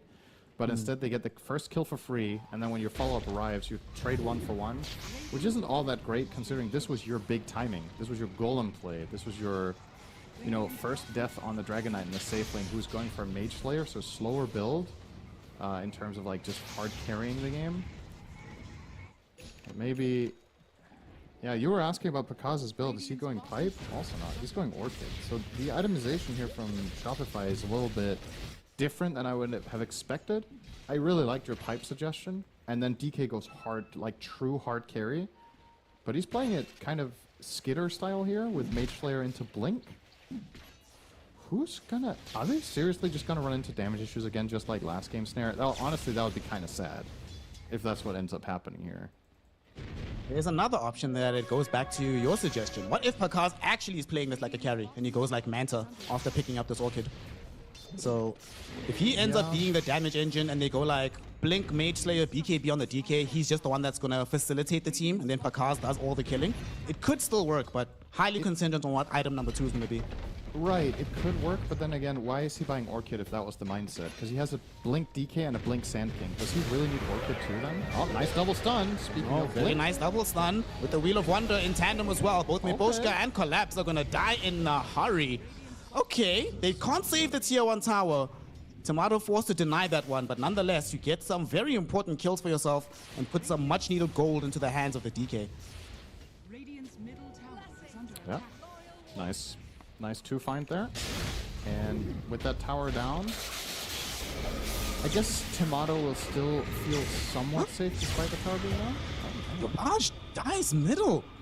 He got caught in he burrow struck forward, putting some harass onto Lal, got caught inside the calling. Man, this spell for these heroes like Sand King, Centaur, these heroes that just go in and there's no way out easily. You get caught by that silence, you are just dead. That was very nicely done by Team Spirit. Can they capitalize on this or not though? Jakiro with 4 points in Liquid Fire, that will push. An interesting 1-1-4 build here from the Poshka will pay off big time in situations like this. So rotations being forced, Skim will try to deal with this somewhat, but that's the Storm on Warlock matchup that we've come to know and love. Oh, actually, he's gonna dodge this out. Nicely done. Didn't get the Vortex. And they defend their tower. All right. Nice. Nice. Towers are about the same HP, a little bit lower on the Rebellion side, but there's still some pressure to be applied. So we now do have a Blink Dagger on the Sand King being available. Blink is not that far from the DK, but we'll talk about the Sand King again because he's caught once more within the calling. This time he does get out, but not far enough away that Laurel can't jump him. Storm Spirit finding himself a kill, and that's back-to-back deaths on the Sand King. Skem forced to TP out right now because Collapse has also made his way middle. Because this time around, Cinderan, they are not going to leave this tower alone. It is going down come hell or high water. Yeah, this is gone now. You've dropped your stuff. You don't have Golem. You don't have your Sand King. This is definitely an easy mid pick for the side of Spirit. Now, in the meantime, of course, Dragon Knight and Terrorblade are finding a lot of free farm, and this will be the Dragon Knight Blink now for Timado. So this is when, similar to game number 1, with how Shopify have drafted and how they've itemized, this is when you want to ramp up the tempo. If you're buying this Blink Mage Slayer and then use it to farm jungle, the build is nonsensical. So I have to anticipate that they're going to be hungry for kills, but currently it's Spirit finding the opportunities. Spell Scream will be taken care of quickly by Rue and Laurel in tandem here. Laurel had a haste June. He was probably screaming at his team, boys, I have less than 10 galvanized, let's fix it. And they're like, okay, it's fine, bro. Thankfully, though, that the Ringmaster tanked that gank. Had they gone further afield into the jungle, they could have come across Pakaz, who is farming here, into a Diffusal Blade next. Bro, he's actually going to do it. He's actually going to play more of the damage dealer. What's he buying Diffusal against? Bristle, I'm guessing? I imagine so. Or maybe they misunderstood the post-game pep talk from Baldo, which was like, you should have just bought Diffusal against Medusa. Like, yes, I will buy Medusa. I'll buy Diffusal next time. And then it was next game. Oh, he got cooked. Just lost Rue. They could actually lose additional heroes here. Dude, Collapse. No way! Is he actually gonna live? Oh my god. Rue will die happily with a smile on his face, knowing that he's distracted them efficiently. Maybe not collapse. Twin Gate is too late, they can't stop him. Yeah. So, alright, so you lost Jakiro to the Tormentor, which is whatever, and then you lost Rue, and you got the Tormentor for Jakiro, so that's Liquid Fire and Liquid Frost, and that's what we talked about. They got it for Rue. 114. They got it for Rue. Wait, was it Rue who got it? Oh, you was. Yeah. No. Oh, I'm misreading the log. Oh, that's unfortunate. They really would have liked the Jakiro one, actually. But yeah, Miposhka died to the Tormentor. That was the line, not him getting the actual shard. So, bad luck for Spirit, but of course, there's always the duality of the Tormentor. The enemy team did not get it, which in itself holds a lot of value. Because those shards could have been quite nice. Either the Spotlight against Manta Illusions from Luna, plus the overall blind against Bristle, or they could have got the Warlock Upheaval one. So. Mid lane, gonna be a jump onto Yopaj, but this time around he does have allies nearby him. They're gonna try and bail him out. Yopaj helped out with the Wheel of Wonder, the Chaotic Offering, and the damage necessary to punish Laurel for the aggressive jump. This time around they were ready. They had the Observer Ward planted just behind this when this move happened. Scam was prepared, and they made massive amount of influence from that, because not only do you get the kill, you might get Roshan off the back of this. Yeah, this would be a really nice pickup for them. I think this is quite obviously happening for Spirit. So if they're not choosing to contest it, they just recognize that they're not in a position to, and I think it's the right call. You just have to let this one go without Laurel there, knowing that you'd be fighting into a Metamorphosis and a well set up Sand King. You will concede the Roche, so another grab here from the side of Shopify. And they keep this game even. What they've not managed to do after the early start is shut down Radon. So the Luna is finding big farm, but they're keeping up, which is the good news. The DK, the Terrorblade are on par pretty much with the carry of the enemy team, but I haven't talked too much about Collapse. He's also getting there. Bristleback can become a true late game monster with Seeing Red. He's not playing the Snot Rocket here. He wants to carry together with the Luna. Sanjin Yasha on the way. A little casual Voidstone, interesting. Listen why BKB for him. For Laurel, of course, he just wants to get to his BKB ASAP. But they're getting there. They have a slight gold lead in their favor for Team Spirit. But the net worth leader on the map is, of course, this DK, who also wants BKB. So lots of Super Saiyans are going to be emerging here in this game too. I'm still very curious mostly about the build on Pakaz. What does he go after the Diffusal Blade? Of course, you know, we all remember TI9, was it? Gyrocopter into Bristle with the Diffusal Blade, made the hero absolutely useless. So I wonder what kind of tech he's going to be deploying here against us, BB. Yeah, Dota's changed a bit since then. It's it's quite a different game, but that was the thing I was thinking of too. That was the thing that came to mind was, all right, why are you buying Diffusal? Is it specifically against the Bristle? Against Luna, it can be okay, but a lot of the time on TB, you just want to really beef up, you know, and get big items like Skadi or Sanjin Yasha, Manta, you know, that type of items. So if you're specifically choosing Diffusal, you must have like a plan in mind of how this is going to pay off. We'll see after the Diffusal's done. I'm curious what his next item is. I think it's going to be Skadi or Manta. Don't really see any other strong build paths here, but who knows. We'll have this Aegis to play with and a half HP tier 2 tower before them. One that Team Spirit don't seem to have much appetite to give up easily. Multiple heroes positioned around the area. They have some vision to protect against the potential wrap, and they haven't seen said wrap, so now they're gonna smoke up themselves. Heading top, I think they scouted Pakaz. They see the Terrorblade. Pakaz in danger inside the calling and absolutely no way out. Scam did his best with the Tumbler's Tway, but couldn't catch up in time. But now here he is, hoping to try and turn the fight. They can drop the Chaotic Offering. Not just yet. It's gonna be Tomato revealing the Blink Dagger. Go forward onto this Muerta, but Rue just now TP's out. Miposhka doesn't have that luxury though. His TP's on cooldown for another 10 seconds, so Tomato will be able to finish him off. In the meantime, Yopaj is trying to get himself towards getting a young little Lotus, but unfortunately they get gold off of his head instead. Yeah, that was a bit... I wonder what he was trying to do there on Laurel, but that's a pretty big death. I guess he felt safe, but he got caught by the... He got spotted by the Impalement Arts into Atos, into Whip, into stun, like, genuinely just chain stunned from 80 to 0 there, and that's a really big kill, delaying his BKB. He was very close to it. They're not going to get any objectives off of it, but it's a nice little free pick for them. Nice dead shot will break Skem's TP and cause at least one kill the other way as collapses very fast. And they defend the tower. Like, I thought they were going to be able to take it, but 300 HP, still standing, still have map presence in this area. Okay. You know, actually, with all that changes here, what we saw in the Storm Spirit, perhaps another angle for this Diffusal Blade. If that happens with all the Terror Blade illusions nearby, you can make sure that after the stuns end, Storm doesn't really have easy tools out of that situation. It's a lot of mana to burn with just the TB hitting, but it's a decent damage item and it offers some utility. I don't hate it, but it's just uncharacteristic, I think, for this game. I believe we have yet to see Pakazu even use his Orchid, so that also didn't do too much compared to just ramping up and playing greedier. And now he's going to go for BKB, so opting for that instead of Skadi or Manta, those were the other two options. I think this is also fine, but it does leave you in this awkward spot health-wise. That's why Skadi is such a good item on this hero, or Sanjin Yasha, or Manta. You want something that gives you strength, because your health is so bad. His max HP is still sitting at 1300 right now, so he's very vulnerable. Look at Luna now, grabbing the Aghanim Scepter here, Radahn. Will be able to throw the Eclipse onto the Storm or the Bristle as they go in and just cause absolute mayhem. This is a strong timing for them, and they recognize that they're going to smoke up, and this could be a very big fight. Breaking out, the Pushka will bait. Goes forward, Tomato not going to be able to kill him. He actually not sneaking. Doesn't have the right vision though, so Midbushka's going to live. In the meantime, on the backline, they dove that fight, but Yopaj, him and Scam turned the engagement around. The Burrow Strike on top of the Chaotic Offering.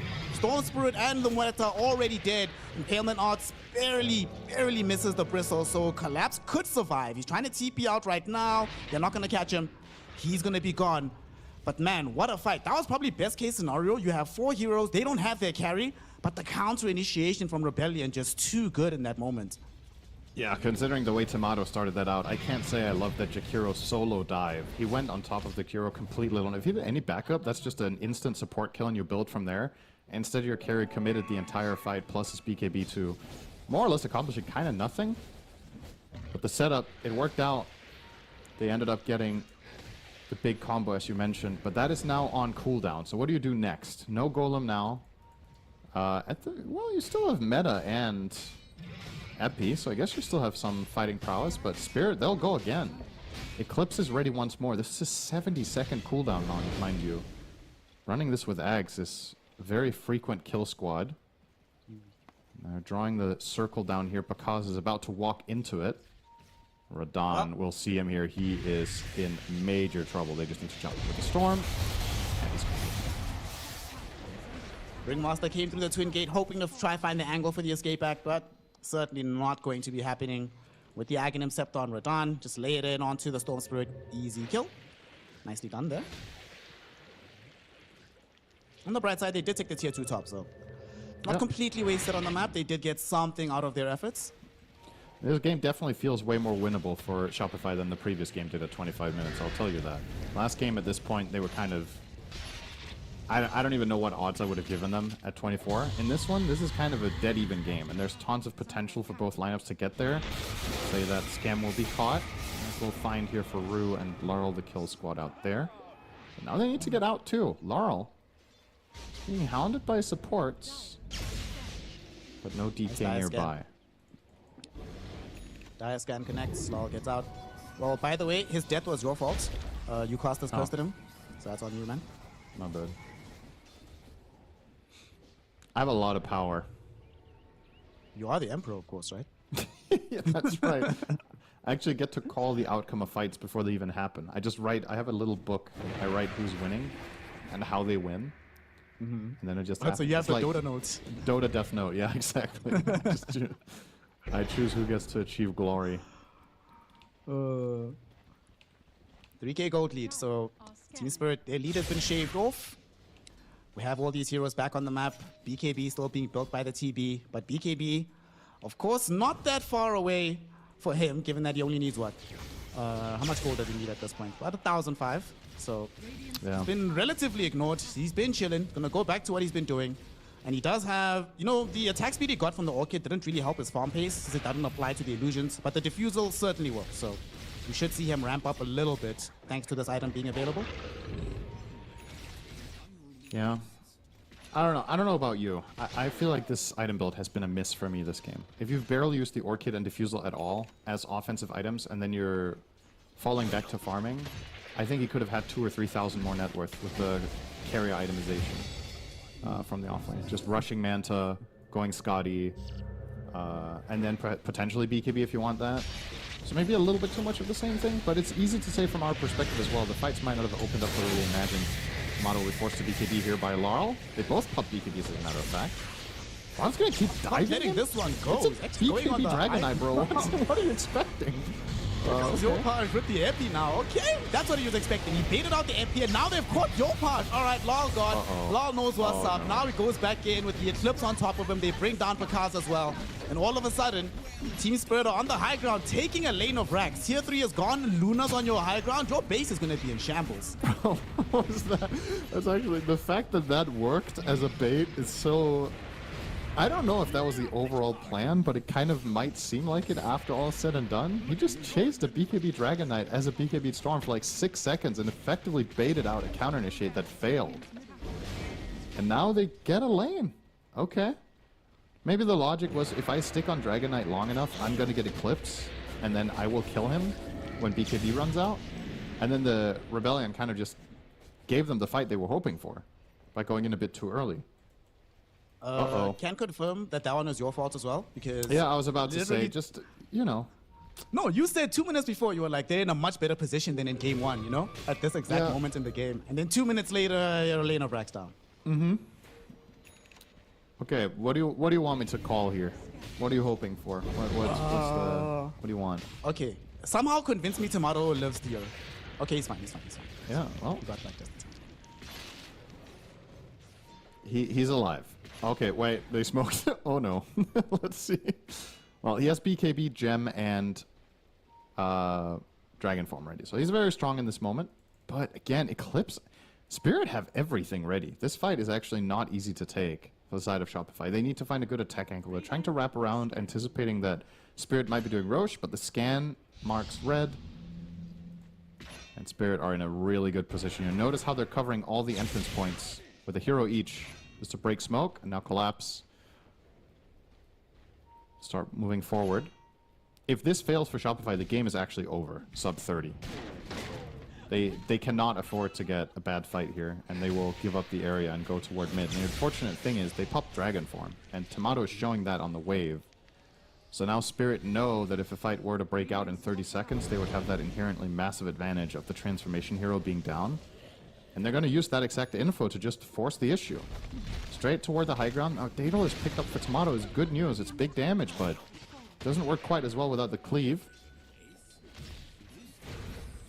I'll also say that one of the issues that they're experiencing is, you know, Team Spirit has 3 BKBs. They have 1 to play with, so not having those BKBs makes it a big problem dealing with Ru and Mikoshka in particular. There's the jump. Going right in with the jump. Eclipse everywhere. Can they kill anybody? BKB from this Dragon Knight forces them back. So for now, the answer is no. Very nicely done by Rebellion to be ready for that one. And the big thing is they did not deploy their big ultimates to force them back there. They still have the Epicenter. They still have Chaotic Offering. They still have the Wheel of Wonder. They can still fight. Yep. Yatoro pressing as much out of that as he could. That was basically a squeeze push. He got half the tower, despite not really forcing much except the defensive BKB, as you mentioned. So, okay, it's a hold for Shopify. Now the question is, can you get out and contest the Roche? Because if you can't, you know this push is coming again in 30 seconds when he has Eclipse again. That seems to be the one thing that Spirit will want to wait for, is that Luna ult every time. And they are not at all in a position to get this. So we'll go the way of Radon or Laurel. Let's see who they put the Aegis on. It will be Radon. And now they have a banner, so the next push will be all that much scarier for the side of Shopify to try to deal with. Cause is close to the BKB that we've talked about. Really needs to get there on that offlane Terrorblade to start truly scaling. Even if he does, though, they're only going to be having 2 BKBs. They're still lacking one on Yopaj. And he's still 950 gold away. There's no way I'll have a BKB before the next fight comes. So this is going to be a stressful moment for Shopify Rebellion. Think about how we can hold this high ground. But at the same time, maybe not, because for Team Spirit, if I'm looking at the way this game is unfolding, am I really in a rush? Do I feel like I have to try and force the issue? Or do I just try to take over bottom as well, take their tier 2, get the next Tormentor, not stress myself too much? Because once they do get the BKBs, sure, they'll have them, but they're not going to have the requisite damage items to also threaten Spirit at the same time.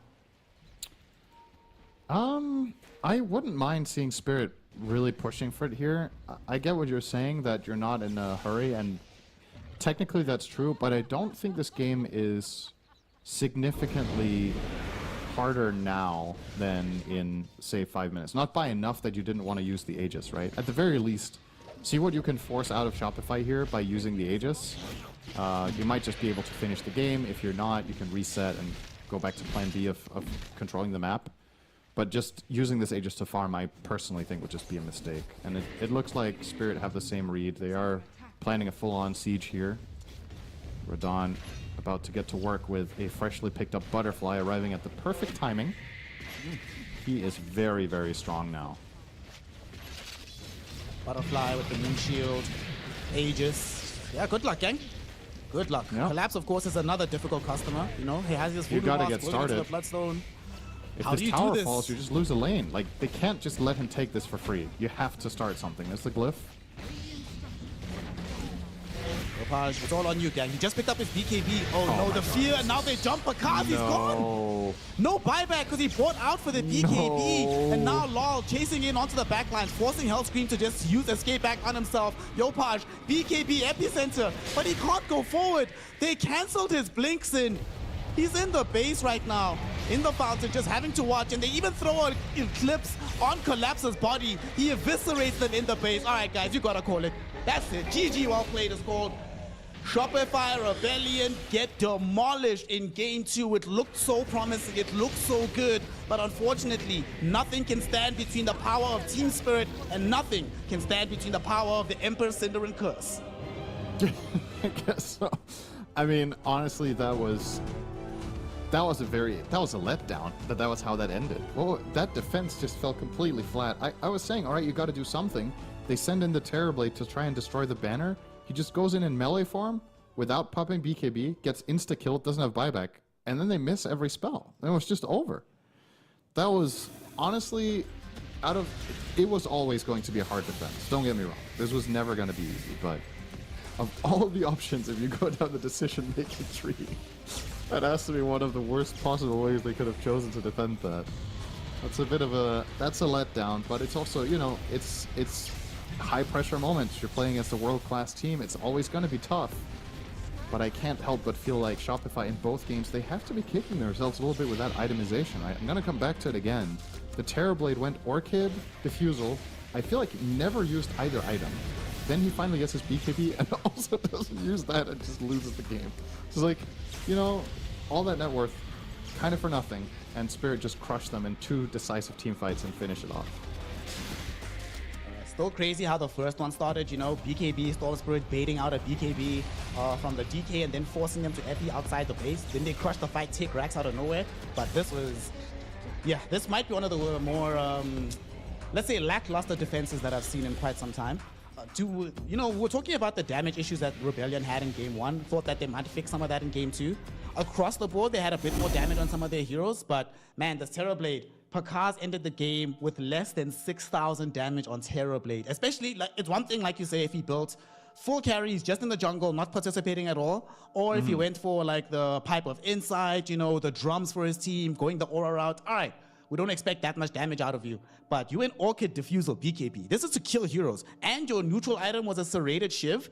You only have 6,000 damage. That's just simply not good enough. That cannot happen at this level of Dota. It can't. And when we go back to the draft and the way they set it up, right? What was stopping them from doing default lanes? I'm still missing. Was it just the fact that they thought the Terrorblade was going to do a lot to Luna and lane? Because it went okay.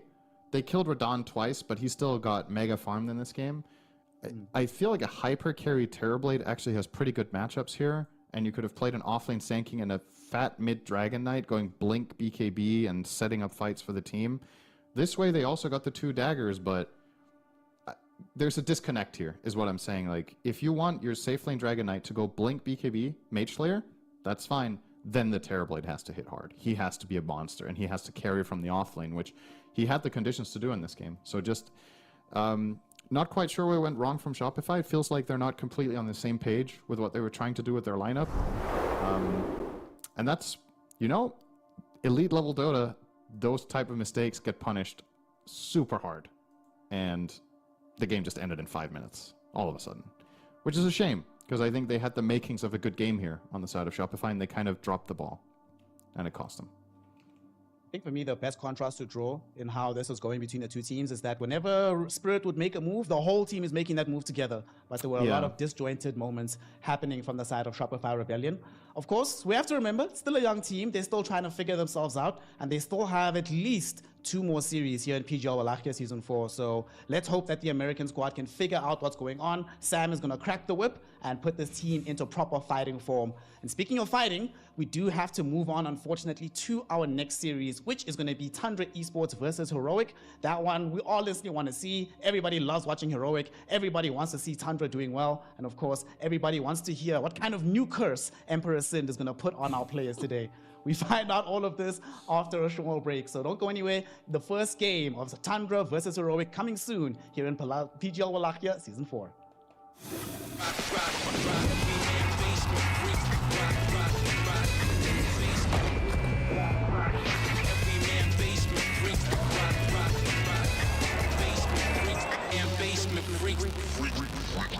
The new breakthrough and innovative phone with 1xBet app. With 1xBet app, you can register and start betting in just 1 click. Intuitive interface and thousands of sports events every day. User-friendly app. Big wins, fast payouts. The human body was built to move. Not trapped at a desk in one singular posture for 12 hours a day. It's time your chair evolved. This is Secret Lab Titan Evo. Ergonomically engineered for you. Gamers, hybrid workers, artists. Backing your every move.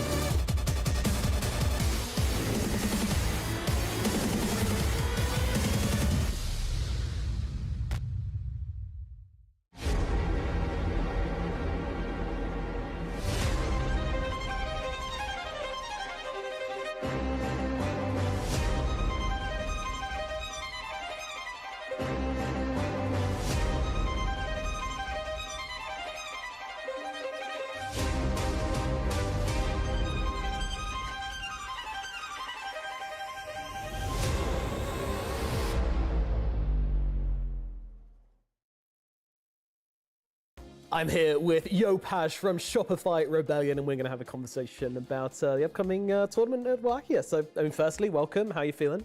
Good. Still adjusting the jet lag, I would say. Yeah, it's a long way over, but I mean, how are you guys feeling? You know, about your kind of performance this year, your journey. How are you guys feeling at the moment? I mean, there's a lot of losses in this year, and we're just trying to fix what we needed to fix. At least the environment in the team is still good, and yeah, looking forward to this tournament. And where does that kind of come from? You know, where's the who's leading those discussions in the team at the moment? Most likely Bulba, and yeah, some other players too, like Scam, Temado, if they have opinion. So yeah, I think everything did it. You've been with Shopify Rebellion for a little while now. You know, you had TI and Riyadh, and then you chose to stay with Shopify Rebellion for another round. Was there any temptation for you to go back home, go play in SCA, or did you just were you always going to stay with Shopify and keep working at this team? I was thinking about it my last year in Shopify, like if I'm gonna taking a break and or staying this year or something. But I think me and Bulba Scam wanted to give it a shot, like 1 more year. And what about your own game? What sort of heroes or gameplay aspects are you enjoying the most at the moment? I think middle right now. I mean, as a mid player, I mean, you have to always balance like your farming and rotation, because once you try to like over rotate on the map as a mid laner, you're gonna get poor. You're gonna play like post 4 in the team, something like that. So yeah. Yeah. I get that's the most I enjoyed it, like how to be balanced as a mid player. If you could have it your way, would you rather be the full farming mid laner, or would you rather be like a full fighting mid laner? For me, there's a meta last time like full fighting mid laner, and I do like it. Then I think right now you're gonna to do it. Like you cannot be full fighting, you cannot be full farming. Right now you have to be balanced on it, especially this meta. You have to fight for your team. At the same time, you have to be balanced to farm your net worth also in the long game. What hero do you wish was more playable at the moment? What do you really want to be able to play more of? I would say I want the Ember one, because that's the hero that I most like enjoyed it, like when I played it in the game. Looking at this tournament, looking ahead, how well do you think you're going to do at this one? Do you feel like you're approaching a point where you're going to fix some of these issues and be a real threat in this event? Yeah, I think we have a lot of discussion. We have a lot of like criticism since last time, which is really which is good. Like having some meetings, discussion, criticize each other, because that's the one like you help you in the team too. Yeah, of course. So yeah, I guess this tournament, I think the teams was excited to play, because I think there's a lot of issue we fixed before this.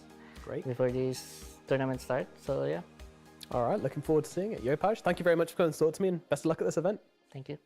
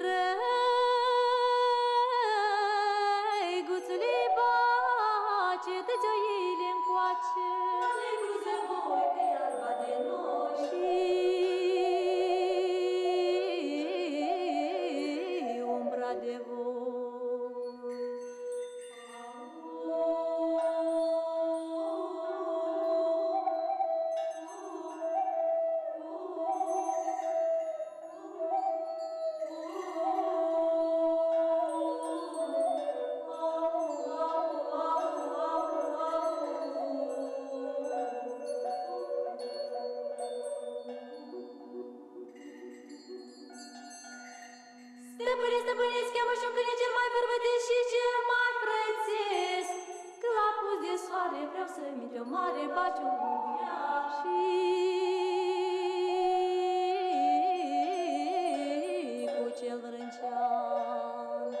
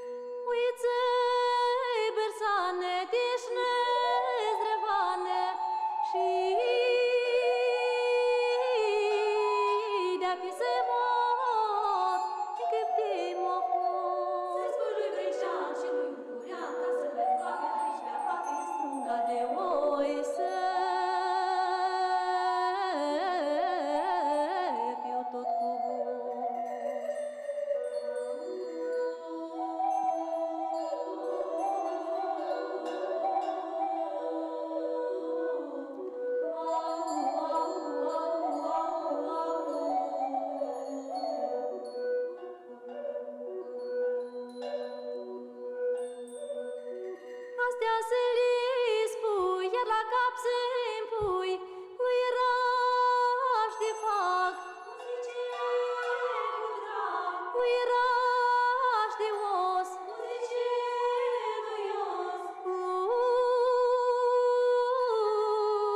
Uiraș de soc, muzicei cu foc. Când abate plăierea, răzbate șuile, să strânge pe mine, mă plânge cu lacrimi de sânge.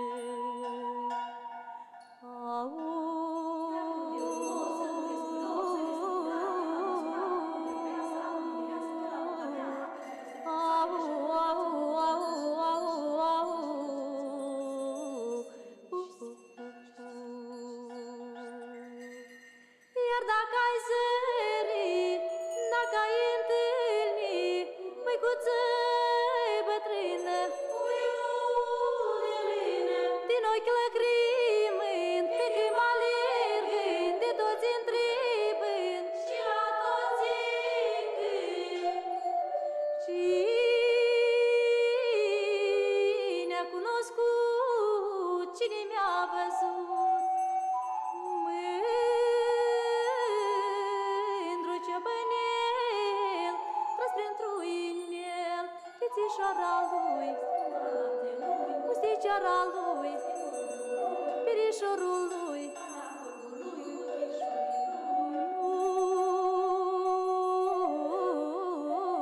Ura câmpului.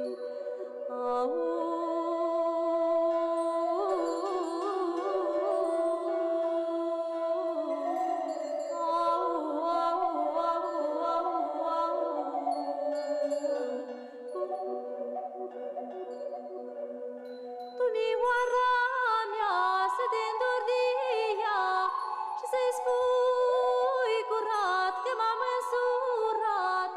O,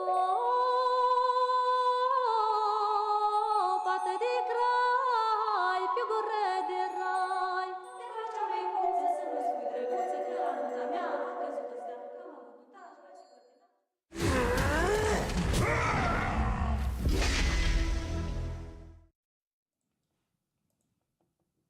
Welcome back, one and all, to PGL Wallachia Season 4 as we round out the day's affairs with one final series to bring you, of course, between Tundra Esports and the South American side of Heroic. In the previous series, the North American Rebels, they had their rebellion crushed. Team Spirit said, nope, Europe is our land, you can have none of it. So I'm hoping, Emperor Sind, that Heroic can be like, these North Americans are washed, let's show them how the Americas really do it. I don't want another 2-0 if I'm honest.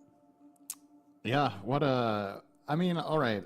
We are the games that we're starting with on day one of Swiss. This is often how it's going to be, right? These are two massive underdog stories potentially. So Shopify failed to deliver. Now it's Heroic against Tundra. These are the big boys you're going up against. If you want to cement yourself as a threat in this tournament, this is the kind of game you want to do it in. Starting off against Tundra right away. They've had a really hot year so far, and it's not going to be an easy task. But I will say there's something about Heroic that gives them... They have these moments of brilliance, even in tournaments where they don't perform too well. So even if Raleigh wasn't their best, there's still going to be games where you're like, okay, this was definitely a game that Heroic could have pulled one out of the bag. So going into this, you know, I believe they have better odds than we saw from Shopify Rebellion. Let's put it that way. This is a more likely upset. Also have to remember that these boys here on Heroic, well, it's a very different team than was fielded that time around. But in PGL Wallachia Season 2, they did come away victorious. Lifted the trophy at the very end. They were the champions. They know what it's like to win a LAN. Of course, you know, circumstances were different back then. A different team. The landscape of that tournament was overall a little bit weaker than this one. However, you know, I've always been of the opinion that winning is sort of a habit. You need to get into that habit as much as possible. The hardest hurdle is winning the first time. Heroic have passed that. Now it's to show that this team can build on that success and continue winning even as the competition gets tougher around them. Yeah, that's right. That tournament win was largely due to them really figuring something out about the patch, and we'll see if they can get the next, you know, come up with the next genius tech here, if you will. Heroic has always struck me as a team that sticks to their guns, so they will go in with ideas and they're going to run them and get as much out of them as they can. Let's see what they've got in store for us this time around against Tundra. So first ban Monkey King, you know, kind of speaks for itself. I do think Tundra's probably, you were mentioning how Heroic, when they do well, they figure something out, right? That probably makes it a very tough matchup for them to go up against Tundra, because Tundra has an obscene brain trust. Between 33, between Saksa, between our boy Moon Meander in the background, there's a lot of Dota knowledge, a lot of Dota ideas that are floating around between Tundra. So I'll be very surprised if they encounter something that none of them have conceived of before. It's always going to be, well, all right, this might be a little bit out of left field, but if there's any team I'm expecting to adapt extremely quickly, it is going to be this Tundra squad. I mean, even this man, you telling me you're going to spend 4 years playing under Puppy and not come away with some psychopathic ideas about Dota? He probably knows what's up. Do you play under him for that long? Yeah, I'll go check the exact time. Give me a second. That sounds crazy. I don't think I mean, not to put you on the spot, that just sounded wild that he played with him for 4 years. I think it was like 1, but maybe. He played with him from 2022 April until August of 2024. So it's about 2 years and some change. 2.5 years almost. Wow. Okay, that was not going to be my guess for Crystallis. Interesting. Okay. Well, I guess we were both equally far away then. I said 1, you said 4, and it was 2.5. So there you go. It's kind of a draw. Let's call it a draw. All right, first pick from Heroic is going to be the Kunkka. So they take this away from Tundra. I would say they were the team in Raleigh that played this hero the absolute best. Ran it mid on BZM. And I think for Heroic, this is a flat-out flex. Analog plays it. Whisper plays it. They might even put it carry on Yuma. I wouldn't be surprised to see them run that too. But that is a lot more game-specific. The other two roles are a bit more standard. I will say one thing about Kunkka on this Heroic squad. Analog, him and Dark Magos were the first 2 guys in South America that started playing this like very, very often, the Kunkka. Dark Mago will be playing, what was this? Kunkka and Tiny? There was another hero that I'm missing, Earth Spirit. So they have played against Kunkka a lot. They've played with Kunkka a lot. Like you mentioned, it's very versatile on their team. The understanding of this hero from Heroic is going to be sky high. So I'm still not sold on the hero, if I'm perfectly honest. But unless I know there's a hero specialist who can play it, and Heroic has 2 of them. So I'm very confident about this pick in a way I wouldn't be for other teams. Right. Unfortunately, you are picking it against the team that just played it the best. So they will know the counters. And they will immediately grab Tusk for more than likely Saksa. This is one of the best combo-breaking heroes in all of Dota. If you get initiated on by Kunkka, you can save the target with Blink Snowball. You can potentially do a little bit of a shard block-off in earlier stages of the game. So yeah, it's an interesting immediate response. I don't know if they had to do this. They probably could have got it in the second phase without it being banned, but this way they keep their other heroes open. And my biggest question is, what are we going to see 33 on? Because this is where the Raleigh factor really plays in. Teams were banning Darkseer against Tundra all the tournament, until someone didn't, and then Tundra lost both of their Darkseer games and got knocked out. So they were giving them Sand King over Darkseer. They were giving them, what was the other hero that 33 was doing? Beastmaster over the Darkseer. Now, have things changed for Tundra? Let's see. They're going to grab the Terrorblade now. So effectively inviting Heroic almost now to take the Darkseer if they want it. It's a good matchup into Terrorblade. I would say it's a pretty good hero against Darkseer, or against Tusk, excuse me. So with Kunkka of combos? Let's see. 10 seconds Right, remaining. let's see if Whisper does want to be playing on that Darkseer for this game. Of course, this Terrorblade could be anywhere, right? Saxa could play the hero. It could be in the off lane for 33. I mean, a couple tournaments ago, before Rally, he started playing a lot more of that Medusa in the off lane with the Meteor Hammer build. So he certainly will be able to play the Terrorblade build up as well if his team needs auras. Probably just a flex pick. They'll decide later what to do with it. Yeah, it's I think specifically for Tundra, this is one of the top teams that this is the least flex for. I really think this is Crystallis already.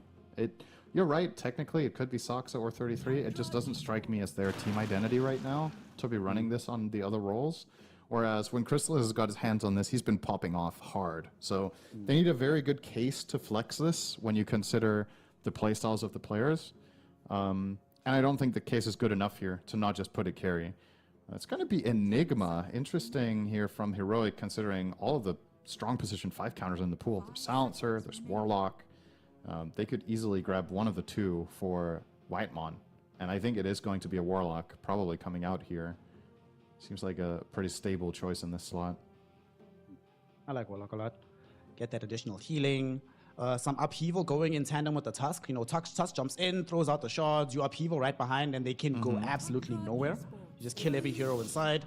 And they will actually go back for their Darkseer. So what's left in the pool? Perhaps they're saying, well, we lost 2 games at Rally, but we haven't lost a single game with this hero at PGL Wallachia, so we're good. That's true. 100% win rate out of 0 games. That's a good stat line to have. What kind of guy are you? Does a hero have 0% win rate if it's never been picked, or does it have 100? 0. I'm on 0. 0. It has a Okay, 0% win rate, but also a 0% lose rate as well. That's correct. All right. What are they going to couple it with? I'm still looking for the Whitemon hero. I think they're probably themselves debating between Warlock and Silencer, but I think it will absolutely be one of the two. I struggle to find any other hero that would have the same level of impact in a game like this. I guess the discussion is, are we too ulti-reliant if we're running Warlock? And the conclusion is yes, so they're going to get the Tinker instead. Interesting, very late Tinker pick here, getting all the way to end of second phase. That might have been the exact consideration here, is if we go Warlock or Silencer, when our ultis are down, we're very exploitable. Terrorblade also one of the longest cooldown carries with meta. So maybe they felt like the map was going to be too difficult to play, and they get something that can keep things afloat while their cooldowns come back up. Also like the Tinker, not just for keeping heroes alive, but there will be a portion of the game, let's assume Enigma is not getting crushed, where he just wants to be pushing out his side of the map, you know, forcing in that wave. Tinker can respond to that without like upsetting the balance of the team, so Darkseer can still do his thing on the other side. You keep the Enigma corralled and controlled, and then of course you can show up much faster to the fight than the Enigma can as the Tinker. Okay. Yeah. Now we need some nullifier buys. Fun! Well, the downside here for Tundra is they have 0 counters to Black Hole now, and I don't know. I'm trying to wrap my head around. Does this lane actually beat Enigma? Terribly Tinker? I haven't really seen this exact matchup played much. I think picking the right 4 here for Heroic could flat out get Whisper off to an amazing start. And considering there's no Black Hole cancels, he could pop off this game. Okay, technically you can blink punch him behind the Black Hole. That's the one solution Tundra have, which is very niche and unlikely to happen most of the time. Or you blink just next to the Black Hole, snowball towards him, and carry the heroes inside. No, practically impossible, but it can happen by some miracle. Maybe he has like some Aether Lens for whatever reason on the Tusk before he does it. Can you pull heroes out of Black Hole with Snowball? Are you sure? No, I mean you go past them, like you snowball past them into the Enigma to hit him. Oh, I meant if he's BKB'd though, then. Oh, if he's BKB'd, he's good. Oh, nothing. They have like no, they have no solution. It's true. They have something. They have Vacuum against him as well until that point. But yeah, we're digging quite deep here, as you can tell. So yeah, all right. Let's see. Ursa's going to come out now for Heroic. Good lane counter to Darkseer. It's one of his worst matchups, and they know it's going to be Darkseer Tusk, so it's going to be the double melee.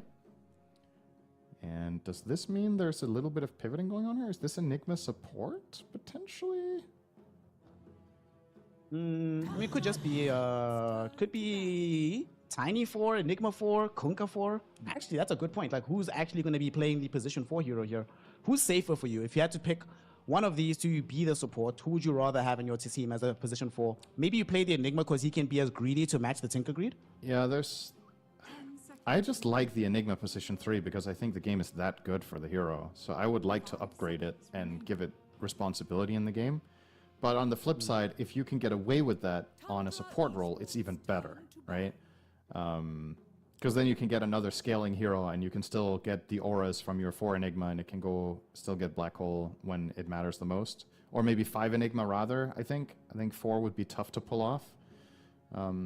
But I would say overall I'm leaning to a Schofield Tiny. I think it makes the most sense. It's also what Heroic are best at. I think Schofield is best when he's playing Blink Initiators or overall like strength heroes that catch like Clockwork, Tiny, Tusk, these types of heroes.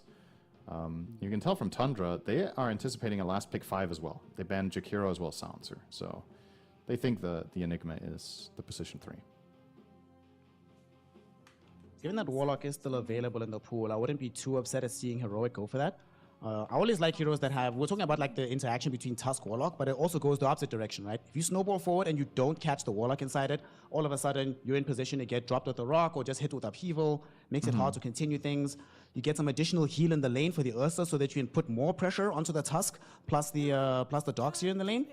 Yeah, I like Warlock. Chaotic offering as a nice team fight breaker. If by some miracle you get caught first by the big vacuum, you have a hero far enough away to stop the counter and then initiate for a black hole opening. I think Warlock is the way. He's good. You're a little bit cooldown reliant again than if you're playing Warlock Enigma. When you're outside of teamfight range, you're maybe a little bit too weak. So maybe I would like something slightly faster in terms of cooldowns. But at the same time, if Tundra aren't threatening to outpace you, maybe you could just bridge the gap between those big ultis anyway and just buy time. Let's see what KJ has planned now. 5 seconds left. I say KJ is probably cast. Here it comes. Enchantress. Oh, interesting.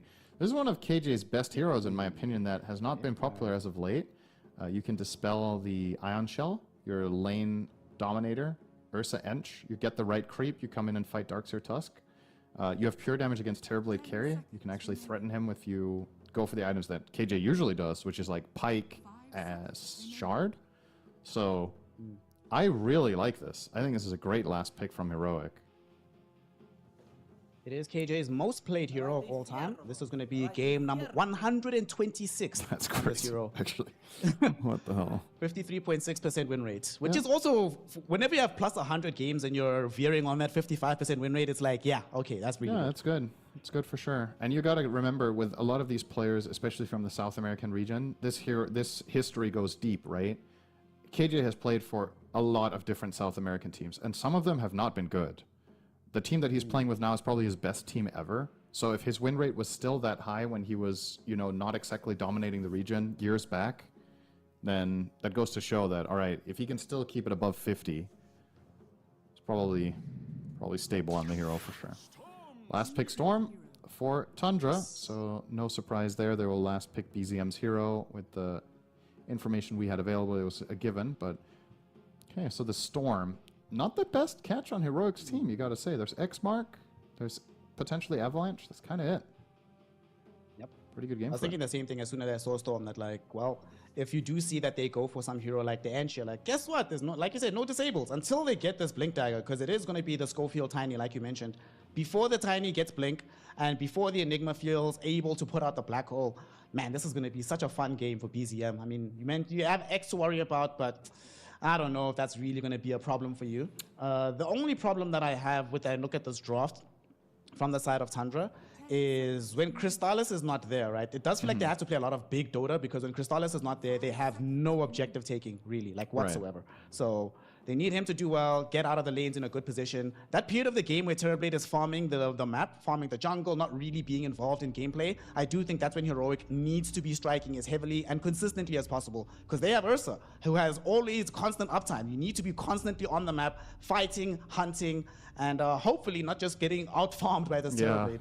I think that's a pretty good point. Like, you're playing Ursa Ench. You want to take Tormentor, you want to take Roche, you want to constrict the map so that Terrorblade doesn't feel comfortable, and you've got everything you need to get into that position, because you have a very, on paper, pretty easy lane I think Urza Ench into Darkseer Tusk should go your way for sure. You're not too worried about having to help mid because it's Storm against Kunkka. They're just gonna farm. And I think Enigma Tiny can hold their own. So I like what Heroic have got here, but I will say I think the level of execution required for that draft versus Tundra's is higher. So if Heroic slip up a little bit and perhaps get slightly outclassed by a team that has recently been just flat out better than them, that is the thing they need to overcome here. But definitely for a game number one, for what I think we both agree is an underdog team, this is the makings of a good draft. You mentioned in the previous series that you want to see the underdog team come through with tempo and some speed in the game. Don't try to contest against the big dogs in the late game. Heroic have done so in the draft. Let us see if they can do so in the game, as game one is about to kick off. Personally, I want game three, so no matter who wins game one, I want them to lose game two. Let's go. All right. Well, that's a bit of a... I'm not going to say it's a bit of a prophecy, because it's not a prophecy. You're just hoping. But it would be a pretty bold claim that you think that was going to happen. But we'll see. You know, let's... All right, let's put it this way. Heroic are underdogs in this series. If they come out ahead in this and really run a strong early game, I have seen Tundra with lineups like this completely fall apart. So I think this is one of the better teams for them to be facing with this style of strategy. Tundra just sometimes fall into this trap of picking just flat out, in my opinion, just too greedy. And having too little playmaking potential, being too exploitable in lanes. This is the type of game where that could happen. So if Heroic manages to accomplish that, I think they're actually in a very dominant position, even potentially 15 minutes into this one. However, if it fails and Tundra get to stabilize, their late game is disgusting. So, you know, be careful if you're Heroic to not overstep your boundaries, but push them. There's a bright side. If everything goes to hell in this early mid game where they're trying to set tempo and they do end up having to contest late, at least you'll have Black Hole, right? One of the best late game spells. And nowadays, this Ursa hero scales pretty decently, unlike he used to. The only problem is going to be Kunkka. Analog is going to be very sad if the game goes late. Yeah, I'll promise you this much. Analog is not buying Sanjin Yasha, okay? I'll tell you that. I just refuse to believe that he will buy this item in this game. I think Analog is considering whether Radiance is worth buying.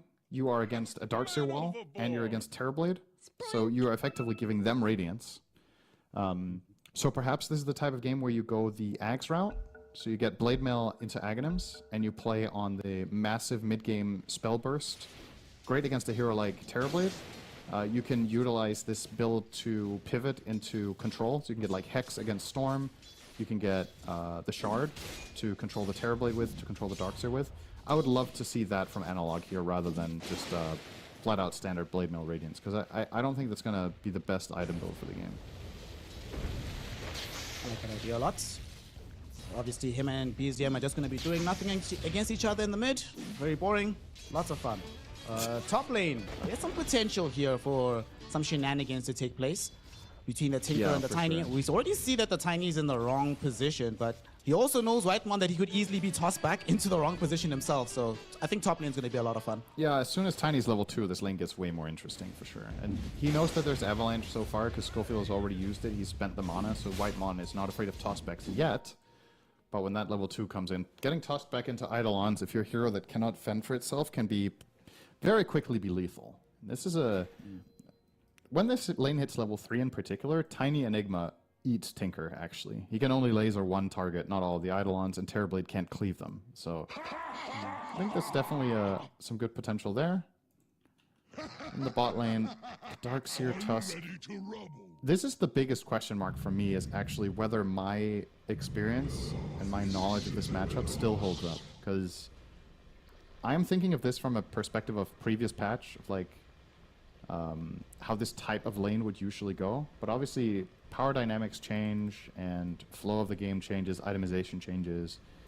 But I still do think this is the type of lane that Ench Ursa must be favored in, surely. But by how much? Yeah. Actually a good point, right? That as Dota evolves, outside of the big meta changes in draft philosophy, etc., just pure lane mechanics, you know? One patch later, you're just like, why am I so weak? What the hell? Am I just that much worse now? Has everything gone to hell? But yeah, we will see. I'm with you that this should be a resounding victory for Heroic down bottom.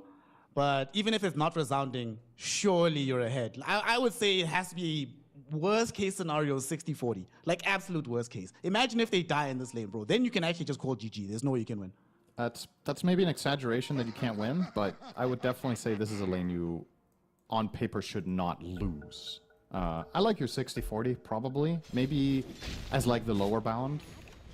Because you would imagine that once Ench gets level 3 or level 2 even and starts controlling some creeps and Ursa gets the levels needed to play aggressively, you can do something about it. But, you know, 2 Ion Shells with Tusk, that's a little bit spicy. Darkseer has the, you know, obviously the Facet now, or excuse me, the Innate, where you heal and regen a lot when you level up, which helps in this lane too. And you have the option of doing this. What if you just don't lane? You know, just go jungle. But they were prepared for this. The Observer was scouting the bounty. 33, that's King bad. Oh no, that's so expensive. No. Oh no. I'm not sure if you noticed. I think he will survive. There's no enchant. But what happened here, he got purged twice by the small satyrs. He lost his Ion Shell twice, and it might not sound like the biggest of deals, but losing 200 mana for this hero sucks. So this lane is actually, now that he's returning to lane after farming that camp, he's super weak. And he is definitely going to be unhappy that that was the exact creep him he was met with there. The satyrs are usually, for every other hero in the game, the freest camp. Darkseer hates it. It's so funny how little things mean so much sometimes. The best part about it is that KJ didn't even kill the creep. He left the Satyr. He knows that he might need to access the Darkseer at some point in the future. Yep. When 33 goes back, there's going to be like, really? Seriously, bro? You left the Satyr? What the hell, man? What are you doing to me? That's the right play for sure. Just keep the camp occupied with low value. So Darkseer effectively now is kind of pigeonholed into doing his top right camps. The problem is the ones he has rolled there is one of them has the magic system, the other one is the Warpines. So those are also hard for him to farm, especially until he's level 3. So you can very much so exploit this situation and do exactly this. Yuma is going to force him to surge. King Jungle's not in range for the enchant, but now 33 has to be careful again. They're gonna run them. I think they're also just happy with burning, having to him use all his spells, put them on cooldown. Level 1 surge cooldown is just disgustingly long. Yeah. So he has to play super carefully from here on out. 433. Nice job by Saxa to pull some of that wave towards the camp. Yeah, they get level 3 doing the on Lord's Darkseer. work for his team. So he gets a big heal there. Now they're gonna try to pressure Yuma. They are indeed. They put him inside the shards right now. Saxa's also taking quite a bit of damage. 2 more hits and he's dead from Yuma. 1. Okay, gets far enough away, but it doesn't really matter. The right click from KJ gets the kill. Yuma will die thereafter. But First Blood still goes the way of Heroic here in this bottom lane. This is actually a really, really good outcome for Tundra. Like we talked about, if they even get close to a draw here, this should be a great result. And I'm not sure if Yuma made the right call there, jumping as early as he did with Earthshock. Maybe he could have outlasted, just walked, waited for the shards, and then jumped over the shards. But instead he kind of jumped immediately and gave them the possibility to lock him in. Play coming in. Well, who's killing who? Oh, that's a good vacuum. Oh, no. Top lane, they're going for Whitemon. Whitemon's going to end up dead here to these Eidolons with the toss back. The Enigma did die, but bottom, as you said, the fight's still going. Yuma did end up losing his life, and now with the Ion Shells going everywhere, Tundra find a double kill. How is this happening, Cinderman? Well, he immediately returned to lane with TP and died again. This bottom lane was lost. You can't recover it anymore as Ursa. It is actually just a flat-out lane loss, which is massive. You're almost level 5 on Darkseer. Ursa's level 3.5. He's going to miss this entire wave in the tower. Enchantress can't TP down there either. She's just going to get dove, so she leaves it alone. So effectively, Heroic just lost 2 heroes and 2 waves of creeps in this bot lane with this one play coming out from Tundra's heroes. And now, well, everything you planned for is down the drain in the bot lane. It gets worse, gang. Not just that whole happening. Top lane, they lost their Enigma. I mean, they were able to claim Whitemon's life, but losing Enigma at this stage, Whisper being the first one to go down in that situation, no experience gained for him when they desperately want this Enigma to be over-leveled in this game. So that's 2 lanes where calamity has occurred, and 1 lane mid where it's just like whatever. But sadly, the mid hero that you have, you know, if my mid is going even, and the rest of my lanes are losing, but my mid is Storm, I feel a lot better than if my mid is Kunkka under these same conditions. Yeah, especially when your side lane heroes are... It's one thing to lose your side lanes, but it's also about the type of heroes that are losing. If they're snowbally by nature, Kunkka is probably not going to be the hero that brings all the damage to the table that you don't have, but then maybe you would have something else to offer. But Kunkka actually depends on your side lanes dealing the damage. Now that Ursa is playing on the back foot and Enigma is off to a kind of a meh start, there is a possibility that we approach a mid-game where Heroic's entire purpose with the way they drafted their lineup, they're going to have to play delay tactics. And the moment they have to do that, Tundra are already halfway to the goal, right? That's the way their lineup wanted the game to go anyway. So, already a massive, massive win for them. Now, Heroic, they have to get one of the Shrines of Wisdom now. If they don't get either of them, they're in big trouble. Gets worse. They made a twin gate rotation. Unfortunately, Whitemon was anticipating this exact thing. I was going to say another thing they could maybe do is make these kind of moves, but it's been scouted, and sadly, okay, they at least get the Tinker. It's going to be something. Whitemon should end up going down here, but now they need to make sure that they get this tower as well. Like, a rotation this large just for a Tinker, that cannot be sufficient, especially because bottom is going to start getting pressured by 33, skipping these waves, and the creeps just beating onto the tower. Yeah, this is a mega fat Darkseer already.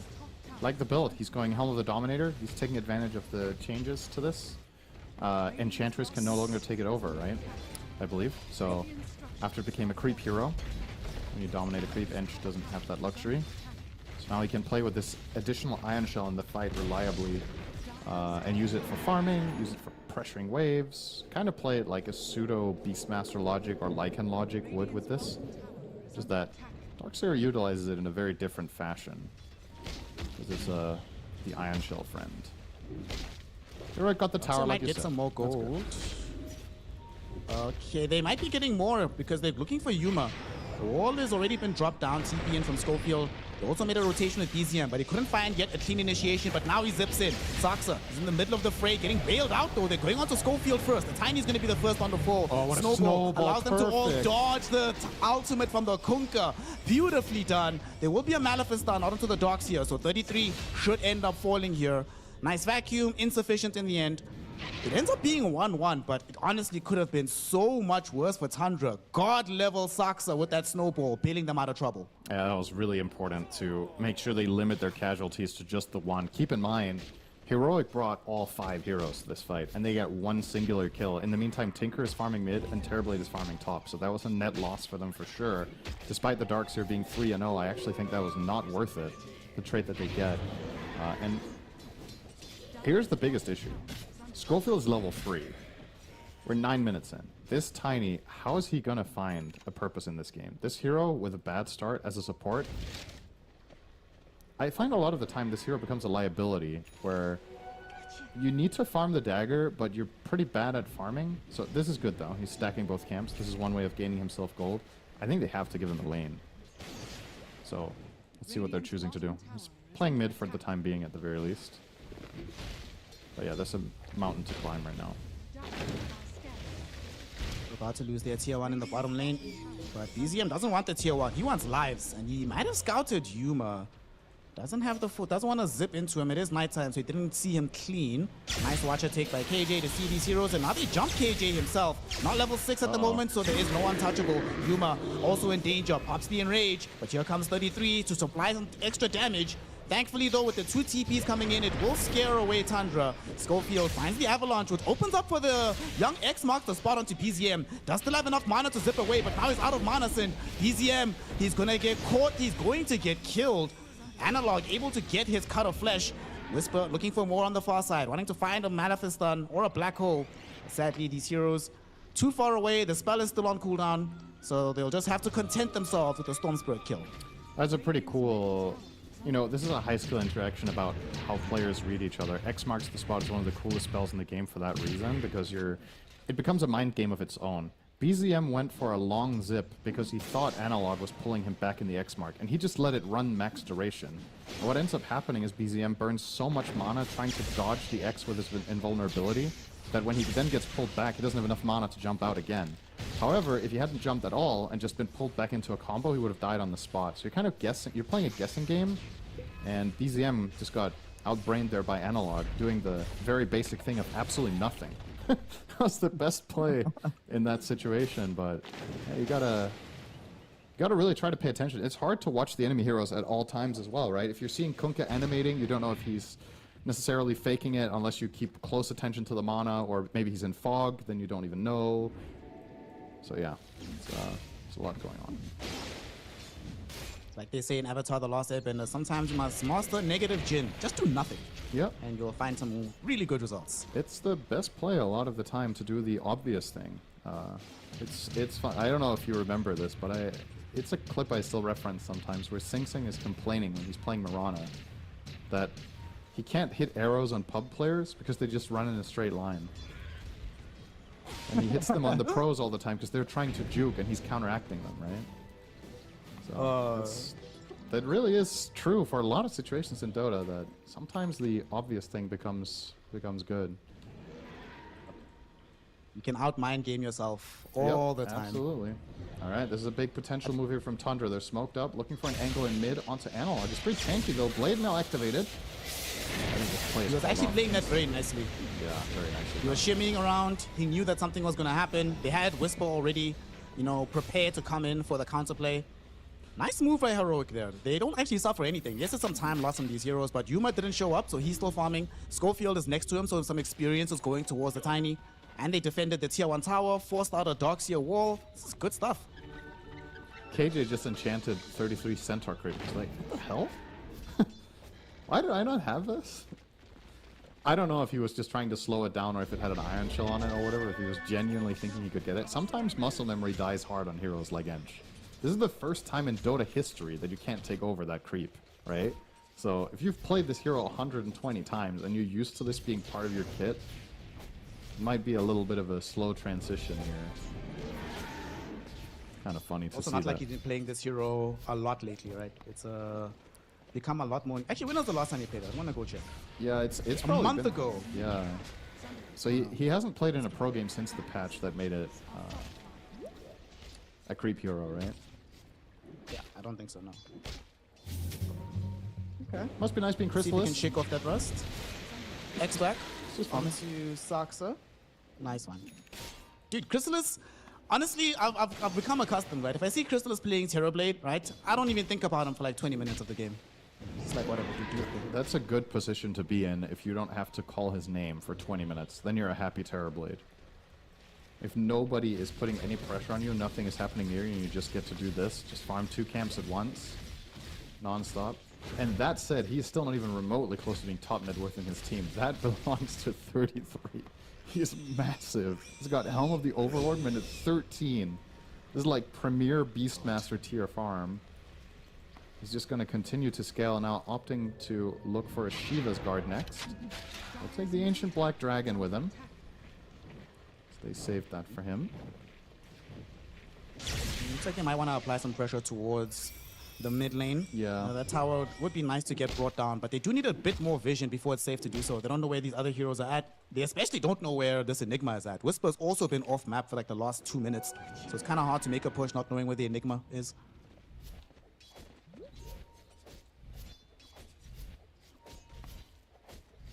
I think we've already reached the point that we were worried about for Heroic, right? Where the early game doesn't go well and Tundra just gets to farm. I don't think at this point that Heroic are going to put pressure with their Ench, and they're not going to put pressure with their Ursa.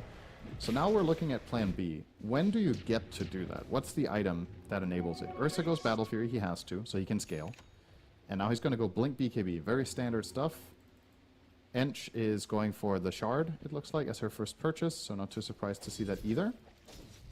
But then, how does this Blink Drums Enigma function if you're not playing offense? He's gonna go for the BKB. Maybe you get BKB and then you fight, and you actually just farm into it? Perhaps that's the idea. It's gonna cost you a torment. I think they're locked behind the Blink Dagger for the Tiny. Like, Schofield is 700 gold away from having this item. I don't think you can actually do anything realistically before this arrives, because they'll have Saxa that he doesn't need a Blink Dagger to still have impact in the fight, but you as Tiny absolutely need one. So any fight you go for right now kind of feels 4 versus 5 until you have this item. Yeah, I could see it. But even with the dagger, I'm not certain. This will be a nice pick. Try to get a quick kill. Okay, give the kill to Schofield if you can. He is needs not the gold. dead yet. Okay. If he used his wand, they might have had to black hole him. He actually only used the Lotus. So maybe a little bit of a misclick there, not using both to try to escape. But it's one support kill, it's not the end of the world. And they, like we already established, there's no Tormentor. So they're just going to gate to bottom and try to find a fight, I'm guessing? Maybe they're...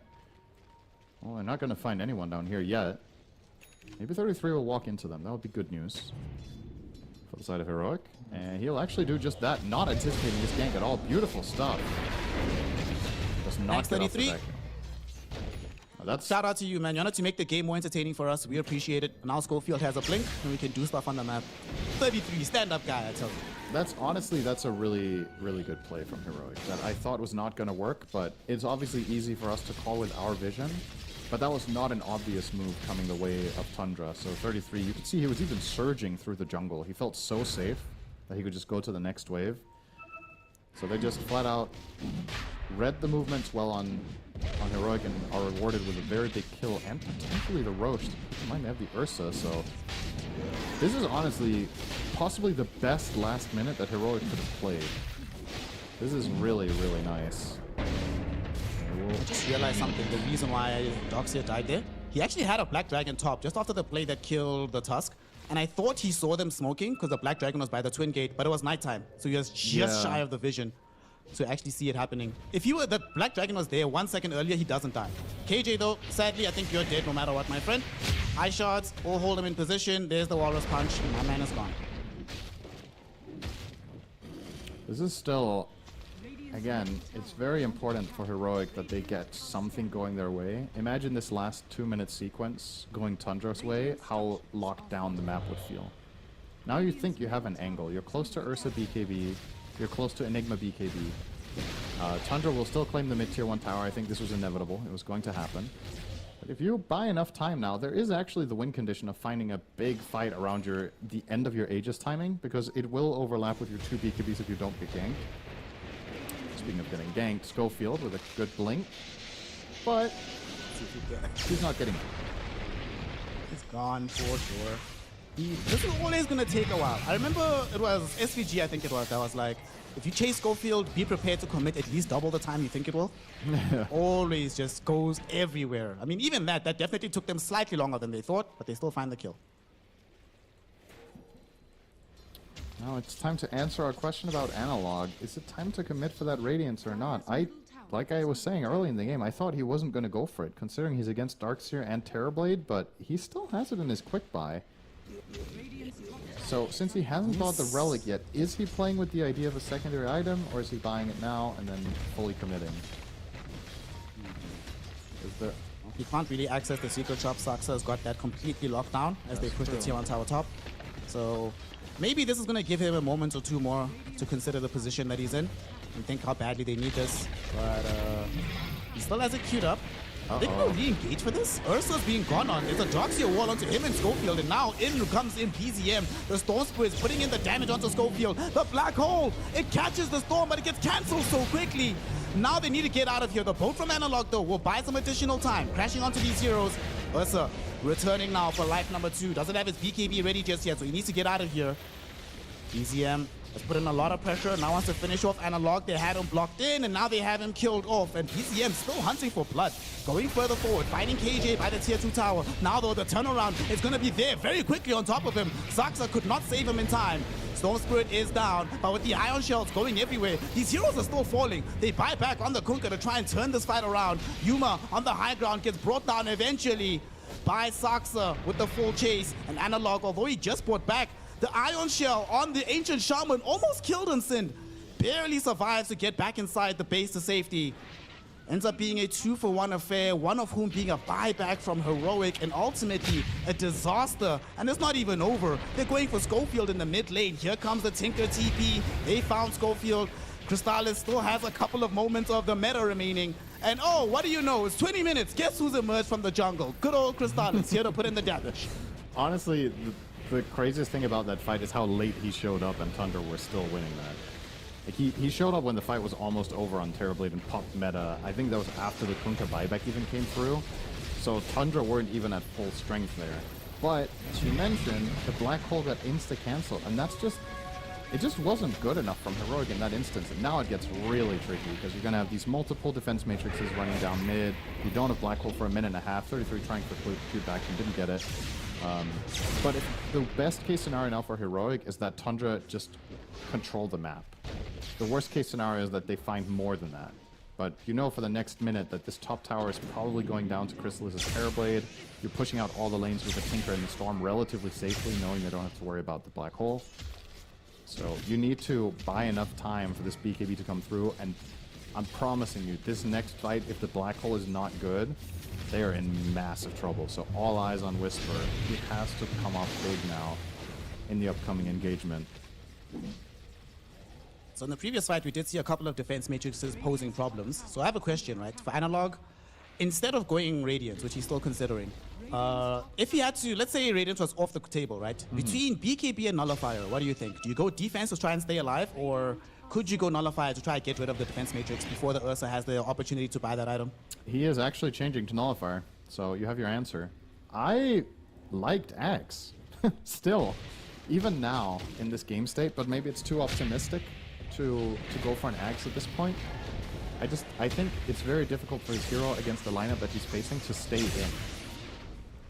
That's my concern here is, yeah, you get the Nullifier against Defense Matrix against Search. It is a great item, without question. It is a very good Nullifier game. But I don't know if you get the luxury of just going in and casting it versus playing the ranged artillery type Kunkka. Because, yeah, now you have this Nullifier, but you don't have buyback. If you get jumped, I think you don't get out of trouble. Well, we'll see. Maybe this is what they need. Maybe they felt like they couldn't kill the heroes. We also still have Enchant, you know? They already do have one Dispel to play around with. And now they have the two. This is a big moment for them with the smoke. They're hoping to find a fight for their Enigma. This would be perfect. Crystalis is by himself. The team's not with him. They're gonna get him. They solo Black Hole for it, but hashtag worth, baby. You find the Terrorblade. Somehow still not the most farmed hero on the map, but an extremely value kill. Enchantress also picks up a Terrorblade illusion to boot, so you definitely gonna push this wave out down bottom. Yeah, doesn't get to hit anything with it though, because Yumo is faster, but it's the thought that counts. Yeah, it's a very good pick for sure to kill the enemy carry, but ideally you're hoping for a bit more than that with your big first blink BKB Black Hole there. As, yeah, you kill the carry, but you're not progressing the game. The waves are still pushed in. This is how you play again. That's Tinker and Storm in a nutshell, right? You're gonna have to deal with waves all the time. Now Analog is not getting killed off, but he does not have buyback. This would be a massive find. Since they have the follow-up, Analog Blade Mail active. There's the wall. He does throw out the boat, so the Coco Rum will buy him some time for now. But he needs some help to get out of here. Analog falling low, getting dragged back in with the vacuum, but it's not enough. At the same time, though, KJ might not have a way back in the base. The force off is not complete on the Enchantress, so she's going to end up falling. Well, Tundra will settle for that because they can still pressure the tower as long as it's 4 versus 5. So they might have to have a buyback be necessary from Heroic. This is the problem when the Black Hole's down. What do? You know, you used it to kill the Terrorblade, but you didn't manage to push out the waves and progress the game, so now they can just go straight high. And Schofield, if they can kill him, they remove a big threat. There's no repositioning now without this Tiny being alive. You can buy back if necessary. Jump forward, BZN gets the silence out onto this Enigma. Enigma's gonna die! No time to get off the BKB, just got in the blink of an eye. Heroic are just getting crushed actually in this. This is not even remotely over yet in terms of the push, not the game, I mean. They're not going back. This will be at least the mid lane, maybe more. Tinker constantly going to and fro, giving them defense matrices, having this march the machines. So mid lane should be finished off after they make sure that they secure top. And once everybody's respawned, we still have another 40 seconds before the Black Hole is alive. KJ forced into the base. So that's going to secure the top laner X. Storm Spirit goes back to secure mid. So just 2 sets just like that. And that was off of what? 1 pick off middle? Led to this? What the hell? Yeah. Black Hole not being ready. What do Heroic have? We talked about it earlier in this game. You get to this mid-game stage, where's the damage? Ursa needs to get online. Kunkka just doesn't hit that hard from the mid lane, so if your big offlaner isn't finding the big play, you get the 1 Terrorblade kill with the Black Hole, Tundra say, okay. As soon as he respawns, we're running straight down mid. What are you guys gonna do? They keep themselves alive with the mech, with the Holy Locket, with the Vortex, or excuse me, Matrixes, with the March. And right now, if they find Whisper again, the game's actually over. So Whisper has to be very careful now. And he, not to sound like a broken record, has to come up big. One hero Black Hole will not win this game anymore. One at the forefront right now is Analog. He is standing there, but they actually smoked themselves on Heroic, so they're going to go for a backstab maneuver here. They think that they're playing the game at a normal pace. The way things are going is not going to net them the W, so you need to get creative. And they're going for Roche at the moment, Tundra. At the very least, posturing like they're doing so. Heroic, can they catch them is the question. Might be too late. These March the Machines are going to make the approach so difficult. It actually cancels the blink. He didn't get the blink off in time. Schofield now on the low ground. He's going to find himself silenced, losing a lot of health, and now he's just dead. 4 versus 5 all of a sudden. Heroic needs to run away from here. Eye shots doesn't catch onto Yuma, but it does zone him back. They have good vision now. There's Overlord. I don't know how you keep taking this fight. Yeah. As long as they see Whisper, anything on Whisper, and they can't take the fight there. Oh, he gets in. Okay. Blink Black Hole onto 2. It's Doxy and the Terrorblade. But where is the follow-up damage? There it is. Analog throwing in the boat. But Yuma not allowed to just stand there and hit. Finally, he's able to activate the BKB, trying to get himself onto Crystallis. But Crystallis, with the Walrus Punch, putting the bear in the air, they have the right-click damage. They get the kill. They were looking for another. They don't even need it. Although he TPs to safety, the game itself is over. GG, well played is called. Tundra Esports take game number 1 after turning a sliver of an opportunity into a guaranteed victory for the team. I did not expect this game to be 27 minutes, I'll tell you that. This is not how fast this Dire lineup is meant to win this game. But they stomped their bottom lane, that I still think, in theory, they should not be winning, but they won it hard. They won their top lane as well, with the Terrorblade having a totally free game. And the Storm Spirit also had a good time. So all 3 lanes for Tundra went well. And then you're approaching a mid-game where they have this almost impenetrable defense with Defense Matrix, heals from Tinker, the Darkseer is tanky, the Storm is mobile, they have Snowball save, and everything comes down to, can Whisper find a big black hole or not? And he couldn't. And that's not because he played bad. It's because there was no good moment of opportunity. Tundra didn't give them a single chance to find that black hole. And at the same time, they forced objectives, they forced fights, and they make it look easy. So we wanted to see Heroic pop off in the early game. Didn't happen. And this is what it ends up with. When these heroes, you were mentioning it perfectly, right? When the nature of your heroes is snowballing into damage, right? Because there's other heroes, say you have Terrorblade, right? Terrorblade doesn't need to snowball, but eventually the damage will get there. You have literally 3 heroes on your team where if the early game goes south, they have no role in the game. Also, your prediction about what could happen, what's his role in the game for Schofield, man, he just was not allowed to play Dota. He got to his Blink Dagger, sure, but we never really saw the Tiny do anything thereafter. Even this last fight, he found himself having his Blink cancel. Like, he's the only big initiation, right? You don't want to start the fight with Black Hole. So if you're already having your Tiny die immediately, what are you supposed to do under those conditions? Also, man, I just go back to how many times that this Ursa died just before picking up his BKB. How different this game could have been if that item was online a little bit sooner. Yeah, it's a compounding effect, right? This game is snowbally by nature, but I still want to commend Heroic on their draft. I think the way they approached this game and what they were trying to do, I said it was going to be higher level of execution required. They didn't quite nail that, but I actually really liked some of the ideas they had in this game for what they were trying to do, but the margin for error is really thin. When your bottom lane fails and you run into these damage issues and you can't really bridge the gap, that's when mid games can look absolutely terrifying and impossible, like in a game like this. But if they replayed this game and Heroic do well in their lanes, this game could have been completely different. Like, not just, all right, they have a chance and then they still lose in this fashion. They genuinely could have won. And I think they know this themselves, but with how this went, maybe they're not in top form in their laning, whatever it is, I think we're going to see a big adjustment for Game 2. Yep. I mean, if you look at the scoreboard numbers, right, I have some concerns with how this looks a little bit, right? Because one of the things that I was really hoping to see, obviously we wanted to have this Ursa put out a ton of damage. He dealt less damage. He dealt about as much damage as the Tusk, right? The funny thing is, you know, Crystallis on his Terrorblade also had very little damage, but it didn't matter, right? It's like the Terrorblade is just farming, doing his own thing.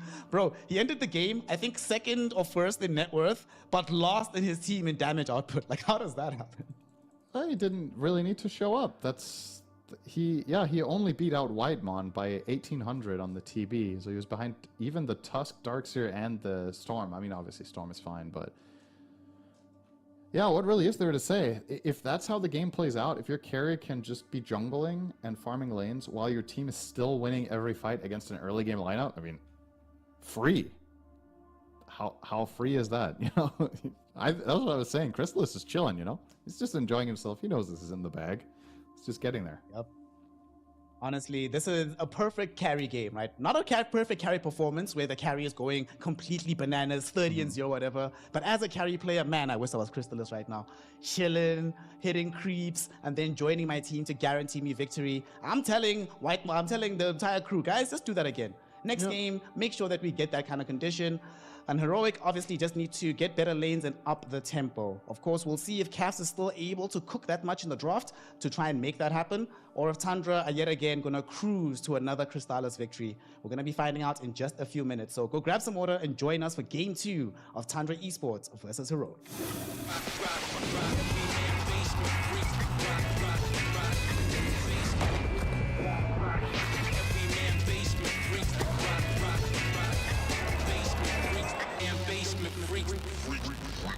The new breakthrough and innovative phone with 1xBet app. With 1xBet app, you can register and start betting in just one click. Intuitive interface and thousands of sports events every day. User-friendly app. Big wins, fast payouts. The human body was built to move. Not trapped at a desk in one singular posture for 12 hours a day. It's time your chair evolved. This is Secret Lab Titan Evo. Ergonomically engineered for you. Gamers, hybrid workers, artists. Backing your every move.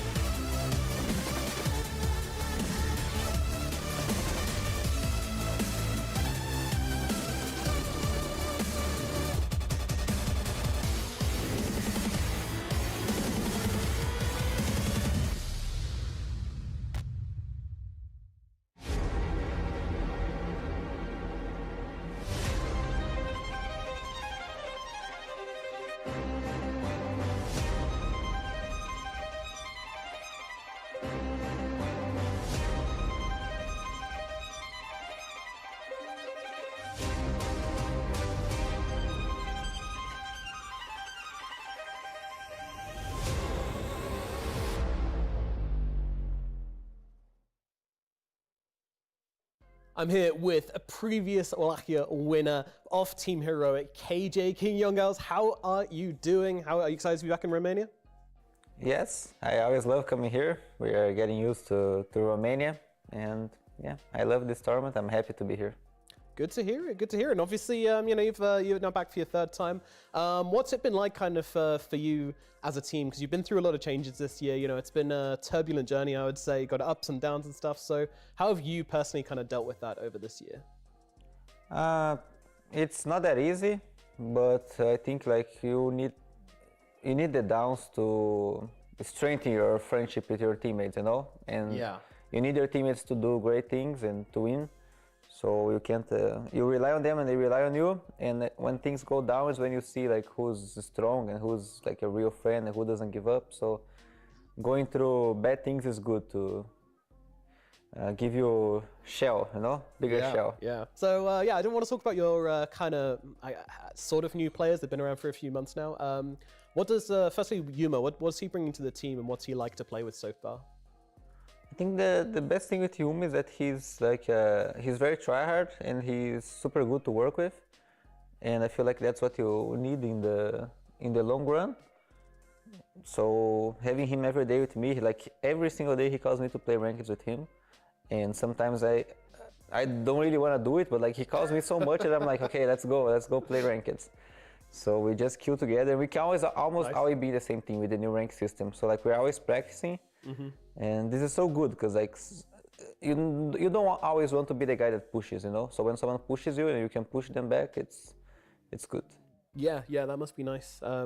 Yeah, always good to have that person who who's eager to learn and push you and make you better. And then obviously you have Whisper as well. This SA legend of Whisper. How's he settling into the team? I'm really enjoying playing with Whisper. He's one of those guys that you get impressed by seeing how he plays. Like, he's very, very talented, has a lot of skill. I feel like we learned a lot from him, and he has a lot to learn from us as well. So it's a good mix. Time has been very good to make us improve. We need to learn how to enable him to his best form, and also he needs to let us cure him from his past PTSDs, let's say, right? He had a rough last year in Europe. So yeah, fair enough. Yeah, we're both helping each other to bring the best form of him, and I think we're in the right path. And I'm very happy that I have him in my team. Sounds very healthy. Sounds like a nice relationship. Obviously, though, you're bringing in Yuma's been on so many different teams over the past few years. Whisper as well, he's been around quite a lot as well. You also have 2 coaches, so surely there's so many opinions and so many different ideas coming into this team now. Is that not difficult for you to kind of filter through and make work, Yes, usually people in Dota, they're so sure of things that they want to push their own point of view, right? Mm-hmm. And that's already hard with 5 players, and then with 6, with a coach, it's hard. With 7, it's very hard, right? Yeah. This is at the same time, the more heads you have thinking, because a bunch of teams has a bunch of coaches, it's better, but you need to find a way to find direction. Yeah. And someone has to give in. And we need to know how to filter bad ideas, because everyone's bringing so many ideas. Need to know what fits our team. So I would say that's not easy, but we are learning how to filter and how to enable ourselves. I'm trying to do this job as well of the filtering, because I'm like the coaches inside the game. They can't play, but throughout me, they can play. Yeah. They give me feedbacks, and I go in the game and I can command the team. So I'm looking out of what can work, what doesn't work, and that's it. We're still learning. It's a process, but we're getting there. Sounds like a tough job for you, to be honest. I mean, is that getting there though? Do you feel like you're making progress? Do you feel like you're making moves in the right direction and you're getting stronger? Yes, I think we had a small setback now that we lost Shala for some time. Yeah. And Schofield for some time, and we also had a break. So we're gonna need to put the wheel to turn again, but we're fine. We have a lot of time this year. The year is just started. I feel like I'm doing a good job. I feel like everyone's doing a good job. We just need to trust each other and don't be afraid to do things. Be brave. Brilliant stuff. All right, KJ, the filter. Thank you very much for joining me. Good luck in Wallachia. Looking forward to seeing you play.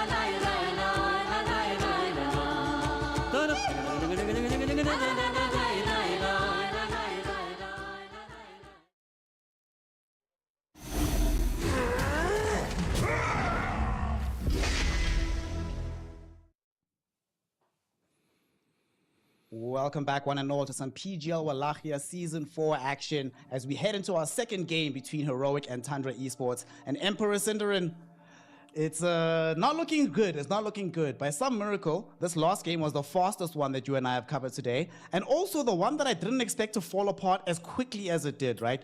1 minute the game is relatively even. 4 minutes later the game is over. Outside of what happened in the game, how do you think this affects the morale in the Heroic camp? Yeah, that's a good question. I mean, it's one of those games where you can kind of chalk it up to you played something out of the ordinary. You're trying a kind of a, I'm not going to call it an all-in draft, but it is very reliant on strong early laning. So I honestly think if you're the coach after that, you're just chalking it up to, all right, guys, we messed up in the first 5 to 10 minutes. It happens. We knew what we were drafting ourselves into. We knew this was going to be volatile. And that time around, they were on the receiving end. I personally think at 10 minutes that game is borderline unwinnable at this level of Dota, with this level of opposition, and I think Heroic will come to the same conclusion. So they won't beat themselves up too much that they didn't win that game. They'll try to learn the right things, maybe about lane matchups for further in the tournament, like whether their Ench Ursa worked against the Darkseer Tusk. I personally think they got outplayed. I don't think it was a thematic issue. But we'll have a totally different game on our hands now. Not necessarily saying Heroic is going to just full-on bounce back, but they will pick different heroes, that's for sure. They just open up proceedings straight up by just going for the morph. They're like, well, if we are going out, boys, we're certainly going to go out on our most powerful foot forward. Definitely a hero that we have seen played many times by Yuma. Even before he joined this team, when he was still unannounced, a lot of games he bailed them out of trouble on this hero. Okay, I can get behind it. This also does say to me that they're like, guys, we are not going to try and outsmart them, outmatch them. Let's just get as many of our comfort heroes as we can and let's play the game of Dota, and then we'll outskill them in that fashion. Here's my concern. I don't think this hero is first pick material yet. But we are seeing the meta shift. We are seeing Morphling winning games in other series today and looking strong. Satanic was playing it for PARIVISION, for example. But I feel like this hero has to still be exploitable when you pick it this early on. Like, you're giving so much information away unless you are willing to flex it to a support, which is when it gets really interesting. If Heroic could somehow completely curveball Tundra in this game by switching Morphling's priority, the question is, what do you get out of that? Like, if you baited them the whole time and, oh, it was just a support, you need to get a late game carry that really makes up for that trade-off. We'll see. I personally think it's just a carry for Yuma, and they feel comfortable, but I don't rate the hero this high. Is there also a non-zero chance that it could be in the mid lane for Analog? But I just went to look at his stats. He hasn't played it mid since 2021, so probably unlikely that that's going to be the case. I mean, that's a good answer to your own question. It means the chance is not 0, because he has played it before, but it's not high, because he hasn't played it for 4 years. So, I'm going to say your odds of this being mid are 1 digit, low end. But, you know, 1 digit percent low end is also, it's more than 0. You never know. He needs to have a very good reason to run this mid into the mid-morph specialist BZM, by the way. That's even worse. The exact opponent you have plays mid-morph more than anyone. So I'm also curious to see the so far lack of Tinker. I feel like if you don't ban it here for Heroic and they don't pick it, is there any good reason why Tundra wouldn't just go back for the Tinker again? No. I think the hero's overpowered. I think they should pick it every game. I'm actually surprised it went as late as it did last game, that it got picked 7th. But it might just be something that Heroic don't feel like they themselves play particularly well, so they aren't going to grab it. And Tundra, as a result, will be able to get it again in this draft if they want to. But let's see. I would like to see a deviation away from the Tiny here on Heroic. I think pick something that's less dependent on really specific things being met. You can't get the Tusk yourself. Tundra Bandit, that would have been a cool choice for Schofield. I don't think Clock is that good in this meta. So what 5? Just Ringmaster, I guess, is fine. I don't see anything wrong with that. Just keep it stable, keep it simple. Buy some info. You get some info. You also get some of that. I see the enemy team. They have access to the Sand King. I'm like, oh no, that's so much damage. And then I remember, wait a second. I get 80% damage resist from the max level escape art. Good times. I think Ringmaster is always good. They would have had to snipe Coddle if they didn't ban it themselves, because I don't think anyone is going to give Tundra Coddle Sand King this tournament. it seems like their very best strategy. But something Heroic also have to keep in mind is that Kunkka is probably in the consideration of, all right, this is another stable 5. It's fine. I'm not mad at this. Might just be personal preference. Maybe they don't feel so strong with the Ringmaster. Maybe they don't play it that well. But yeah, just pick a 5 here that stabilizes your laning stage, and that's fine for now. Let's see if Stable Tundra lanes, a little bit of again. additional damage onto the buildings as well. I think is pretty good. Yep. So now what? You can go Tinker, you can go Ringmaster, you can go back. You get. All right, they do get Ringmaster, but Slog I did not expect this early on. All right, we're doing early carry picks. Let's go, baby. Okay. Interesting. So I think this is a force lark for Soxa, and I think Tundra are trying to learn what PARIVISION have been winning with, and they feel like they need to make this adjustment for themselves so that they're competitive with this. I do not think it's a carry. It can be. That's part of the pick. It has the natural flex, but I personally don't think Slark is a very good hero as a carry right now in Dota. I think he's a nutty support if you know what you're doing. And Tundra have been studying some replays. Now Heroic will take the Kunkka away. I think that was going to be Tundra's next pick for BZM. We'll see how they're going to utilize the Slark. Part of the heroes, its biggest strength as a support is getting vision. So you want to pick heroes that utilize it. So he's played 9 games on Soxa in his professional career with 100% win rate. Never lost on this hero before. That's high. That's pretty good. I actually had no idea that he had that many. I wouldn't be surprised that that Soxa has picked it here and there, but 100% in 9 games is, you know, it's impressive. See if he can keep his... I wonder if he knows it himself. See if you can keep it alive. I remember talking to a pro player at some point. You bring up stats to them. Like, did you guys know that you had this win rate on this hero, or that you were on this big of a streak? I think it was during Snake King's unreal Enchantress win streak. I think at one point we had an interview with him. We were like, "Did you know you've won 18 Enchantress games in a row?" And he did not know that. Yeah, I remember that interview. I was laughing. Yeah, it's kind of crazy, right?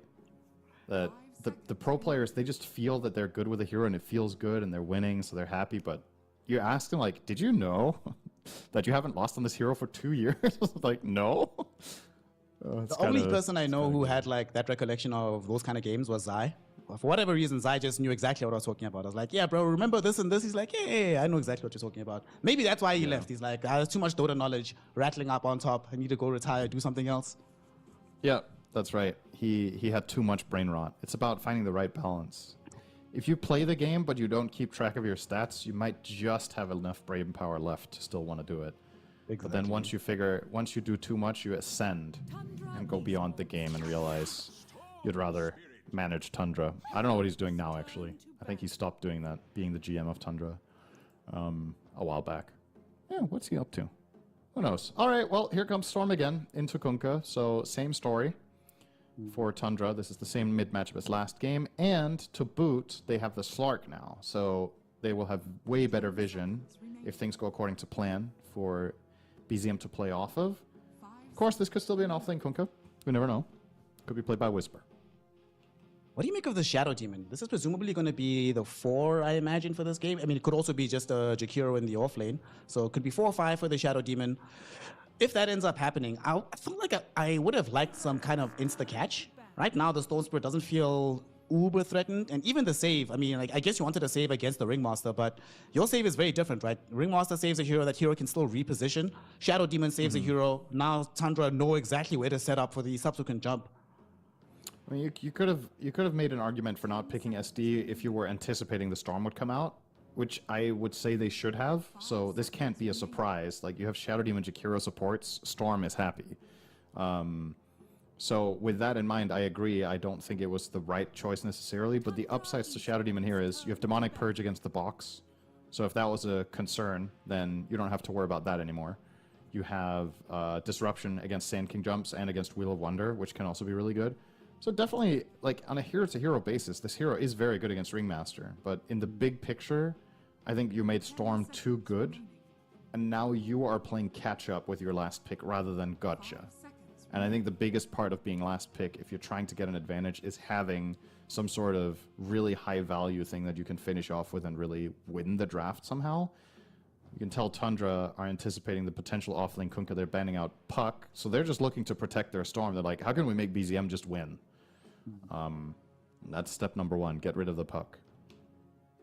Take out Puck, potentially ban out the Crop of Pain, and then there's not really any matchups that Storm Spirit should be afraid of. You know, Invoker's not really a hero anymore.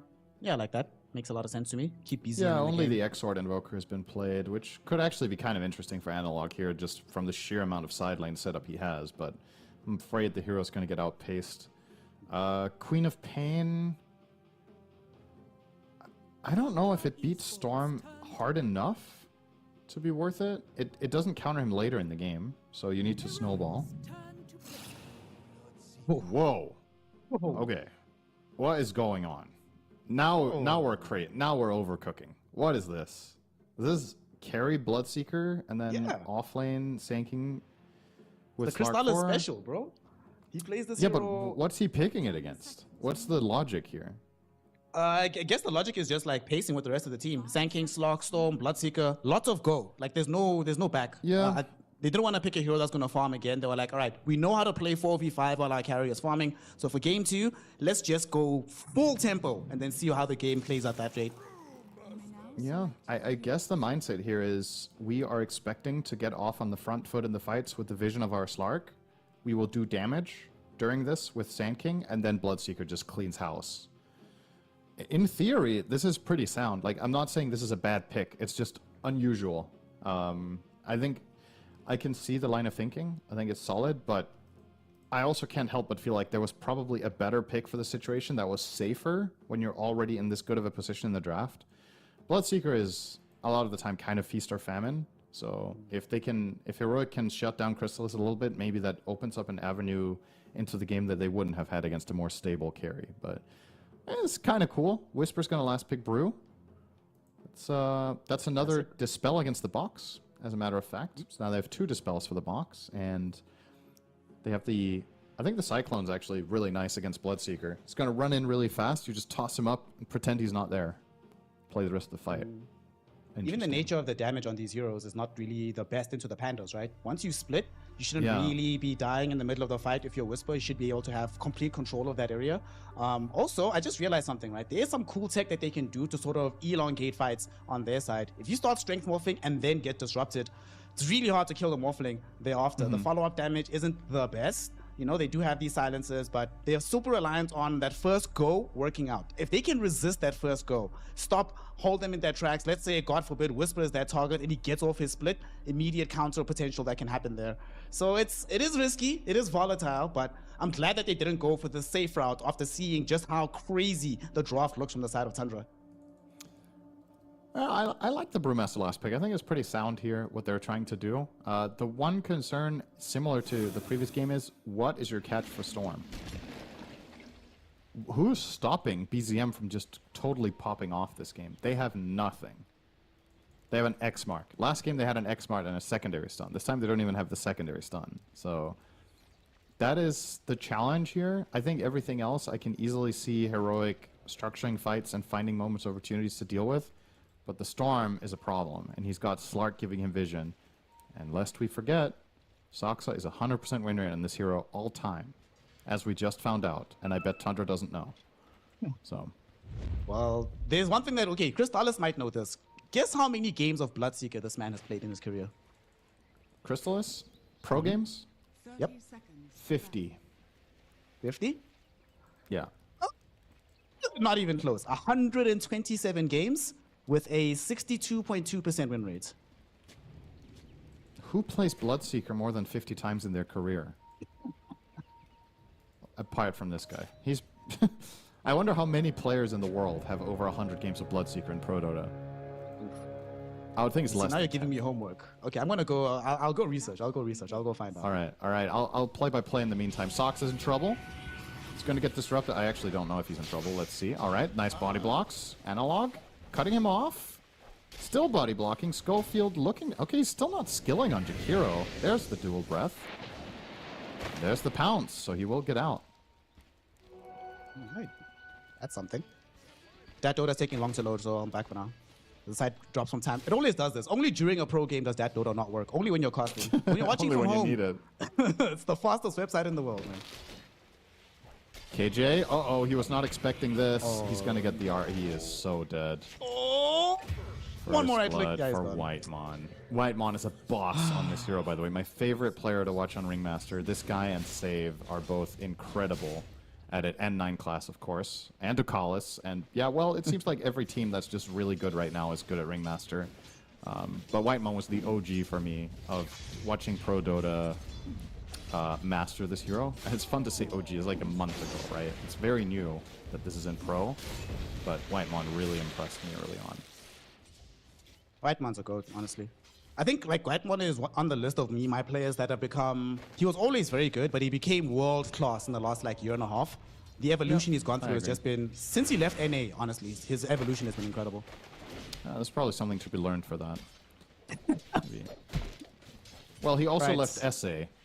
There's probably also something to be learned there, actually. So yeah, good on him. Right. All it The takes data to is become back, world my class in friend. this game is travel. Yes. So Unless you're from number Europe 2 and stay at home. Yeah. on the All right. list of most played Bloodseekers is K1 Hector with 54 games played, and then number 3 is Skeeter with 51. Isn't that crazy? Yep. So my 50 guess was actually pretty, like, you know, it makes sense for everyone else but Crystallis. How does he have twice as many games on the hero of anyone else in the world? That's insane.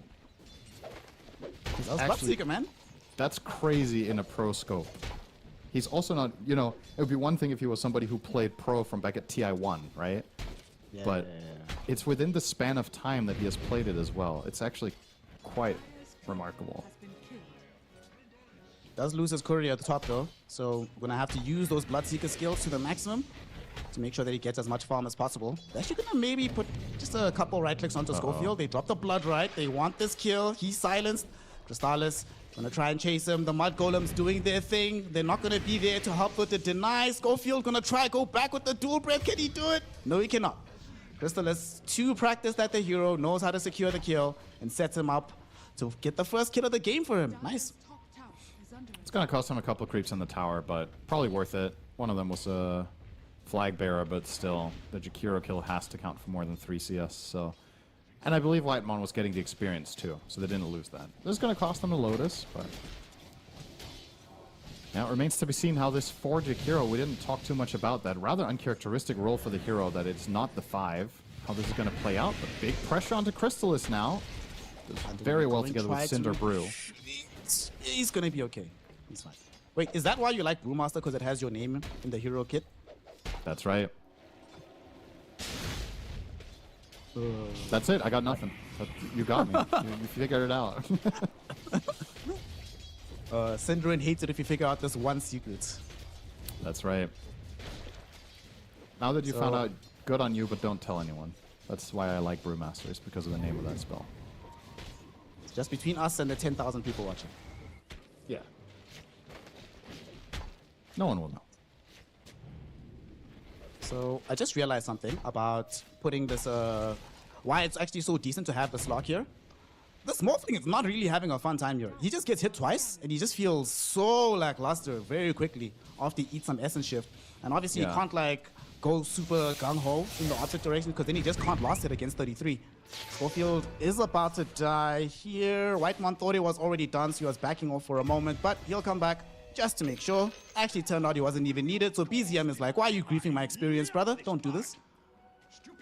Yeah, BZM is also going to get the bounty rune here, so we'll immediately be up to pretty good resources. And this is another solid early game now for the side of Tundra. And I like your point about the bot lane, because a lot of the time it's a little bit overlooked just how good Essence Shift is in specific matchups. We obviously know it's a big part of Slark's laning, but there are certain heroes that really suffer against it.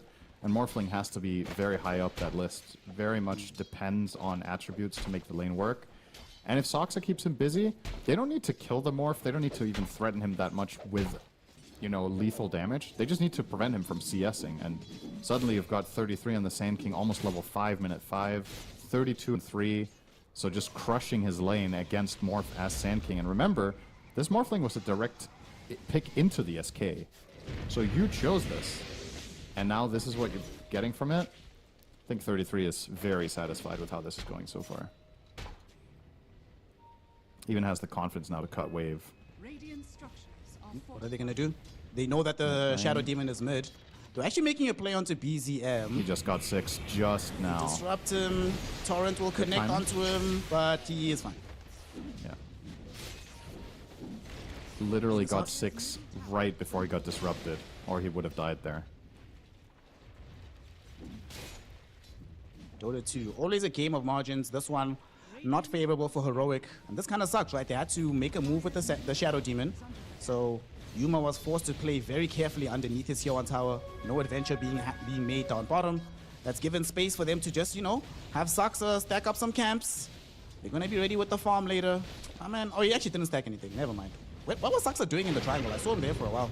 No stacks, unfortunately. He might have been dewarding. Oh, that's true. Whisper's gonna make it out of this one. He's still alive. Analog came in to help him out. They actually drop a boat. The Coco Ram will make sure that this brew does not die. And Crystallis, you will end up taking a tumble. Whisper gets the kill, no less. Beautiful work coming in from that rotation. Yeah, they need something to go right now for Heroic. So it's good for them to find a pickup here. Getting Whisper to a faster 6 is pretty meaningful. I think it's, you know, it was their overall last pick of the draft. They have a clear plan in mind for what it's going to contribute down the stretch here. And Brewmaster before level 6, in some lane matchups, very good. In this one, it's been alright. But as soon as that 6 comes out, they would love to probably go for another play up top, kill the Bloodseeker a second time, and then take the tower. And you're unlocking that play with the first gank. We'll see if that can all come together soon. Whisper is cracking 6 now. So it's going to feel very safe. Big level 6s are available on the map with the exception of the Rupture. Crystallis about to pick that one up, but don't expect to see him deploy it too soon. When they start to make moves with BZM, do they go bottom right and then try to leverage the power of the Sand King, get a kill, cut the waves, and then take the tower? This is a bit of an awkward draft because the carry is Bloodseeker, right? So I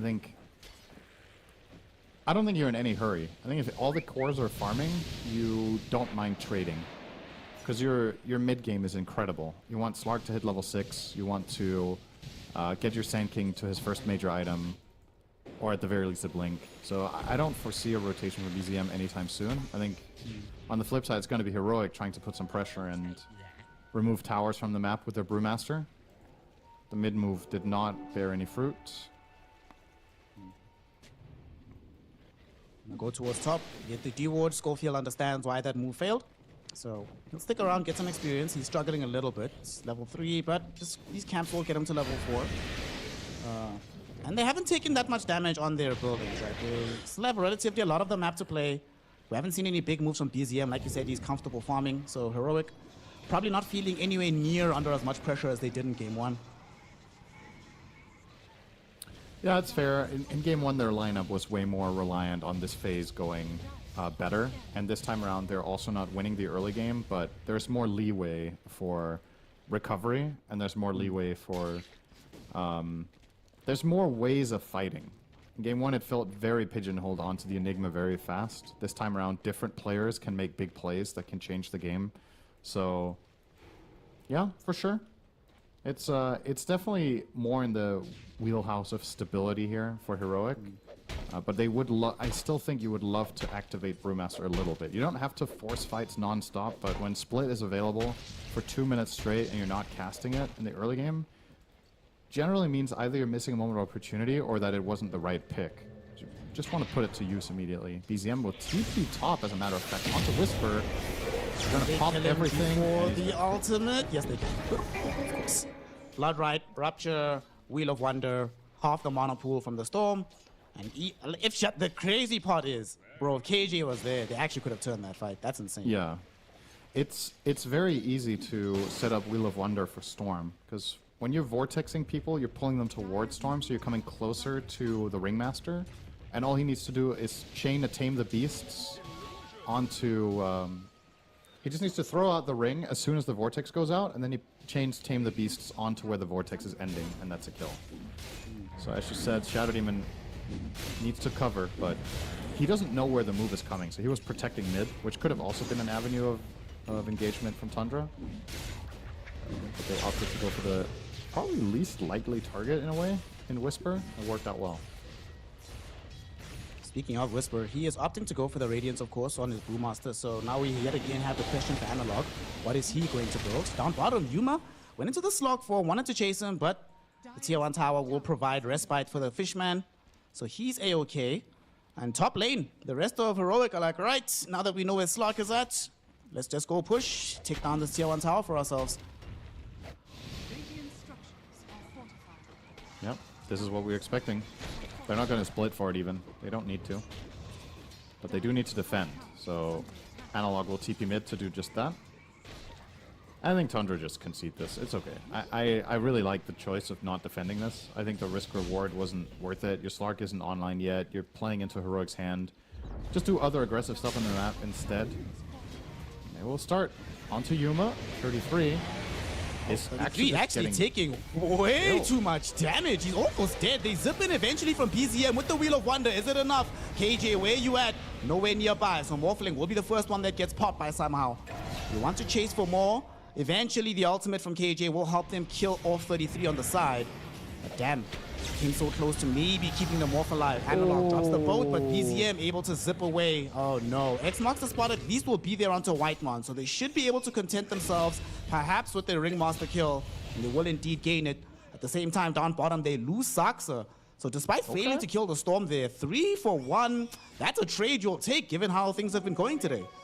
Yeah, that was actually a really surprisingly good outcome for Heroic. I thought 33 was going to survive when he got Strongman tonicked, but they just had enough damage with the Purge. And with Analog missing his entire combo when he came in there on the Disruption, them still finding all the other kills is definitely a very good result there. Now, Saxa cracked 6, so this is when things get scarier. The Force will get out up top as well. Wait, did they just... 33 just soloed Yuma. Wait, how? He didn't okay. epi. Wait. Okay.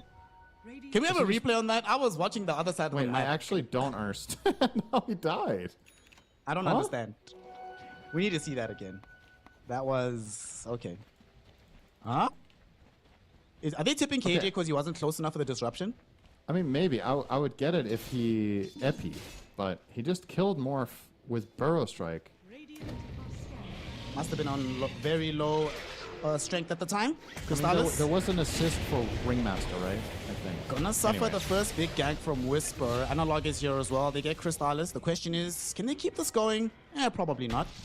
Also, you were asking earlier for what's your solution to Storm Spirit. Analog has a pseudo solution in this Orchid Malevolence. Yeah. All right, let's see. So, Burrow Strike, long zip. Okay. Oh, it was with Storm. Oh, I thought it was with Ringmaster. Okay, this makes a lot more sense now. It was like, how did they kill him with just Sand King and Ringmaster when he was playing on 900 HP? But there you go. That was BZM. Yep, that's always going to be a danger that you need to prepare for as Morphling. That threat will always be there. Any instant stun into Storm, big ball lightning is big damage. You want to get big damage out onto the Sand King. 33. He's gone. Orchid, Ice Path, dual breath, right clicks. Right. I must say, this game, although they haven't necessarily been pushing the envelope all that much, they've gotten the tier 1 mid, they've gotten the tier 1 top, they're threatening bottom, they haven't lost a single tower of their own. And, you know, unlike in the previous game where scaling just felt like a really bad thing for you, you the one under pressure, this time around you've got Morphling. He's still probably chilling, scaling into the late game. Yeah, I definitely think Heroic's lineup can win this game even down the stretch. Unfortunate for them, just now they do lose both Wisdom Shrines, but they take bot tier 1. And it's not the 7-minute Wisdom Shrine. That's the most important one in the entire game. The 14-minute is probably the second most important, but it's more manageable. Your supports do have level 8, so not the biggest of deals to lose both here compared to if you don't get a 6 and can't make moves on key old heroes. Now Tundra, after suffering a little bit of loss down their bottom, they are going to try to go on the offensive. Look at Yuma's position. He's super defensive. They're anticipating this play. Heroic are super ready. Or, wait, to them last he time. cancels his epi. He jumps in looking for KJ, but there's going to be a disruption. KJ survives for now. Like you said, cancelled epi. 33 is now silenced up. They do manage to kill KJ, but with the drag back on the X marks the spot, 33 is dead as well. Look at Whisper. Storm Panda hurls a boulder onto Whitemon. Gonna try and stay alive, but there's absolutely no way out, brother. 2 for 1. Let's see if they can find further chase. They have vision on the Lotus pool. They see the slug if he wanders there. So Saksa's actually not that safe. They're pinging him out right now. There's the silence. There's the X. He did not get the dog packed off, so he's probably going to die himself. 3 for 1 plus a Tormentor. Heroic in the last 2 minutes have leveled up massively, Sim. Yeah, they're bringing the numbers. That was a flat-out 5-on-4. Crystal is nowhere to be seen. He's just farming jungle, Terrorblade style. But this time he's Bloodseeker, and that is different. Oh, that's a nice find too. They get the Demonic Cleanse here on the Shadow Demon, so a little bit of a potential heal, potential counterplay against any offensive items that might be coming their way eventually. Yeah, this is really good news for Heroic. And it looked like 33 was channeling the Epicenter, and then he canceled it, and then he blink stunned the Morphling. So effectively, he went for a blink stun that they couldn't follow up on and completely compromised his own position. And Heroic, they're going to immediately just capitalize on that and kill the Sand King on the spot. When you're playing this offensive of an item build on Sand King, you're not that tanky compared to if you had like a Pipe or Crimson or whatever. Uh-oh, Schofield. Classic Schofield fashion. Will push a side lane until it's too much. There's a Radiance. 15 minutes, or 16 minutes in, excuse me, for Whisper. Earn Radiance. Pretty solid. Not the fastest, but definitely still good enough. They still have all their tier 1s as well. We obviously saw the influence of having so much map control being displayed bottom. Saksa is trying to de-ward the area, but he does have one more sentry. He needs to try and guess exactly which direction, but they're pinging it out now, but KJ, he's there first. They want to try and catch him. Timing. There's a disruption. Can they find him? Saksa does force himself into the ultimate with the Shadow Dance, but they will ensure that their ward will remain a little bit longer. It's an interesting dynamic between SD and Slark. If Kunkka is nearby, if you dart packed during disruption, you die. Because when you come out, you can just get hit by, you know, any of Kunkka's spells plus Orchid. You need to do a perfect pounce as you exit before you get hit by anything. So that time around it worked out for Saksa. But it's definitely a threatening play nonetheless. We'll be doing the standard 9 class build here of going Euls and Shard. See the order. I think he was hoping to not have to buy the Shard, but they didn't get the Tormentor, so I'm assuming he's going to upgrade this in his priority list rather than finish the Euls. Because this is the one you save your allies with, and that is obviously more valuable than saving yourself when you're playing support. So reckon he'll buy the Shard right now. So surprising to me that we're in an era of time where a standard Slark build, quote unquote, will be Euls Shard as your first 2 items. Yeah. How the game has evolved. Dota is interesting like that. Oh, he's buying the Euls first. Okay. Alright. It's better for farming. If he thinks the game is slowing down and he can just keep playing jungle, it gives him other utility, of course, offensively. And defensively, it's better for him than the Shard is because he counters the Orchid with this. So he can stay alive now against some of the counter plays. So I don't mind it, as long as he gets both. Whatever he thinks is more important the next 3 minutes is the one he should buy first. And that seems to be the Euls this time around. What's important for Heroic is Roshan, as they're trying to claim the first Aegis of the game. Tundra did have quite a lot of vision in this area, and they did see everybody from Heroic here, so it's not too much of a stretch to envision it's happening. Oh no, they scanned bottom. They thought there was going to be some twin gate wrap, but no, they're just going for Roshan. They are going to be able to claim it. Huh. Yeah, green scan, and they still go through the gate. Just alright. Well, remember what we said last game. Sometimes the simple play is the best. The obvious play. And Tundra might have thought Heroic were up to something bigger, or they just didn't feel like they could contest the pit. But I do think they had a shot at that if they had an idea. Bloodright's amazing there. Sand King's amazing there. Slark Vision. But alas, it will be a Heroic Roche. But Whisper forced to ult. It's fine. As Ultimate forced into it, the question is, can they catch anybody here, right, Mon? He might be the one caught. Oh no, guess who's coming from the twin gate? It's Yuma. Wheel of Wonder is thrown out, but will really not make any difference. Oh, that's a free kill, but thankfully he did give vision so his team can dodge. I say that, but Sand King! Oh no! Deja vu yet again, Cinderman. This is exactly the spot he got caught on the last engagement. Literally the exact place. Dies again, and they still protect their tier 1 tower. Yeah, they just keep finding kills every time Tundra tries to go for this tower. Heroic show up with the numbers and defend it. And again, we need Bloodseeker to show up before we can truly gauge Tundra's power level in this game, because Crystallis has done basically nothing except farming and playing his lane. And this might just be the read they have on this hero. I mean, I will never question Crystallis on this hero, as we've established earlier. He is the most games played on this in Pro Dota by more than 100% over the second most. So he should know in any given patch what the idea is, and seems like in this patch you go Mjolnir, BKB, and then you join. And until then, you're hitting creeps and not joining fights in a game like this. So trade-off is how much farm the enemy team is getting as well. And the rest of Tundra, they want to try and ameliorate that fact that they smoke up with 3. Whisper is in front of them. Doesn't have the Brewmaster ult for another 35 seconds. Still a difficult kill, even without this. BZM doesn't have good vision, so zipping onto him when he's that close to a tier 1 does feel difficult. He did not head towards a triangle. They really want this kill, but Whisper making it so hard for them. He's going to collect the shrine. Are they going to get there in time? No, it's too late. It's too late. We've wasted all our time. Oh, no, it's not too late. He went back. He went back, Cinderin. Why did he go back? I think they just caught a glimpse of him by running up high ground in the smoke. I'm pretty sure he was running south, but just got caught off. Yeah, that was just a matter of will they see him or not. And if they do, they will immediately just jump on that kill and grab it. It's not the end of the world, though. Like, as you said, he got the experience. It's a big rotation with the smoke, and it doesn't give Tundra a tower or some sort of meaningful collateral. Soxa trying not to be meaningful collateral. Nice time mid market. They blocked off the angles from the pounce. They made sure to layer their spells perfectly between the Jack and the Kunkka. That is a dead slot and analog. 3-0 and 6 on this Kunkka. Top of their net worth. You know, a night and day performance from what we saw earlier. Yeah.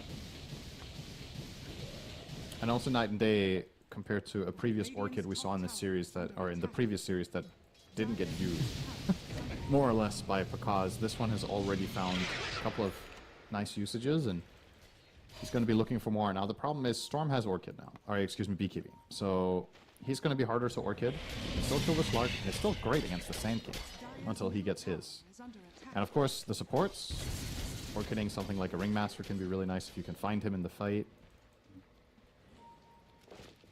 Still an even game in terms of golds. Keep looking at Crystallis to figure out what he's thinking. Sanjin Yasha next. He's kind of in a way, ironically, he's the big story of the game because we haven't seen him yet. Because everything else, we kind of know what to expect. But with the Bloodseeker not participating there. He got vision on the Sand King. This is before the BKB is available. He did at least buy his Myth Hammer before going out, but nice smoke movement there. Analog, yet again, adding to his tally, involved in 10 of his team's 13 kills. Certainly looking extremely solid on this Kunkka. And also now, they have BKB on this Bloodseeker, you know? Like you said, he's building into the SNY. But they're rounding the corner on getting Butterfly on the Morphling, and they do not have the tools to deal with this anytime soon. Yeah, that's true.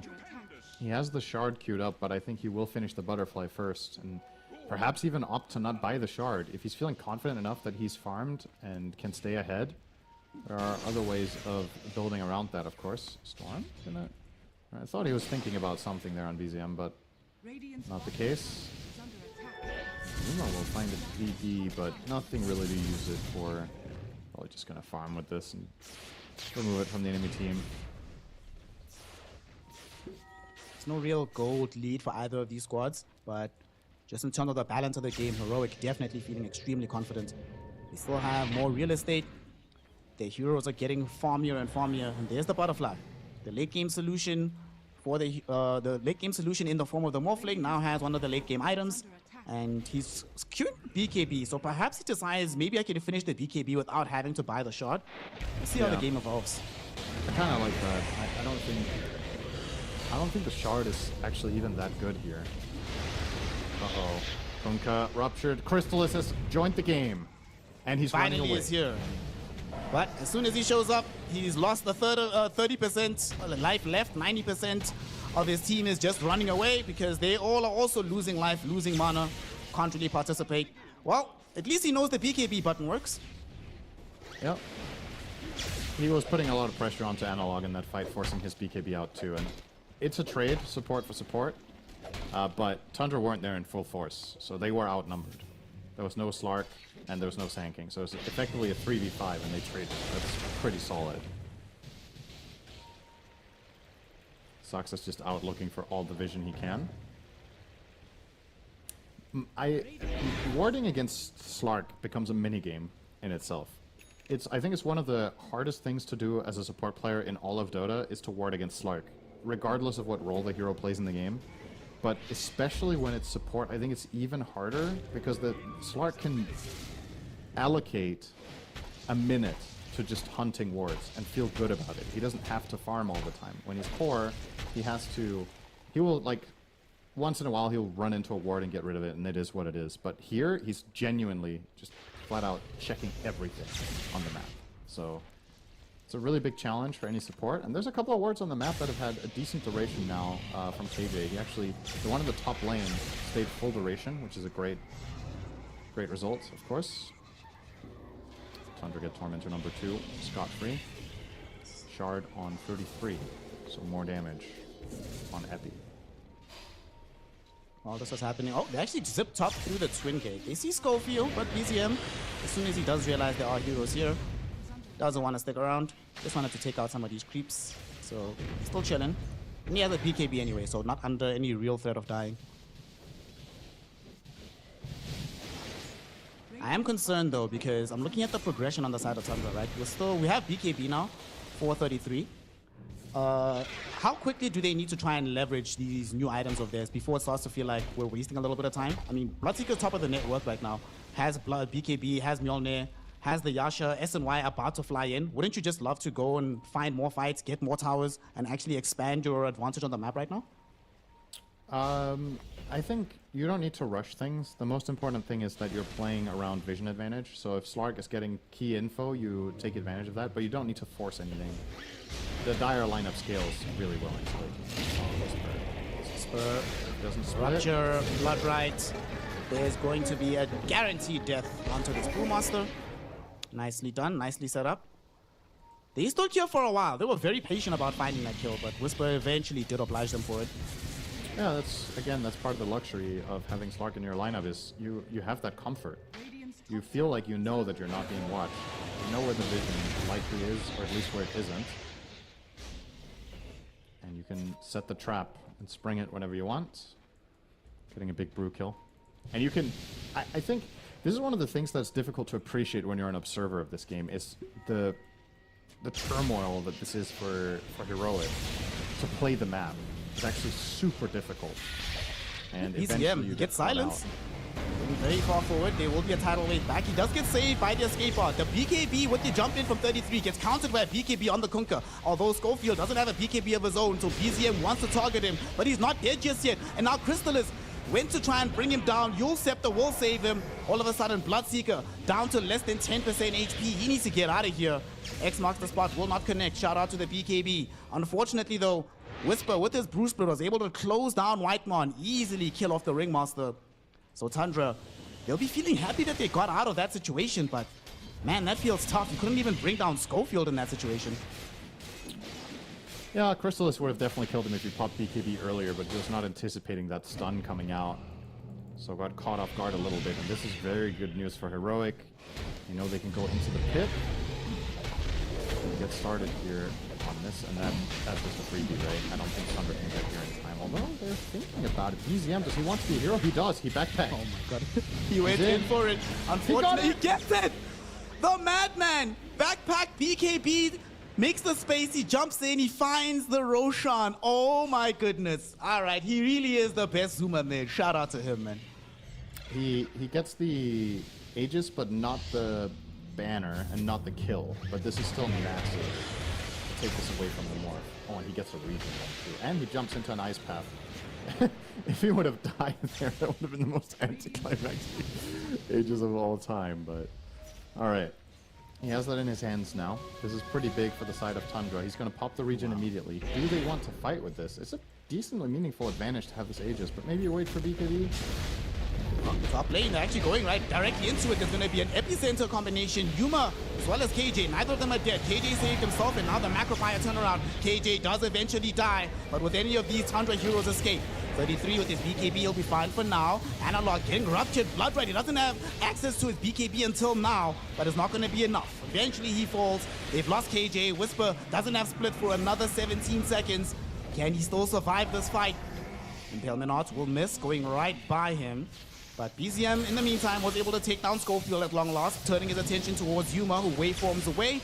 Saxa coming back in with Crystallis. They have the vision. They want the Morphling. Blood Rat will be thrown out. The Tame the Beast fears him away. Nice dodge on the silence, but it still might not be enough. That being said, they don't have a way past this evasion synth. He's just right-clicking for all he's worth and winning, no less. All of a sudden, everybody's dead. Whisper has ultimate again. Analog had to buy back for this. They want to ensure the kill on BZM. His BKB has come back off cooldown, and he should have enough mana to zip to safety after the Aegis. Nonetheless, though, Heroic, 2 buybacks required, yes, but Morphling supplying the necessary damage for them to win the fight in the end. Yeah, that was into Aegis, right? So you get rid of the Aegis, and the Bloodseeker also dies. And have yet to see this massive payoff just yet from Crystallis on the Bloodseeker. He got in there, and yeah, he killed the Kunkka. It cost him his entire BKB duration, and afterwards, he doesn't hold a candle to Morphling in a fist fight yet. He needs way more items before he can bridge that gap. Despite them having close net worth, the Morphling just flat out at a major advantage just by hero design. So we'll see what he does to try to combat this. He's queuing up a Dagon 5 on the Bloodseeker. I've seen this before being run as a potential carry item. This will make him strong against every other hero than the Morph. And technically, if the Morph is full-on Agi, he could also get caught off guard by the big burst. But let's see if that works out. Yuma himself working on the Daedalus, so full-on committed to this carry route. As he should, because he's carry.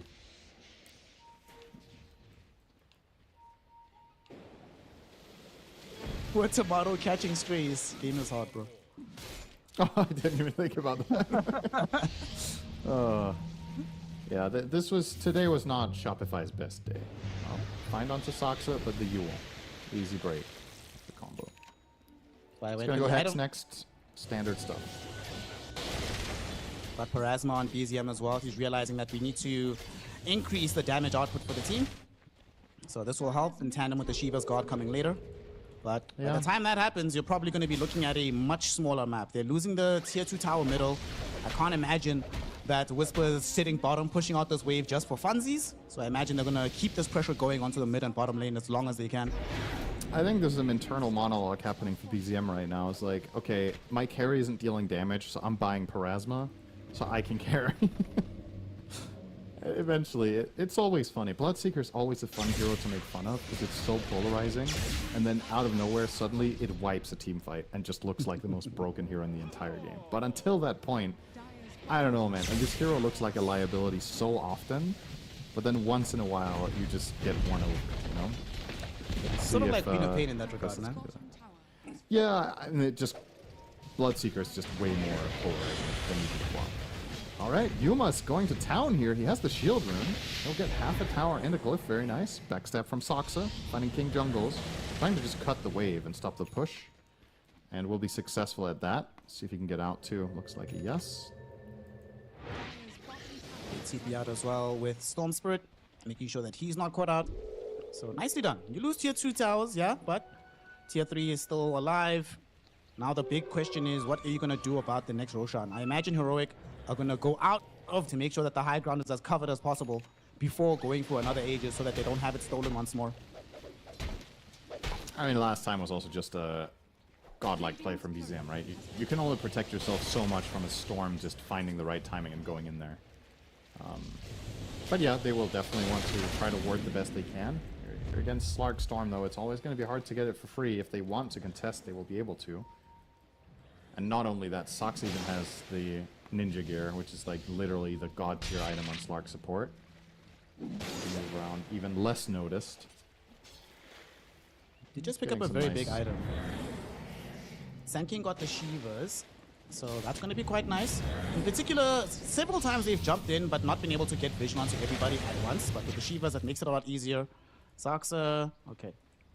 Playing around with them, just scouting where the wards are, telling his team, all right, guys, careful of this area, don't play here. Yep. Now, Heroic also have found some decent items. So Jakiro has the Blink Ewels. He caught by Torrent, but he will get out. But the bigger one is KJ is 200 away from Ags on the Shadow Demon. That owns Bloodseeker. Nice find. They didn't get kill here, but amazing jump in from 33. Burrow Strike AP. They eliminate Schofield and KJ almost immediately. Analog with his BKB set to expire. He knows his life is not long for this world. Trying to TP home to safety. Barely makes it, but makes it he does. But for Tundra, 2 kills very, very quickly. Man, that just came out of nowhere. What a long-range zip and a long-range jump as well coming in from the Sand King. Yeah, they didn't have enough burst to kill BZM there without the morph, so he tanked through all of the stuns, and then they went for the counterplay. He didn't even pop his BKB at the end of all of that on Storm. He didn't have to. Tundra taking advantage of Heroic's hero composition does not burst anyone without morph. That's the hero that kills their core. So if he's not there, they can kind of, what usually would feel like an overextension, they can go for those plays and just find an immediate burst with their Sand King getting off a massive wombo there. And it's, yeah, the Shadow Demon dying is kind of big. It delays the X once more. Crystals. I can force a BKB out of him. He's tanking this stuff for now. Whitemon is nearby, can escape out if need be. And there we go. X mark forces the BKB. So now we are down to 6 seconds on the Bloodseeker. Yes, this hero rework has been interesting with the Shard and Scepter change. Everybody used to buy the Scepter for the overheal on Sangreluar, but now that it's on the Shard and the numbers have been tweaked, I wonder if this, when and why this is better or worse than before. It's not something I've looked at in very much detail because this hero hasn't been popular, and the fact that he's been picked so little makes me think that this is just a worse version significantly. 33 trying to get out, not out. He's actually just dead. Very nice. Okay. Quick kill. He BKB'd. He had 1 second away from being able to Burrow Strike Blink, but they caught him just as he was trying to go through the Twin Gate as his BKB expired. What can you do? Well, they could get the Tormentor off of this if they wanted to, but they don't know for a fact where Tundra's heroes are, so gating here is kind of dangerous for Yuma. It's also the third Tormentor can be a massive bait sometimes, so might be doing the right thing by not going there. There's the Axe for King Jungles. So looking to stagger these demonic purges on the Bloodseeker. That'll be 10 seconds of purge. And of course also double purge against the box. So even if Whitemon outlasts the first one, he can still guarantee that the box doesn't come through. Definitely feeling a lot better about themselves on Heroic. Obviously, the gold lead is still climbing somewhat for Tundra, but they just have more heroes to collect all this farm. For the Kunkka, for the Brewmaster, they probably don't feel like they have to get that much more farm to be effective in the game. The big riser is going to be Yuma on his Morphling, and he's still at the top of the net worth. Here they go to try and take this Tormy, and no Tundra heroes in sight. They're not even near the Twin Gate, so this should just be a free Tormy. Yeah, they're just getting it instantly. The main concern I have for Heroic at this point is how big of a percentage of their damage comes from Morph in the late game. Because you're looking at a Tundra lineup where Storm is going to do a lot of damage, Bloodseeker is going to do a lot of damage, Sand King is also going to do a ton of damage. He almost has Refresher now on 33. He's going to be big. On your team, Brew offers a lot of control, but the damage is kind of negligible, and Kunkka is similar, right? He's got Orchid, Hex. So yes, you have the control, but who is killing people? Are we going to run into, arguably, our 4th game in a row today, you and I cast, where damage issues become quite prevalent for which team just suddenly wins?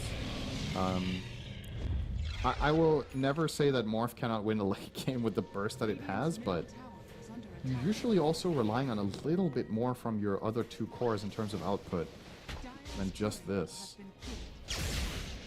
Okay, well, we'll see. There's the jump, BZM.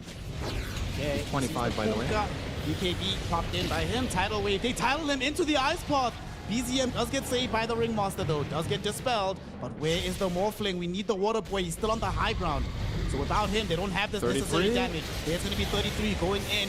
Gets the big Shivas out with the Barrow Strike. At the same time, they've been wiping 2 heroes. They now focus onto Yuma, but they leave him alone to go onto Schofield on the east instead. Schofield dies. Whisper is forced into the ultimate. Wants to solo kill 33, but on the high ground, there's not enough burn damage. There's no way he can do it. Already down to the Earth Panda. Can he get it out of here? 10 seconds. It's a very, very long time. And even when that time expires, his life should be forfeit almost immediately afterwards. Let's see what they've got here. Whisper. Can he do it? No, he cannot. He's gonna go down. Gonna be a 4-0. The suspense. If you had a blink, maybe there was some cute way out of that in some world. But literally just counting down to his death. And well, they get 4 heroes. That was the first truly resounding win in a team fight for Tundra in this game. This wasn't the first fight they won, but it was a 4-0. Just slam dunk, hit a beautiful engagement there from 33. And a lot of what happens from Tundra in this game is spawned off of BZM just poking. He's just jumping in, getting vision, forcing a BKB here, forcing a Hex there, and he still feels safe. He just got boxed up when they tried to go for him, he got out. Maybe with a Demonic Purge on him there, that could have got interesting, but KJ was not in range, or he's reserving it for the Bloodseeker. And that time around, that was not the solution to the problem. So, yeah, Tundra, massive win. 4 heroes, Roche with Aegis and Cheese, completely back in the driver's seat now. It's actually perfect when the fight happened because like 90 seconds before you were like, what's the late game damage situation look like for Heroic? Well, there's your answer. Yuma was basically kept out of the fight and they could not kill a single person. Like how close the Storm came to dying. If Yuma was there, perhaps it could happen. You take away that life of the Storm, you know, turn the fight. But yeah, the way things are looking, Yuma might need a blink dagger. Yeah, he queued it. He queued it as we're speaking. Swift blink queued for the Morphling. He understands the assignment. Yeah, but if this comes at the expense of Satanic, the question is if you can stick.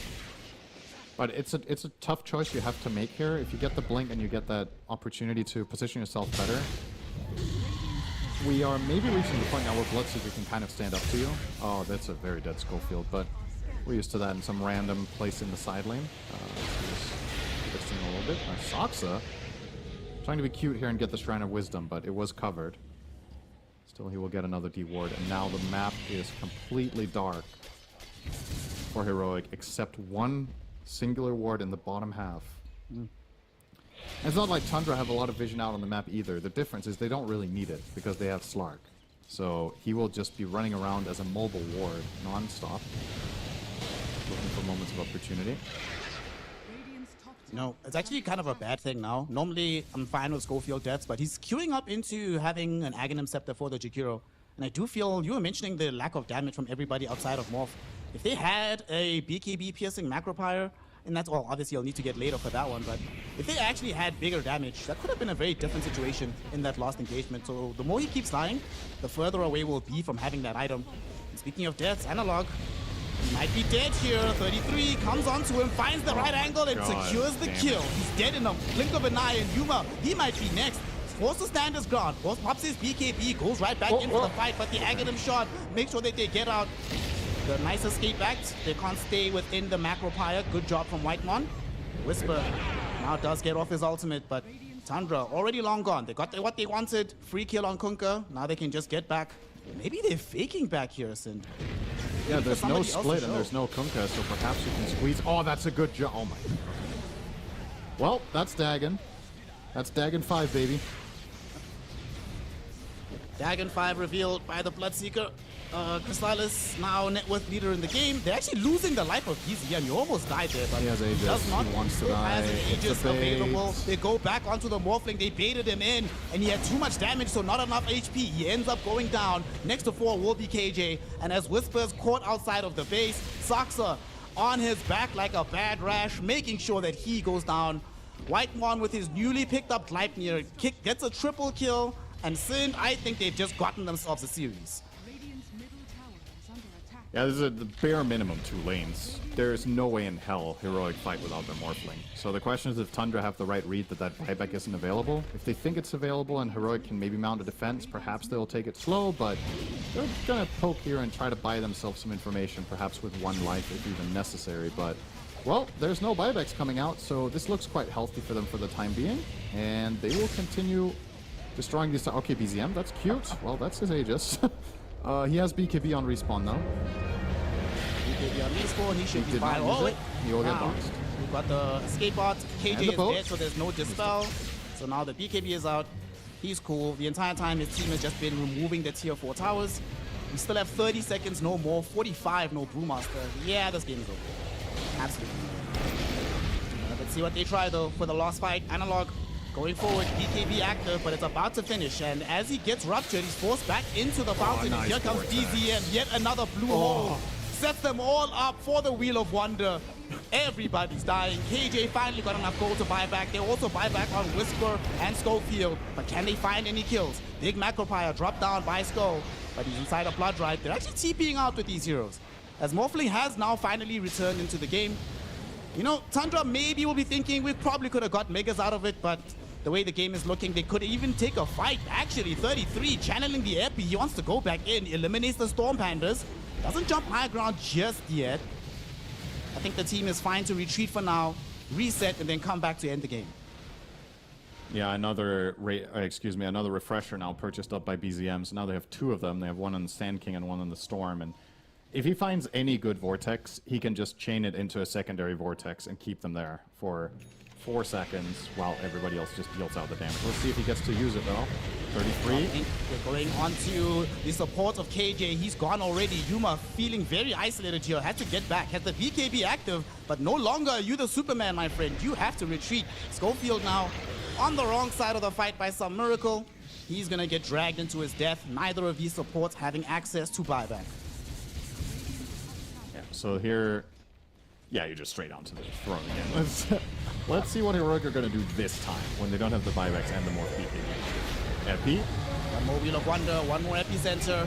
There's one more blue hole coming in from BZM. It should be able to get at least one kill. Yuma, though, barely able to get back thanks to the Strength Morph, but it does not matter. The Agent will fall. GG is called.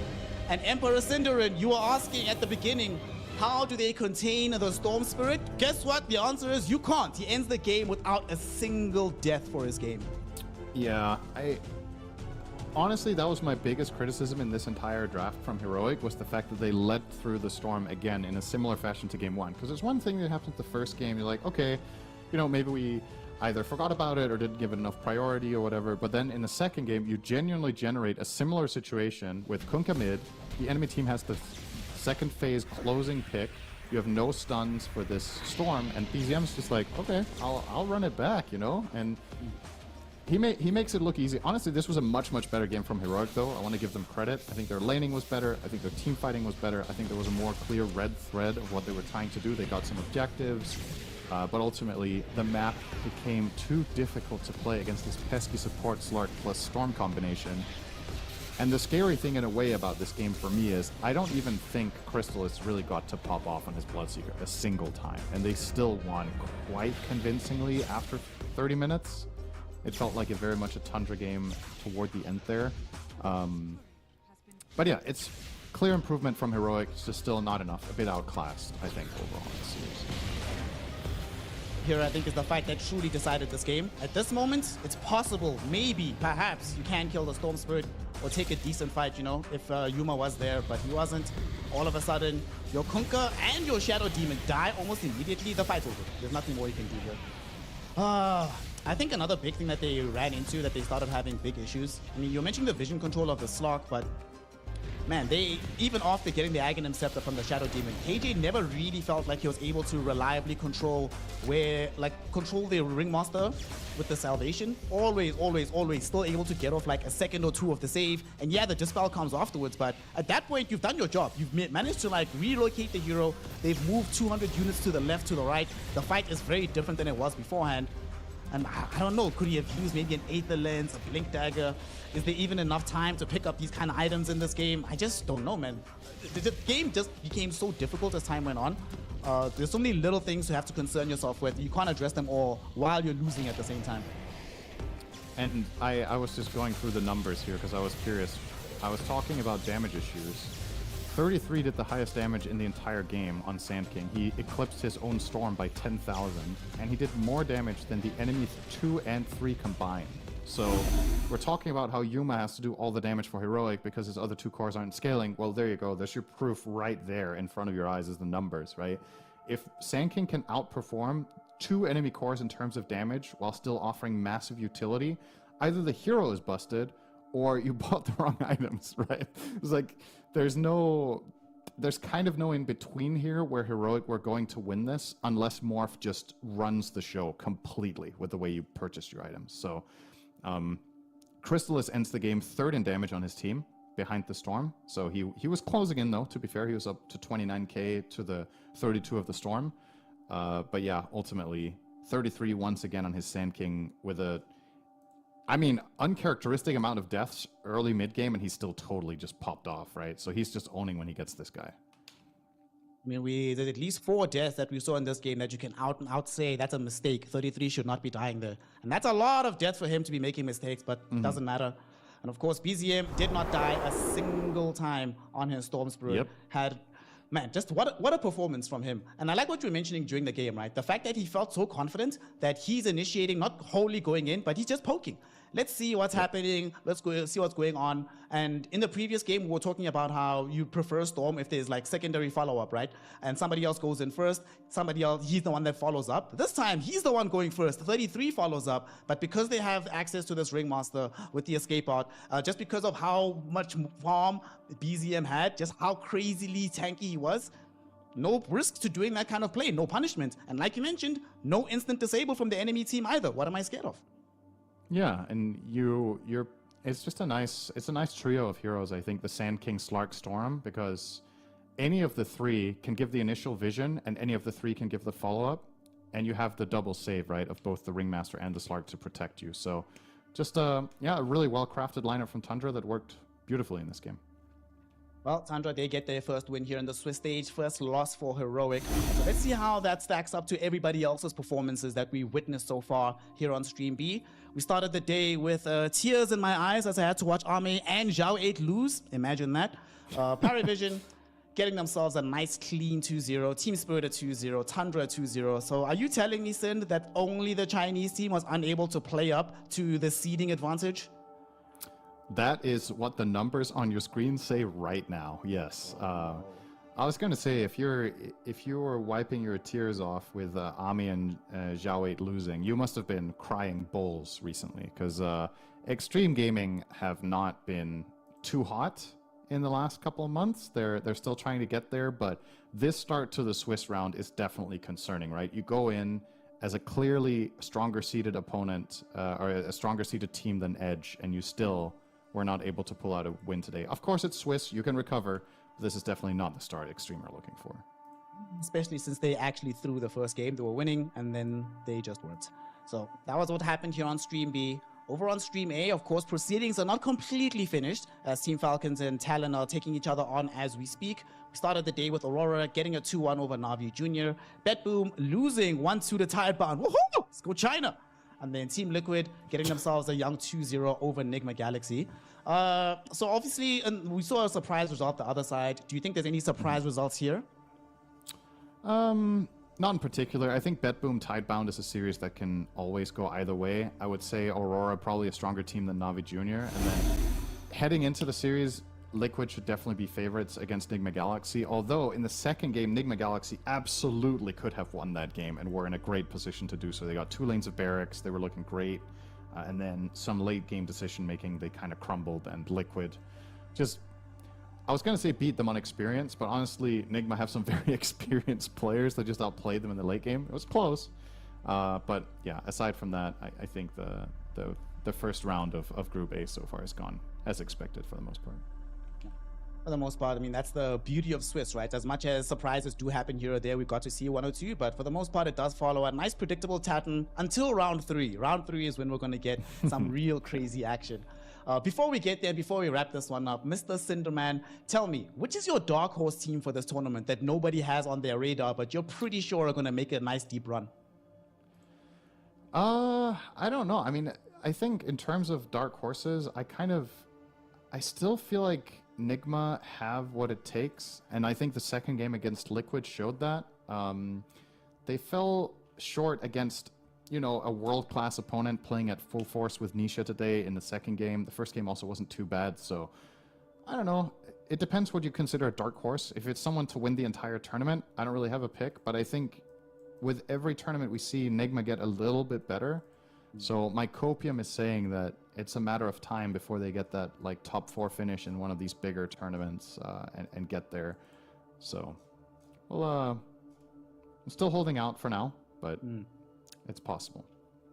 I can tell you with certainty, my friend, I've just watched Nigma Galaxy qualifying for a spate of tournaments. I can tell you with certainty that this team, if they stay together, they certainly are going places. Of course, they have a lot more work to do, and we have a lot more Dota to play over the next couple of days. So all of you at home, make sure that you are strapped in for all the action that happens in PGL Wallachia Season 4. With that, thank you very much for all your time and attention tonight. We will see you tomorrow. Remember to drink water, get a good night's rest, call your mama, let her know how much you love her, and of course, be here with myself, Snare, Emperor Cinderin, John X Fire, and MLP Dota on Stream B for some more PGL Wallachia action. We'll see you tomorrow.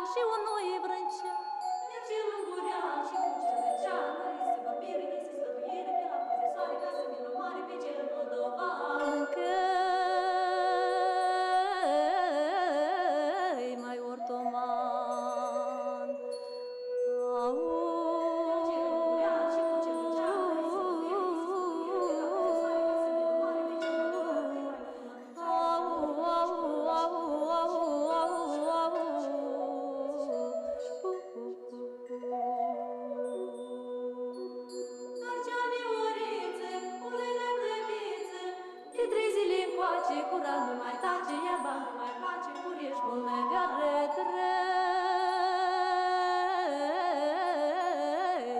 mioară.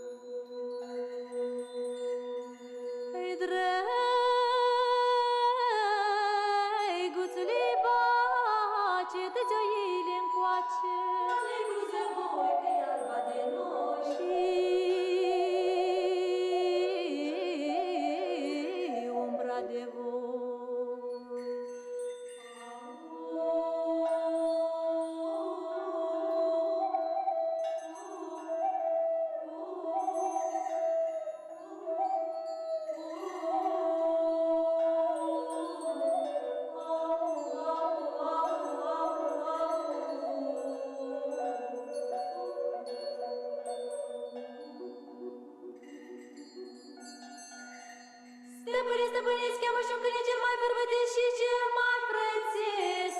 Că la pus de soare vreau să-mi dă o mare baciu și cu cel vrâncean.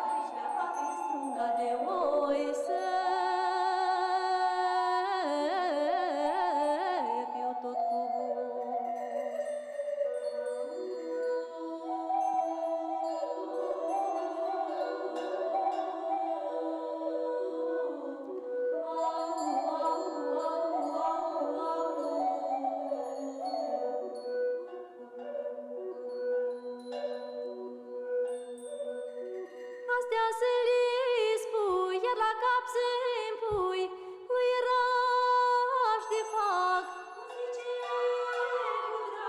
Lui raș de os.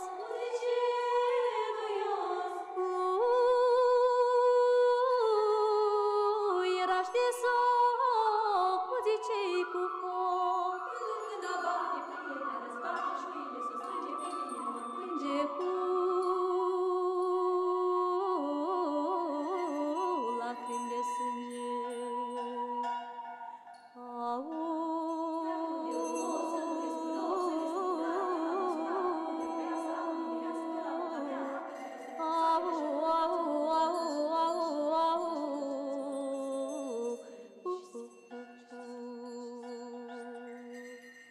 Iar dacă ai zări, dacă ai întâlni măicuță bătrână, din ochi lăcrimând, pe când mă alergând, de toți întrebând, și la toți încânt. Cine a cunoscut, cine mi-a văzut, mândru ciobănel, tras printr-un inel, chețișoara lui, musticioara lui, perișorul lui.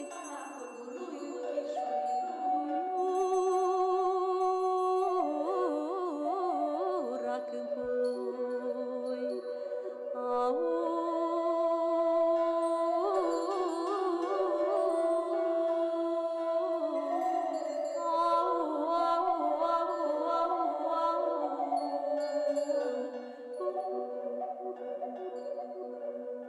Dumioara mea să te înduri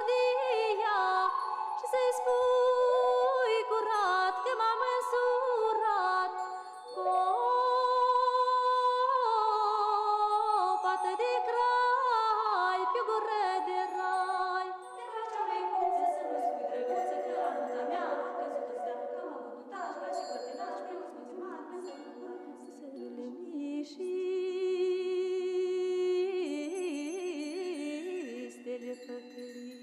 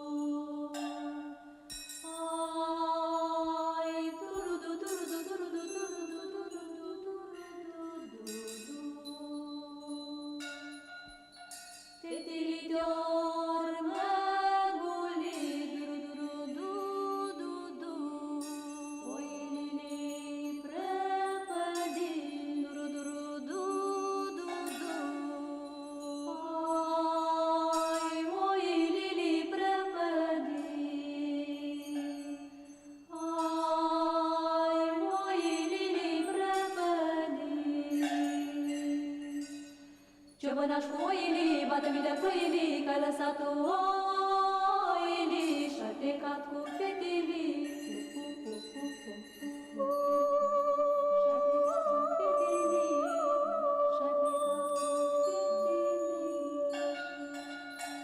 Eu m-am pornit după oi, du-du-du-du-du-du.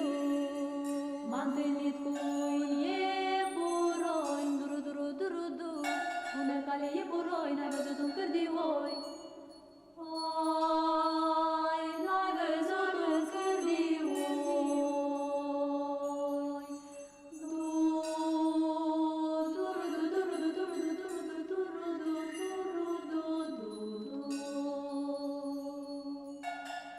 Văzut nu le-am văzut, din păscuțe le-am păscut, prin pârloage tot sărloage, la fântâna lui Iordan, nu mai capte din cârlana, fântâna lui Gheorghiță, nu mai capte din